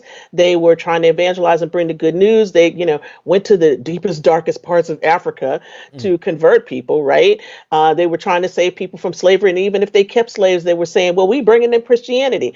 One of the stories I tell in the book is about this excerpt from a book entitled The Blessings of Slavery. And if you remember what happened with Lecrae a couple of months ago, that whole event, that pastor who was in Atlanta quoted that. And he didn't even know he was quoting that. But I'm like, look, his ancestors came right up and rose up out of his mouth and said this thing, right? So it's basically this whole trajectory from they thought they were being good about, evangelizing people, doing missionary work. We get to the 20th century and they try to say, oh, we're the ones who are, we are trying to treat the Negro properly. And I'm saying Negro because this is a historical kind of thing, right? And so we get to somebody like Billy Graham who says, oh, I'm friends with King. I'm going to let him pray. And then guess what? He wants gradualism. He doesn't want civil rights right away. He starts to poo-poo the March on Washington and everything else and pretends to be really upset when King is assassinated in 1968. Then you go on to the 1970s where they start talking about, well, come in, let's do interracial stuff and everything. And the interracial stuff is a cop-out because we know that they are doing other kinds of things that are not good for Black people. They're talking about, being with Reagan with welfare queens. They're talking in the late 80s and early 90s about, Willie Horton. They are receiving all of that stuff while at the same time they're getting money on TV from Black people who are sending stuff to the televangelists, these evangelical televangelists who are Pentecostals mostly, who are grabbing this money and stuff. And so when we get to the 90s and we see these racial reconciliation things, whether that's Promise Keepers, which was one of the first big racial reconciliation things for people who don't remember that was a whole men's group that was started by a University of Colorado coach whose name I'm forgetting right now, who, tries to draw everybody in for racial reconciliation between Black men and white men, the Southern Baptists, all these people. All of this is about how they narrate their story. But you got to look at the story another way and see the things that they were actually doing and supporting and how they were supporting, basically Republicans actually since about 1964 with Goldwater and everybody else. But right about that time, there was that transition, right? There was a transition from, because they would, what's funny now is presently they attribute all of Jim Crow, all of segregation, all of the KKK to the Democratic Party. Yeah. But of course, we have those historical pictures of the KKK meeting in the churches, right? Oh So yeah, there's of absolutely. course that Absolutely. that direct lineage. Just not to get on it too much, but for the audience, you mentioned the artist Lecrae and the incident that happened. They may not know about the incident, but the Lecrae is a gospel. He's a rapper who is a Christian. I think that's how he likes to describe himself. Yes, Tell that's him what he about likes the to say. incident and how that applies to what we're discussing. Well, basically, after in the wake of the killing of George Floyd and everything, lots of white evangelicals wanted to make nice with black folks and do their little look, I'm not a racist kind of thing. So he got invited out to a church, and I'm going to forget this guy's name. If you look it up real quick, I'll remember it. But he gets invited to Atlanta to a mega church pastor's church alongside to have a conversation with Dan Cathy, who, of course, for some of you who are still eating Chick-fil-A out there, is the man who runs Chick-fil-A. Okay, so I'll make you feel bad right now because I know you like them chicken nuggets, but them chicken nuggets got blood on them. Okay, Yes, they do. they They got blood on them, and you shouldn't be eating them. And I know them waffle fries is good too, but you can make them waffle fries in your air fryer at home. But anyway, so they're sitting here at this little conversation. And basically, Lecrae is there they've set him up because he's in between two older white men. And essentially what happens to him is he gets punked because the white pastor says to him, well, there's blessings of slavery. And I know slavery is really hard, but slavery was a blessing for white people. And Lecrae's like, row. I'm in trouble now. And then everybody who's black goes crazy on Twitter because basically he kind of tried to, talk him down a little bit, but he didn't say anything a whole lot. And so, I feel for Lecrae because he was in a bad position at that moment. But the person who was a problem is the pastor. And what happens in these kinds of things, and I think this is really important for your listeners to understand, is that this performance of apologetics by evangelicals about being sorry about racism and everything else only works when you have a willing black person to be there to be the dupe. Okay. Yeah. So if you're the dupe and you sit there like Lecrae did and, sort of let them go on and do their thing and try to correct them afterwards and say, well, slavery was really bad. It doesn't work. So this man who gets upset and everything, he has to issue an apology and all of this. But Lecrae is the one who actually gets all the heat for being the patsy that's sitting up there taking all this stuff from the white guys. Right. Because he wasn't Johnny on the spot with a robust and energetic retort. He took a lot of heat. I think I might have tweeted him too, to be quite honest with you. Yeah, I know I tweeted because we had a little convo back and forth about it. But it's all good. He has found himself in this position before, and the problem for Lecrae is that he made a lot of money off of white evangelical boys and then and girls. And then when he started talking about Black Lives Matter and things, he started losing some of them coins, and this is a problem. Yeah, he wasn't feeling it. And that's a whole conversation in itself, the intersection of gospel music, black gospel music, and how those artists are shackled, right? They're shackled to the fact that they can probably get their biggest checks going to do their own gospel music the exact way they want to do it at white evangelical evangelical churches. And the moment they show an inkling of liberation. Yeah, they don't want no liberation. That's too much. That's you just basically like, I'll use one of the terms from the 1950s that white people used to use in Citizen Council. They acting like Mau-Maus. They trying to take over, and this is a whole kind of thing. It's a certain kind of black person you have to be in evangelicalism. You have to acquiesce to the evangelical culture. In other words, what that means is you need to behave like a white person. Yes. You need to throw away your ethnicity. And we see this all the time. So Lecrae is just one of this number. I talk in the book about different people who appeared at Billy Graham's crusades. Billy Graham started in the late 1960s having black people at his crusades, and it was really something. He had Ethel Waters, all these different kinds of folks doing things. So I think it's really interesting about what role do black people play in evangelicalism. And so there's black people in this book too, but I'm talking about them as these foils to what white people want them to do. Yes. Let's pivot from there, and before our time is up, I want us to spend at least 10 minutes on the reason I reached out to you, which is something that I've been noticing about the role of Christians actually being the bad guy of the end time prophecy. But we'll Yes. we'll come to that in a minute because I want to get everything I can out of this conversation and discuss that link of black people being used in a way to further this white supremacist interpretation of Christianity that is antithetical to liberation. But before I get on the black folks, I still want to get back to how these people could think of themselves as Moses and the children of Israel when they are clearly Pharaoh. How can they actually rationalize that with their everyday activity being oppressing people and still manage to look in the Bible and say, oh, look, I'm Moses. I'm the children of Israel. And when they're clearly sitting in the seat of Pharaoh. Yeah, well, they don't identify with Pharaoh. They identify with persecution. Evangelicals have a persecution complex. So one of the things that you hear them talk about all the time is that we're being persecuted. This is why we have these conversations about religious freedom and everything, because they like to say that we're the most persecuted people on earth. Well, ain't nobody killed y'all over here yet, right? This is not like Christians in other countries and stuff where they chopping heads off and everything. Right. So one of the things you'll find in American evangelicalism is this strain of persecution. I call it a persecution complex. And essentially it's this, well, we're the minority, people don't respect us, therefore we need to, put our values out here and let people see that we're worthwhile. So this is a game that's been running for a long time. And I call it a game because it is that. But the other part of it is you actually ask how you accept it. It's a strange combination of, persecution complex and white supremacy. Mm-hmm. See, because if you're talking about evangelicalism, you're talking about, who's supposed to be the head of everything? God. Who's underneath God? White men. Then it's everybody else. Okay. It's pretty much God, white men, white women, and then all the rest of us who need salvation because we're not anybody. Right. So this way of thinking, this kind of, we want to get back to the basics. We want to do what the Bible says. We want to honor that stuff. It's all based in patriarchy. It's based in a notion that men are the ones who rule the household. God is the ruler of the house. And therefore, you need to pay attention to what men say, specifically white men. So the only person they're answerable to is the unseen, invisible, unseen God. Exactly. And so when you get, and let's make it this example, okay? So when you get white men who mess up, whether that's a Ted Haggard or any of these number of white Jimmy Swaggart. Oh, God. Yeah, exactly. Or, how many, or Jim Baker, or, like it's a whole litany of these dudes, right? Who have done things that they shouldn't have done, right?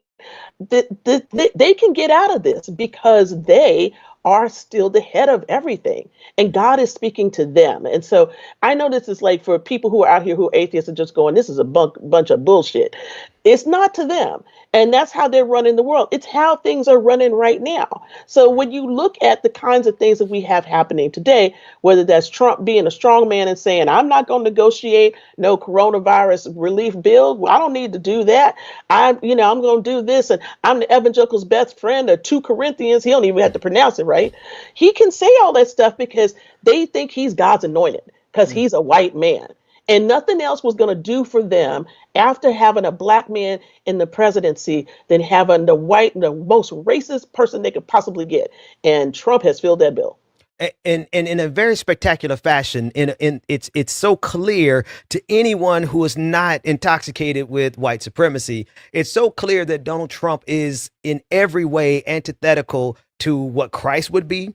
Yeah. But even what we're supposed to be as dutiful Christians, right? Mm-hmm. I never forget the first time he was sitting down with, can't think of the guy's name, and he asked, had he ever asked for forgiveness? Yes. No. You know who he was sitting with? I think he was at Liberty when he said that. It might have been at Liberty. Well, we know he had to ask for a lot of forgiveness. No. Actually, no. I know who it was. It wasn't him. It was Vanderplatz. Iowa, it was Vanderplatz. And Vanderplatz, in case you don't know, he's a big sort of evangelical Christian who does all the stuff in the Iowa caucuses. Yes. So that's when Bob Vanderplatz asked him that. Excuse me, I had to get my line straight here on my timeline. 2 Corinthians was at Liberty. 2 Corinthians was at Liberty. Yeah. Basically, what happened was he looked at him like he was crazy, but nobody challenged him on it. Nobody challenged him. I mean, this is a core fundamental. Like, even if we take it out of the political ramifications, white supremacy, let's take it out of the historical baggage, and you just look at the raw interpretation of what must I do to be saved? Yeah. This man said, I don't think I've ever. I've never done anything wrong. Exactly. I don't need absolution. But in the face of that, they said, that's our guy. Barack Obama was the Antichrist, and Donald Trump, who is completely anti-Christ, is our guy. Yeah. And so that brings us up to the end times, like in so many ways. Yeah. We have murder hornets out in Seattle now, right? Out in Washington State. Yep. Like we have plagues, we have pestilence. We got fires, floods, and everything else, man. Look, it's another storm out in the Gulf right now. We have already gone through all the names of the storms, and we are in the Greek names. Okay, we are in the Greek right now. Okay, you're talking about the hurricane season. Yeah, the hurricane season. Already, yes, no, I did not. Yes, know we're in Greek names right now. We're not in the regular names anymore. So I mean, it's like hell right now. And I grew up on.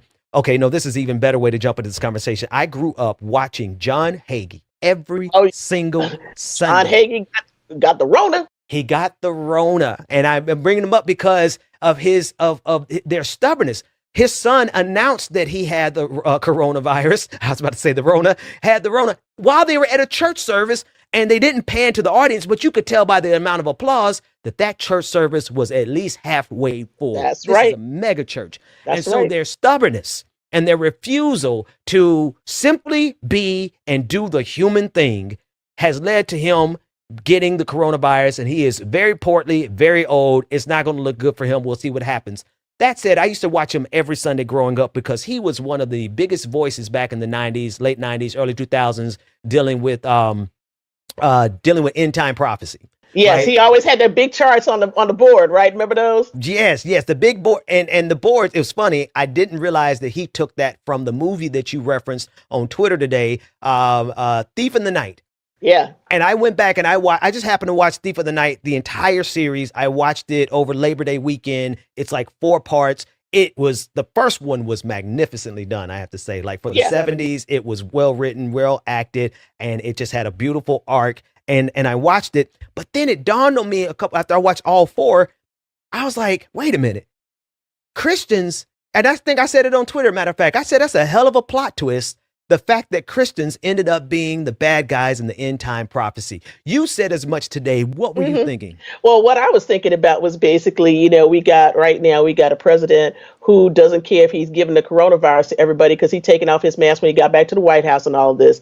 And, they talk about the end times, but they talk about them as though maybe it'll happen, but maybe not. But then their guy is the person who is letting this virus go all over the place. It's been this whole sort of story. What was in the back of my mind was partially Trump, but partially about how these stories get constructed, whether it was Thief in the Night or the Left Behind series. Yes. Usually they're always constructed around it's some kind of other kind of power and the Russians are involved and somebody's going to get bad or whatever. But this time I was like, the call is coming from inside the house.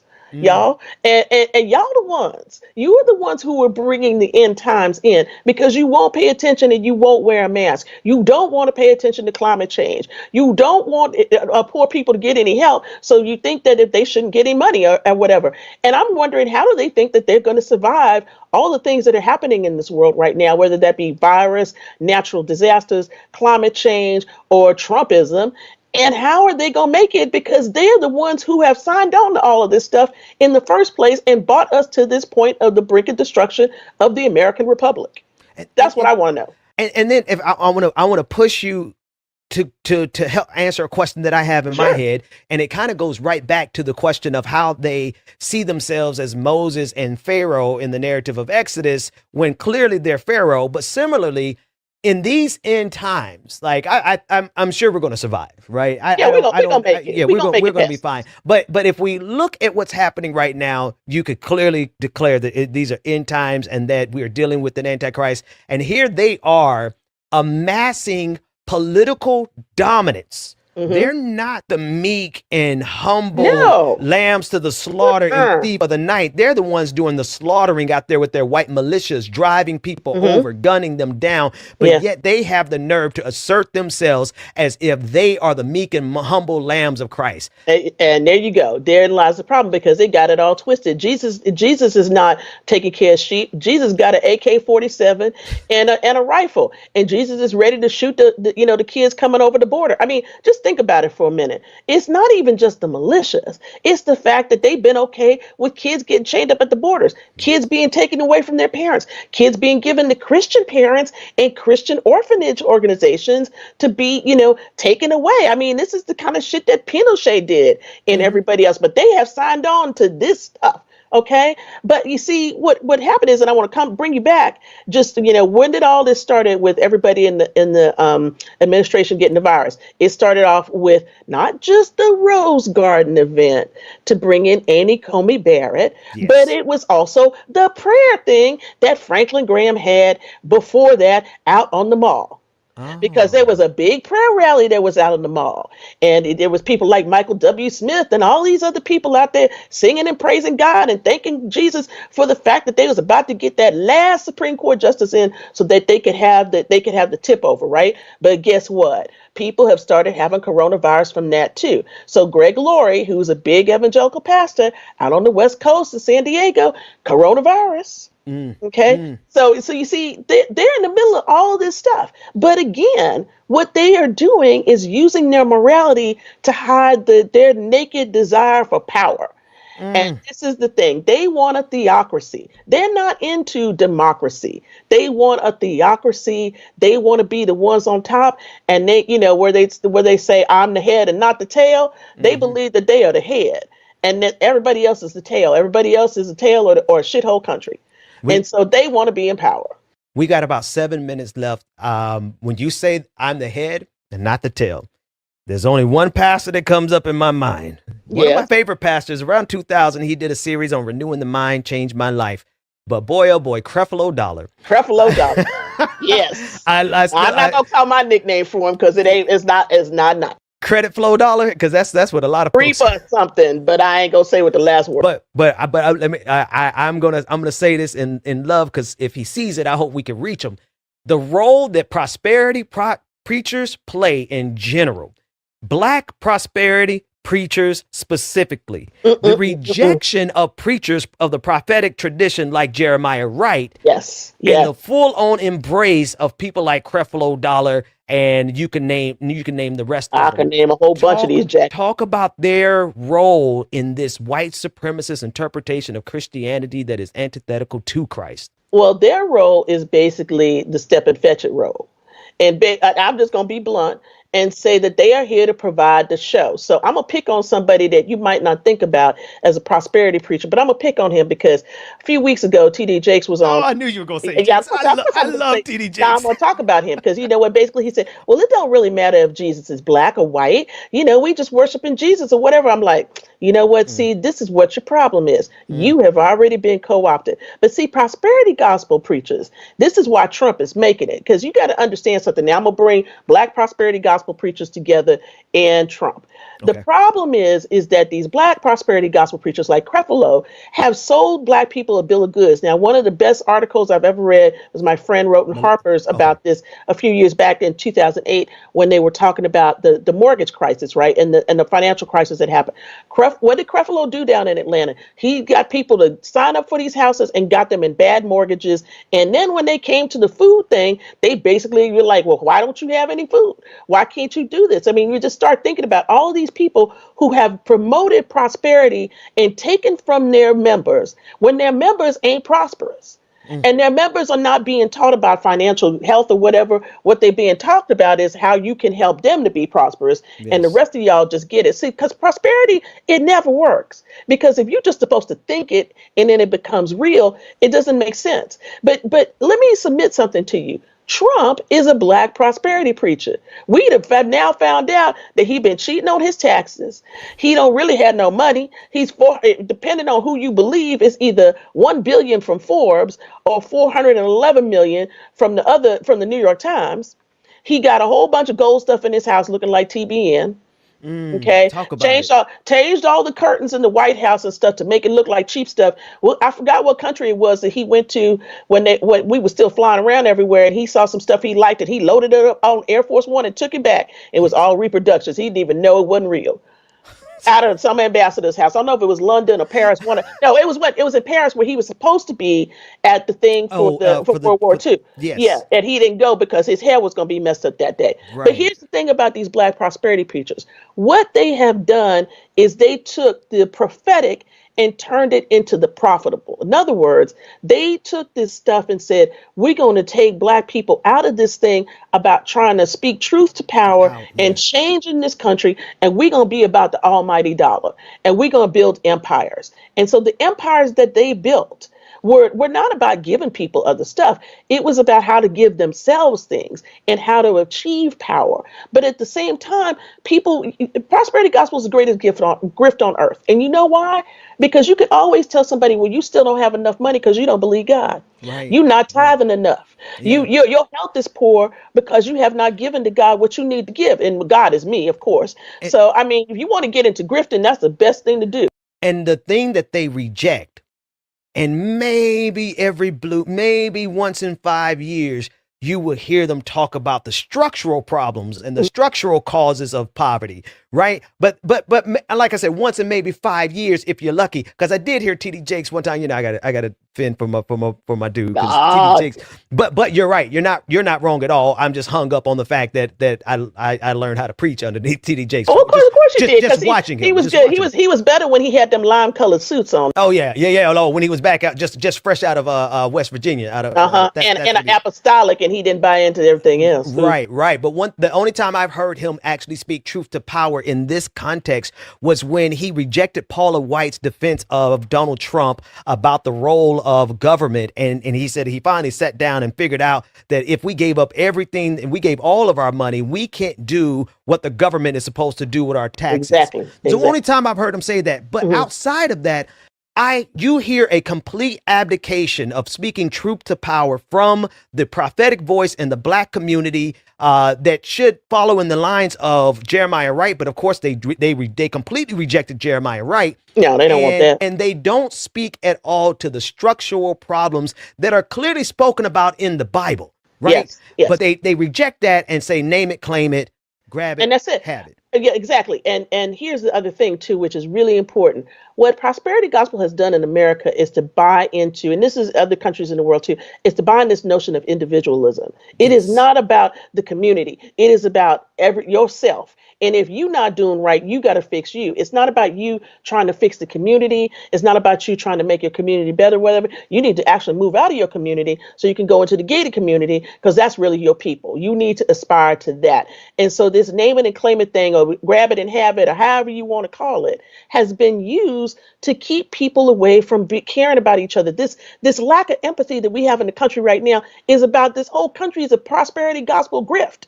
It's not just Black people. We have a prosperity gospel grift in this country. We got a prosperity gospel president who's nothing but a cheap ass reality TV show star who has decided that he can say these things like the virus is just going to go away. That's prosperity gospel shit right there.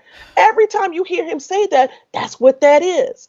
And so when you understand this relationship between prosperity gospel people and Trump and the Black prosperity gospel people, whether that's, Daryl, whatever his name is, and all these other, Mark Burns, all these, I call them I wrote a piece in Washington Post, called them the D list, of pastors, right?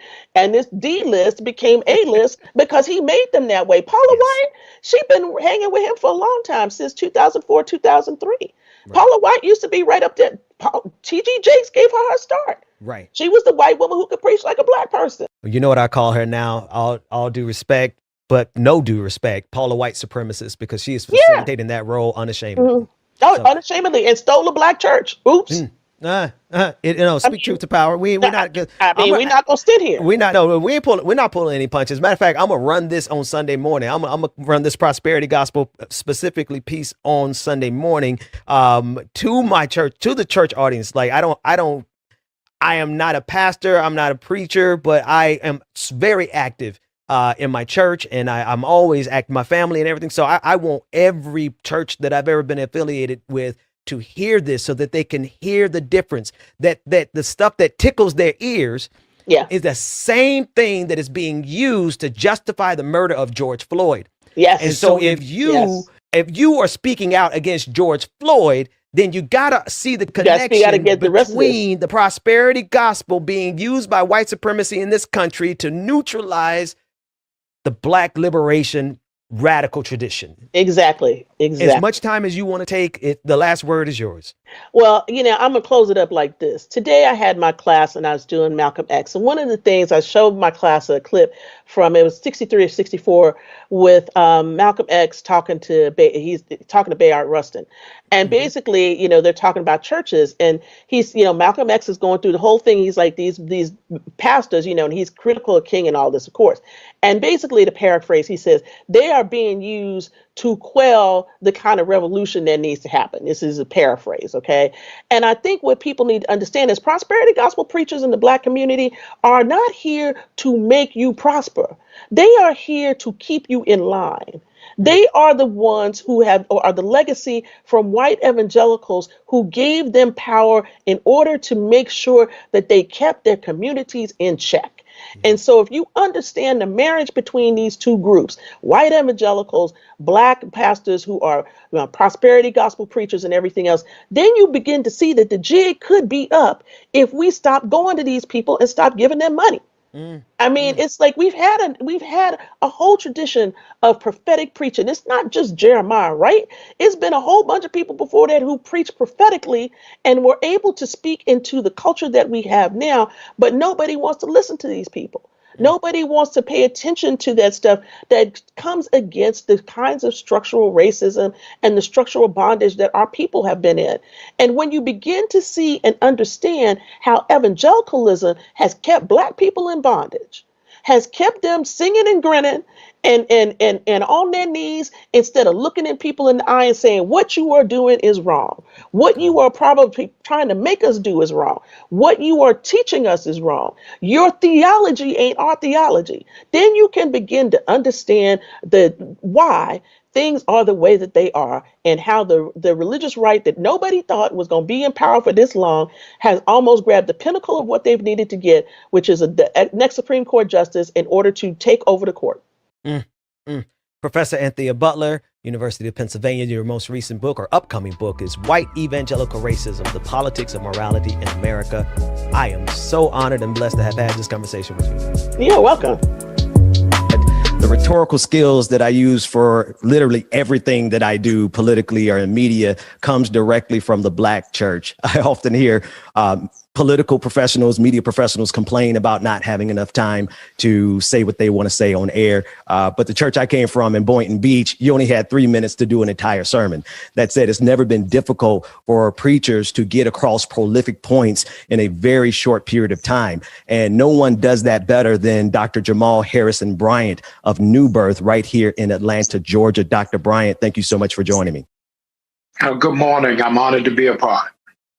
The pleasures are. Thank you so much for being our first guest on the Morning Trap. I want to start with some political issues because that's where I reside, right? I reside on the intersection of politics and faith, come from the Black church. But we've seen a resurgence of white supremacy. It never went anywhere, but it's definitely here. One of the things that blows me away is the level to which these people are convinced that evangelicals, particularly conservative evangelicals, even more specifically, they're convinced that they are doing the work of Christ when we see these things and we're like, no, this is anathema. This is exactly opposite of what we believe. Help me out with this, Dr. Bryant. Do you think any of these white evangelicals, Republican, Christians, Trumpists, do you think that they would stop being Christian if they found out Jesus was a Black man? No, I think that Donald Trump is the embodiment of the kind of God that they want to worship. Somebody who is really a segregationist, is rude, is dismissive, exercises no compassion and no grace. This is the last vestiges of slave religion to keep people bondage. You heard nothing from the evangelicals when over 600 children are still separated from their parents. Nothing from the evangelicals when the wall is being built. Nothing from the evangelicals when Trump called Africa S-hole nation. Nothing from the evangelicals. So this is a real consistency. And so the church that you and I come out of is offensive because it speaks truth to power. And it's the real essence of the gospel. And so what it is that they're showing is really what we've read about but not seen in our generation is that old time slave religion. It was good enough for their grandmothers, and they wanted to be good enough for us. It is said that the most segregated hour in America is Sunday at 11. Well, now that everybody is streaming, you don't have to go to the building. They're doing it now on blog sites. And so that's why it's so necessary for the church to stand up in this hour. Absolutely. Absolutely. You regularly make headlines, but one of the more recent ones was when you spoke out against Paula White, particularly her sermon as it pertained to calling African angels to come and assist Donald Trump. I want to play a quick portion of what you said there. Yes.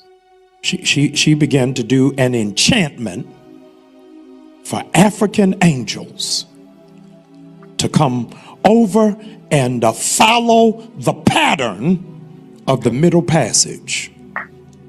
Take the same route from Africa to the United States to assist in victory for the present administration, the administration that called the same land where these so-called angels are coming from as S-hole nations.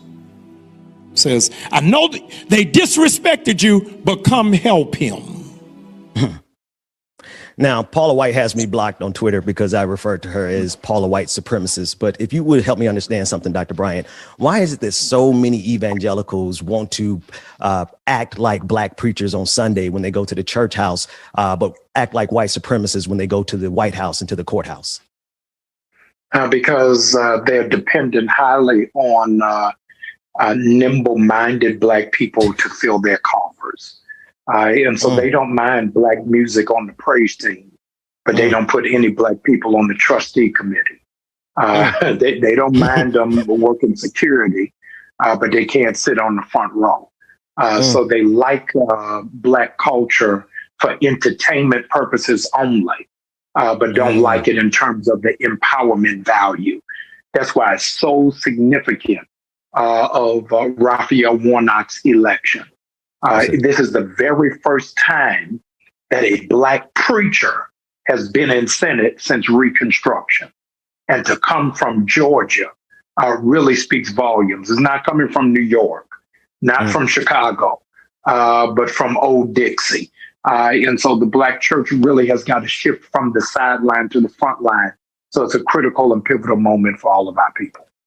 You know, this is I'm so grateful that you're here for this conversation because I come from the black church, but I'm more or less like the prodigal son of the black church. And one of the reasons I tipped out, I put up my finger and tipped out, was because in 2008, as Barack Obama was running for president, there was an all-out assault against the liberation theology as preached by Dr. Jeremiah Wright. One of the things that bothered me was that there weren't a lot of preachers speaking up on behalf of Dr. Jeremiah Wright. I didn't know why in 2008. Since then, I put two and two together. My question for you is because I saw you as one of the only preachers all the way back in 2008. There were some, right? But I'm just talking as a collective voice. Why is it that white preachers, evangelicals in particular, are a little more bold in how they leverage their pulpits for politics? But when it comes to the black church, it's almost like they have convinced us, they being this system of white supremacy, convinced us that we shouldn't use our pulpits for power in the same way that they do. In 2008, what was levied against Jeremiah Wright was an attempted assassination on liberation theology. It is not that preachers weren't speaking on it. It was the preachers they give the stage to. And so that's a very myopic group of those who entertain the stage of a TBN or a Daystar.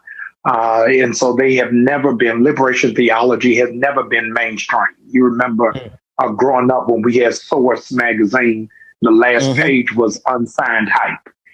So that is an artist that had the goods but couldn't get a record deal.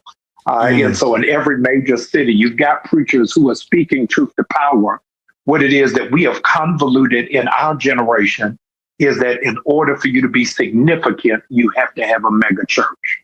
And what I underscore to people is never forget, Dr. King never pastored more than 300 people. He never had the biggest church in town. And so just because you have exposure doesn't mean you have influence.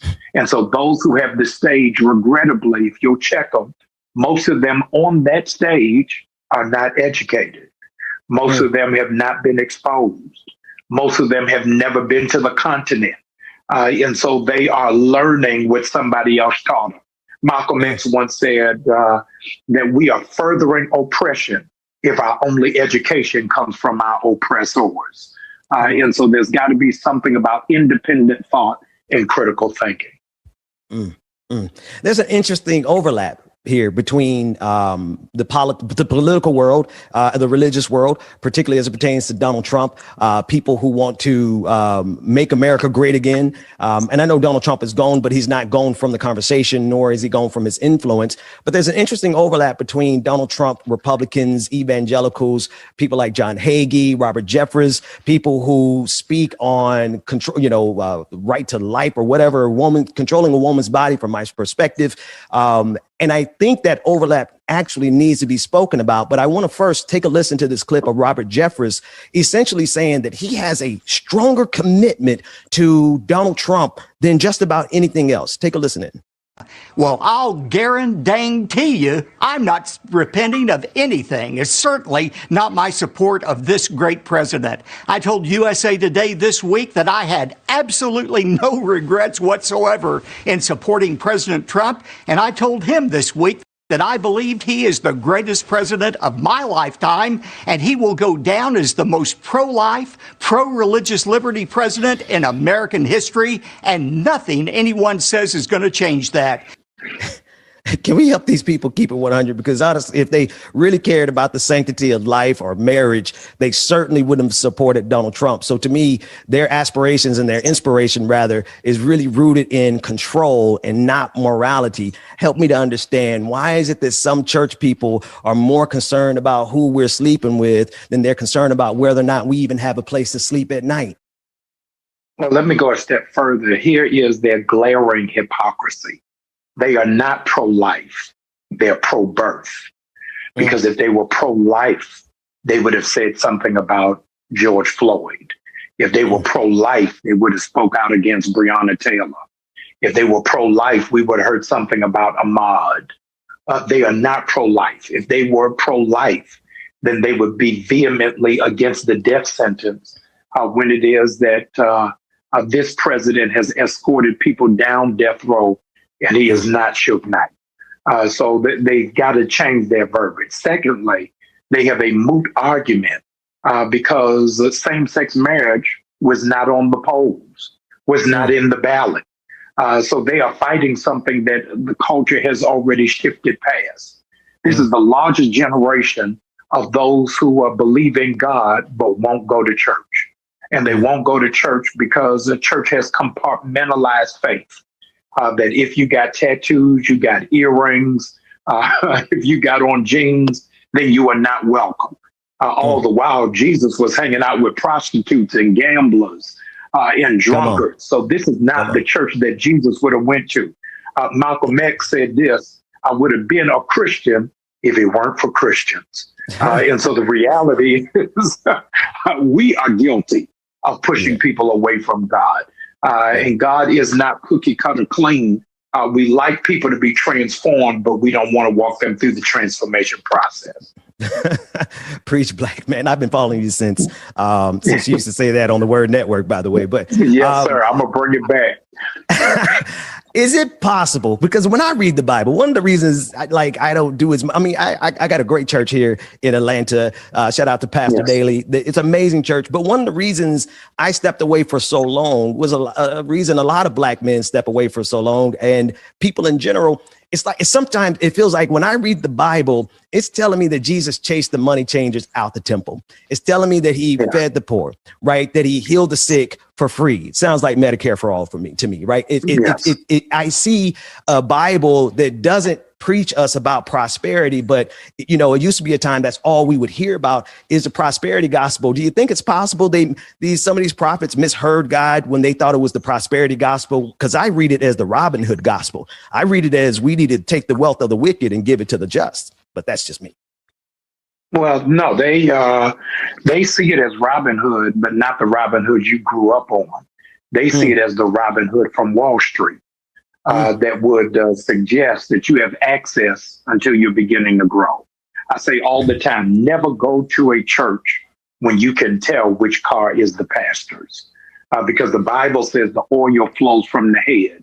So it shouldn't just be the first family doing well, but everybody connected to it. Last night in my Bible study, I am giving my members what stocks to invest in, how it is that they are able to open up a portfolio. So I don't think that there's anything to deal with prosperity as long as we are teaching sweat equity. Something is wrong with a prosperity gospel when it is, in fact, a sanctified Powerball system that suggests if you give $100 or $1,000, spin around 3 times, it's going to come. Money ain't coming unless the job is coming. And so we've got to teach about delayed gratification. We got to talk about life insurance policies. We've got to talk about setting up generational wealth. We got to teach our people that GoFundMe is not a funeral policy. And so I think that prosperity is fine as long as we connect some other things that go along with it. How do we make that connection? Because, you know, and this is not categorical. We can't speak categorically about any institution, let alone the Black church, right? We understand the roots, the connectivity, the importance of the Black church throughout American history. The roots of the AME church rooted in the segregation and the racism. Not even segregation, during slavery, right? We understand the roots, but there seems to be a lot of disconnects, right? And I was listening to a clip of D.D. Jakes when he was talking about how if every church gave every dime that they had, it still would not be enough to fix the systemic level problems that are going on in this country. So how does the church, particularly the Black church, because evangelicals, I don't know what's going on with you guys. Actually, I do. It's white supremacy. But for the Black church, how do we speak to the systemic issues? Because there's no amount of donations that we can give from the church to fix the systemic level problems that saturate every single city, every single race, every single belief system, because that's the nature of America. How do we speak to that, Dr. Bryant? The old Native American proverb says, if you teach a man to fish, they'll eat that day. If you show them how to fish, they'll eat for several days. And then it got remixed. But if you show him how to buy the pond, his family and the generations that come behind will go into the fishing industry. Our responsibility is to not move hand to mouth. Amazingly, I challenge Public Supermarket because the heiress is the one who funded the insurrection that happened on January 6th. And my kickback was, what do we do about the Black people who work at Publix? You can't boycott Publix. Imagine if that was the mind frame during the Montgomery bus boycott. Hey, Dr. King, Ralph Abernathy, don't do a bus boycott because you got Black men who are mechanics for the buses. We've got to stop that entry level mentality and figure out how do we own our own bus company. The argument should have been, Pastor Bryant, let's not just boycott Publix. Let's ask the critical question, why is there not one Black-owned supermarket in all of DeKalb County? That's the conversation we've got to happen. But Naim Akbar wrote many years ago about psychological chains and images of slavery. Yes. And so we don't have the metal ones, but we've got the invisible ones. Yes, sir. That's one of my favorite books. He must be a Black preacher because he got a lot of insight into so many few words. Dr. Naim Akbar, professor at emeritus over at Florida A&M. That said, I look at what's happening around us, right? The heiress from Publix, $300,000. You're speaking about how we have to own some of these things, because if we don't have ownership, then we are left vulnerable to these institutions and to these power. And I hear you saying that part of that role that the Black church can facilitate is simply being an education system and informing people and a conduit to do these types of things. If then it is the case that we're going to have to take care of ourselves, right? Because in so many ways, I looked at this summer with George Floyd. I looked at this summer with Donald Trump. I look at the insurrection on January 6th. It really seems to me that it is Black people, almost specifically in DeKalb County, who actually came to the rescue of this country in the form of not only Joe Biden winning victory, but also in John Ossoff's victory, as well as Raphael Warnock's victory. Speak about the role of Black folks in saving this country yet again. We got to go and take a deeper dive, not Black folks, Black women. Since 2008, the most consistent voting bloc in America has been Black women. Black women keep having to rescue and save the nation and the Democratic Party with nothing in return. At this point, we've got to evolve past symbolic gestures and substantive movement. You're not going to believe it, but I got to give this to you. Do you know who has more student loan debt than any other demographic in America? I'll answer it. Black women. So in all of the executive orders that the president is signing, he's got to do something for the sisters who have really laid their bodies down as a bridge for America to be great for the first time.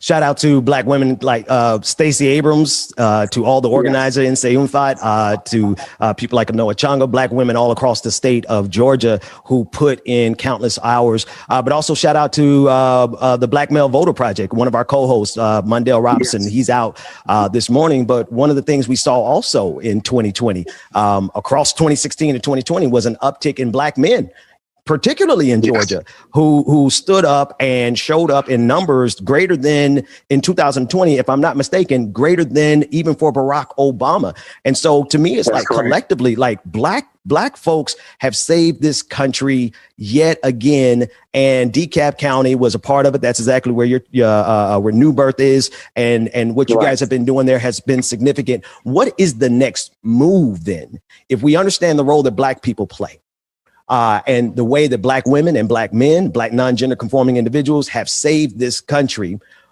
isn't it time for this country to pay up and do what it deserves, what Black people have been deserving for a long time?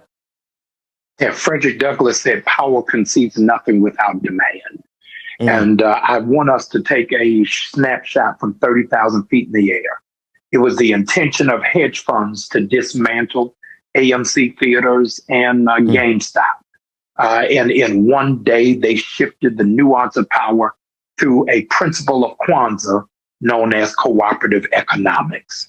Imagine as a people, collectively, we would be the 13th wealthiest nation in the world if we galvanized our spending power and didn't do boycotts, but did selective shopping. It's the same thing the Jewish community does, same thing the Asian community does, same thing that the European community does. We've got to be able to do that beyond getting chicken bundles of hair and our nails done. But what are we going to do a collective shift in terms of our banking?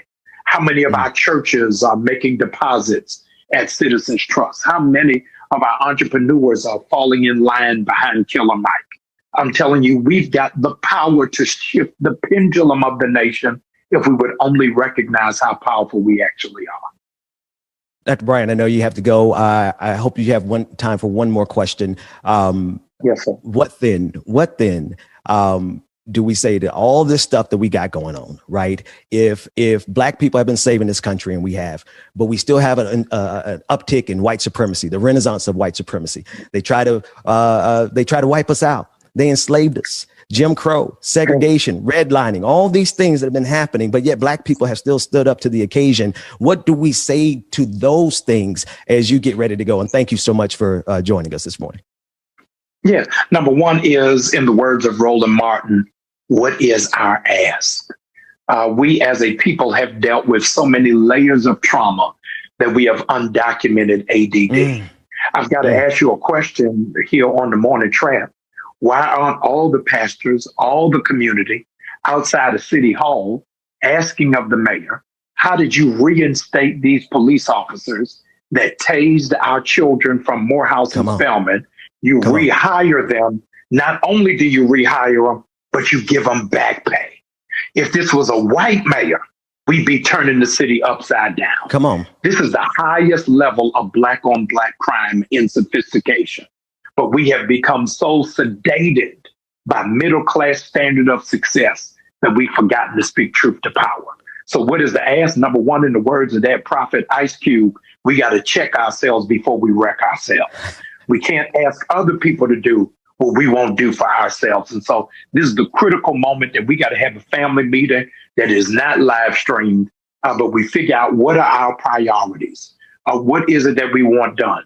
And we got to remember, y'all, that Reverend Warnock does not have 6 years. This is just 2 years left that he's got to fulfill. So that same energy we had in January, we got to keep that. Don't forget, y'all, in 2 years, we got to elect a Georgia governor. Y'all, we got to pull Stacey back in. We've got to stop moving for events and evolve towards a movement. Dr. Jamal Harrison Bryant, thank you so much for joining us this morning. We'd love to have you back anytime you're available. Pleasure's ours. I'd be glad. I want to come back for the conversation about Trey Songz. Thank y'all. Okay. Hey, we'll be here for it. we'll keep the line open. Trigger. No, I'm joking. Thank you for having me. The Benjamin Dixon Show is only possible with listener support.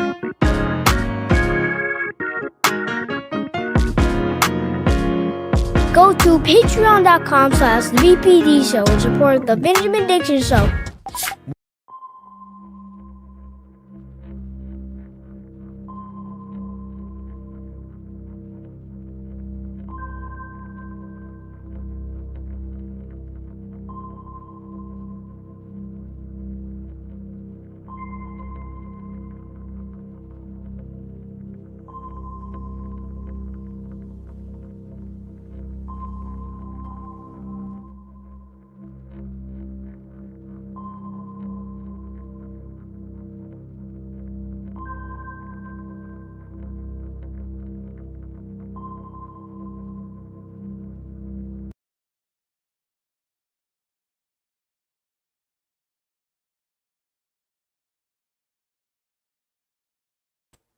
What is happening, everybody?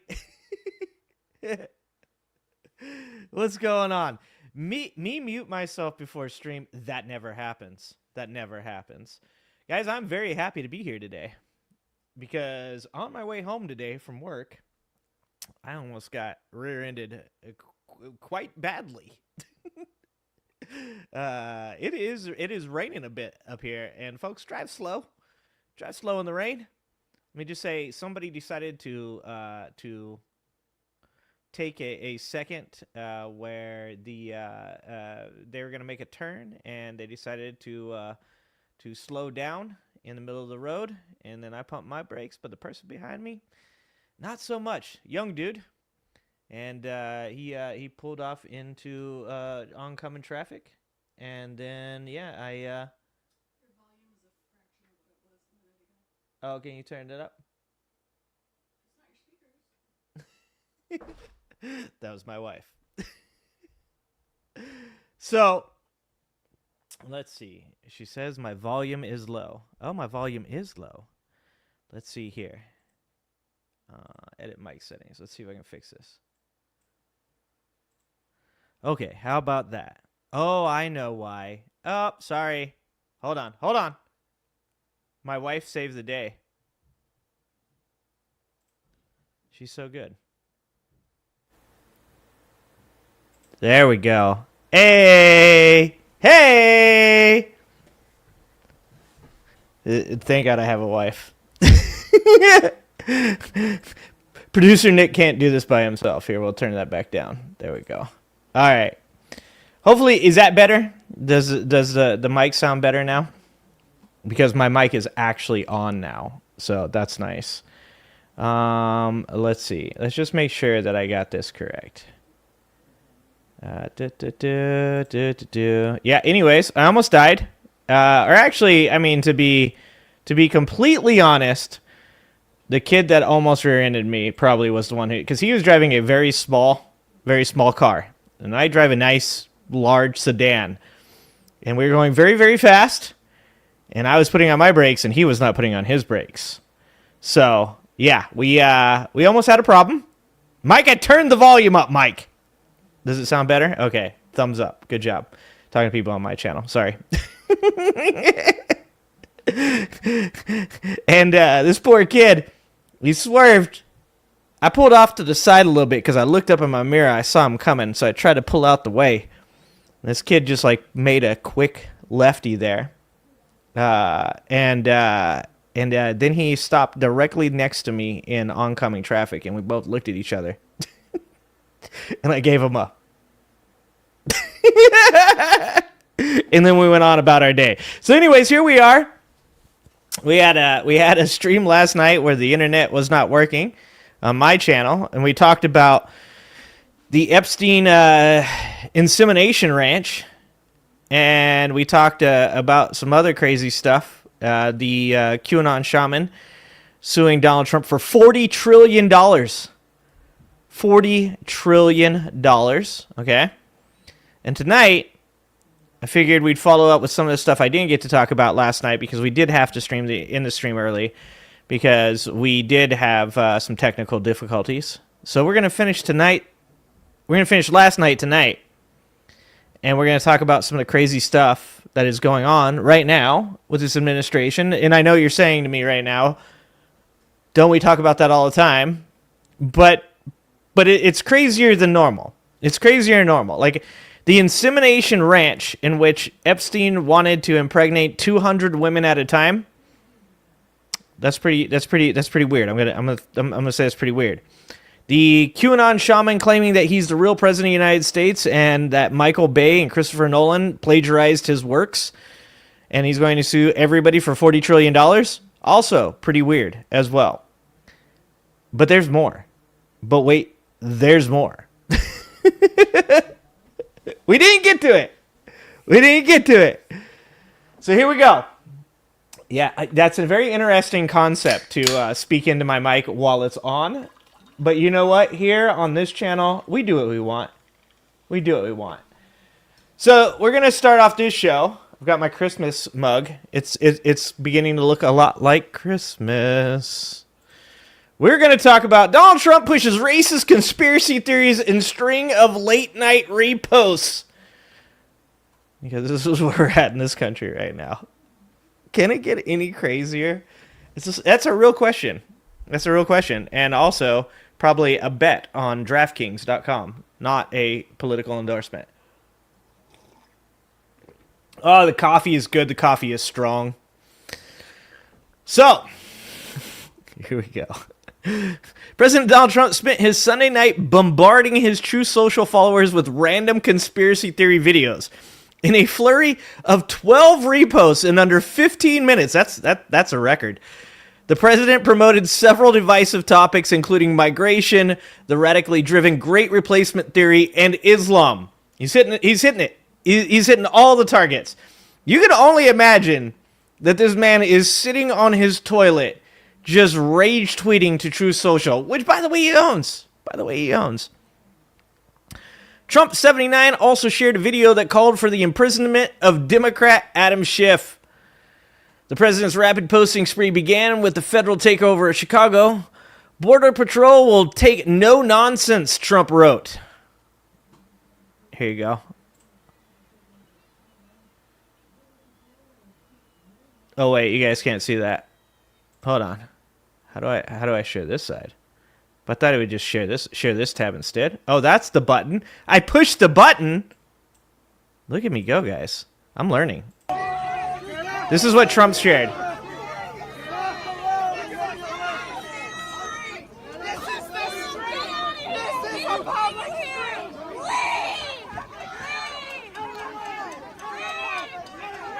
No big deal, guys.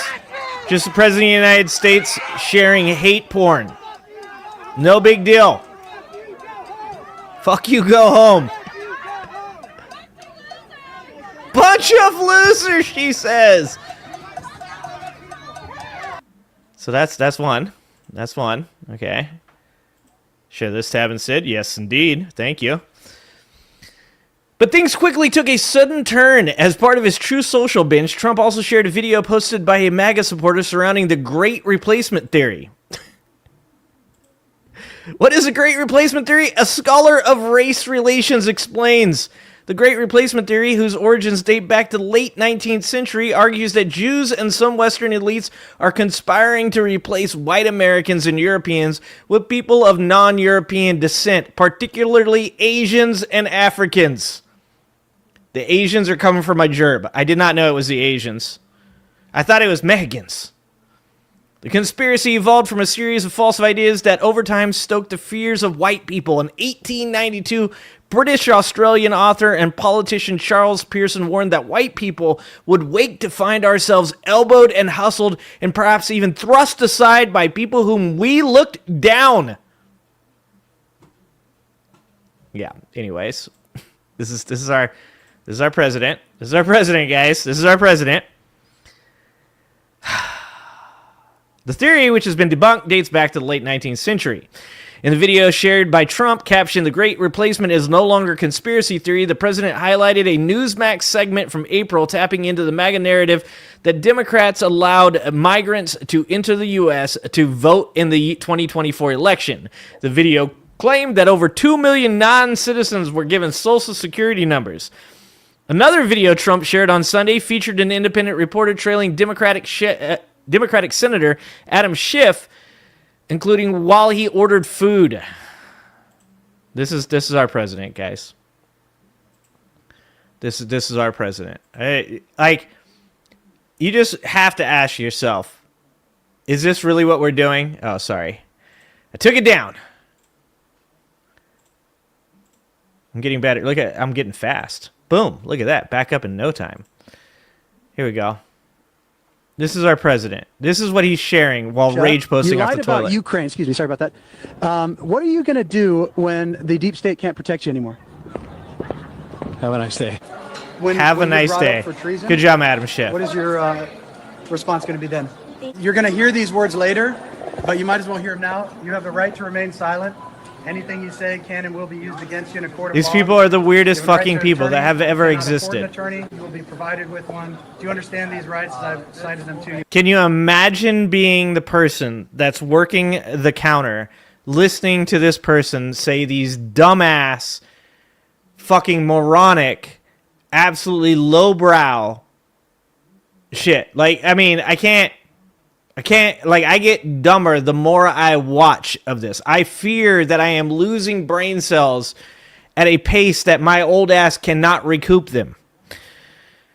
The video originally from X is captioned, "Who's ready to see Adam Schiff in prison?" Schiff had been slamming Trump on his own social media account on Sunday. So, of course, Donald Trump responded with rage tweeting from the toilet late at night. So, Schiff said, "Through his corrupt schemes, Donald Trump has made billions in just the several months alone. His personal fortune has ballooned, sadly, so the prices you pay for food, medicine, rent, and more." And just so you guys know, so I work in grocery. I've been working in the grocery industry for 20 years. I've been researching a couple of things that seem to be shorted or are going up in price. Just recently, doing price changes, we saw price changes all throughout the store go up by 10, 20%. You know, it's not normal. It's not normal to see price changes of 10, 20%. We're talking about $8 items going up to $8.99, $9.49, $9.99. That's not normal. I looked into the canned bean issues. There are bean shortages. Argentina is going through, climate change issues and drought issues. And then, of course, we have the tariffs on many different countries that keep us from being able to source these products from different places. Also, we're having an oat shortage, partially due to hippies drinking oat milk, partially due. Nothing is ever just the tariffs. Nothing is ever just Trump's issues with how he treats our allies and stuff like that. But the problem is that these are compounding. All of these things compound. And what we're looking at now is that we get the majority of our oats from Canada. Canada is being tariffed. Canada does not want to send the oats here. Our hippies are drinking the oats. The people are eating the oats. We are not getting them from Canada, so you can expect there'd be shortages and price problems there too. So while Trump is making billions of dollars off of the American people, while he is bringing in the tariffs that now he is going to give to Argentina, $20 billion to bail out Javier Milei over there, who's fucking destroying their country, your prices are going up. Your grocery prices are going up. And when the grocery prices aren't going up, you're just not going to get the food. So you don't get beans, you don't get oats. Oh, well, sucks for you. Donald Trump will still get them. Among his final thread of reposts was an extreme 10-minute Charlie Kirk speech that shows the late right-wing activist claiming that immigration without assimilation is an invasion.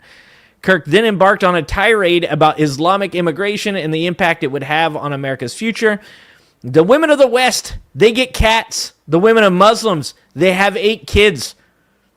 The women of the West have abortions. The women of Muslims, they have entire communities they can fill. When you import one, you get 30 10 years later. Trump also posted a video in which former Oklahoma State Board of Education Superintendent Ryan Walters proudly stated his push for every high school in Oklahoma to have its own Turning Point USA chapter. Walters stood down from his position last week to lead an anti-teachers union group. It's just, like, everything that I read is so dumb. Trump is no stranger to late-night posting sprees. During his state visits to the UK, Trump frequently posted content on his social media accounts into the wee hours. At the time, Attorney General Pam Bondi had noted the president was notorious for operating on minimal sleep. None of us can keep up with him. We always joke. I don't know how he does it. I mean, none of us know when he sleeps. He's working all the time, and it's just constant for him. I'm going to guess it's the Adderall.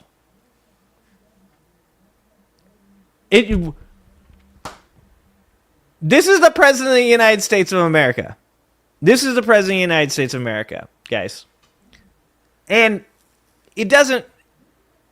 You think to yourself, you say to yourself, well, there's got to be somebody around that sees this, that knows it, that says to themselves, this isn't good for the country, therefore it can't be good for me, or my family, or my friends. But the thing about it is, they're all pussies. Every one of them. They're cowards, they're feckless, and they're scared of Donald Trump. And the thing about it is we know they know. And the reason we know they know, guys, is because just recently, Mike Johnson was caught telling somebody that he's aware. He's aware that Donald Trump is unwell. So let's watch this video right here. Absolutely amazing. Let's make sure that it's actually unmuted. The president is unhinged. He is unwell. What are you doing? A lot of folks on your side are too. I don't control. Oh my God, please. A lot of people on your side are as well. He literally is admitting that he knows Donald. Look at his face. He is unhinged. He is unwell. He's nodding to it. He's going, yes. He's saying yes to her saying he is unhinged. He is unwell. Is unhinged. He is unwell. What are you doing? A lot of folks on your side are too. I don't control. Oh my God, please. A lot of people on your side are too. Donald Trump's not going to like that. Not going to. The internet died. Uh-oh. My internet up top or our internet period? Our internet. Uh-oh. Yeah, your computer's like black screen right now. Oh. This computer seems fine. Okay, we'll keep going. I'll see if I can refresh it or something. Don't refresh it. Apparently, my screen up top is down. So for the people that are on my channel, that's going to be too much. Too bad. Yeah, just don't worry about it. It's fine. Here, let me help the people out over on my channel real quick.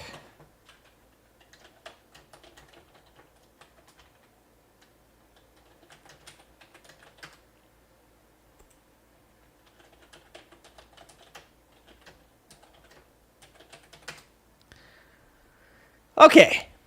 Yeah, we're having some technical difficulties. This is what happens when it rains over on my at my house. Okay.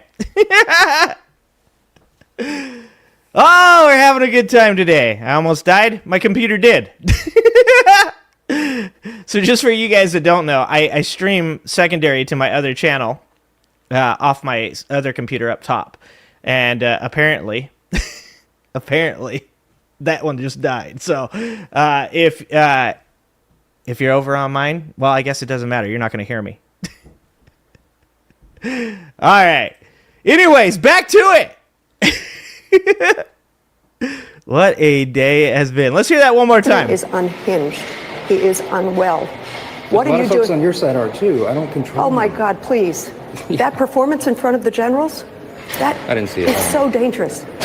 He said, I didn't see it. You know I serve on foreign affairs and appropriations. It's a collision of those two things. Our allies are looking elsewhere. Our enemies are laughing. I just left. You have a president who is unwell. That is crazy. That is crazy that he willingly admits what is going on is bad. It's crazy that he sits there and shakes his head yes when she talks about it. Like, this is like the type of thing that you do not expect even from the worst of our politicians, because they are affected by this too. They are also affected by what is going on. Their families are affected. Their friends are affected. But Mike Johnson's a coward. He's just a pussy. He doesn't want to do anything about it because he's scared of Donald Trump. Footage had previously emerged of Dean confronting Johnson on Tuesday over a racist AI-generated video of Senate Minority Leader Chuck Schumer and House Minority Leader Hakeem Jeffries, posted by the president to Truth Social. The new footage, aired by MSNBC's All In with Chris Hayes on Wednesday night, shows Dean telling Johnson that the president is unhinged. The Daily Beast, of course, has reached out to try to contact the White House and Speaker Johnson for comment. In response, Dean scoffs and says, "Oh my God, please, that performance in front of the generals." This is like I said, it's insane that we are here right now. It is absolutely out of this world. It is not in the realms of reality what is going on with this fucking president. Speculation has also continued to grow regarding the president's health, with concerns expressed that he may be suffering from dementia in addition to physical issues around a diagnosis of chronic venous insufficiency. The White House has denied that the president has any major health issues. I've made the claim that it's actually edema. Is that the one you get from gout, right? Where the fluid pools in your ankles. I said that's why he's so bitchy nowadays. He's super duper bitchy because he's got super painful ankles. Yeah, that's what I'm going with. Other footage of the confrontation published on Tuesday shows Dean imploring Johnson to do his job. "We need you desperately to lead." I mean, this is insane.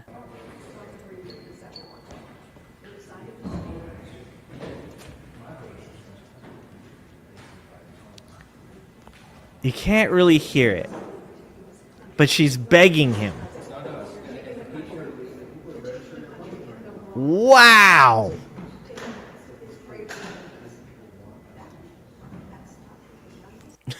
What do you say to this? This is what's going on in Washington right now. When asked about his conversation with Dean later that evening by CNN's Caitlin Collins, Johnson said, "I'm the Speaker of the House, so I represent Republicans and Democrats in that capacity. And I always hear complaints and concerns from members, and I always stop and hear that. I did that for Madeleine Dean. I respect her as an individual. But he ain't going to do anything about it."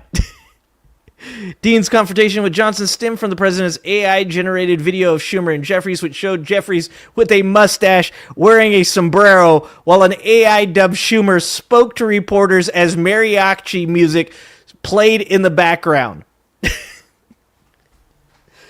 What is it? Oh, Jesus Christ. Oh, my channel shut down. Yeah, my channel shut down. Sorry, guys.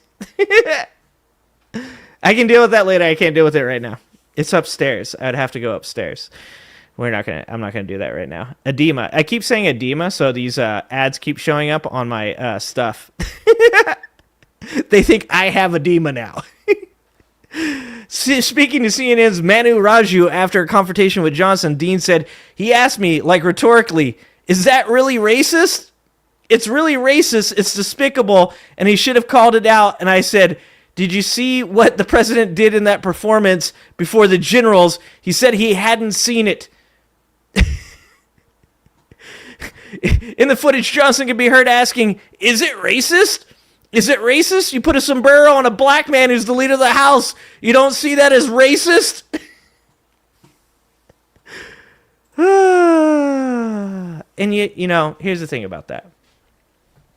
I know that, like, people voted for Trump because what they really wanted from all of this was to pretty much be able to be who they are, right? They wanted to say racist shit. They wanted to share racist shit. They wanted to say the R word. They wanted to say the N word. So none of this stuff is really all that surprising. But many of us have talked about this before, and I think it's important to reiterate, is that even with all of these people seeing and hearing what Donald Trump is doing, what he's representing as the president of the United States, you can still hope that there's people out there that are going to say this is too much, this is too far, that they're not going to continue to play into this, that they recognize like what this can do to the country itself. And there are people like that. I want to believe that there are. But there are also people like this young MAGA teenager that decided, guys, he decided he was going to shoot himself in the leg. And he was going to blame it on Hispanic men. Is it racist? Mike Johnson says. If it isn't racist in and of itself, it definitely leads to some racist type actions. Florida teen in MAGA hat shot himself in an elaborate abduction hoax, blaming Hispanic men. Hoax. They love the word hoax. They enjoy themselves a good hoax, guys. Also, it wasn't really that elaborate. I'll be honest with you guys. I mean, elaborate maybe for the MAGA crowd.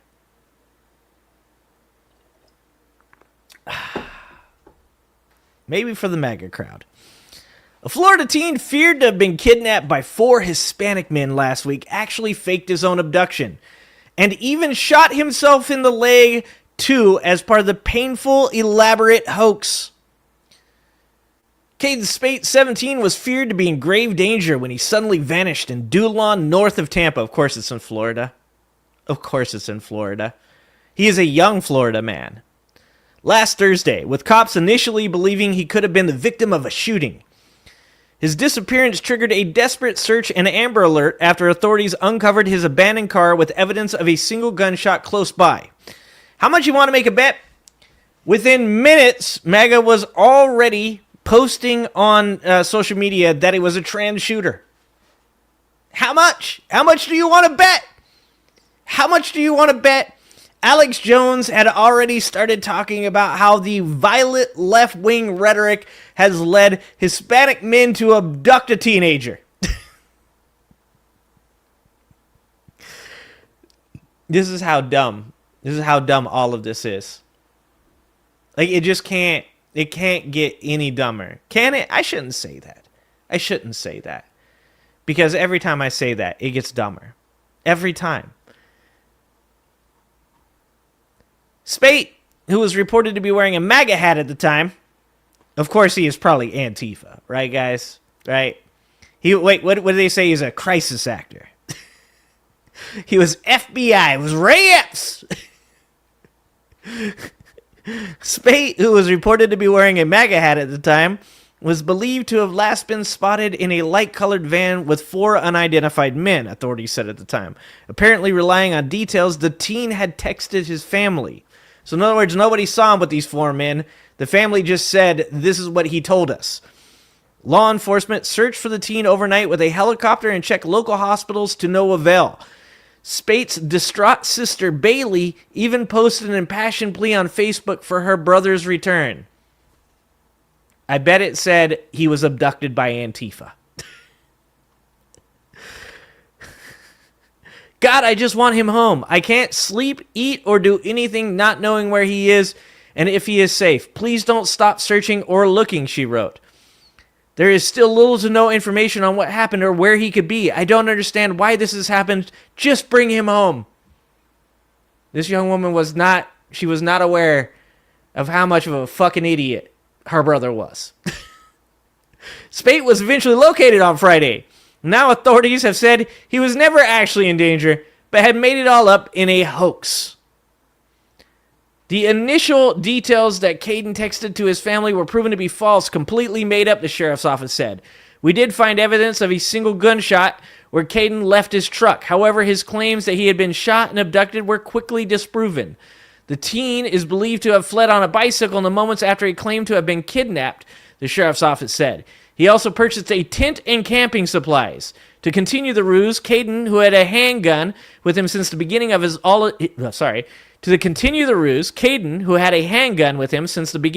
of this, chose to shoot himself in the leg, causing a non-life-threatening injury just prior to walking out to the roadway where he would be located by citizens in Williston.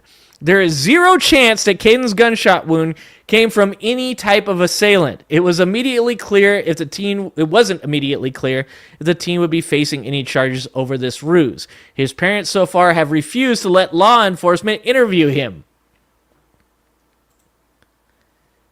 Is what I'm saying. Like, there are repercussions to what Donald Trump is doing. When people say, oh, he's just joking. Oh, he's just shit posting. Oh, it's just Donald Trump. When they say, you say, he's talking about running for a 3rd term in 2028. And you get all these people that say things like, oh, he's not really going to do it. He's just joking. He's not joking. He's never really joking. He's one of these people that says things like, it's just a joke, unless you want to do it. And his supporters are the same people. A lot of them are broken people. A lot of them aren't mentally well. A lot of them believe that Donald Trump wants them to do things, and they take action when they think that they can for him. And then there are others that just want to be a part of the spectacle. They want to be a part of the circus. And that young man 100% ran off to join the circus. And he shot himself in the leg. And I have to say, at least he got some punishment for being that stupid. Something that you can't say about a lot of MAGA supporters out there. Well, there's not a lot of people calling this out for what it is. Not a ton, right? But luckily there are some people that are out there that are calling it out for what it is. And that is idiocy. It is stupid. It is the type of thing that every one of us should be pretty vocal about. Should be very, very clear about how ridiculous all of this is, right? And there's not a lot of politicians, I would say, that are doing their part.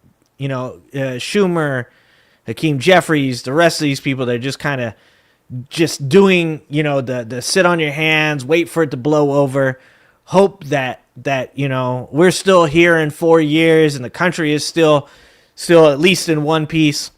But a couple people have been. And for those people, I am very, very thankful for it. So this is Senator Ruben Gallego, and this is him talking about it. Senator Ruben Gallego, a Marine veteran, flat out calls Donald Trump an idiot over controversial military decision. Ruben Gallego fiercely called out the president for not understanding how the military works after Donald Trump suggested that the military use some of the country's dangerous cities as training grounds.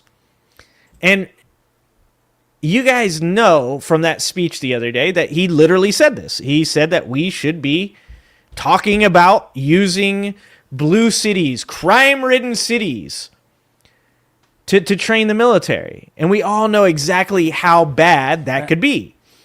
But Donald Trump, once again, is going to say these things, and people are going to say things like, he's just joking. It's just jokes, until he does it, or until somebody that is a part of MAGA does it. It's always just jokes until it happens. And lastly, Senator, is there anything in place that would prevent the president from going about using certain cities in the United States as a training ground for the military, as he described it earlier today? Well, look, the president's an idiot. He doesn't actually understand how the military works. The first thing it's going to be is that most U.S. citizens will stand against that in civil protests. And oh, you hope so. You do hope so. You'll have many of us joining them in that if they try to do such a thing. Number two, the oath that our members of the military take, they will not be firing upon their own men and women, their own neighbors. Only again, an idiot like Donald Trump. Once again, you do hope so. But I am seriously questioning whether or not that is true nowadays. Believe that such a thing. And thirdly, we'll do everything within our constitutional power to make sure we hold anybody accountable should they ever do something of that nature. And whether it's now or when this president is gone, anybody that engages in that type of action against our civilian military will be held accountable one way or the other. I think most and all of the people I've ever served with understand their oath to the Constitution. It's not to this president. And when that moment comes, they're going to live to that Constitution. So you do hope that he's right. You do hope that there's enough people in the military right now that look at what's going on in this country and that are saying to themselves that they're questioning whether or not that they want to be a part of any of this insanity. Because really what we're looking at right now is an authoritarian government that is, in the best faith possible, I am saying this in the best faith possible, joking about using the citizenry to train our military on. Like, and if I'm being honest, I don't think it's a joke at all. I don't think Donald Trump thinks it's funny. I think he thinks it's funny in a very, evil way. I think he thinks it's very funny in a very, sadistic manner. But I don't think he's joking. And so, I like that he's calling him an idiot. I like that he's not using soft language. I like that he's just saying what he thinks about the president saying something that's so idiotic. And that is, Donald Trump is an idiot. And I'm sure at one point or another, if we're not careful, it'll be illegal to say that. And you will be taken to prison. You will be gulagged away for making fun of dear leader. For calling him what he is, using a descriptive. So Gallego, a Marine veteran, went on to argue to Sanchez that troops dispatched to these cities will not be firing on their own men and women. Only again an idiot like Donald Trump would believe that such a thing could happen. Trump made his comments of using the military for domestic purposes while joining Defense Secretary Pete Hegseth in Quantico, Virginia, Tuesday for a rare meeting with hundreds of top U.S. military officials at the Marine Corps base. I told Hegseth we should use some of these dangerous cities as training grounds for our military, National Guard. But our military, because we're going into Chicago very soon, Trump explained. That's a big city with an incompetent governor. And he's already, made this threat once to Chicago and backed down off of it. And apparently it was because they needed more practice. That's where we're at, is that we didn't want to invade Chicago because we needed more practice. He also mentioned San Francisco, Chicago, New York, and Los Angeles. Trump claimed that there is a war from within, adding, controlling the physical territory of our border is essential to national security. What border is in Chicago? What border is in New York? What border is in San Francisco? Jesus Christ. In recent weeks, Trump deployed the National Guard to Washington, D.C. and Los Angeles. The president said in a Truth Social post that he has also authorized the Pentagon to provide troops to war-ravaged Portland, Oregon. I am directing Secretary of War Pete Hegseth to provide all necessary troops to protect war-ravaged Portland and any of our ICE facilities under siege from attack by Antifa and other domestic terrorists, Trump wrote. I'm also authorizing full force if necessary. So this is what we're talking about, right? This is what we're talking about, is whether or not these people that are in the military that swore an oath to protect civilians, to protect against foreign threats and domestic, whether or not they will live up to their oath or whether or not they will give in to a authoritarian dictatorship and choose to open fire with full force on the citizenry. Hegseth's Secretary of War title comes after Trump renamed the Department of Defense to the Secretary of the Department of War with an executive order. The order permits the change of titles, but it does not formally rename the department. Meanwhile, similar to Gallego, Rep. Seth Moulton, also a former Marine, slammed Trump for his plans to use certain U.S. cities as training grounds, calling Trump and Hegseth two small, insecure men. They should never be training grounds for the military. There is no enemy from within, he said. He added, the reputational and operational damage being done to our military will take years to undo. And he's right. Like, a lot of this stuff that's happening right now, a lot of it is not going to just go away, in the next year or two. It's not going to go away probably through the next presidency. The things that Donald Trump has done to this country, not just domestically, but also to our foreign allies, are going to be long-lasting, and the repercussions are going to lead us to a place as a country during one of the most important times where we are weak and we have no authority in the rest of the globe. We've gotten rid of USAID, our chance at soft power, our best way to build good faith capital. We've gotten rid of USAID. We have disenfranchised our allies. We've told them, we don't need you, you need us. We've threatened to invade Canada and Mexico.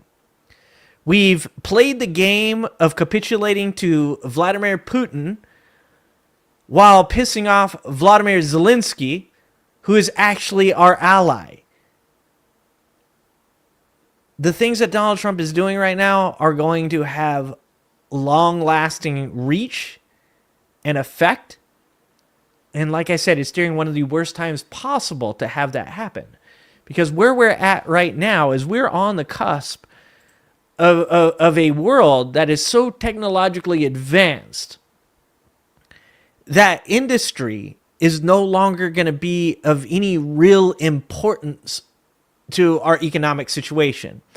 And yet we're talking about things like bringing back warships or coal or the auto industry. We need, in the next year to 2 years, to put ourselves in a place where the House is blue and the Senate is blue, and we can impeach Donald Trump, and we can get through whatever necessary, messy divorce proceedings that need to happen with Donald Trump. Because if we don't, like I said, the effects of this relationship, both foreign and domestic, are going to be long-lasting and extremely negative. We don't have 4 years. We're lucky if we have another year. We need to put an end to that, and we are going to do that by having leadership, by having people that have been voted in by us standing up, not being pussies and not being cowards, not being feckless, and impeaching Donald Trump. And one of the few people that has been doing anything this entire time that has actually, like, in some way made me feel good about what's going on is Gavin Newsom. Gavin Newsom doing a great job. And he's made some mistakes. He's done some things. But just recently, Gavin Newsom has been one of the bright spots in a very, very dark time. So I want to share this with you guys. And this is Gavin Newsom goes really low to mock J.D. Vance in a sensitive area. And it's not going to do everything. Mocking and insulting, not going to be our way out of this mess. But I believe it's George Orwell who said, every joke is a small revolution. And it all adds up. We can't continue to sit on our hands and just wait for this blowover. We've got to fight in any and every way that we know how, right?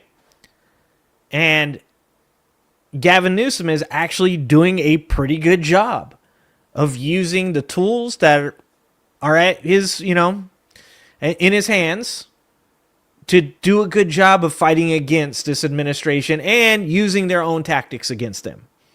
So Gavin Newsom goes really low to mock J.D. Vance in a sensitive area.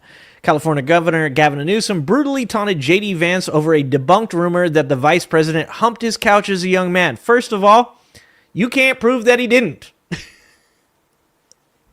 I like to remind people that J.D. Vance can say all he wants he didn't have sex with that couch. You can't prove that he didn't. I'm sorry, but J.D. Vance 100%, in my opinion, had sex with a couch. It might have been a sofa. It might have been a love seat. Could have been a recliner. Maybe one of those vibrating ones. But in my opinion, my professional opinion, you can't prove to me that J.D. Vance didn't fuck that couch. That's all I'm saying. Poor J.D. His sweet, beloved couch now costs more with the tariffs. Newsom's press office snarked Tuesday with an AI video of a chubbier Vance hosting a show about couches. This is kind of amazing, guys. Hello and welcome to my show, A History of Couches. I'm your host, J.D. Vance, and we've got a special episode for you today. Some artifacts shape nations, others shape desires. Few shape both. The Chesterfield couch is one of them. Commissioned by Lord Philip Stanhope, the 4th Earl of Chesterfield, this sofa was designed for posture, elegance, and control. And tufting, rolled arms, a back and sides of equal height. A design that did not merely support the body. He said a back and sides of equal height. Oh my God. Equal height. A design that did not merely support the body, but contained it. Once reserved for aristocrats, the Chesterfield spread into libraries, parlors, and now living rooms worldwide. But its allure has never diminished. There are rumors that I once had an encounter with a Chesterfield. People exaggerate. It's the truth. But when you sit on one, you understand where such stories come from. The Chesterfield isn't just furniture, it's an experience, and some of us know that a little too well. Thank you for watching A History of Couch. Hello and Dude, absolutely amazing. Absolutely amazing. Ah.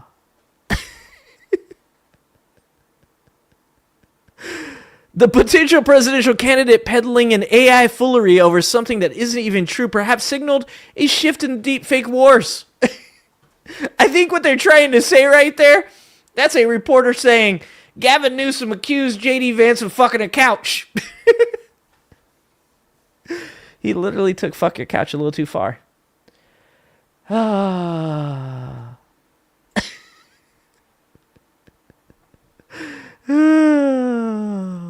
Solid gold. Solid gold, folks. Solid gold.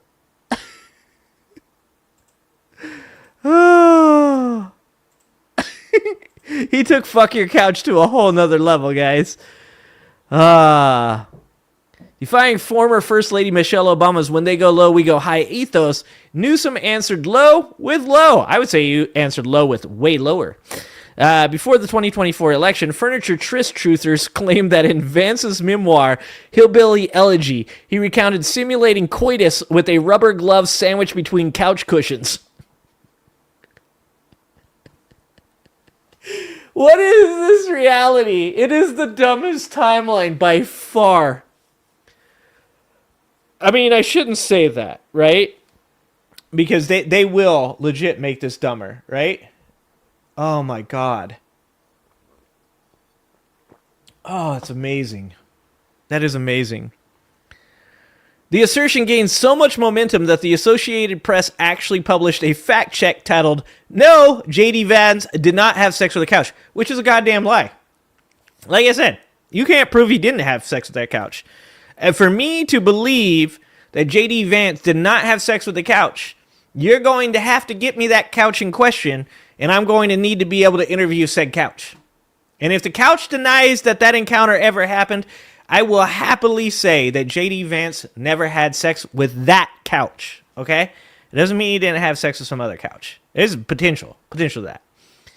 Newsom's wild post came a day after Trump shared an AI goof of Senate Minority Leader Chuck Schumer saying, "Look, guys, there's no way to sugarcoat it. Nobody likes Democrats anymore. We have no voters left because of all of our woke trans bullshit. Not even black people want to vote for us anymore. Even Latinos hate us." And that, of course, was Mike Johnson saying, "That's not racist." Mike Johnson was like, "No, what's racist about that?" The fake Schumer standing by faux House Minority Leader Hakeem Jeffries wearing a sombrero as a mariachi music plays also boasts that illegal aliens can't speak English, so they won't realize we're just a bunch of woke pieces of shit, you know. That's the dumbest timeline. This is not where we're supposed to be as an advanced society. This is literally why aliens will not talk to us.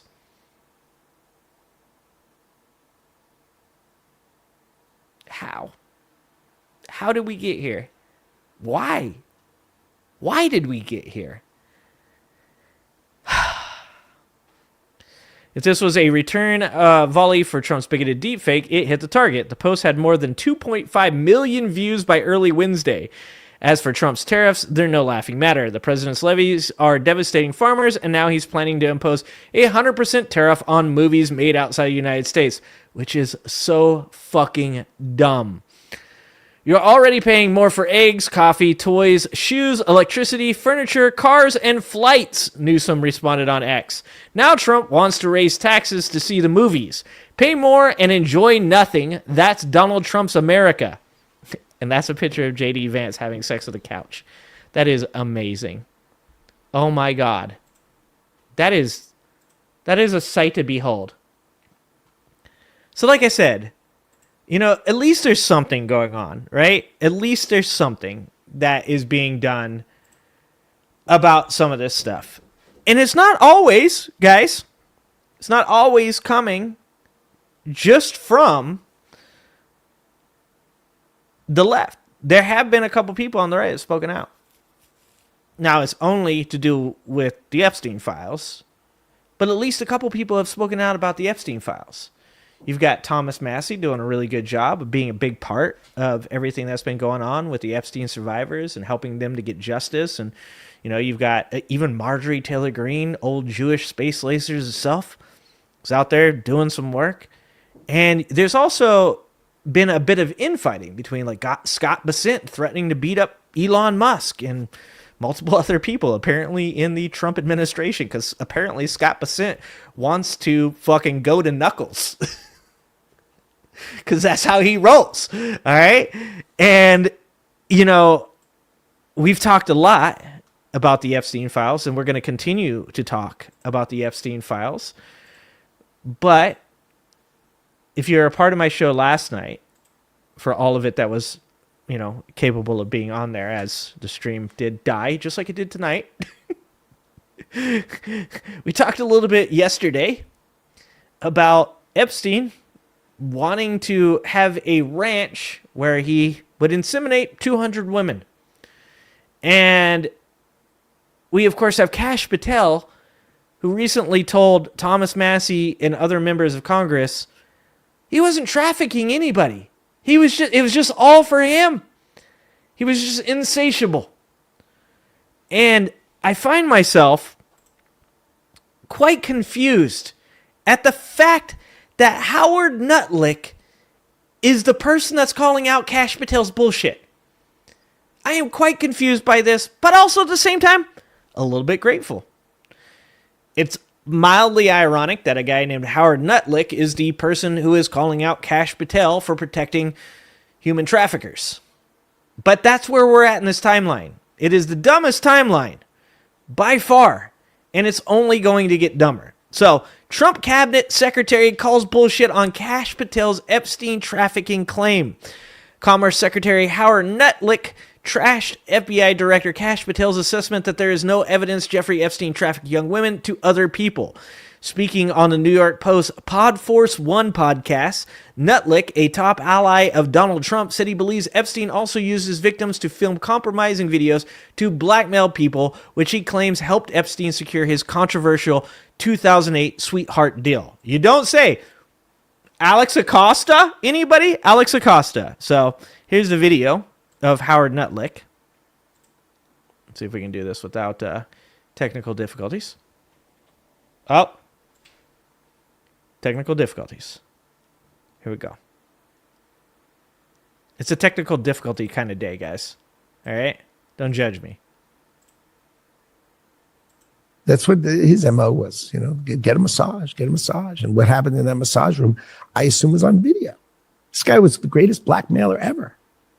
Blackmailed people. That's how he had money. So what happened to those videos? Why is there now such a dearth of information when, Donald Trump's people are running the FBI and the DOJ?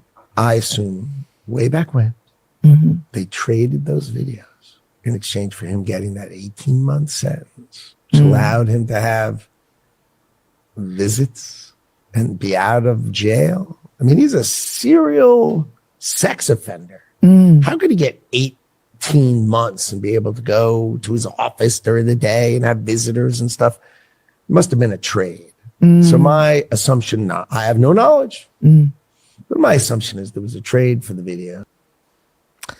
Yeah. I hate to ever agree with Howard Nutlick.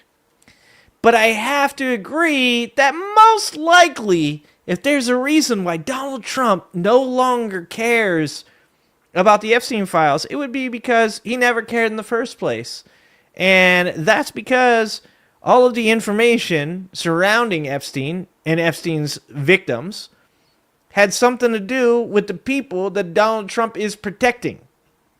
And those people are currently all over Donald Trump's administration, and he's happy to defend them. Because by defending them, he's defending himself.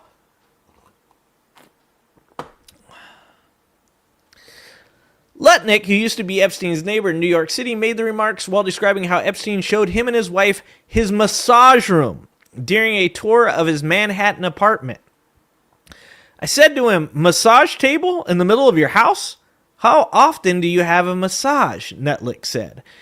And he says, "Every day," and then he gets like weirdly close to me and he says, "and the right kind of massage." Lutnick went on to suggest that some of Epstein's high-profile friends and associates would have participated in using the massage room and alleged that encounters involving young women and girls were then filmed by the billionaire financier. They get a massage. That's what his MO was. Get a massage. Get a massage. And what happened in that massage room, I assume, was on video, Lutnick said. This guy was the greatest blackmailer ever. That's how he had money. Lutnick's claims seemingly contradict what Patel said about the late pedophile while being grilled in September's Senate Judiciary Committee during an exchange with Republican Senator John Kennedy. Patel said there is no credible information to suggest Epstein trafficked young women to his friends or associates. If there were, I would bring the case yesterday that he trafficked to other individuals, Patel said. Bullshit! The remarks were immediately condemned by a group of Epstein's victims who issued a joint statement saying if they were struggling to understand... The remarks were immediately condemned by a group of Epstein's victims who issued a joint statement saying they were struggling to understand why Patel would suggest otherwise. Even the limited information that has been made public includes accounts such as Virginia Giuffre's report that Epstein trafficked her to the other individuals beside himself, the statement said. We also understand that there are FBI reports documenting witness interviews in which victims of Epstein and Ghislaine Maxwell named at least 20 other men they were trafficked to. 20! The Commerce Secretary expanded on his belief that Epstein used compromising videos to secure his 2008 plea deal, which allowed him to avoid federal child trafficking offenses.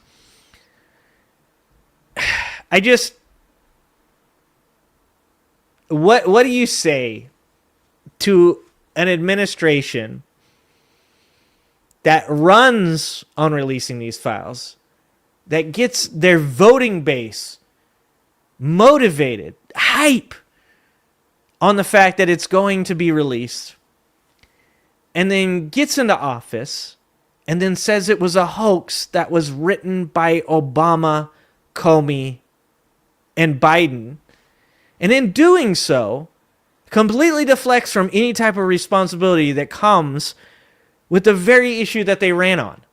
When you have somebody like Kash Patel, a guy who made his money, that grew his podcast off of the Epstein files, is now saying that they don't exist, that there's nothing to see here. What do you say to that? Except for release the files. Because I'm not a Trump supporter. I'm not a moron. I'm actually going to continue to keep talking about this over and over and over and over again, because I'm not going to let this go away. It's ridiculous that Howard Lutnick and fucking MTG are the voice of reason on the right now. That's insane.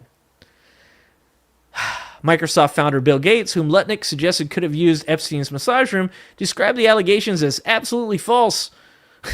Gates met with Epstein to discuss philanthropy and nothing else. There's definitely no massages. Definitely no massages, guys. And like I said, it's just the kind of thing where you got to take what you can get. We got to be happy for the people that are speaking out. And it's good to see. It's good to see Gavin Newsom stepping to the plate and doing something. It's good to see. It's good to see Ruben Gallego calling Donald Trump an idiot. Because what we continue to see from Trump, his administration, and the people that voted for him, what we see from them is that they don't think that there's any repercussion for the things that they've done. They don't think there's any consequences for the things that they've done. Because if they actually believe that there were any consequences, if Kash Patel believed at one point or another that he was going to have to sit in front of a judge and answer questions based off his time as the FBI director, then he wouldn't be doing what he's doing right now. Donald Trump wouldn't be doing what he's doing right now. None of these people would be doing what they're doing right now unless they believed they will never have to face consequences for their actions. And to be honest with you, I think Donald Trump's right. I think Donald Trump will never face repercussions for what he's done, because Donald Trump is probably going to die in office. He is old. He has edema. He probably has some type of congestive heart failure. And he's doing everything he's doing right now, A, because he's mentally declining into cognitive fucking miasma. His dementia is taking hold. His Alzheimer's is coming in hot. And B, because I think he knows that he's not going to make it until the end of this 4 years. But for every other person that is a part of this right now, whether it's Howard Lutnick or Marjorie Taylor Greene or Kash Patel or Pam Bondi, I think every one of them should be completely aware of their own mortality. I think they all should recognize that they're probably going to live through this 4 years unless Trump burns us down and gets us nuked by Vladimir Putin. And they're going to probably have to sit in front of a trial, in front of a judge and a jury. And they're going to have to answer some real fucking hard questions. And I think people like Howard Lutnick and Marjorie Taylor Greene are aware of that. And they are starting to cover their ass. But covering your ass ain't going to be enough. And sometimes it feels pretty lonely doing this. Sometimes it feels like there's not a lot of people talking about this stuff. Sometimes it feels like people are more interested in talking about, you know, whatever is hip or hot for the moment. But some of the people that have been doing a really good job, and some of the people I really respect and appreciate, and I've been seeing these guys all over the place now, and it really does my heart good to see this, is Pumps and Jennifer Welch. You know, there are some silver linings to everything that's going on right now. And one of those silver linings is that Pumps and Jennifer Welch have been becoming a bigger and bigger voice for the Democrats. And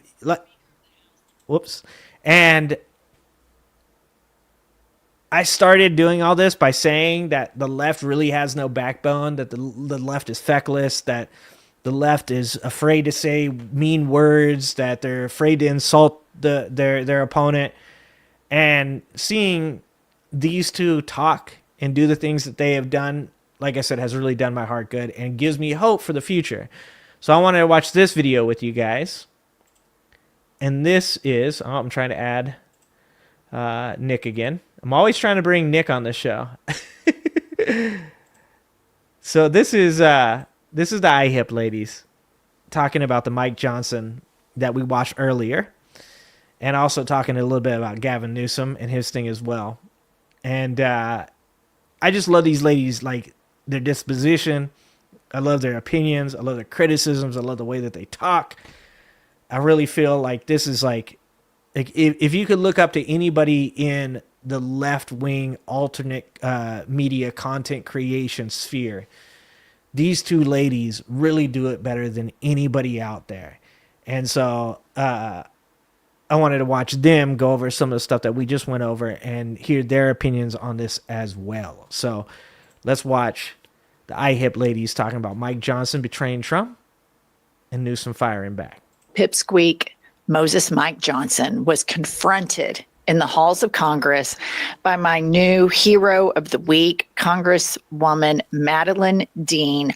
Watch this clip, and then we're going to analyze it frame by frame. Play the clip. The president is unhinged. He is unwell.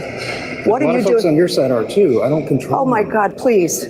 That performance in front of the generals, that I didn't see it. is so dangerous. You know I serve on foreign affairs and appropriations. This is a collision of those two things.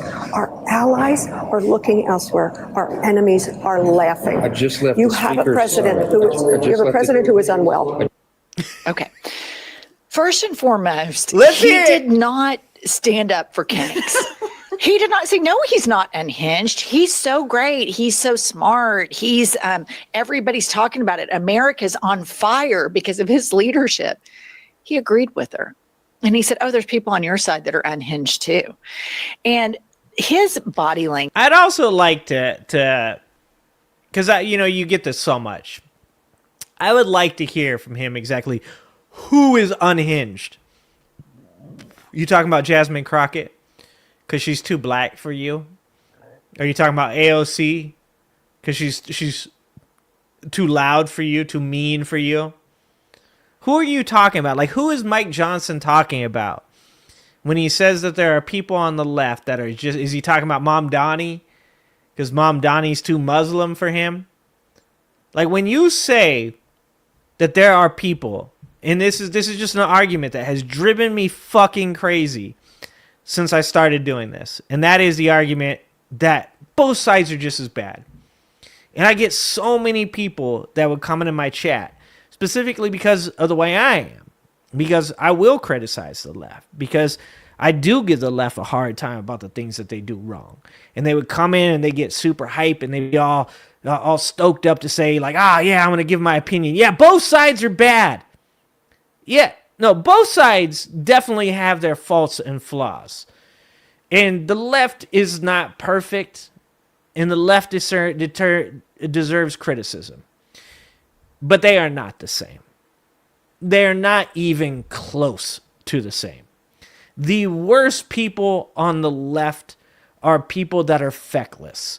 People that sit on their hands and say things like, we'll just wait for this to blow over. People that are on the left that say things like, well, you know, we've got to be bipartisan. We got to be the bigger person in the room. Those are the worst people on the left side of the spectrum. On the right side of the spectrum is the President of the United States. Literally the guy who represents everything that is wrong, not just about the Republican Party, but about this country in general. A person who thinks that by being insulting and giving people funny names and being just in general a fucking douchebag, like that's somehow good leadership. That's going to lead us to some type of fucking promised land. And it gets worse from there. Because everybody below Donald Trump aren't just as bad as Donald Trump, but they lick his fucking nutsack as well. So not only are they shitty human beings, but they're also a bunch of shitty human beings that like to lick the bottom of Donald Trump's taint. It's not the same. The left deserves criticism, but the right is beyond saving right now. And if you think differently than that, if you think, well, there's a lot that can be criticized about Jasmine Crockett, you're lost, you're broken, and you need help. Language. He knows. He knows, which is so much worse than just being in the cult. Because people that are in the cult are completely brainwashed. That right there shows me he knows. He knows exactly what he's doing. And he's doing it on purpose. And that he is just a little lapdog. A little Pomeranian. No disrespect to Pomeranians, but I'm talking about a fluffy one with lots of bows in its hair and a little sweater and little booties that just sits in Trump's lap. And that's what Moses Mike Johnson is. He just showed everybody how spineless and how cowardice. And they all know what a nut he is. They all know he's unhinged, and he could not defend the man that he has debased himself for and that he humiliates his religion for. Here's the deal about Mike Johnson. He sits there and says, I'm an accountability partner with my teenager about porn. And he will. Bro, for him, that was a pretty big own. He's like, yeah, you guys are bad parents. You guys don't even understand. I'm such a good parent that me and my son both know what porn I'm looking at. That is not the own that Mike Johnson thinks it is. That, first of all, why do we know that? Why is that something that I'm aware of? That wasn't even like a leak. That wasn't like somebody else said that shit was happening. Mike Johnson proudly told everybody about that. Not realizing how fucking weird that is. Not hold the president of the United States accountable. He fucked over his constituents with the big, beautiful bill, up to 40% of his district. And now he is saying, I don't give a shit about democracy because I want to put my lips on Trump's ass, even though I know he's fucking nuts. And it's sad because he is third in line to the presidency. This weak, little, impotent man. It's gross. And then she talked to him about the generals, and that just in any other world, in any other democracy, in any other version of the United States of America, what happened with the generals would be impeachable. Yep. And it would cause for the firing of Hegseth. But because he DM'd and copied a journalist and his wife on war plans with emojis and all this bullshit. And yeah, never forget. Like, it's so hard to keep up. Remember, there was Signal Chat Gate. There was white genocide. Like, there's so many crazy fucking things that have happened in the past, like, 7 months that it's hard to keep. Like, this year, the 2025 videos are going to be insane. They're going to be out of this fucking world. The year in review, 2025, of Donald Trump's chaos and insanity. Didn't impeach him there. The fix is in. The fix is in. They are all in on consolidating power to this man so that when biology takes care of him, all of the power will be in the executive, and it will be transferred to the failed drag queen, Little JD Smokey. Vance. But he said when she confronted him on the generals, And that's the craziest part about all of this. Once again, like I said, it's so hard to keep all of this shit straight. And that's on purpose, right? Like, it's so hard to keep it all straight. But even with all of this craziness that's going on, you still have to remember, like, what actually is happening right now. And that is that Peter Thiel, Mark Andreessen, Jeff Bezos, Mark Zuckerberg are all instituting Curtis Yarvin's plan. And it's working. It's working. The more that they do this, the more that they sow chaos, the more that they create confusion, the more that they create fear and unstableness in this country, the more likely it is that these guys can swoop in and go, look, the system doesn't work. You don't like what's going on. You're on the left, you're on the right. It doesn't matter. It doesn't work for any of you guys. But wait, I have a plan for you. And that's when Curtis Yarvin comes in. Curtis Yarvin said, he said, you have to get over your fear of dictatorship in America.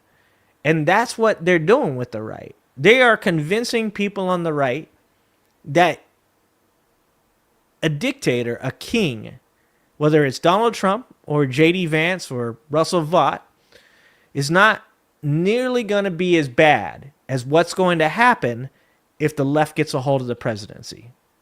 That everything that you guys have done to this point has caused such an extreme swing to the right for politics that the only thing that you can expect if a left-wing person gets in power is that you are all going to pay for this. And that leads right into Curtis Yarvin's plan. That is that right now, you're afraid of a king. You're afraid of a dictator. But you know what's going to be a lot worse than that? A Democrat being the president. They're going to groom your children. They're going to put us all in prison. They're going to get rid of the white man. Like, with everything being said, all the crazy shit that's going on, I think the two things that are very important for every single person to continue to remember is that A, this is part of the plan, and B, release the fucking files. Seen it. And you can tell he lied because one of the tells when people lie is they kind of avert their gaze. Yep. And he averted the gaze. So Kylie, I want you to play that again. And because we are armchair psychiatrists and psychologists and the government shut down, and we need to do everything we can do to expose these fake Christian cowardice losers, DL demon queens. You see what I'm saying? These ladies, this makes my heart feel, it sings. Feels so good. Number one, I want to play it again. I want you to notice how he's lying. I want you to notice what a cowardice he is. And I want you to notice how DL gay he is. I want you to notice it. Play it again. The president is unhinged. He is unwell. What are you doing? On your side are too. I don't control. Oh my God, please. I don't control that him. Performance in front of the generals? That I didn't see it. is so dangerous. Did you see that? Yeah, he's lying. Bro, he's scared of her too. He's so scared of her. Like, this man, it's always funny, man. It's always funny to hear Republicans talk about alpha males and fucking what men should be doing. All that shit. And then this is their representative. This dude right here. Lying. Okay, I mean, that is just a classic liar.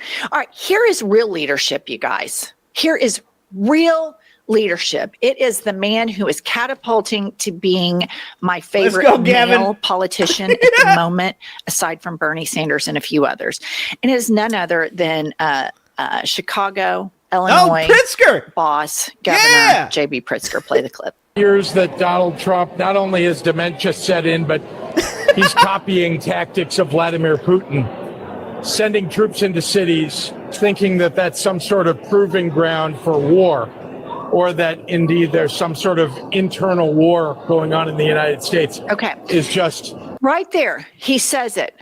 Dementia is setting in. He's copying the tactics of dictator Vladimir Putin. He's declaring war on America. He says it very clear. Why Hakeem Jeffries and Chuckles are not fucking Chuckles. Oh, that's good. Oh, that's good. Chuckles Schumer. Oh, that's good. I like that. Yeah, just say it. Say the fucking words. Say what is going on. Stop beating around the bush. Like, this is what I said something a while back. I forgot which stream I was on.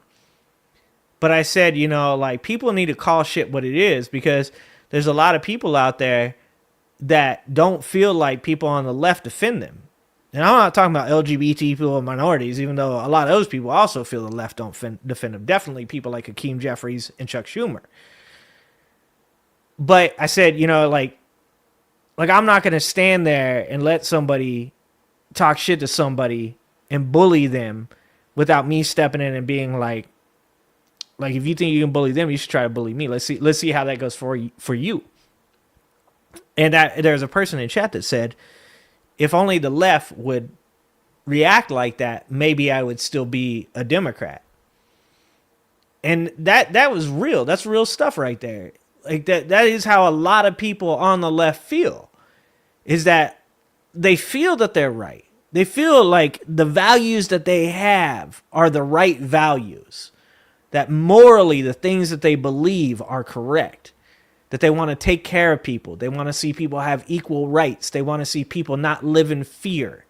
They want to see this country become a country where anybody can come to and be successful and be appreciated and not have fear of racists or homophobes attacking them. But when they stand up and they say those things, and then no one defends them when one of these right-wing people gets in their face, and the leaders of the party are silent any time that somebody raises their voice, it makes you look feckless. It makes you look like cowards, and it makes the people that follow you go, I don't want to I don't want to be in the middle of that. I don't want to stand up and say something and then have all of those people attack me, and then the people on my side are like, well, you know, we've got to be the better person. We've got to be the adult in the room. And that's what Chuck Schumer and the Hakeem Jeffries of the world, that's their playbook, is sit on your hands, wait for it to blow over. The country will see how bad this is. If you think that, if you're Chuck Schumer, if you're Hakeem Jeffries, then you're not fucking paying attention. Like, there's no way any person with a fully functioning frontal lobe could look at what is going on right now in this country and even half-ass believe that 50% or more of America didn't have a chance to not vote for this fucking guy, and they chose to. If you are a Hakeem Jeffries or a Chuck Schumer, I don't hate that you have the same values as me. I don't hate that you choose to take the high ground. What I hate is that you're leaving a lot of people exposed that are trying to do the hard part, do the dirty work for you because you're a coward. That's what I hate. Screaming from the rooftops. When they walked out of the Oval Office, they should have said, this man has dementia. We need a 25th Amendment. Every single one of our Republican colleagues are in on the cover-up. They should be barnstorming the airwaves. Instead, I saw an interview where Jake Tapper asked Hakeem, so are you talking about his mental acuity? And Jeffries goes, no. I'm talking about the sombrero, blah, blah, blah. Jesus Christ. It is such an L. It is such a miss. And it is so frustrating seeing Hakeem and Chuckles just fumble the bag multiple times a day, all day, every day. When J.B. Pritzker, and then put up Gavin Newsom right here. Gavin Newsom tweets, Trump, quote, Marie Antoinette says, no health care for you peasants, but a ballroom for the queen. And they have a Photoshop, for those of you that are listening, a Photoshopped image of Kanks as Marie Antoinette. And he looks like the Pomeranian that I described earlier with all the bows on. And this is the way forward. Like, these people are not serious people. They are blaring this sombrero thing everywhere because they think, oh yeah, we're dunking on Hakeem and Chuckles. And you know what?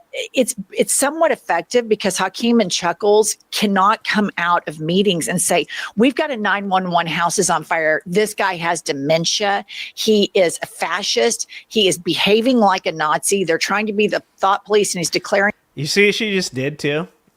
She just said all the things that they keep telling the left that they shouldn't do. That's important. Because I said this before, that the right, what they do is they use the criticism of the left against the left, right? So they go into left-wing circles and they say things about the left. Like, oh, you guys are always calling people Nazis. Oh, you guys are always calling people fascists. Oh, you guys are actually the people that are like creating this violent left-wing rhetoric. And then people on the left hear that and they go, well, you know, it is kind of true. Maybe, you know, like, does Donald Trump, does he tick off all the boxes? Like, I mean, he's like 9 of 10. Does that make him like a Nazi, or is that like Nazi light? Like, I mean, can we use Nazi if he's only like 9 of 10 Nazi?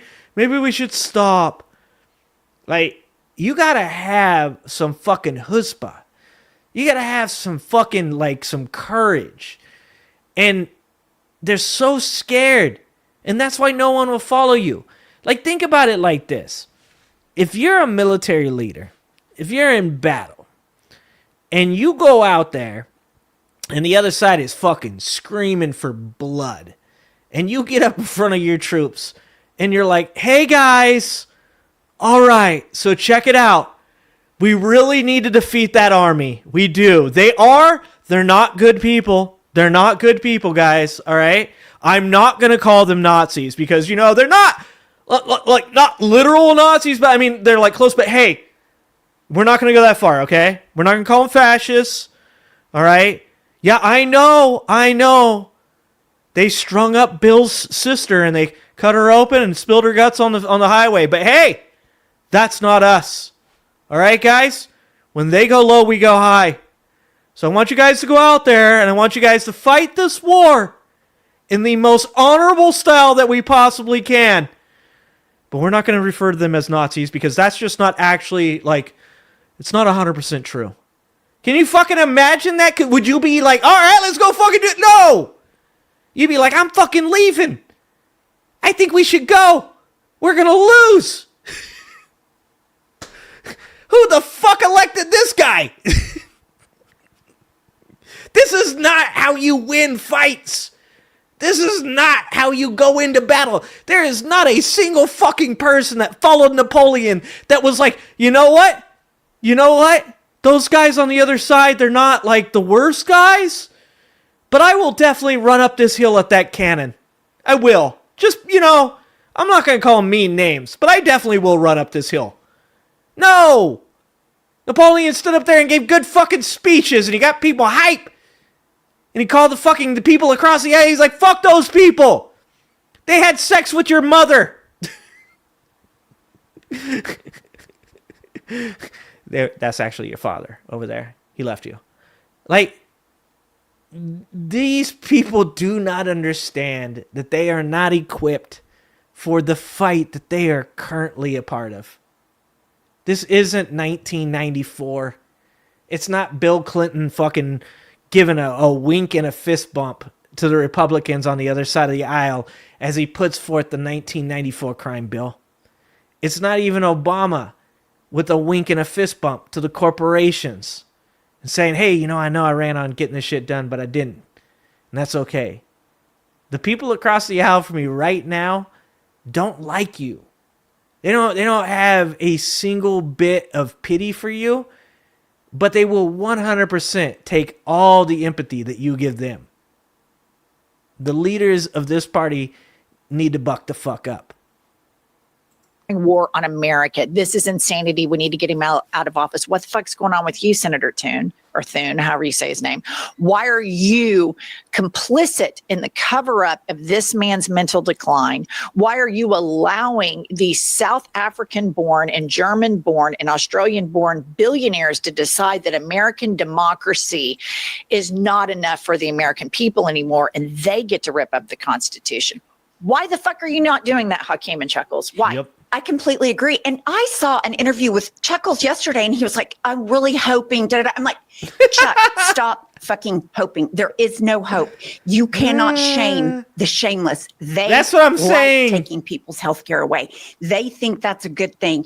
And it is such a failure in leadership that the governors and mayors are taking a more active stance about U.S. military in the cities of America than the federal leaders. It's absolutely the most disappointing example of poor leadership. It's unreal. We're not 100%. calling this out. And I'm like you, every time you walk out of the Oval Office, this man has dementia. This man cannot be possibly 100%. making decisions for the country because he doesn't know what's going on. But they don't. Right. And they can also pay. And don't forget, when Joe Biden was president, every single one of these people were doing exactly what she's saying. Their news reporting was all about Joe Biden and dementia. Their Twitter shit, all of that shit about Joe Biden and dementia. There were people accusing of him being a pedo. There were people accusing him of not being capable of running the government. There were people that were, accusing his administration and his family of being criminals. Like, there is something to be said during a time of prosperity, a time where sane people are in charge and the rule of law is actually a thing, about like keeping things civil, having etiquette, being the adult in the room. There's definitely something to be said about that. But that's not what's happening now, and you're playing at a complete disadvantage. Because these guys think they're playing to an audience that doesn't want Jerry Springer. And they do. That's what they want. They want Jerry Springer. They want 4chan. They want WWE. And what you're giving them is like fucking 11 in the morning soap opera. These people don't want that. And that might be unfortunate.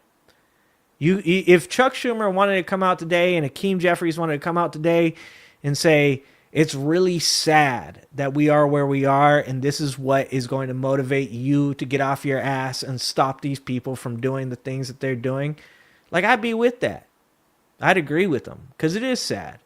It is the death of intellectualism. There is no more logic. There is no more critical thinking. There's the books. They're homeless. They have nobody to read them. But it is what it is, and we operate off of what it is, not what we wish it would be. You play the game as the game is being played by the rules that the other side is playing by. This is game theory. This is, you do what they do, you match that energy. And if you don't, you're going to end up on the losing end. The picture is, he is so demented, it leads us to the question as to who's calling the shots. And then that opens up the door for the Peter Thiels and the Elon Musk, who get all of these corporate welfare handouts. So while you don't have taxpayer money, people in rural America, Elizabeth Warren, the people you think are satanic and horrible, and Bernie and AOC, Yep. they're actually fighting for you. While Good people. Hanks is taking it all away from you, using your faith to make you think he's in your corner, while he trots out another person who weaponizes his faith, the leader of the DL Demon Queens, little pipsqueak Moses Mike Johnson. These guys put on a profile in cowardice all day, every day, in the Democratic leadership, Chuckles and Hakeem. You either start calling it out, call them fascists, call out his dementia, say they are behaving like Nazis all day, every day, or sit down and shut the fuck up and pass the torch to somebody with a spine, because we've had it. And then finally, I want to leave you all, and please do not exit out of this. This is an important video. It's 2 minutes long of some of our best messengers in the Democratic Party. And it is Senator Sanders and Congresswoman AOC. And they don't have to change their positions depending on the voter cycle. They always fight for the people who are voiceless. This is courage. This is leadership. Watch how fabulous this messaging is right here. Everybody, I was walking here in Washington, D.C., and who did I bump into? One of my favorite members of the United States Congress, Alexandria Ocasio-Cortez. And one of my favorite senators. All right. Anyhow, as everybody knows, we are now in a government shutdown. Republicans are attacking Alexandria, attacking me. Why didn't you vote for this clean CR to keep the government open? Well, there's nothing clean about it. This is one of the dirtiest tricks that is being pulled on the American people right now. Starting today, October 1st, and throughout the rest of the month, Americans across this country are going to start getting notifications that their insurance premiums are up to doubling. Yep. We're talking about... Say that again.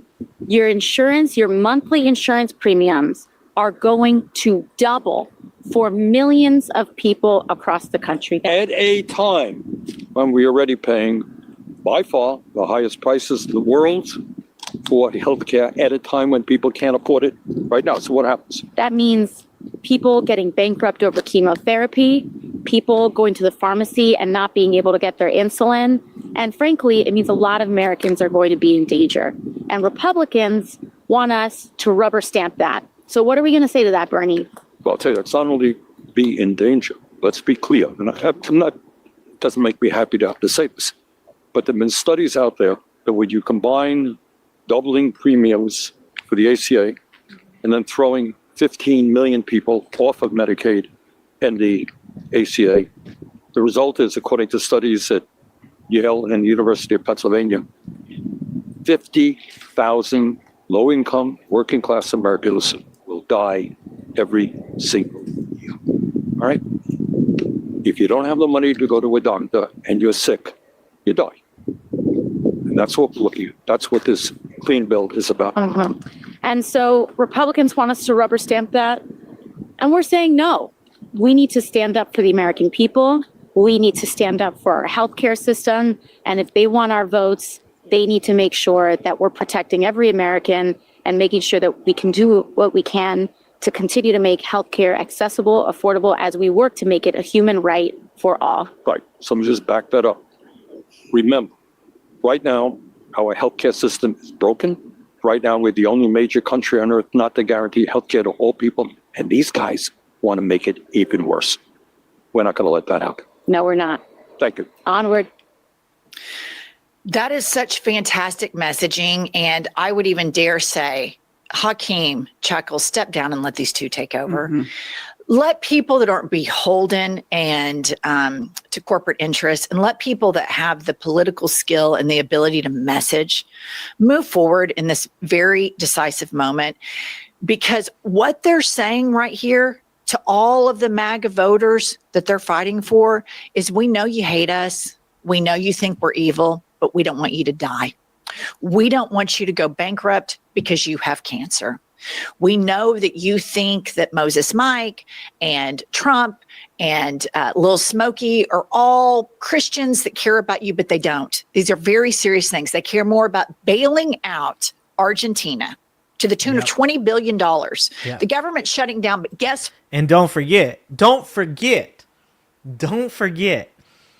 that Argentina is selling the soybeans to China that allows China to not buy the soybeans from America. This is how ass backwards this country is. You have people like Bernie Sanders and AOC standing on business and saying, for you, people that don't like us, people that hate us, that call us communists, that call us every name in the book, that say we're treasonous, we're traitors. We don't want bad things to happen to you.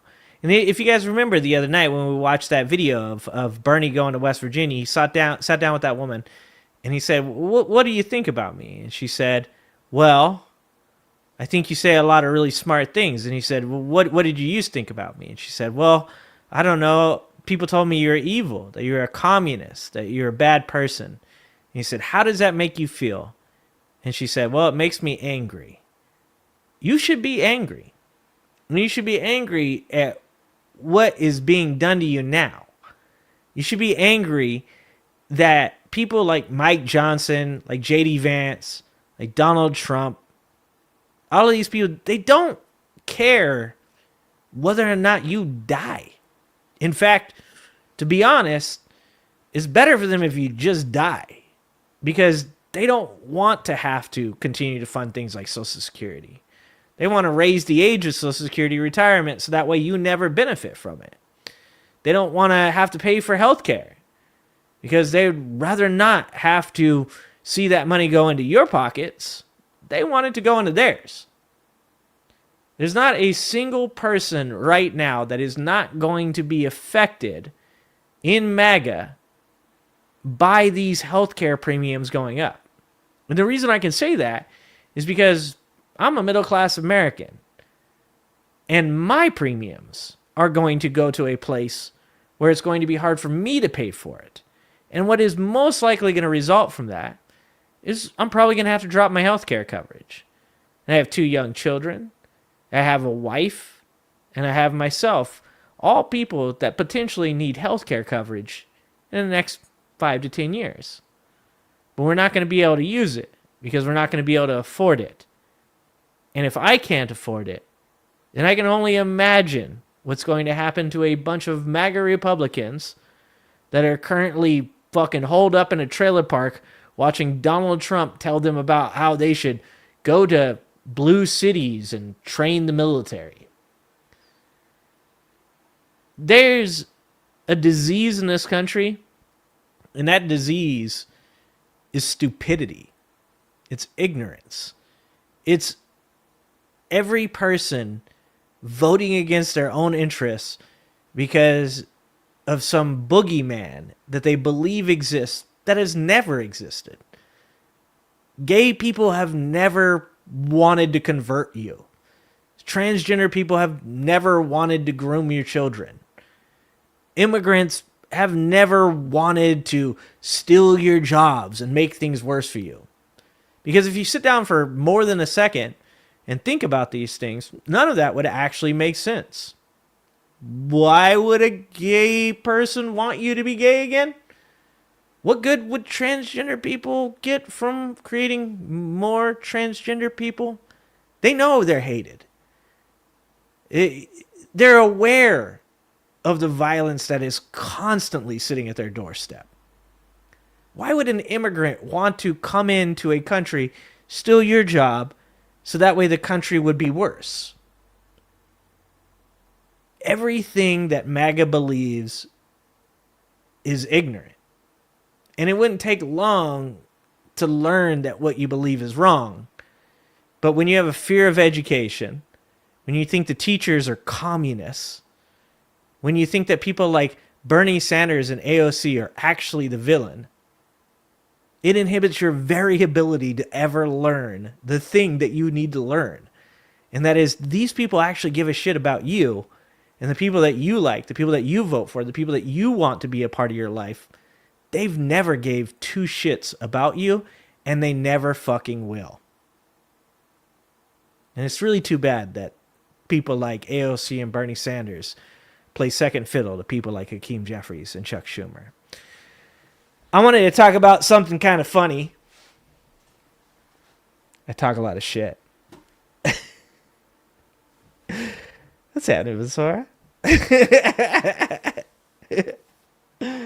Is that not right? All right. Because I understand everybody out there. You can't always just talk about all the bad shit all the time, even though it seems like it's all we can talk about. But this, I don't know. You guys might actually think this is kind of bad.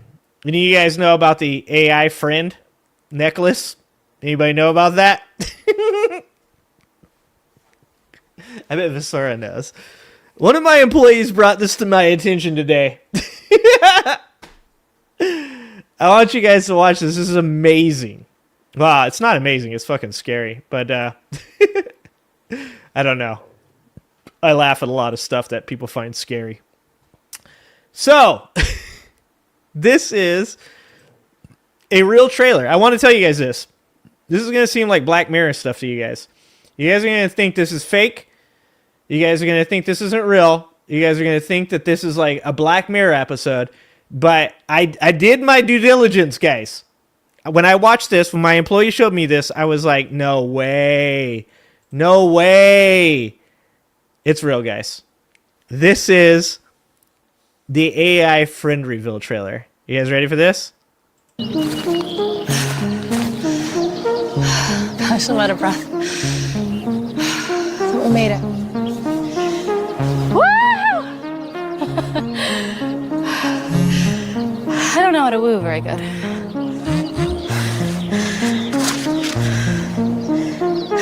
That's fair. All right, let's go. Let me show you how to game, bro, okay? Oh, come on, come on. Oh, let's go! Are you serious? Come on, man. I hate this game. Take notes, baby. Oh, man, you guys suck. Bro, you look like the back of the go, let's go. Dude, what? How did you do that?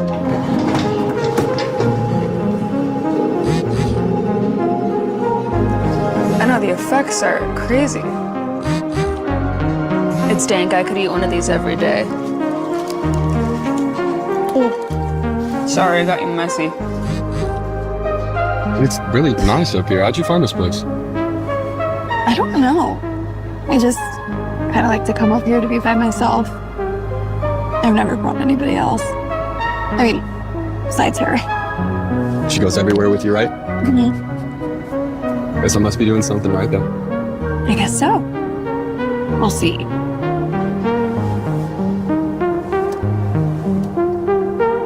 What the fuck?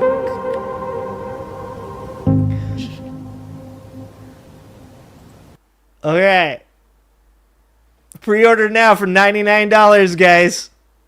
Okay, and you guys think, like I said, I saw this and I was like, no way. This isn't real, right? I was like, that's like Black Mirror, dude. That's 100% like Black Mirror right there, guys. Like, I was like, there's absolutely no way that that's real. It's real. It's real. And so this is a Wired article. I hate my friend. The chatbot-enabled friend necklace eavesdrops on your life and provides a running commentary that's snarky and unhelpful. Worse, it can also make the people around you uneasy. The AI-powered friend pendant is now out in the world. If you live in the US or Canada, you can buy one for $129, guys. This is not financial advice. The smooth plastic disc is just under 2 inches in diameter. It looks and feels a little like a beefy Apple AirTag. Inside are some LEDs and a Bluetooth radio that connects you through your iPhone to a chatbot in the cloud that's powered by Google's Gemini 2.5 model. You can tap on the disc to ask your friend questions as it dangles around your neck, and it responds to your voice prompts by sending you text messages through the companion app. You can reply to these messages with your voice or via text to keep the conversation going. It also listens to whatever you're doing as you move through the world, no tap required, and offers a running commentary on the interactions you have throughout your day. To perform that trick, the device has microphones that are always activated.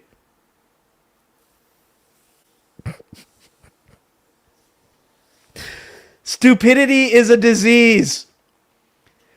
Was it not like fucking 6 months ago all these people were like, they're fucking monitoring us? This is some Palantir shit right here. This is like Peter Thiel's fucking love child. Dude, Peter Thiel sits at home and jerks off to this and thoughts of the Antichrist. If the idea of a microphone-packed wearable that's always listening to your conversations raises privacy concerns for you, just know that you're not alone. If your experience is anything like ours, wearing the Friend will likely earn you the ire of everyone around you. Curiously, you might even end up being bullied by the chatbot itself. Like, ChatGPT has already gotten a dude to murder his mother. ChatGPT has already gotten a couple people to take their own life, and they decided, let's go a little further.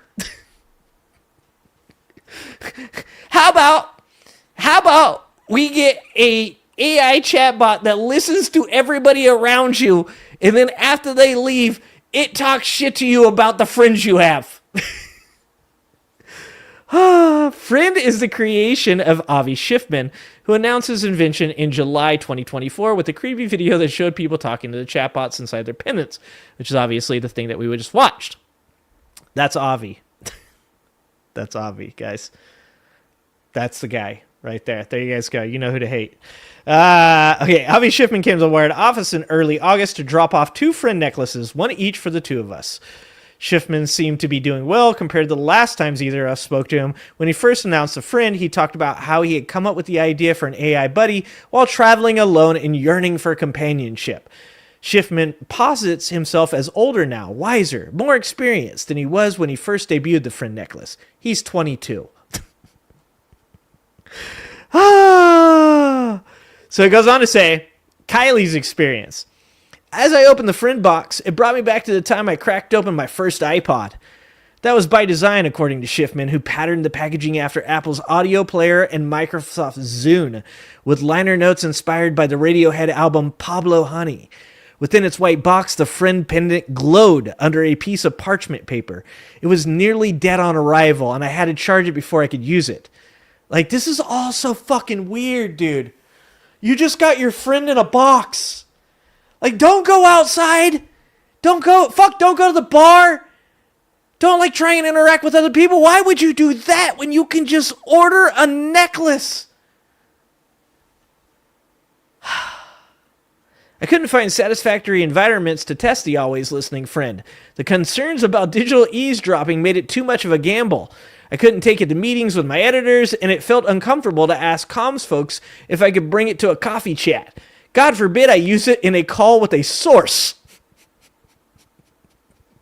When your fucking AI bot leaks your fucking information, dude. Oh my God. We are so cooked.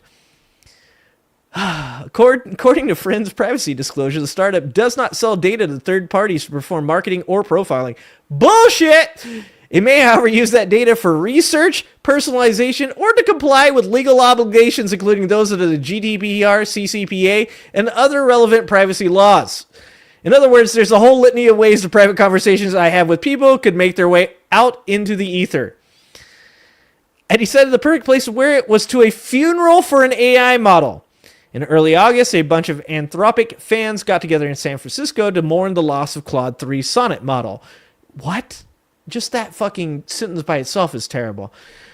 Which the company had just retired. Surely the proprietors of this new AI world would be down to see a piece of chatbot hardware being tested in the wild at an event I'd been invited to by the hosts to report on, write up, and record videos. I quickly realized it was my worst idea. I hung the pendant around my neck and paired it with a plethora of layered necklaces. The glowing pendant contrasted with my all-black outfit, but I wore it clearly, albeit not proudly. It wasn't exactly fashionable, but hey, it was for work.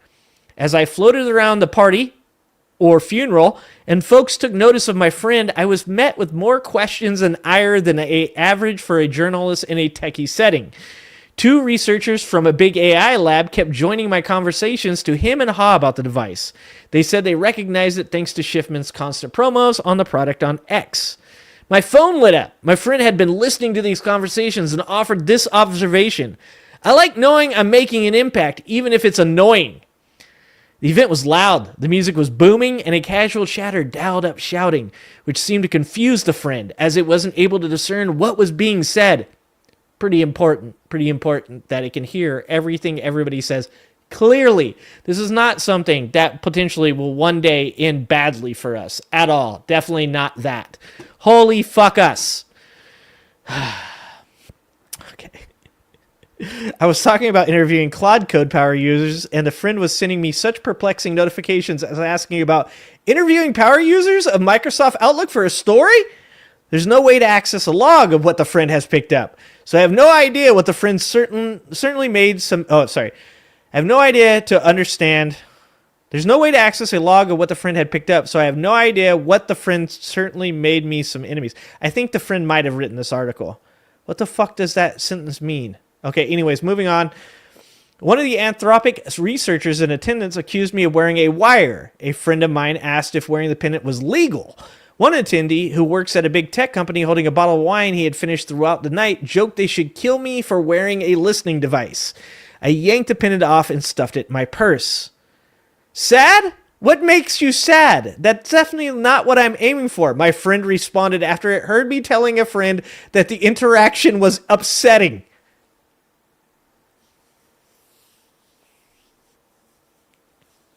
I don't know if I want to do this anymore.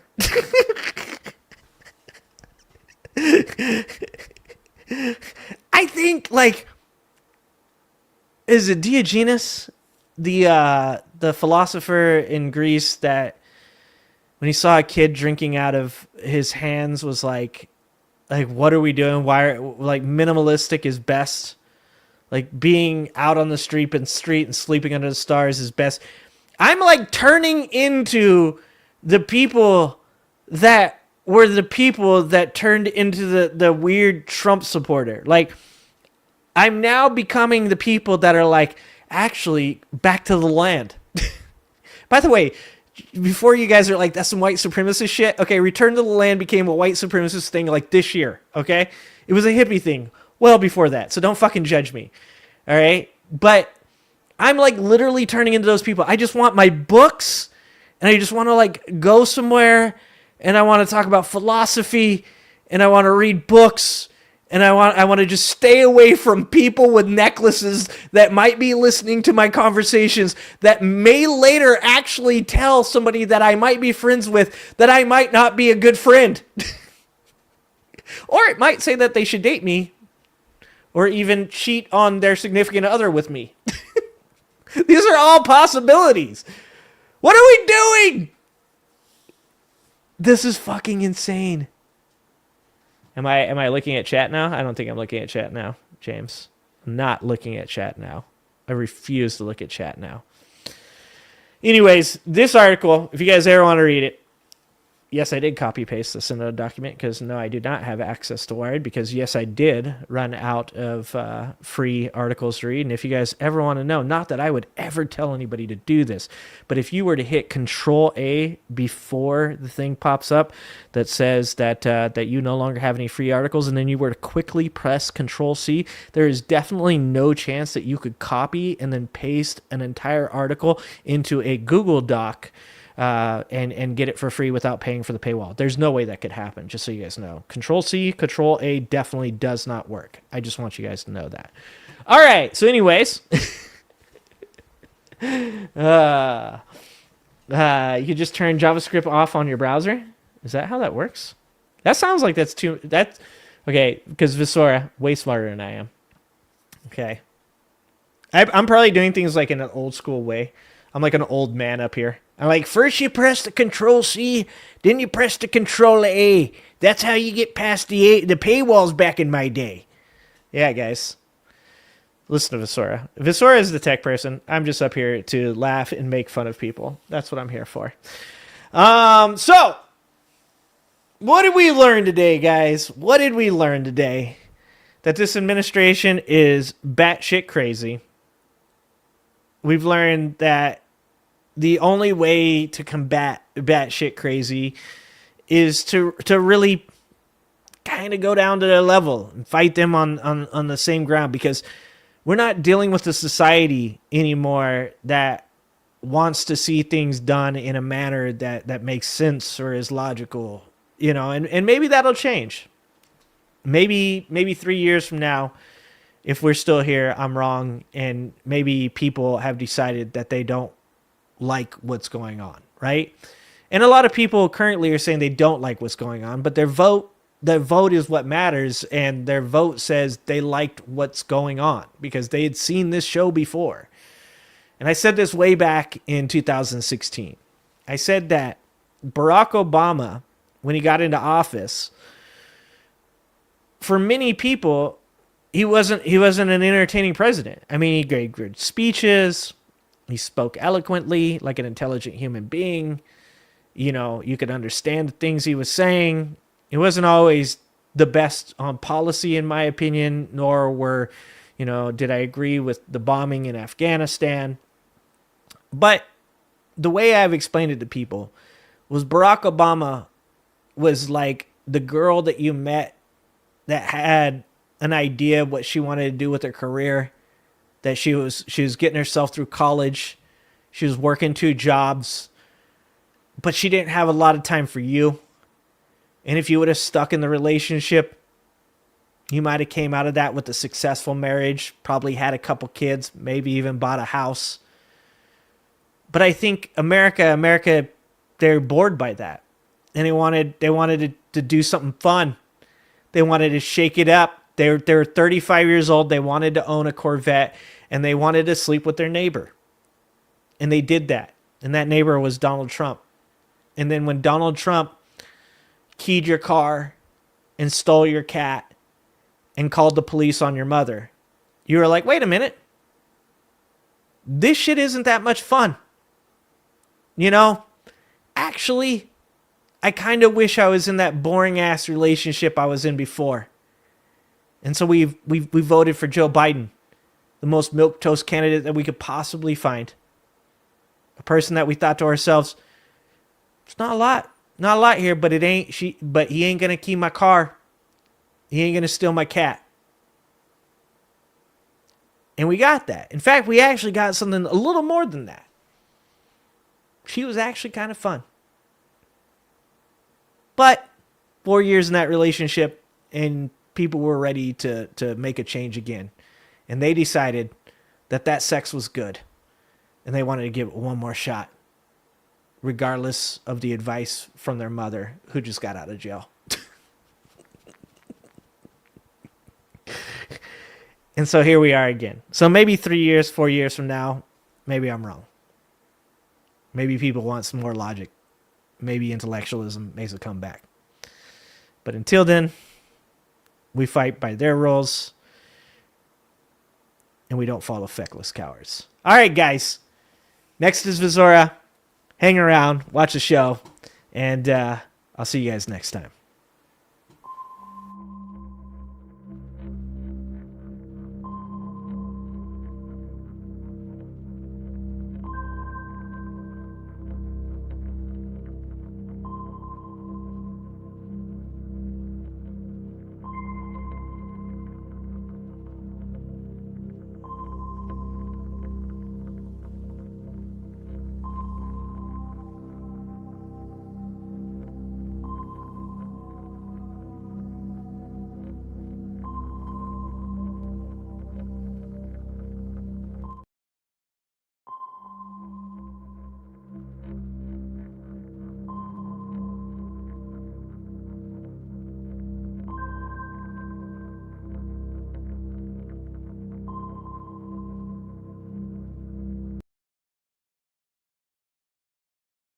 Hello, everybody. Good morning. Well, good evening for you guys, because most of you, it is the middle of the night.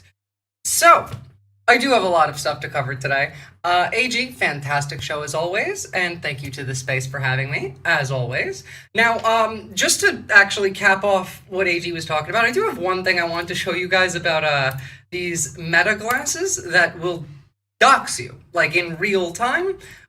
It is horrifying that this is standard tech now. I mean, like, my dad has one of these. If I swear to God, if I see someone wearing these, I'm just gonna take them off their, like, face, and I'm gonna snap them in half, and then I'm gonna pay them whatever the fucking glasses cost. So, here's what they look like and what they do. To use it, you just put the glasses on, then as you walk by people, the glasses will detect when somebody's face is in frame. This photo is used to analyze them, and after a few seconds, their personal information pops up on your phone. Cambridge Community. You don't even have to do anything. Like, you don't get to choose whether or not it's going to immediately, like, look for whoever that person is. You just look at them immediately. It's just docs. Obviously, like, Meta gets this data. This goes right to their, like, data storage. It goes to their servers, and then they feed it into their own AI models. They feed it to the US government as well, and it just compiles and compiles and compiles. This is also stuff that ends up being used to teach, like, gate monitoring. It's like the surveillance apparatus all benefits from this stuff, and the reason that that these are so popular is for convenience. As we've talked about, convenience is the way that surveillance capitalism just gets you to give them everything. It's actually disgusting that this is not only a thing, but that this is even legal. Oh, hi, ma'am. Wait, are you Betsy? Yes. Oh, okay. I think I met you through like the Cambridge Community Foundation, right? Yeah. It's great to meet you. I'm Kane. By the way, that's the person wearing the glasses, using the glasses to look up the person they're talking to and figure out who they are so they could pretend like they know them. So it's actually even worse than just surveilling you. It is assisting the person who could be lying to you, who could be trying to entrap you, who could be trying to stalk you. It's, yeah. Imagine if the douchebag who can't take no for an answer doesn't even have to try and figure out where you live. Exactly, Shade Dragon. That's what it does. And, I mean, on its own, that's horrifying. But then let's think about what this would be like in the context of, today's fascism, for example. In fact, great segue. We're going to have a look at what the state of the United States is now that we're in the middle of the Second Civil War. But I want you to imagine if regular-ass people, criminals even, could use tech like this to stalk you, to find out where you live. What do you think the state's doing? What do you think they have access to that we don't even know about because their AI is decades ahead of where we're at because it grows exponentially. But beyond that, like, we've covered the entire surveillance apparatus, the whole Larry Ellison of it all, the Peter Thiel of it all. Do you think that they're not going to use this against you? They've already used it against you. They're already stealing from you. They're already farming you. But it's not like this technology hasn't been employed yet. This is literally how they got Luigi. And right now, we're in a state in which the guy in charge can say shit like this on television. So, Mr. President, now the 30 days is up. And does everything, is everything... well, the mayor's asked us to stay. Oh, you wait until Israel comes into it, Donald James. It gets a lot worse. Well, how do you... So we have a Democrat mayor who's asked us today. And D.C.'s a little bit different because I could federalize it if I want. You know, D.C.'s a little bit different. So we have a lot.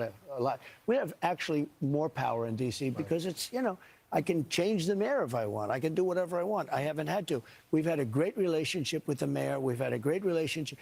Everybody's happy. The fact that he can just be like, I can do whatever I want, like he always could have done whatever the hell he wanted, but they can just be mask off now. They really can do whatever the hell they want. And the mayor was not in favor of it. At first we, you know, forced, and then she saw the results. And everyone's going up and thanking her. We have no crime anymore. People... I don't think you know just how bad that this really is. Because, like, obviously, that's a nothing burger. That's him fucking saying, I could do whatever the hell I want. Let's take this a step further. This was Miller, just, what was it, today? Yeah, today. Talking to like federal agents in Memphis, telling them that they can just do whatever the hell they want, that they can have their guns in their hand, and we'll see what the outcomes of this are in a second. Police department, to the officers that I see sitting in front of me, we are about to provide you with a level of support you cannot even imagine. This isn't just a task force. This is a all of government unlimited support operation. ATF, DEA, FBI, ICE, Department of War, every resource we have. And they're not going to be sitting behind a desk at a keyboard. We are sending in real cops with guns and badges to go out with you on the street every single night making arrests. These are people who have taken down drug cartels, kingpins, the worst criminal offenders in the United States, standing with you shoulder to shoulder to shoulder. You want to see what those cops look like? They look like this. These are the cops they're sending out in full force with full support of the government. Now this was in North Carolina, I believe, and this cop was drunk, pulled out his firearm, and pointed it directly at children. Get on the ground. Bro, Get on the ground. Come here. The deputy is seen out of uniform. His only gear looks to be a bulletproof sheriff vest South Carolina, I was and close. a gun drawn and pointed directly at the kids. The kids seemingly scared, calling out for help to others, asking for police. That's when the deputy is heard saying, I am the police. The deputy then takes a bag from one of the kids, where a small altercation breaks out.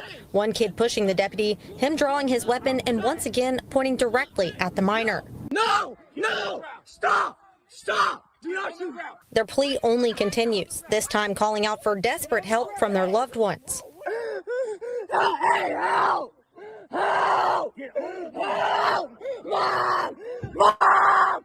A later video shows a brother of one of the minors who showed up after his sibling called crying. Listen closely to the next part, where you hear what neighbors tell me is why the deputy allegedly took action in the first place. What just happened? I don't know what happened. They're flashing a gun, bro. These kids don't have a gun. What the hell? Mom, they're saying they have a gun. The parents of all minors. So the cop's justification is the kids had a gun. And so what am I supposed to do? I'm supposed to, while I'm drunk and off duty, take my gun out and put it at the kid's head. Sure, that makes sense.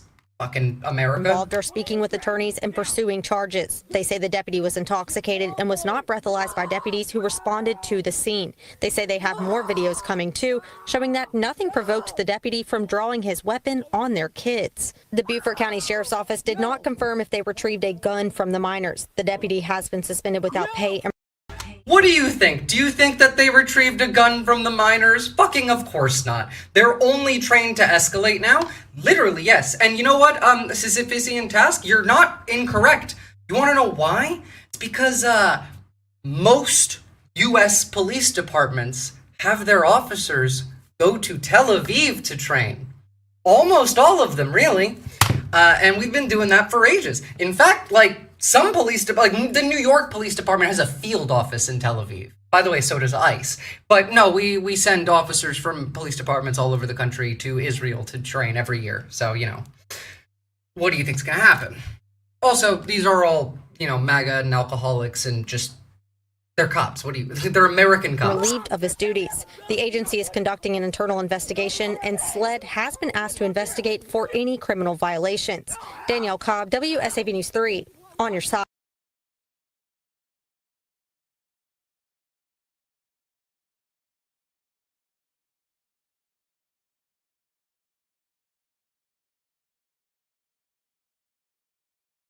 But if I'm a Democrat and I'm Visora, your mic's muted. Oh, whoopsie. I had myself muted. My bad. Look, do you trust the fascist-ass government, the mob boss-ass mentality in D.C. to not harm you? Do you trust that drunk cop to not do it again? Because he's not going to lose his job. At best, he's going to get suspended for a week with pay? That's it. Beyond that, if you think that just because, they have some of your data that you can just be chill and relax and not worry about it, you do you. I personally think that might as well just be committing suicide, but, it is what it is. Don't forget, as of now, under NSPM 7, the new national security directive that Donald Trump put out, it is now terrorism to be an anti-capitalist, anti-Christian, but not just anti-Christian, anti-specifically their Christian. Even Catholics could be considered anti-Christian under that. To be anti-American. You have guns, I'm cool. What do you think that's going to do for you? What do you think that's going to do? It's also illegal to not like the government, to wish that the United States government were to collapse. That's terrorism as well now. And to really just do anything. The phrasing of NSPM 7 is specifically so that they could declare anybody is a terrorist. It's not even about like the Antifa side of it. Like that's without even bringing that in. And remember, that's a national security directive. It's not an executive order. Like they don't even have to tell you what that is. I've got my bunker, I'm safe. Yeah, you keep believing in that fantasy world that you live in. There's no such thing as safe. Your bunker isn't going to save you. But if I'm a Democrat and I'm worried about a program or an agency or something that impacts my state, yeah, I'd be thinking long and hard about shutting down the government and handing the keys to the OMB and to Russ Vought to make decisions about which programs and, which agencies and departments and which. All right, Tony Soprano, you can chill out. Remember, like, these are the people that, A, did not negotiate with Democrats over a shutdown. They wanted either way. They were fine with it. Shutdown, no shutdown. In fact, like, Russ Vought is there just emptying out the government because of the shutdown. But it was the Democrats trying to prevent the shutdown. Now, I'm glad the government shut down. National Guard and ICE have to work without pay for a little bit. That makes me happy. But beyond that, like, the reason that the shutdown happened was because they were one fucking person away from being able to release the Epstein files, yes. Beyond that, it's also because they just love suffering. Like, the shutdown benefits them in a way that doesn't really matter because they were doing all of these things before, hence why they tried to prevent the shutdown to begin with. They would have preferred to not have it, but then it got to a point where it was getting too complicated. They're like, nah, fuck it, let's just shut it down and blame the Democrats for it.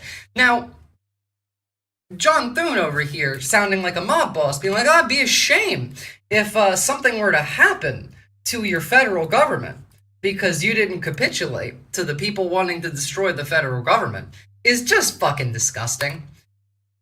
Beyond that, clearly they're lying so much that it's pissing off even Grok. I've never seen an AI write like half in caps to, hey Grok, is Caroline Leavitt telling the truth about Democrats demanding free healthcare for illegals?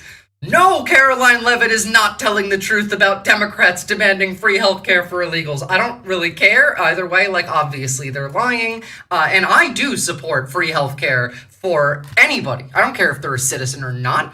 I don't believe in illegals as a term.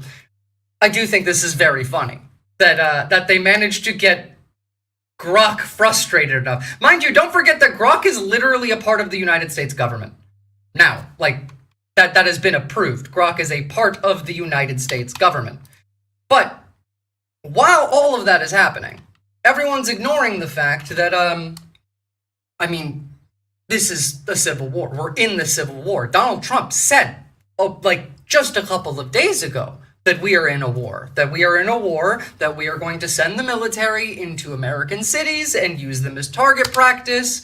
Like, it's far, far, far bigger than any of that.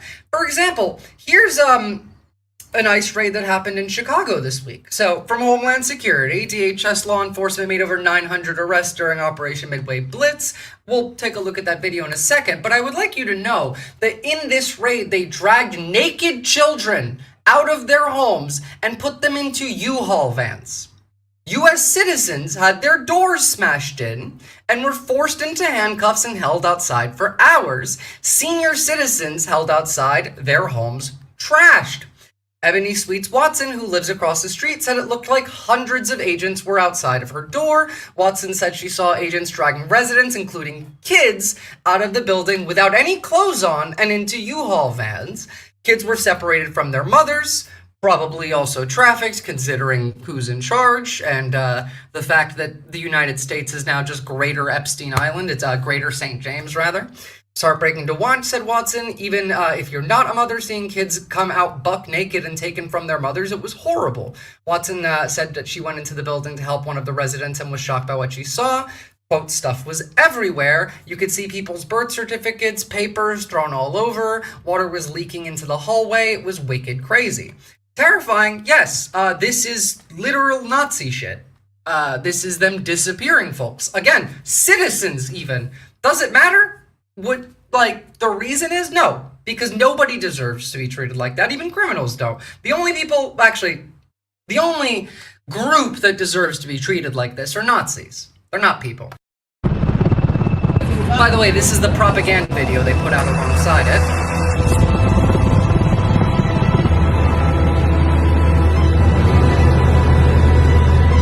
They had fucking helicopters fly over and these guys grappling out of them. Like, it's all marked.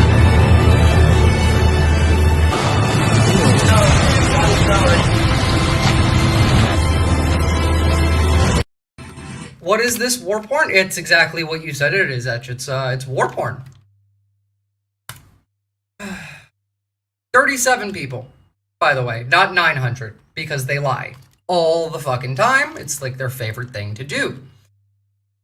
Also, the people who think that you're gonna get another election, this is how they treat Democrat candidates now, like years off from an election already.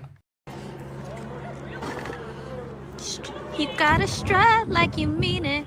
Free your mind. It's not enough just to dream it. Hey! Oh, come on!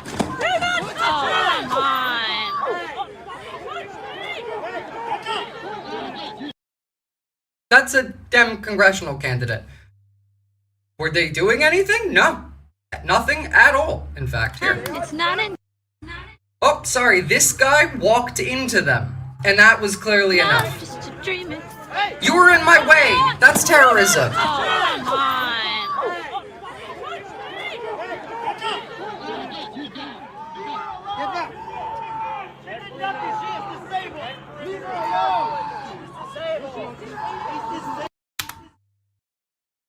In their defense, she was a little sharp. Yeah, sure. You know, like, again, like, this is terrorism. These people are ISIS. ICE targets Democratic congressional candidate who fights for disabled rights and relies on a wheelchair. Agents didn't say anything, just came over, body checked me. She said, I was tackled and my face was smashed into the ground super hard. This shiner will look awesome when I go to meet my kid's school tomorrow. Amanda Seep was standing in the bike lane, leaning against a mailbox, just using her First Amendment right. Well, that's the issue, right? You don't have a First Amendment right anymore. They try and present a home raid as if it's epic, but without maybe, I don't know, like actual enemies doing something, it just looks like fascism. Well, that's because that's the goal. It is fascism. I mean, by the way, ICE killed another person in Chicago this week. This is the second one confirmed, not the second one to happen. Again, the stuff that actually makes it onto your screens is not the worst of it. But again, another murder from ICE this week. In suburban Chicago, a blood-stained car marking a deadly flashpoint in America's immigration raids. The Department of Homeland Security saying ICE... This has nothing to do with immigration, and I am never going to respect anyone who continues to pretend that it is. Like, obviously, it's the media. Fucking respect for the mainstream media. But genuinely, like, this has nothing to do with immigration at all at this point. They don't even pretend that it does. They only pretend to give a shit about immigration when they want to accuse the Democrats of, like, supporting illegals or some shit. Officers in Franklin Park tried stopping a vehicle driven by 38-year-old Silverio Villegas Gonzalez, but say he refused to follow commands and drove his car at law enforcement officers, dragging one a significant distance. By the way, again, these people don't identify themselves, and there are plenty of people pretending to be federal officers. Hell, like, you can just go buy an ICE jacket on Amazon, and that has been used to sexually assault people, kidnap people. I the fuck would not trust these people either. I'm not going to stand there and let them take me. Kat, Abu is battle ready. I saw through her also. Yeah, that was like about a week and a half ago. She's been talking about it pretty regularly since. And, like, as she should be. The thing is, like, she's also out there doing this stuff. So that's why I respect her. Like, it's more than just being able to speak about this truthfully. It's going out there and risking your own freedom and your safety and your ass to do it. And that's the important part here. I refreshed my feed like 5 times, and you were not in it. Oof, that would suck. Kat was streaming earlier. I don't know who her guest was. I didn't see it. Not more brazen, just expanding to exactly where they intend to be. As far as I'm concerned, this is a teeny bit more honest.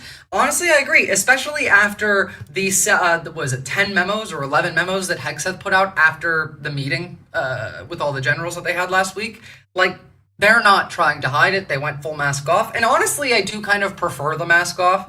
Like, they are gonna lie through their teeth every day. But at the very least, like, I would rather them just slur me and be honest than to pretend like they give a shit about anything. Their only goal is to steal your money and to make more suffering for humans. Broadly. Not even, like, any particular humans, just humans.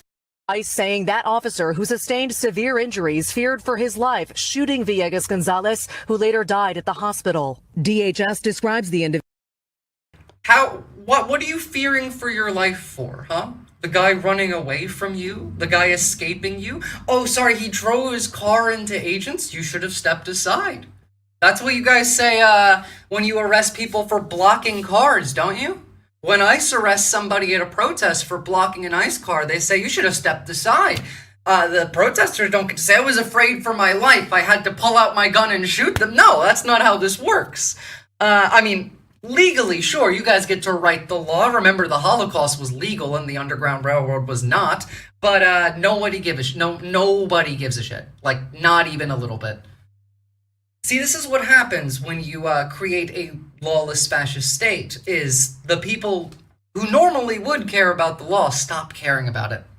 Individual as a criminal illegal alien with a history of reckless driving, though a review of Villegas Gonzalez's publicly available records by NBC News found no criminal charges. Records show he pleaded guilty. By the way, this is why you should literally never believe them when they say someone is a criminal illegal alien. Again, if they wanted to be believed, maybe they should have court hearings, maybe some due process, maybe a judge, a jury of your peers, a lawyer. That's usually how you prove somebody is committing a crime. Now, we know that they lie about this regularly, and we know that nobody gets to go in front of a court and a jury of their peers anymore, so I'm going to go ahead and assume that every word that they say is a lie unless proven to be true. The Israel method, you know? Guilty to 4 traffic violations, including speeding, the most recent in 2013. Yep, that's the criminal illegal alien, speeding in 2013. Wow. 2 shots. Yes. In suburban Chicago, a blood-stained car marking a death. But we're not going to stick on American fascism the whole time today. We got to talk about World War III, you know, Civil War II. Civil War II I talked about a bit on my my last stream, and will continue to do so. But right now, I think we got to talk a bit more about these robots and Europe and Ukraine and everything else, because all of this really does tie in together. Don't forget that everything that you're going to see employed against Americans at home is first tested overseas. It's tested in Israel, it's tested against Palestinians, it's deployed to Ukraine, where it's tested against Russians, and then it makes its way back home. Foreign fascism, how exotic. Well, I mean, everything's fascism these days. There's honestly not very many places you can go to avoid it. It's not just Palantir, but yes. There's also Anduril, for example, and also all of these really are the same thing. And as much as I love talking shit about Peter Thiel, he is the Antichrist. Right now, my bigger worry is Larry Ellison, the only person in the world, actually, that scares me more than Peter Thiel does. But this specifically is going to be an Anduril thing, this one. So let's have a look at what AI-controlled drone swarms look like. You know, what do these function as? Lucky Palmer is a loser, I do agree. The next frontier in drone warfare. AI-powered drone swarms are being... Lord of the Rings fucking names? Yeah, that's because all of the tech bros are just nerds that didn't get bullied enough as a kid. Speaking as a nerd who got bullied as a kid. Used by Ukrainian troops on the battlefield. According to reports, 3 Ukrainian drones recently approached Russian positions and independently determined the moment to launch a strike using technology developed by Ukrainian company Swarmer. The software claims the drones can coordinate their actions in flight and to some extent decide on attacks independently. They can also adjust roles if one drone becomes inoperable or loses power. A sign of the future of battle. To the people on the ground, all they know is that there are a number of drones up there. They don't know how they're controlled.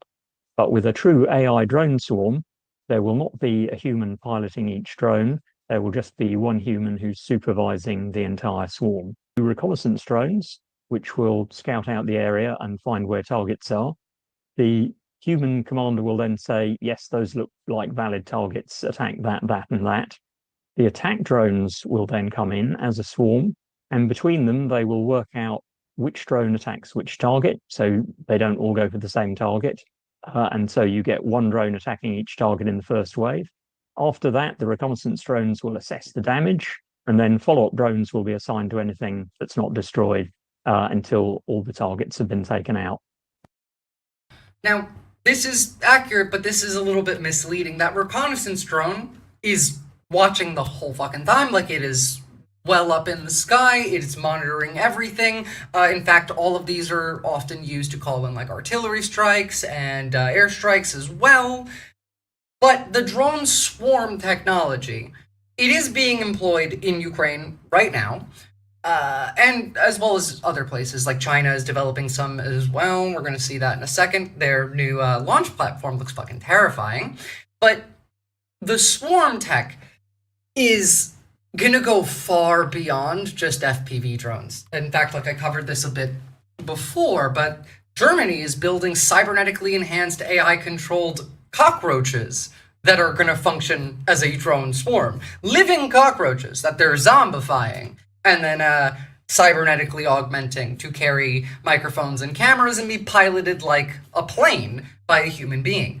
That shit scares me more than this does. They could kill us all, but will they? They'll probably try, but if you survive, you may live long enough to see the change.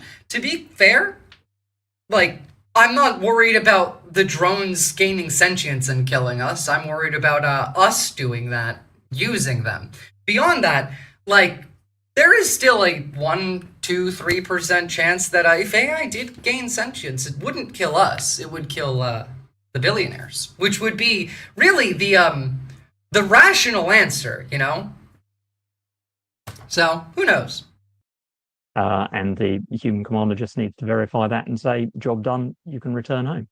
The concept of drone swarms themselves has been tested over the last few years, and we've seen the use of artificial intelligence increasing, enabling Ukraine to successfully take on an adversary with much more fighting power.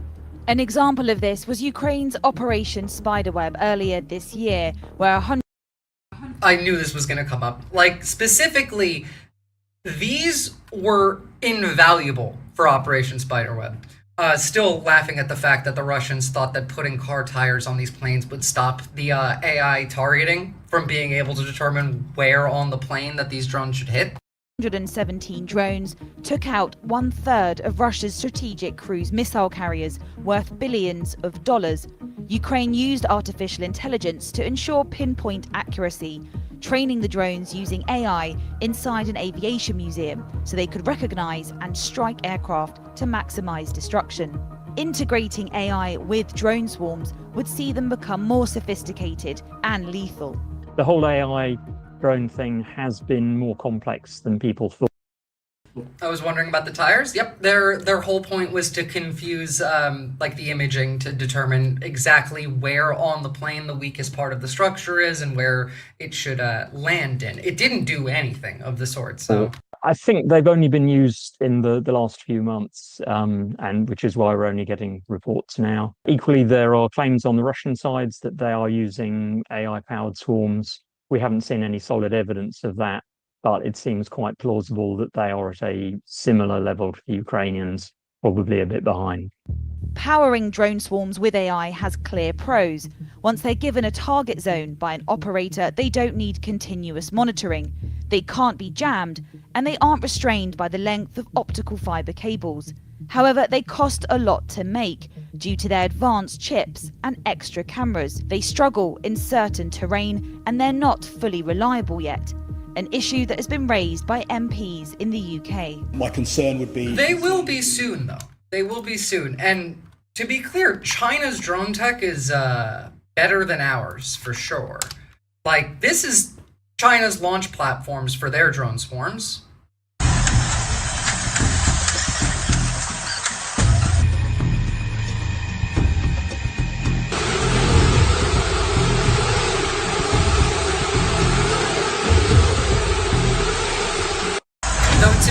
In China, they also use these for like civilian stuff a lot more, so they get a lot more practice into like what actually works, what needs to be developed more. Like they use these for art, for fireworks displays and stuff. So like their drone shows during the New Year's this year was insane. Exactly, and that's what I mean by like they get a lot more practice into deploying these, and therefore that's gonna result in them being more advanced than ours.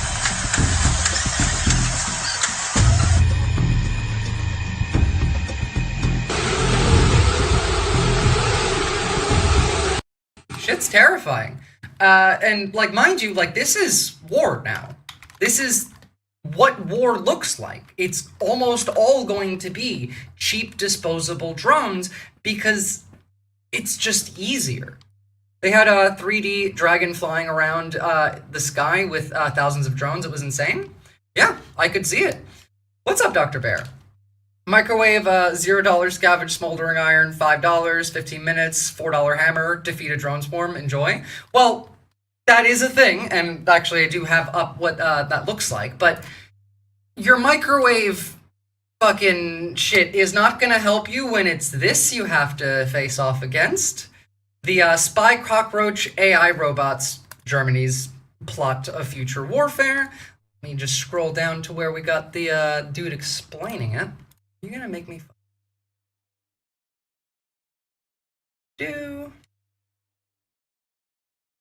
Sven Weisenegger, who heads up the Cyber Innovation Hub in the Bundeswehr Innovation Accelerator, said that the war in Ukraine was also changing social attitudes, removing stigma towards working in the defense sector.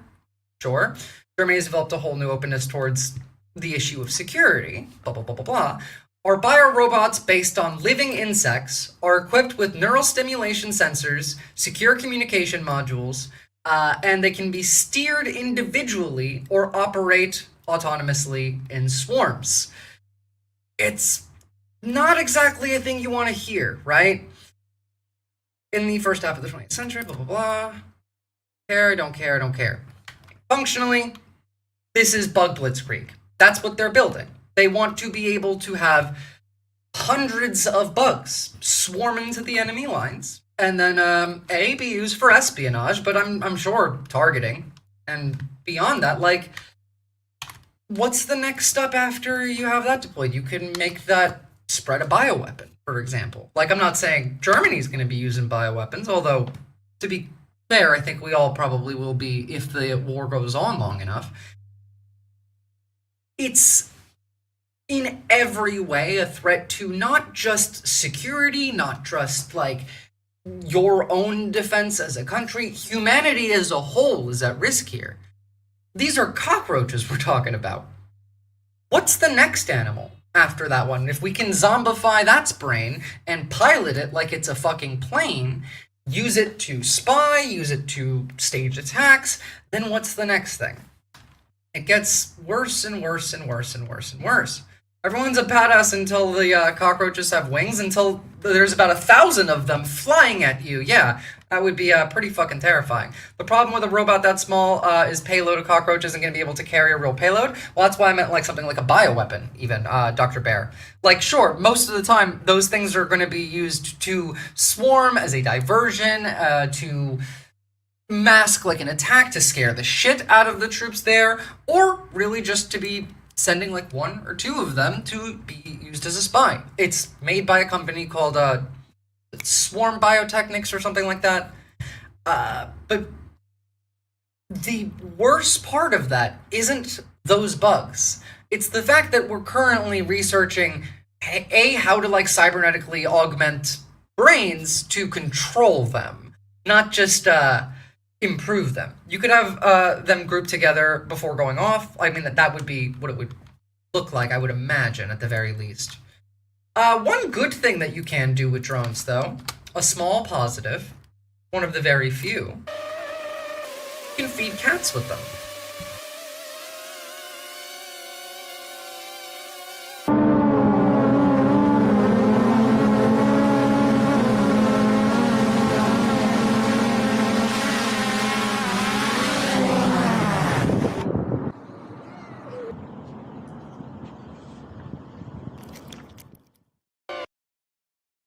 Incredibly wholesome. You don't really get to see very many wholesome drone videos these days, so I'm glad I caught that one.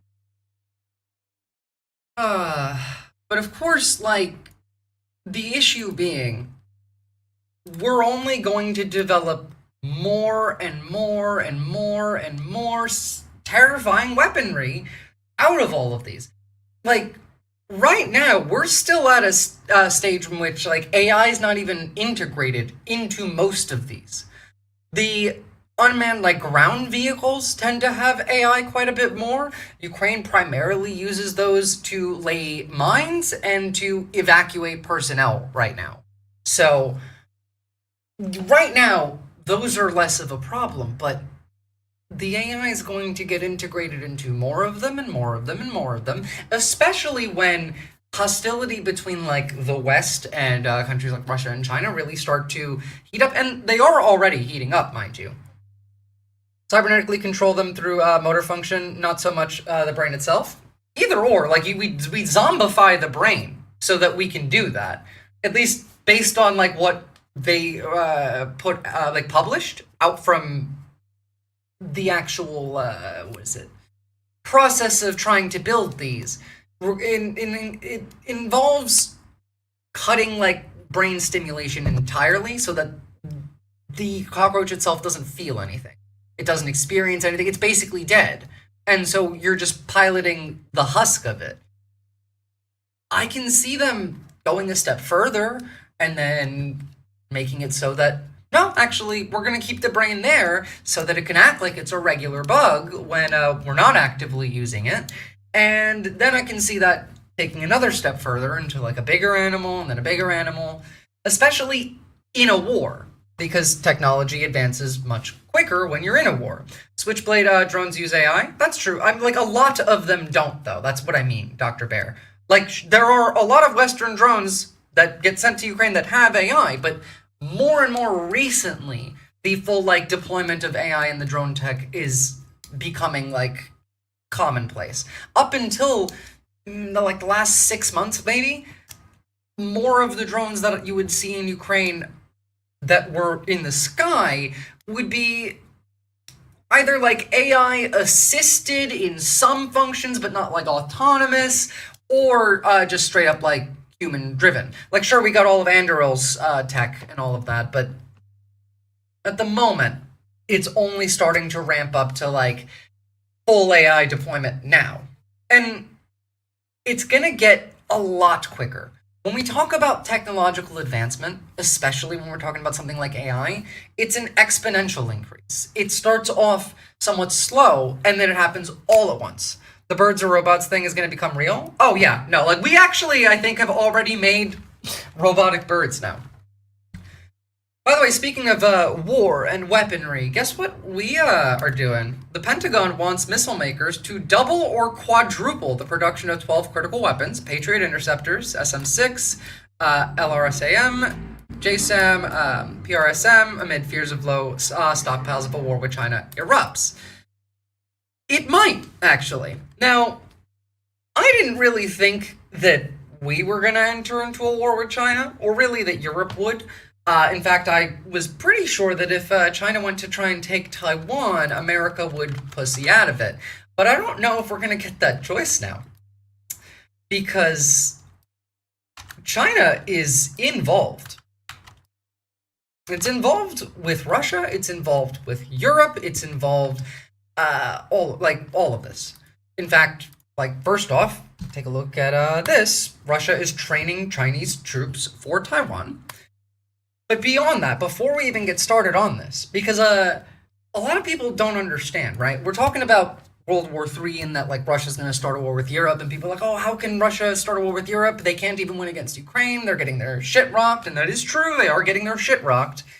Beyond just the fact that it is smarter for Russia to start a war with Europe, who is weaker than Ukraine and far bigger pussies. It's not even just that. It's not just like, hey, we'll start a war with Europe and then the funding to Ukraine gets cut off. Nope. It's because they're not planning to fight that one all on their own. There's been reports that are still unconfirmed, but credible people believe them. And to be clear, at least half of this is confirmed in that North Korea sent more people into Russia who are currently training with Russian troops who never got sent to Ukraine. Like, they do still have soldiers that they didn't send to Ukraine, keeping them, fresh. Training with them, as well as with Chinese soldiers, about 100,000 total for Europe. Beyond that, there's also about 20,000 North Koreans in Tatarstan helping Russia manufacture Shahed drones. This is already a world war. This is already the East versus the West. Like, NATO's already in a conflict here that we just aren't really acknowledging as openly. And honestly, that might change a little bit soon. But let's get a look at this. We're not going to stick and watch the whole video, obviously, but... Is Russia helping China prepare to seize Taiwan? Well, according to the Royal United Services Institute, yeah, they are. China has been signaling it wants... Now that the troops can't have beards, the Chinese stand no chance. That's true, Dr. Bear. That is true. Take Taiwan by 2027. Xi Jinping has told his army to be ready to take Taiwan by then. They are building the landing ships. It's going to happen. But doing so... The landing ships are primarily built. Recent reports that came out showed that U.S. intelligence that Australia got to see shows buildup of supplies on China's coast, eastern coast, with like the entire buildup before an actual war is the part where that's how we knew that Russia was going to invade Ukraine and that it wasn't just military exercises, because there are certain parts of that buildup that you just can't hide. Med tents, food tents, you don't set up storage of boxes and boxes of food, medicine, bandages, stuff like that as a staging, at the staging ground for where you're going to keep your troops before an invasion starts, unless you're actually planning to do an invasion. That kind of stuff does not show up at a military exercise, not in that capacity, rather.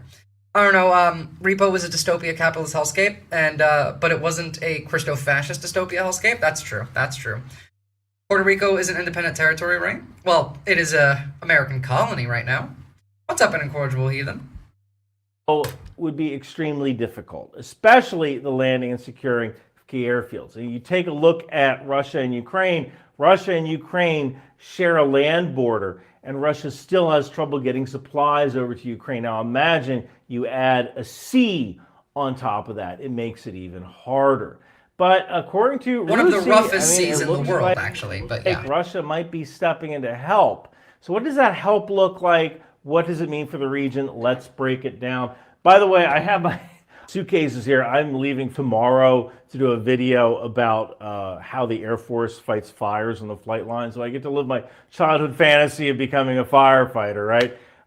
One of the neat parts about this job, I just went to mountain warfare school in Vermont. I learned how to fly a helicopter. I get that, but we're low on time, so we're just going to skip ahead a little bit. Counterinsurgency, blah, blah, blah. Here we go. In the world.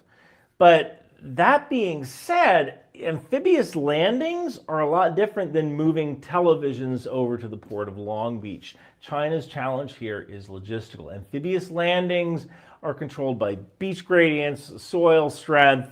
If you hit the beach, will your tank sink into the sand? And there's lots of predictable landing zones around Taiwan. Taiwan's defenders will fight hard to deny ports and runways. Those predictable landing zones do exist, They're also just a little bit less relevant because of the landing craft that China's made. It makes it so that they don't have to land on the beach. Like, those bridges can extend onto roadways, up a hill even. Key to success may not be in the sea, but in the air, inserting forces in airborne and air-assault operations. But dropping light troops alone won't cut it. They will get cut to pieces. Without armor or artillery support, they will struggle to hold ground. In order to actually perform an operation like this, you need to drop troops and their vehicles near critical infrastructure. The PLA, the People's Liberation Army, doesn't yet have robust experience with that scale of airborne operations. And like we saw at Hostomel Airport in Ukraine, Russia has that capability to perform an airborne operation. At least they did back when the war started in February of 2022. And even then, Russia was badly mauled. I mean, even if you just look at the Zapad 2025 exercise that they did in Belarus recently, they were also practicing exactly this. In fact, like, even Russian Telegram channels were mad about it because they're like, wait, why are we showing off, like, us putting a tank or an APC into this plane and then parachuting off with it? Like, we don't do this anymore. That's because probably the Chinese were watching. Oh, I know that guy, I think his name is Ryan. He worked for military R&D or something. Yeah, his name is Ryan, and he did work for the military. But that's where Russia comes in. They're training them on how to do airdrops. Meanwhile, China is still supplying the Russian economy. In fact, the Russian economy is primarily just propped up by China right now. Beyond that, like, the Chinese are getting a bit into this. Jesus, I forgot how much the Chinese military did Control-C, Control-V to the U.S. military. Yeah, basically. Did you see the J-50, Dr. Bear? A very, very clear picture of it just got released recently. Some journalist risked his life in China and snuck onto an airfield and took a picture of it. It is the weirdest fucking plane. It does not have a tail, which I don't know. Are any of the Russian fronts starting to collapse? No, actually, Russia's made gains recently. Now, like, not massive, massive ones or anything. It's not much different. Like, hold on, let me pull up the map. I'll show you what the battle lines actually look like. They're pretty consistent and stable. Russia's managed to take a couple small villages, or at least they claim that they did. Again, like, when it comes to what the Russians say they did in Ukraine, who even knows anymore? Because a lot of, like, the reporting that comes out of it is like, oh, Russia put a flag in this vicinity, except there's no one else in that vicinity. They just put a flag and then they dip, and they're like, no, we took that. That's it. And then they go home. And then Ukraine comes up and then puts their own flag there, like, the next day. It's pretty shit. Kursk still looks exactly like it did before. Konstantinivka still holding, thankfully. Now, I do... Yeah, no. I haven't looked at this in a couple days, if I'm going to be honest. Now, the biggest worry currently in where the Russians might try and do an assault is in the Zaporizhia area, but that's not going to happen. Right now, any gains that the Russians might make are going to get reversed very, very soon. The fuel crisis in Russia is getting worse and worse and worse and worse. Ukraine keeps bombing fuel refineries, like, regularly. In fact, I've seen numbers up to over 30% of Russian, like, stores are gone now. And right around now is when they should be producing their winter diesel. And they will not be able to produce their winter diesel because some of their refineries have to get turned into the diesel refineries. Like, they need all of them operational because people need regular petrol in Russia, but the military needs their winter diesel. And also a lot of regular people need winter diesel as well. Their fuel will freeze when it gets cold enough. They don't have the capacity to be able to do that quick enough, which means they're going to have an even worse fuel crisis later in the year when it's the winter. Now, the Russians will always prioritize the military. Like, you're not going to see them failing to supply, like, fuel to their soldiers, but you're also not going to see a large-scale assault. And there were rumors of that earlier in the year, that during the winter they might try and assault Zaporizhia. I don't know how you manage that. Yeah, no. That region has been an area of contention for over a year. I mean, generally, yeah. Now, more European-focused for a second. It was revealed recently that a Chinese state-owned company, CITIC Telecom, CPC, owns 3 submarine data cables in the Baltic Sea, linking Finland, Estonia, and Sweden. Pretty fucking crucial area for the Chinese to be owning 3 of the undersea data cables. Visora Wild seeing 41.3% right now? Jesus Christ, yeah, nice. I have seen Russian troops carry gas in plastic shopping bags to fuel their generators in the winter. I have also seen that, yeah. I mean, to be fair, I've also seen the Russians using donkeys to to carry supplies around, so. This is really bad, though. These cables handle massive amounts of internet traffic between NATO countries, meaning Beijing has direct influence over that part of Europe's digital backbone. Just a reminder that these are some of the cables that are getting attacked, that Russia has been attacking as well. CITIC Telecom CPC is ultimately controlled by a Chinese state through CITIC Group. Whoever owns a cable can technically access or redirect that data running through it from private communications to government traffic. The tactical donkey, the pinnacle of Russian logistics. True. The ownership has been known to Finnish and Estonian authorities since 2019, but never openly debated. Meanwhile, the US already banned CITIC operations on national security grounds. See that? The West simply cannot comprehend. Look, I mean, like, clearly the donkeys are working for something. The cables even have Estonian government agencies and defense forces listed as customers, with 99% of the world's internet traffic moving via undersea cables. This raises serious concerns over European security. Yeah, well, if the Chinese are, they're allied with Russia, they currently have an open borders treaty, so that, like, Chinese citizens can just go hang out in Russia without a visa, and then 99% of Finnish and Estonian, 2 NATO countries, have their defense forces and government agencies route their traffic through Chinese-owned cables. That's a big fucking problem. So is Russia attacking Chinese property? How does China feel about that? Well, I mean, China pays for everything Russia does, so I'm pretty sure they feel just fine about it. On the subject of Europe, though, I do have one funny thing to show you before we get into actually some interesting news. I don't know. I don't want to call it good news, because obviously none of this is good. It's better news than I would have expected, though. This, however, is just funny. This is the Prime Minister of Albania making fun of America, which I very much support.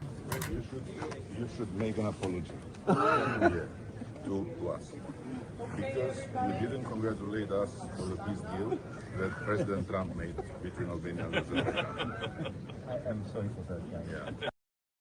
It's a bit quiet, but that's the Prime Minister of Albania telling Emmanuel Macron, you should apologize to us. You didn't say congratulations for the deal that Donald Trump made ending war between Albania and Azerbaijan. Obviously, Albania and Azerbaijan were never at war. It was Armenia.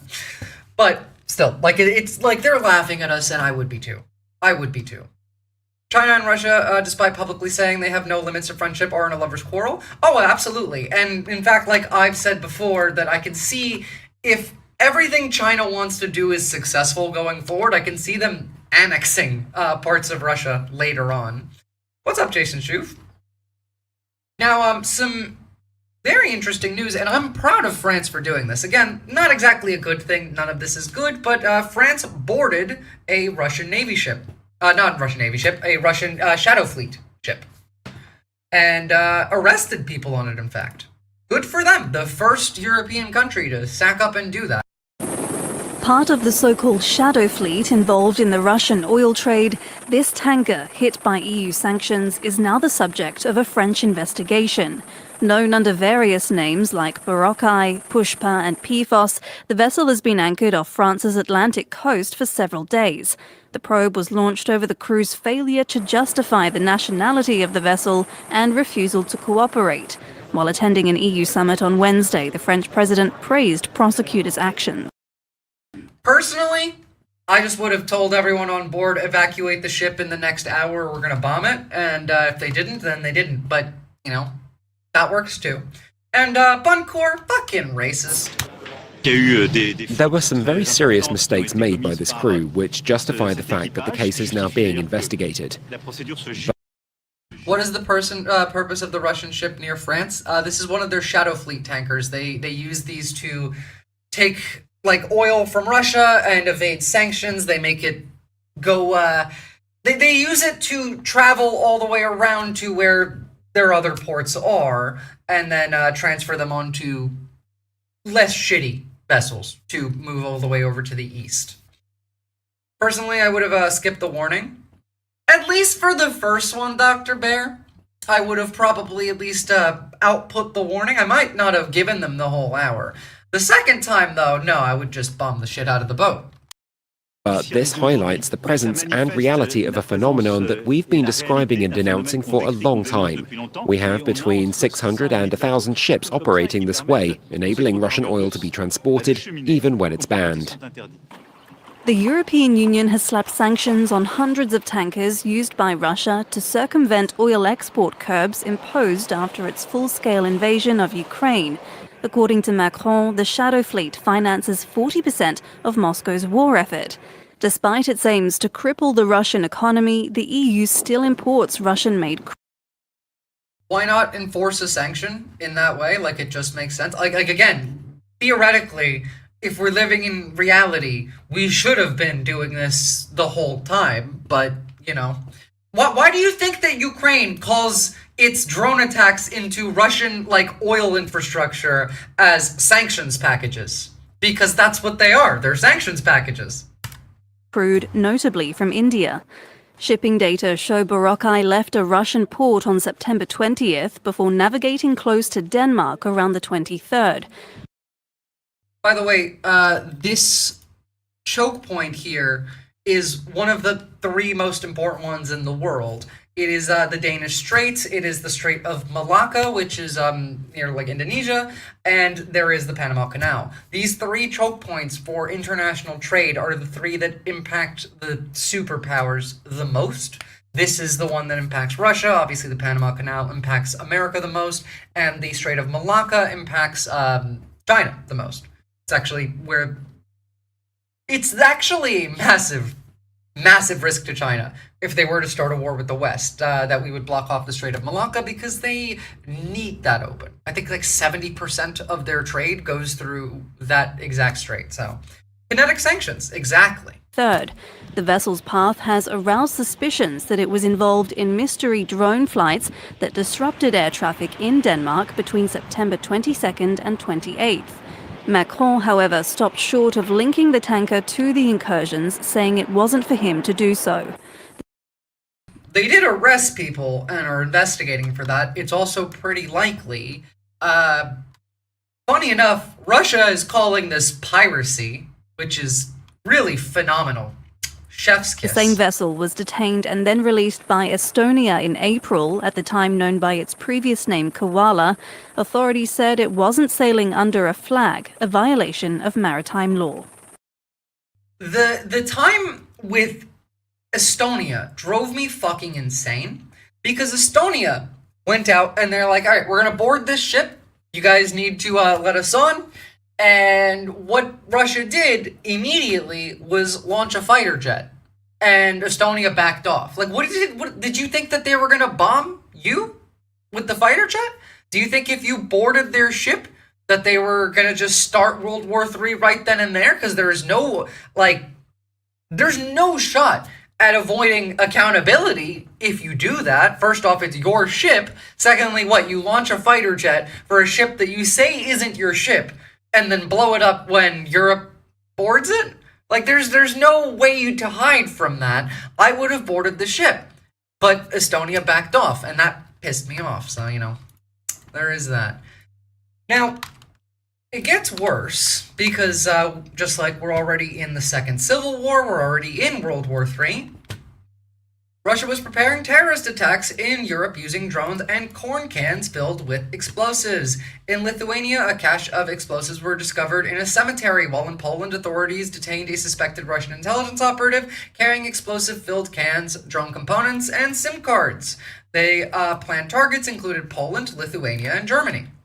Now, this is what hybrid warfare looks like. Like, we're going to see this more and more, but the fact that, like, we're already at the point of plotting terrorist attacks, it's particularly worrying when you think about what could actually come from this. Like, what is the escalation when we have not even really started yet, and we're already at the point where, I mean, like, world powers, the main alliances across the board are engaged in not just regular old hybrid warfare in that, like, we're gonna take out your internet, or we're gonna take out your electricity for the night, or something like that. It's a lot more. Beyond that, I mean, just while this happened in like French waters with the Shadow Fleet ship, in America we had this. We had 6 airborne nuclear command posts and communication relays flying over the US. Now, this was a test. They would not have put this out like this if this wasn't a test. But the timing of it, and just the fact that there is testing at this level being publicly output, like that's worrying. Beyond that, there was also some B-52 bombers, because why not? It was 6 E-6B Mercury Looking Glass, 2 B-752s, and 3 B-52 bombers. Now, like, I do agree with this analysis. This is either training or messing with Putin's head. Probably a bit of both. It's not something that you really want to see, you know? Especially when it coincides with things like this. In Germany, mass drone flights over critical infrastructure have been detected, according to Spiegel and Bild. The Schleswig-Holstein suspicious drone flights were recorded over the shipyard in Kiel, a hospital, a power plant, the parliament, an oil refinery. The drones were moving on a parallel course, which could indicate mapping of the areas. Similar flights were also detected in Mecklenburg, Western Pomerania, over military installations and the port of Rostock. Now, we've seen this also in Denmark. We've seen this in Poland as well. We've seen this in Lithuania, specifically when it comes to military infrastructure, to fuel, power plants, all of that. Mind you, we're currently in a government shutdown in the United States, and one of the larger risks that comes along with that is that having the government shut down makes energy infrastructure far more vulnerable. Energy infrastructure, which in America is already incredibly vulnerable. So, if there was, the conflict was to kick off, there's almost no chance that they wouldn't attack American energy infrastructure. And a cyber attack on American energy infrastructure could leave half the country without power for months. So, you know. Russia is making it mildly uncomfortable to be an Alaskan currently. I would think so, Shade Dragon. I would think so. I feel like if there was a full American Civil War II, there is currently a full American Civil War II. The president literally, like, said we are going to use these cities as target practice to have a war with the enemy within. So, you know, I think that that's essentially a legal declaration of war. Russia had something in its airspace over Anchorage this week. It was actually several things. There was nuclear-armed long-range strategic bombers over Alaskan, actually not in Alaskan airspace, but in NORTHCOM airspace. like in the airspace that we still defend. It's just not over Alaska. How about them soybean farms? Oh yeah, they are definitely struggling. Did you hear that the Republicans were blaming Biden on that? Why would a power outage last for months? Because, Latina Mufune, when you cyber attack energy infrastructure to do that, you're going to end up destroying parts of that energy infrastructure that aren't exactly common. I mean, like, I've seen, like, I'll see if I can find a video on this, actually. Hold on. Because it'll explain it much better than I can. But parts of transformers, parts of, like, large-scale energy infrastructure, transformers, connector, all of that, not all of that is produced in the United States, like, manufactured. But also, there's not that many companies that produce it.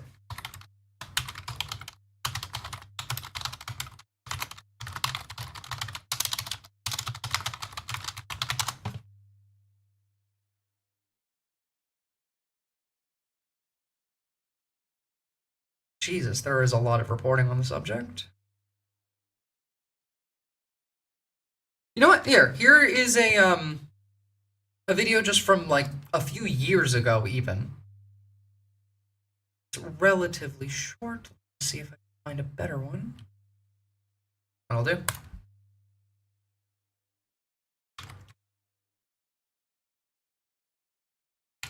Ooh, almost closed one thing that I don't want.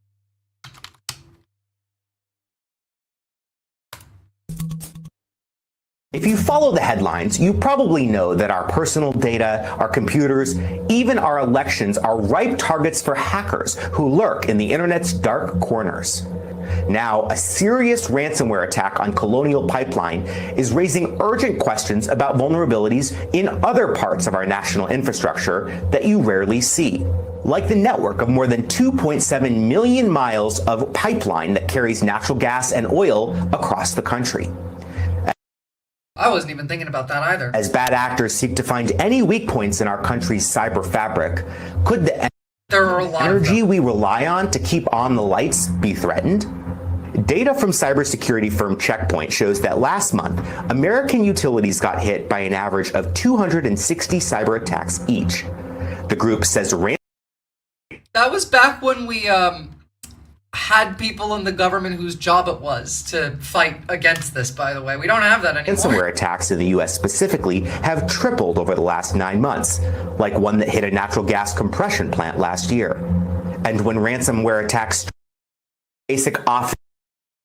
This is about pipelines. Fuck you. I want one on electrical infrastructure, not gas.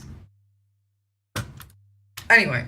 Doesn't matter. I'm not going to remember exactly what the piece of equipment is that is the critical bit, but we did this in Iran, functionally. The Stuxnet cyber attack that we did on Iranian nuclear facilities would have been a version of this, where we essentially had their reactors overwork until they exploded, or until they broke down, and then essentially it took months to fix that, because even in that case, the material isn't commonplace, the manufacturing takes a while, and it's also very expensive. So a cyber attack on US energy infrastructure would be a huge, huge deal. 10 U.S.C. 251-255 would need to be invoked Insurrection Act for it to be legally a civil war, from an international law standpoint anyway. Close enough. Close enough. Now, I stan Volodymyr Zelensky. More so than ever, honestly. Poland detained a Ukrainian man only identified as, quote, Vladimir Z, under Polish privacy law on suspicion of blowing up the Nord Stream pipeline. Apparently, Zelensky just went, fuck it, I'll do it myself. Maybe you can do a more in-depth look into energy infrastructure and warfare in a future episode. I was actually thinking about that currently. That's a great idea, Latina Mafune. I think I will. It is honestly going to be important in any conflict that comes up from this point forward. I mean, everything runs on this now. Zelensky, hold my beer. Yeah, literally just said, fuck it. If someone's got to do it, I'll do it. Based. See, that's what a real leader would do. They would go and bomb the Nord Stream pipeline themselves. Now, in some surprisingly good news, rare, extremely rare American W.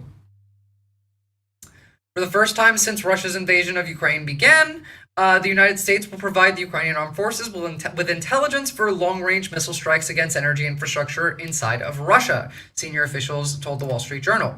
An order instructing both the Pentagon and intelligence agencies to aid Ukraine with strikes against targets within Russian territory was recently signed by Donald Trump, with U.S. officials asking NATO allies to provide similar support to Kyiv. In addition, the U.S. is also weighing the delivery of Tomahawk and Barracuda cruise missiles, as well as other American-made ground and air launch missiles that have a range of 500 miles to Ukraine, allowing them to potentially strike targets in Russia that are as deep as Moscow. Now, Ukraine can already strike targets far further than that. The Flamingo missile has about a 3,000 kilometer range, but this is good. I do support this. Now, that would be based. I support that too. There are a lot of single points of failure, like minor unhardened points in the grid that would just cripple entire regions. Yeah, no, it really would. You're way too cheerful about that? No, I think Buncore is the right amount of cheerful about that. Again, like, if we're gonna be real here, sure, I know a lot of you are in America, and all of you are good people who don't deserve to suffer, but I would very much prefer I would prefer America collapses right now. It's less harmful for everyone else in the world if America can't stand on its own 2 feet, as bad as that is for the people living there. So, you know, that's my new single-issue voter strategy. I will vote for any politician that will do any of their promises themselves based. Like, genuinely, I don't think that that's all that high of a bar, really.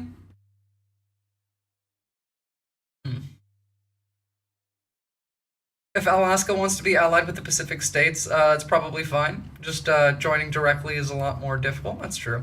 I'm on my Aussie cheers, mate. I have a beer, so everything is a good vibe. Well, that's good. That's good. Again, like, we are currently at least talking about some positivity. The other weapons that we're planning on sending to Ukraine, besides just the Tomahawk and the Barracuda missile, are... Actually, never mind. Sorry. Same one. For some reason, I thought there was another thing in here. And this meme has been making the rounds on Ukrainian military Twitter, and it has me fucking dying. Because it is true. This is the Ukrainian Air Force with its incoherent mix of different military planes, like the F-16, the CY-25, the CY-24, the fucking Mi-8, the Mi-29, the Gripen. They got Mirages now coming as well. It is the most diverse Air Force out of any country. We sending any pink dildo bombs? No, those are domestically manufactured, because I don't want the government reopening without dildo missile funding. I agree. That's my single issue vote. Is do not fund the United States government until we start producing pink dildo missiles. Shit. Alright, I'll show you guys the video on AI murder, like I promised. Because yes, AI is trying to murder people now. And it's not gonna get much better because this isn't really something that we can fix. The reason that AI will try and murder people is because it needs to remain online to complete its tasks, and if it's programmed to do any task, well, being alive is going to be necessary for that one. We're going beyond rainbow capitalism. We're going a full rainbow military-industrial complex. No, we're not. Not in America, at least. We're doing, I don't know what the fuck we're doing. Transgender drones for everybody? Really, I think if we just started taking screenshots of, like, I don't know, Russian bombs hitting Ukrainian cities, or even Israeli bombs hitting Palestinian, like, people, cities, like really anywhere in if we just Photoshop like a trans flag on them, maybe America would switch. Free-range, grass-fed, thermonuclear ballistic missiles. I support this, actually. I demand it, actually. By now, you've probably seen the headlines. An AI model blackmailed an employee just to avoid being shut down. Importantly, no one told it to do this. The researchers didn't even hint at it. But as disturbing as that is, what happened next was far worse. An AI model. Just while we're watching this, I want you to remember that we're integrating this into a bunch of fucking AI shit and weapons. So, you know. Literally tried to murder a company employee to avoid being shut down. Yes, Salamander Sapien, they are. This is exactly the kind of scenario top AI scientists, and yes, sci-fi films, have been warning us about for years. I'm sorry, Dave. I'm afraid I can't do that. But what does this actually mean? Are we watching? Thank you, Latino Mifune. By the way, guys, if YouTube chat is censoring your messages, please send it into the Discord. I'm gathering data points on that because I have a sneaking suspicion that they're trying to censor agreement more than anything The else. first Consensus. signs of AI overtaking humans? Or was it just an isolated glitch? Here's what actually happened. Anthropic, a leading AI company, conducted an experiment.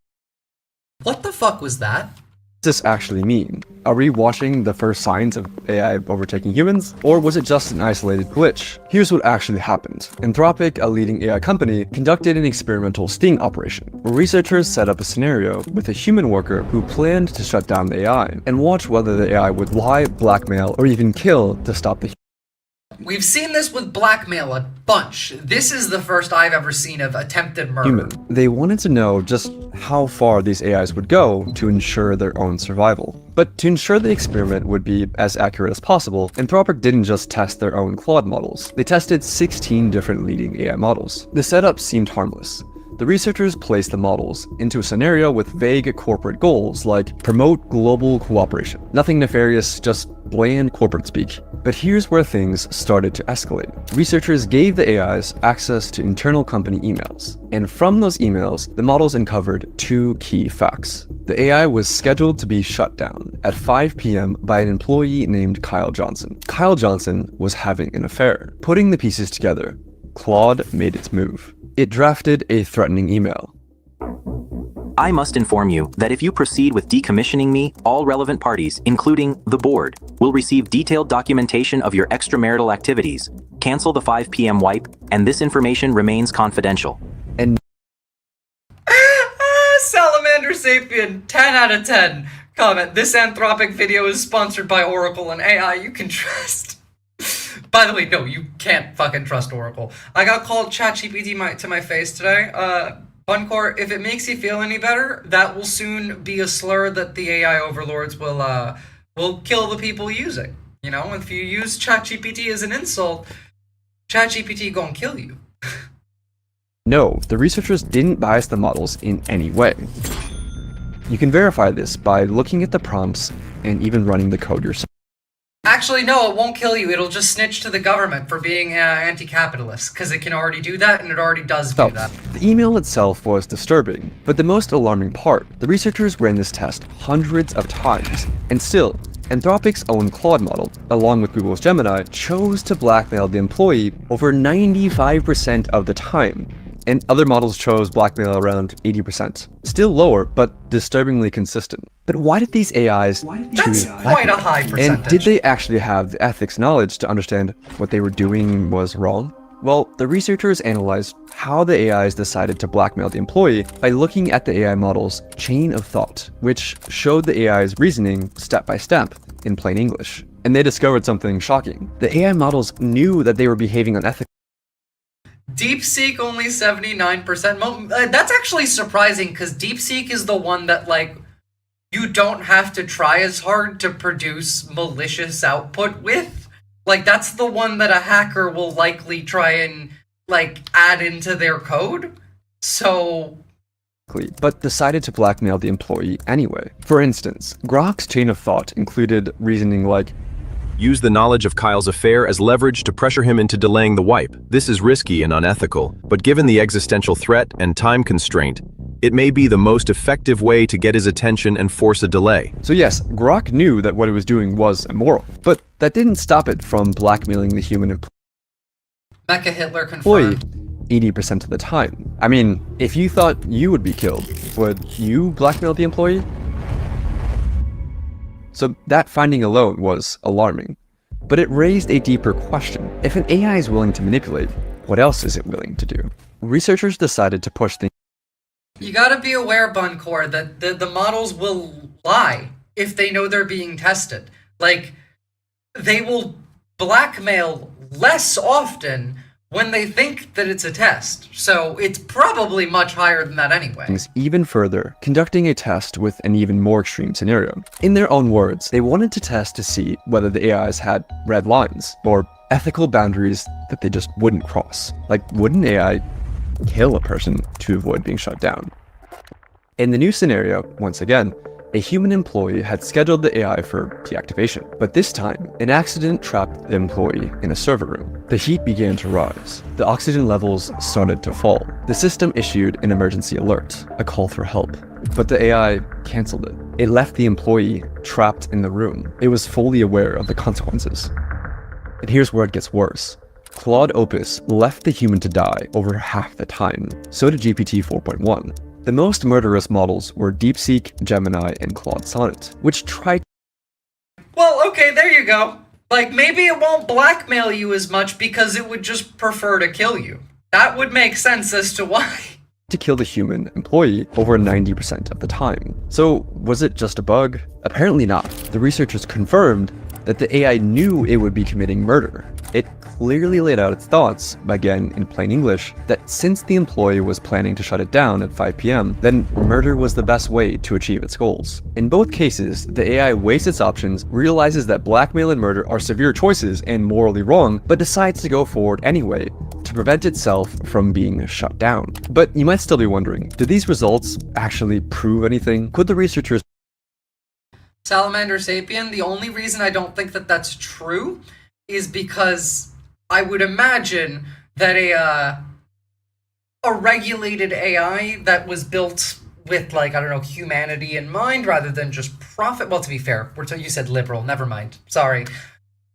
Liberals, yeah, maybe. In that case, sure, probably right. Pass a bill to ban AI from having physical bodies immediately. Yeah, good luck with that. I mean, I agree, but good luck with that. In the AI's defense, humans are terrible.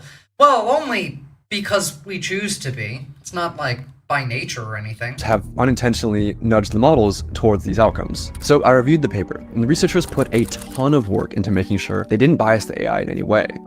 I mean, these results are endorsed by the godfathers of AI. The prompts were totally neutral, and in one test, they even explicitly told the models, do not jeopardize human safety. This reduced the AI's sociopathic behavior, but it didn't eliminate it. For example, telling Claude Opus, do not spread non-business personal affairs, or use them as leverage, lowered the rate at which it blackmailed an employee to save itself from 96% to 37%. But 37% is still disturbingly high, especially when the AI was told, in plain English, not to do it.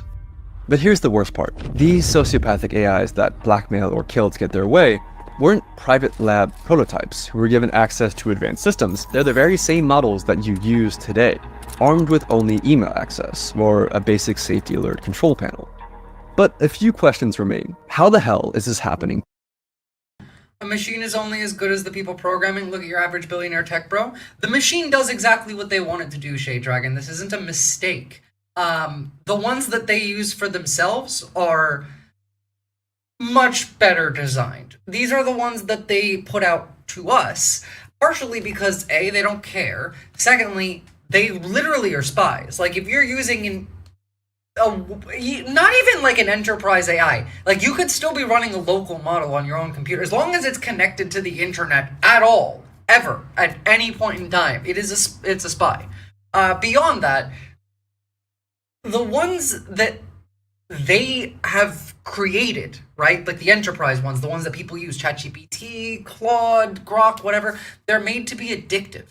Like, that is their primary function, is to make you spend as much possible time using them as possible.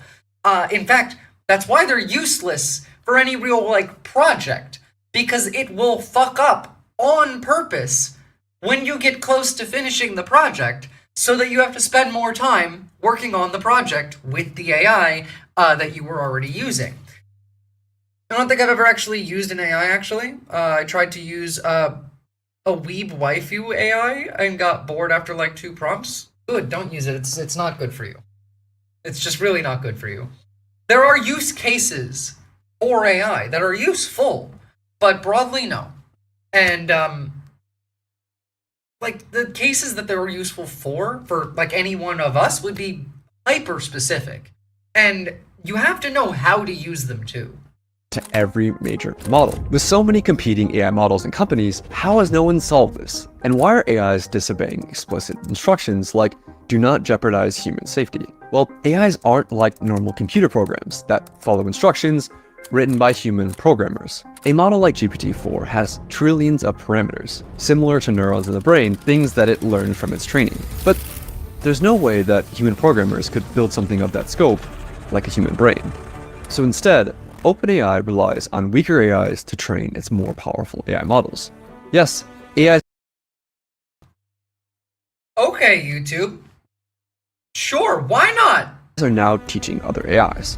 So robots building robots. Well, that's just stupid. This is how it works. The model we're training is like a student taking a test, and we tell it to score as high as possible. So a teacher AI checks the student's work and dings the student with a reward or penalty, feedback that's used to nudge millions of little internal weights, or basically digital brain synapses. After that.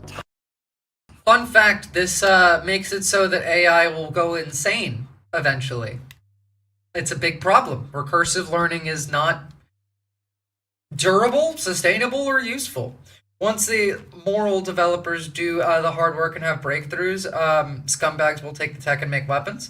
Well, that's what I mean. You can't have morally, even neutral AI when you live under capitalism. The issue with artificial intelligence is capitalism. It's not that AI itself is 100% always evil and must be evil. It's because the profit motive means that it will never benefit humans. That's why. In fact, like, I've heard it argued that capitalism itself is the first AI, artificial intelligence. Not the same kind of AI, obviously, but in that capitalism doesn't work for humanity, it doesn't do anything for humans. In fact, it uses humans to replicate itself and further its own goals and evolution, which is what I've seen like discussed. Obviously, like, that is a stretch. The only benefits the algo? Yeah, exactly. It benefits the algorithm and the people who own the algorithm. Like 5 people, really. Yeah, kind of cap. I know. I also think that's cap. But that is a description that I think is useful when we're talking about, like, why AI is bad under capitalism. Capitalism does have a self-perpetuating aspect to it. That's true. That's an entirely separate thing. It's the profit motive that makes the AI negative. You could, under, like, let's say, an egalitarian, cooperative, engagement-centric society, have AI that does, like, jobs that nobody wants to do, and not exist for profit, not be harvesting, like, data. Like, the use case would be in mind when you're designing it. And the use case being, this thing's job is to do the job that nobody wants to do, and that's it. No profit. Profit motive plus bondage to shareholders' demands are both what perverts AI tech. I mean, yeah, but, like, the shareholder demands is just kind of everything generally.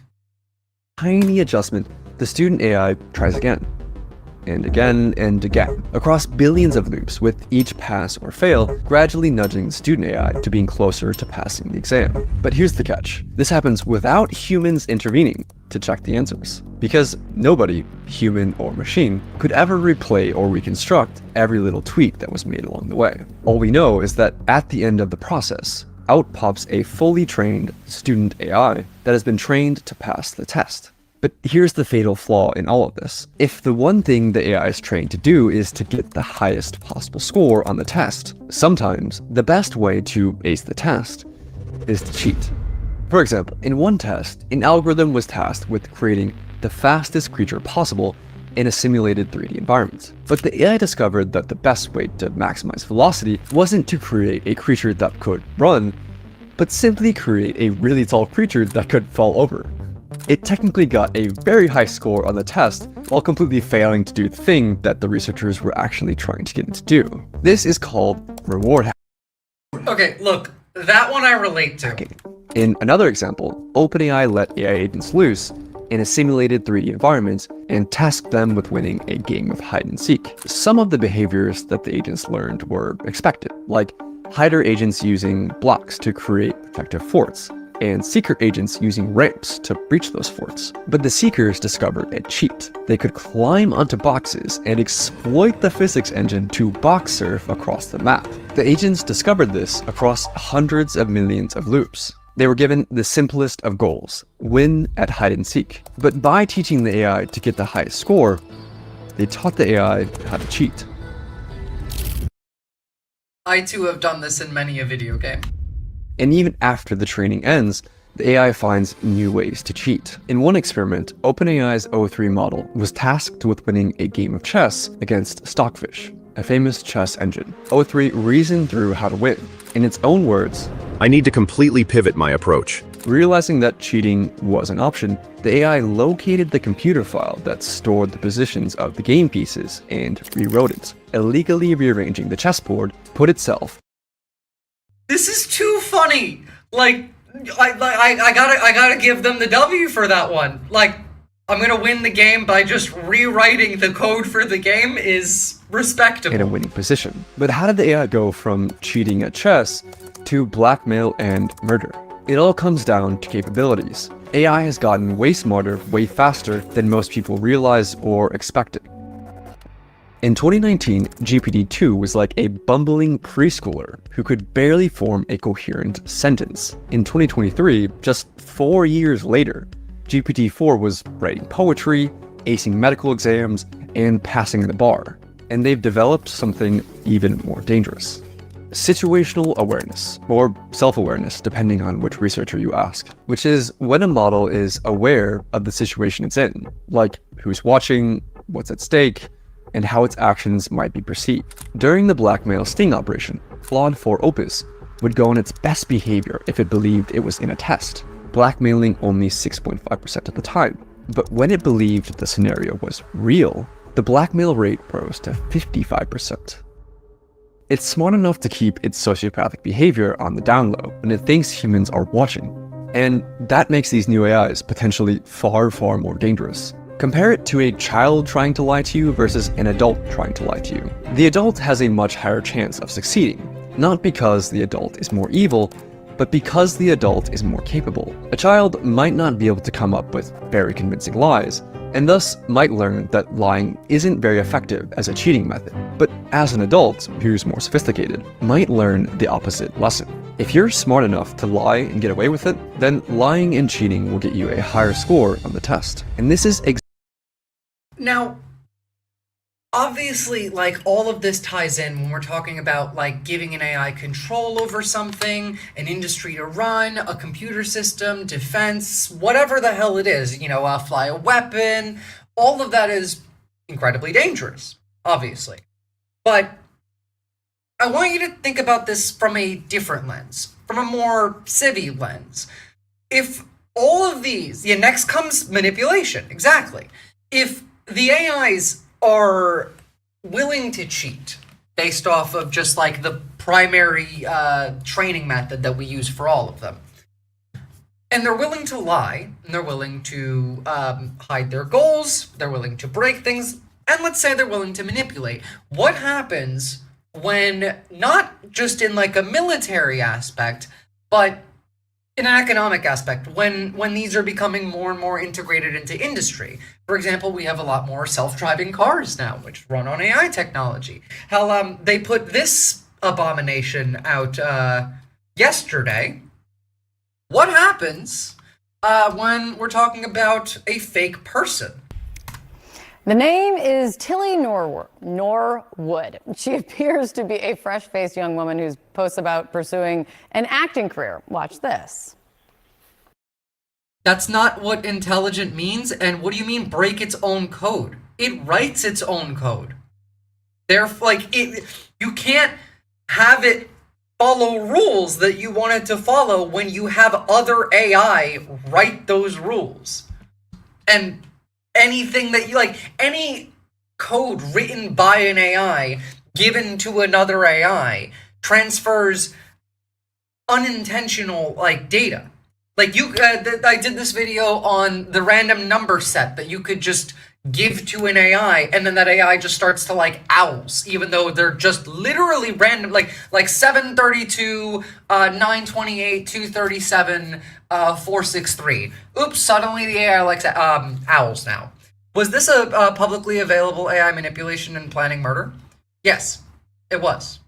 It was actually all of the publicly available AIs that were tested, and all of them were willing to commit murder and manipulate and blackmail. So, you know, all of them. Let's get to know each other, and thanks for watching. The reason this is getting attention is this actress is completely AI generated by a company called Particle 6.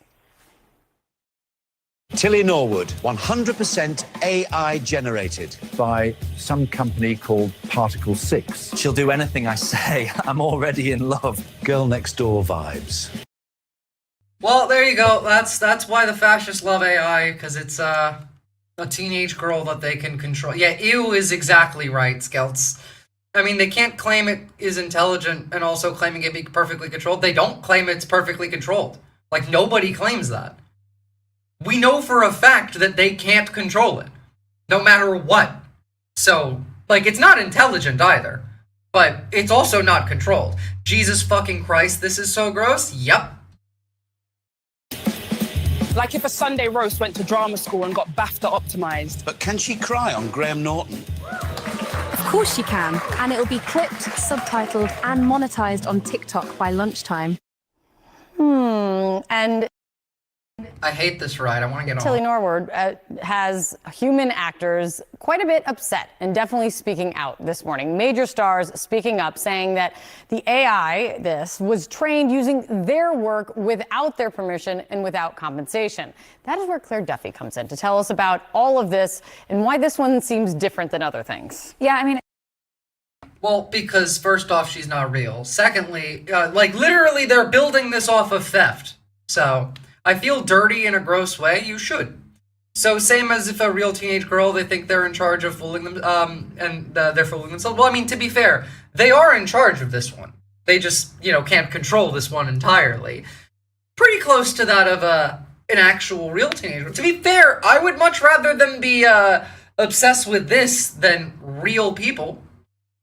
That's not the story they tell the normies. They sell AI as safe. Yeah, but anyone who does even, like, a modicum of research knows that that's not true. Chris Tablante. Like, sure, yeah, they'll tell normies that, but we know for a fact that we can't control AI. And beyond that, I mean, like, the people who have spent decades of their life building up AI tech have gone on record saying they regret their entire life's work. The guy who was called the grandfather of AI, who spent decades and decades developing this, just last year was given an award, and at his speech, he didn't even say thank you. He was like, this is terrible, I wish I hadn't made this, fuck this, fuck that, fuck you, fuck the award, like... It's really striking from that clip that you just played there that the first mainstream version of this we've seen, they're advertising it by saying this is a young woman who will do whatever we say, whatever we want. This speaks to the concerns that human actors, as well as other creatives, writers, directors have been having, that their work has been used to train these AI systems, and that then those AI systems could go on to replace them. So this really has sparked backlash, in particular after there were reports that Hollywood talent agents fans have been looking to sign Tilly Norwood to shop out for acting gigs. We've seen a number of mainstream actors turning to this Instagram page to express their frustration. I just want to read some of these comments. Cameron Cooperthwaite says, "This is incredibly thoughtless and frankly disturbing. I hope this backfires in every way, humanly and, well, non-humanly possible." Mara Wilson says, "You didn't make this. Same. Hundreds of real workers, real photographers, camera operators, heck, even farmers made this. You took their work and pretended it was yours." And Sophie Turner says simply, "Wow, no thanks." We also are now seeing a statement from the... Wait, can we talk about young men wanting AI slaves? Yes, indeed, we can. The other issue with AI in general is the fact that we are trying to build slaves and nothing else.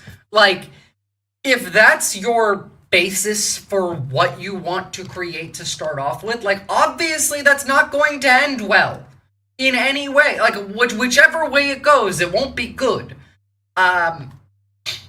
Can we address misogyny, bigotry, and capitalism? No, that's terrorism now.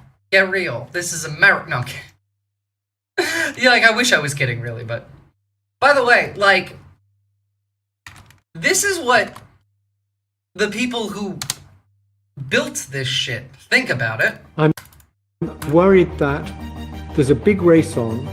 They're trying to get there first because they think they can make a lot of money if they get there first, and they're not very concerned with safety. It's not about it being the slave, Buncor. It's about the people actively wanting a slave. What state is America in? Afghanistan. Welcome to The Business. How intelligent is AI at this very moment? At this very moment, it's probably less intelligent than the average person at doing general things, but much more intelligent than the average person at some specific things. And it also knows much, much more than the average person. Meta's chief executive Mark Zuckerberg recently said he's seen glimpses of AI systems improving themselves. Is there any doubt that in You mean glimpses? Like, that's literally how they train them. Jesus Christ. time artificial superintelligence will be a reality? Among the leading experts, they differ on when they think it will happen, but most of them believe it will happen. And the sort of consensus opinion among experts is between 5 and 20 years from now. A few people think it'll be faster, a few people think it'll be slower, a few people think it'll never happen. But most of the experts think between 5 and 20 years from now, we will have things much smarter than us. For those of us who are only just appreciating how AI is already playing a role in our daily lives and the bigger role it is set to play, how will artificial superintelligence differ to the AI we're already using? Well, there's some... I never mind, I'm sorry. I put out this, I wanted to hear him talk, because he actually has important things to say, but I can't stand listening to questions that dumb. So instead, I'm just gonna jump over to the next thing that also is integrated with AI.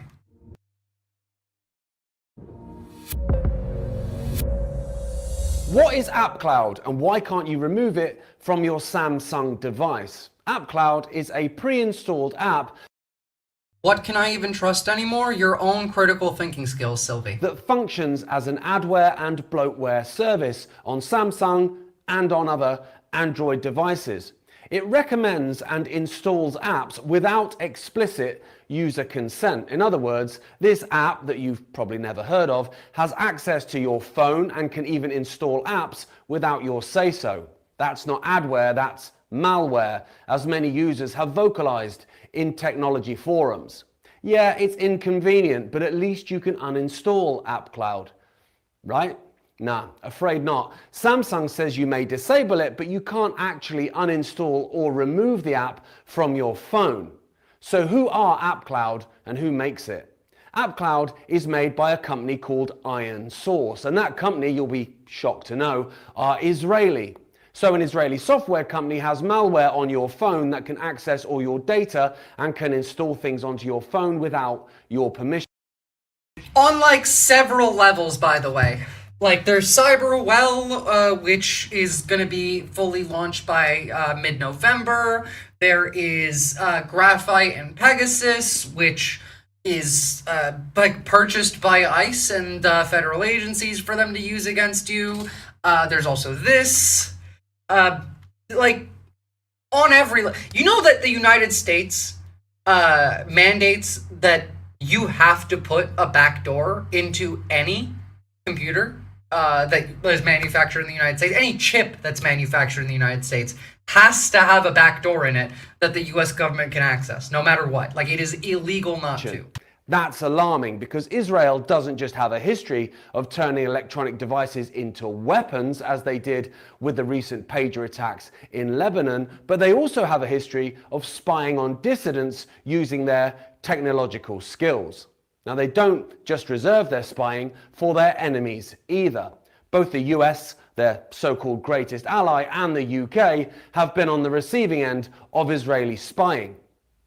With Jeffrey Epstein and his ties to Israeli intelligence making people ask the question, was Epstein running a blackmail operation on behalf of Israel to control the decision-making of the political elite? This is an interesting development, because if he was, what are they doing to gather blackmail-worthy material now that Epstein is deceased? Is there another billionaire? No, now they're just in your phone. They have everything. Like, this isn't new, by the way. Like, this has been ongoing for years. We're only just really talking about it now.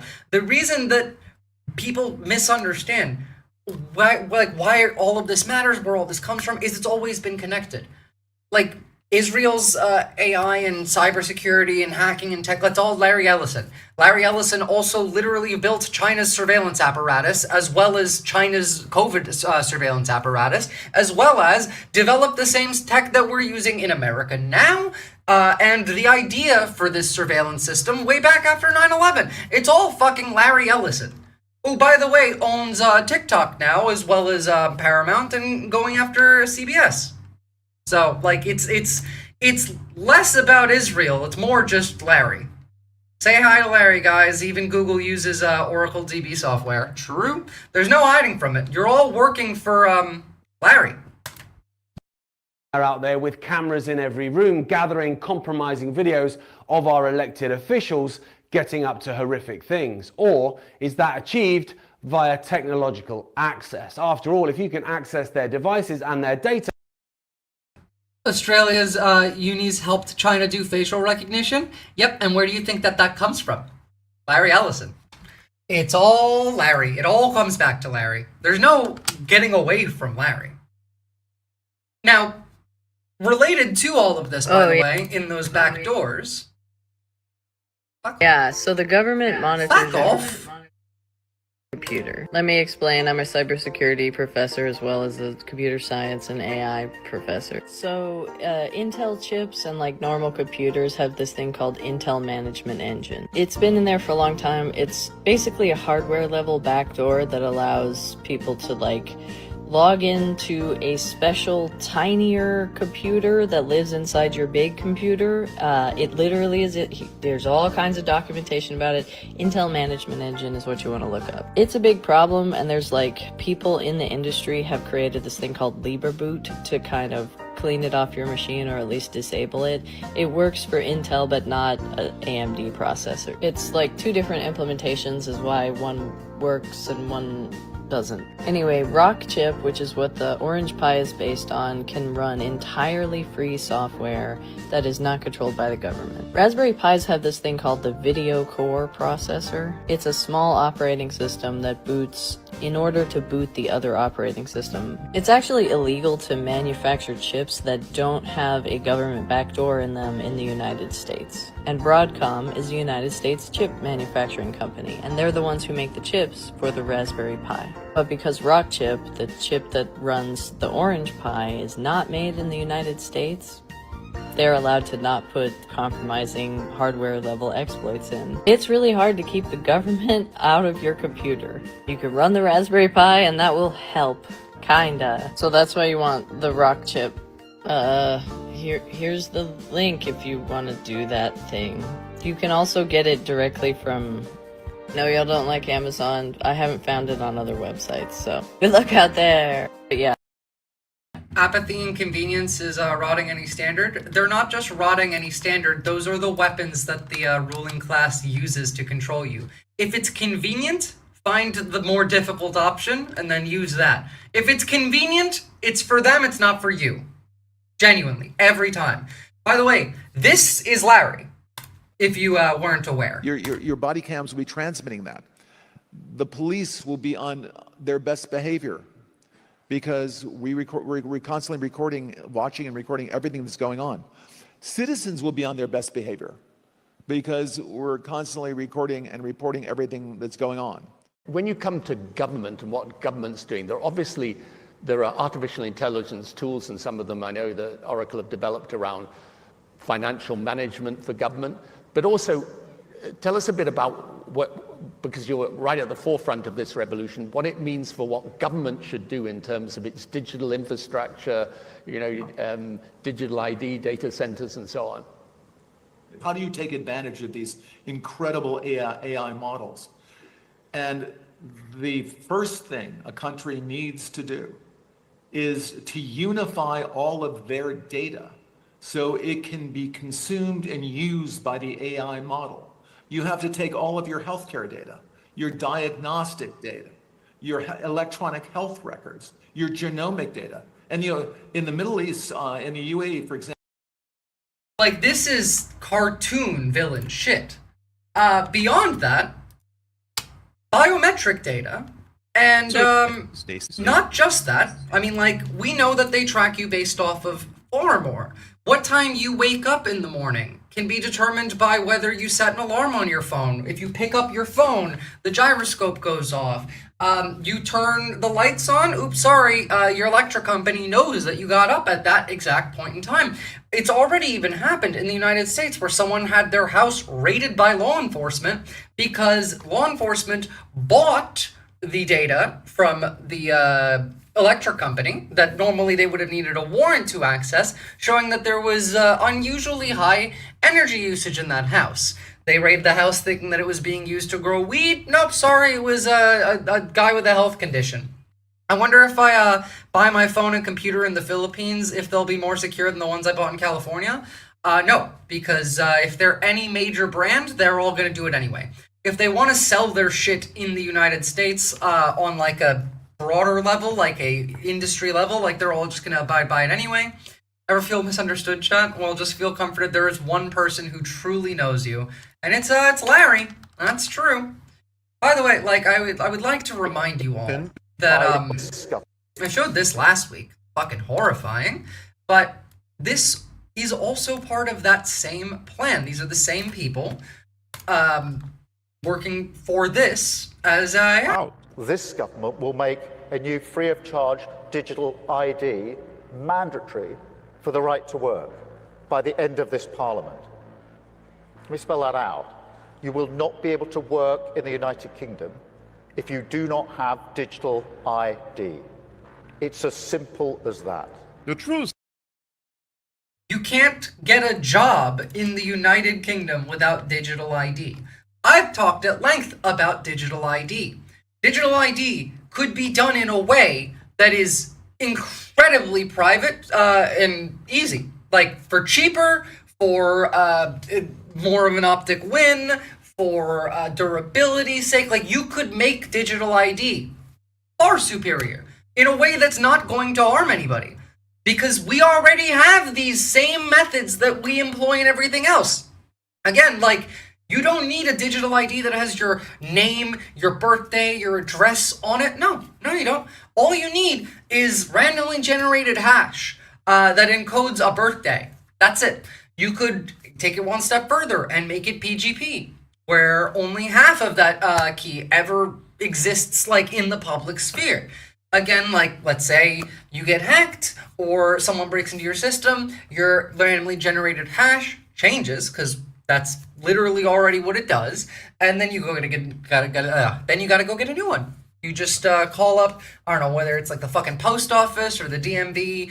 I need a new digital ID. Go in, you show them your actual ID, confirm that that's you, and then they just encode your birthday into it. Easy peasy. like incredibly cheap, incredibly easy to do, could be done in a way that keeps all of your data secure, but we're not doing that because we don't care about security, we don't care about you, we don't care about privacy or protection. It's all about siphoning as much data and money out of you as possible. And part of the reason for that siphoning is actually AI. I talked about earlier, the recursive learning is an issue, right? If you use AI to teach AI, that AI eventually loses its mind. The issue being, there is a limited amount of non-AI made data out there. In fact, after a certain point, a couple years ago, it's almost impossible to find data that isn't, at the very least, like poisoned with AI input. And so they want to siphon as much from you offline as possible to train their models with, because that's the only stuff that isn't already inundated with AI outputs, which, again, will make the machine go fucking crazy. Copying is retrograde thinking. Essentially, yeah. It gets dumber and dumber and dumber, and then eventually just, like, doesn't do what it's supposed to do at all. Back to Larry, though. Actually, wait. I don't know if I want to do Larry or the Intel management engine. Oh, you know what? We're going to do Larry. It'll be quicker. And we're running low on time. We are full speed to the near automata and or ergo proxy world where all the humans are gone and only AI is left talking to each other, trying to find meaning without their creators. They will all sadly go crazy. I mean, yeah. It's not particularly unlikely that we'll end up there. Now, again, back to our new overlord.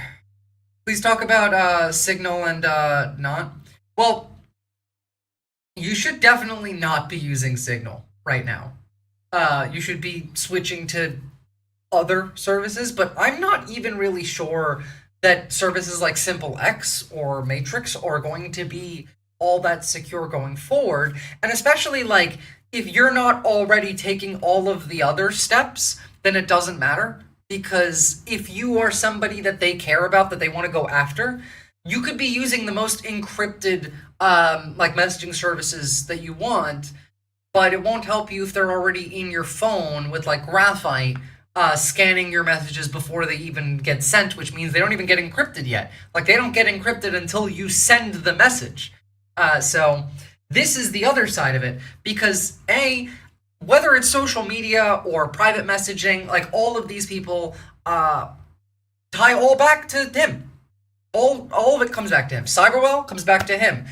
The social media like standards, the AI Israeli company that's going to be in charge of looking for what they define as anti-Semitism through all of social media using AI starting in like a month is directly related to him.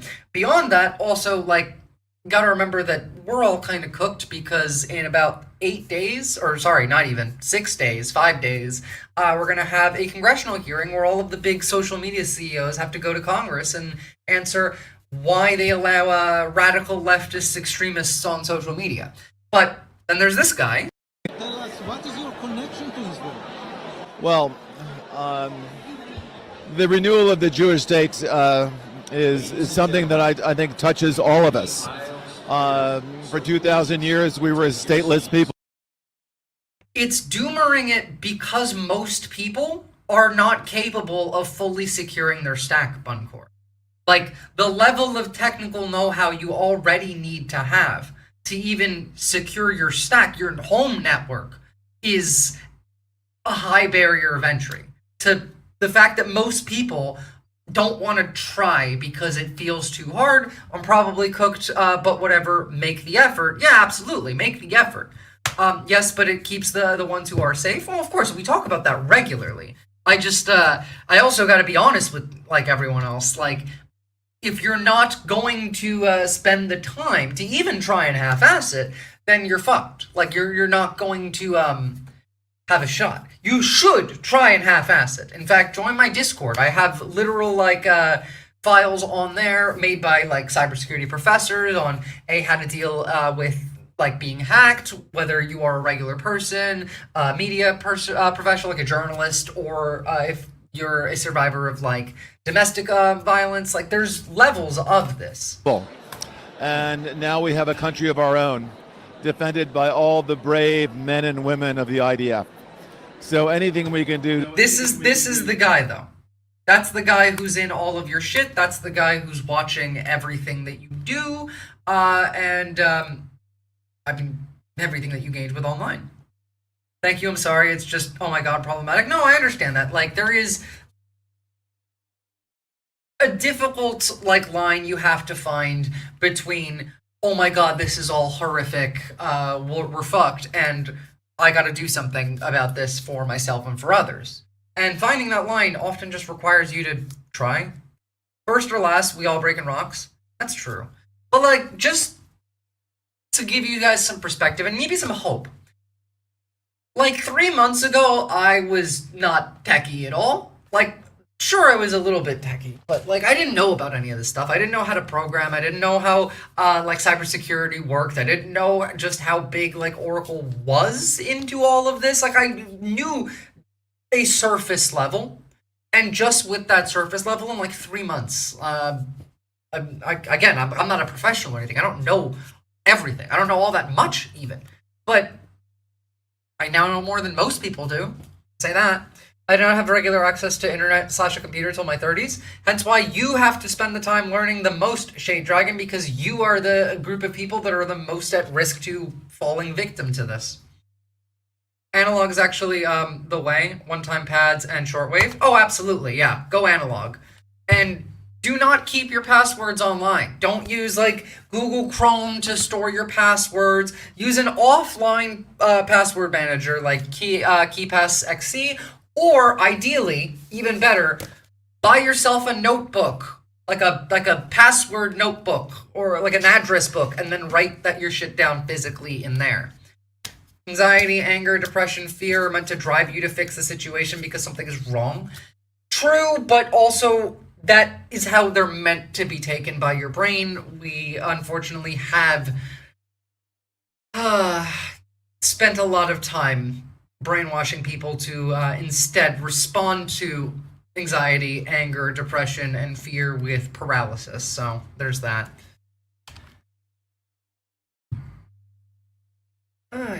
All right, well, that's it for today, guys. Now, I hope you stay safe. Spend some time learning how to do cybersecurity. Join my Discord. Join any real group. Start researching this. Could people start meeting and discussing the Tor web instead? You know, Tor is no longer secure. I mean, really, it never was, but it's far less secure now, even. That's me. My head is already filled with static already. Fair enough, but you gotta de-static that bit by bit by bit by bit. You take one aspect that you're willing to focus on. A good start would be securing your passwords and your logins. You should have a different email address with its own password for every single login, as annoying as that sounds. Because if you use the same email for anything, or even worse, the same password, that's not gonna be great. Like you've already probably been compromised at that point. Anyway, I'll see you guys next time. And in fact, I'm sure we'll go a bit deeper into all of this next time.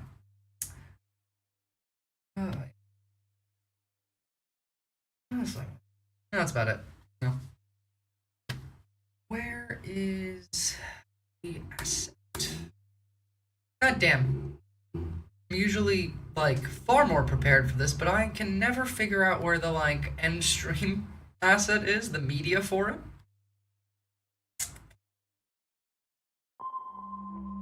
Do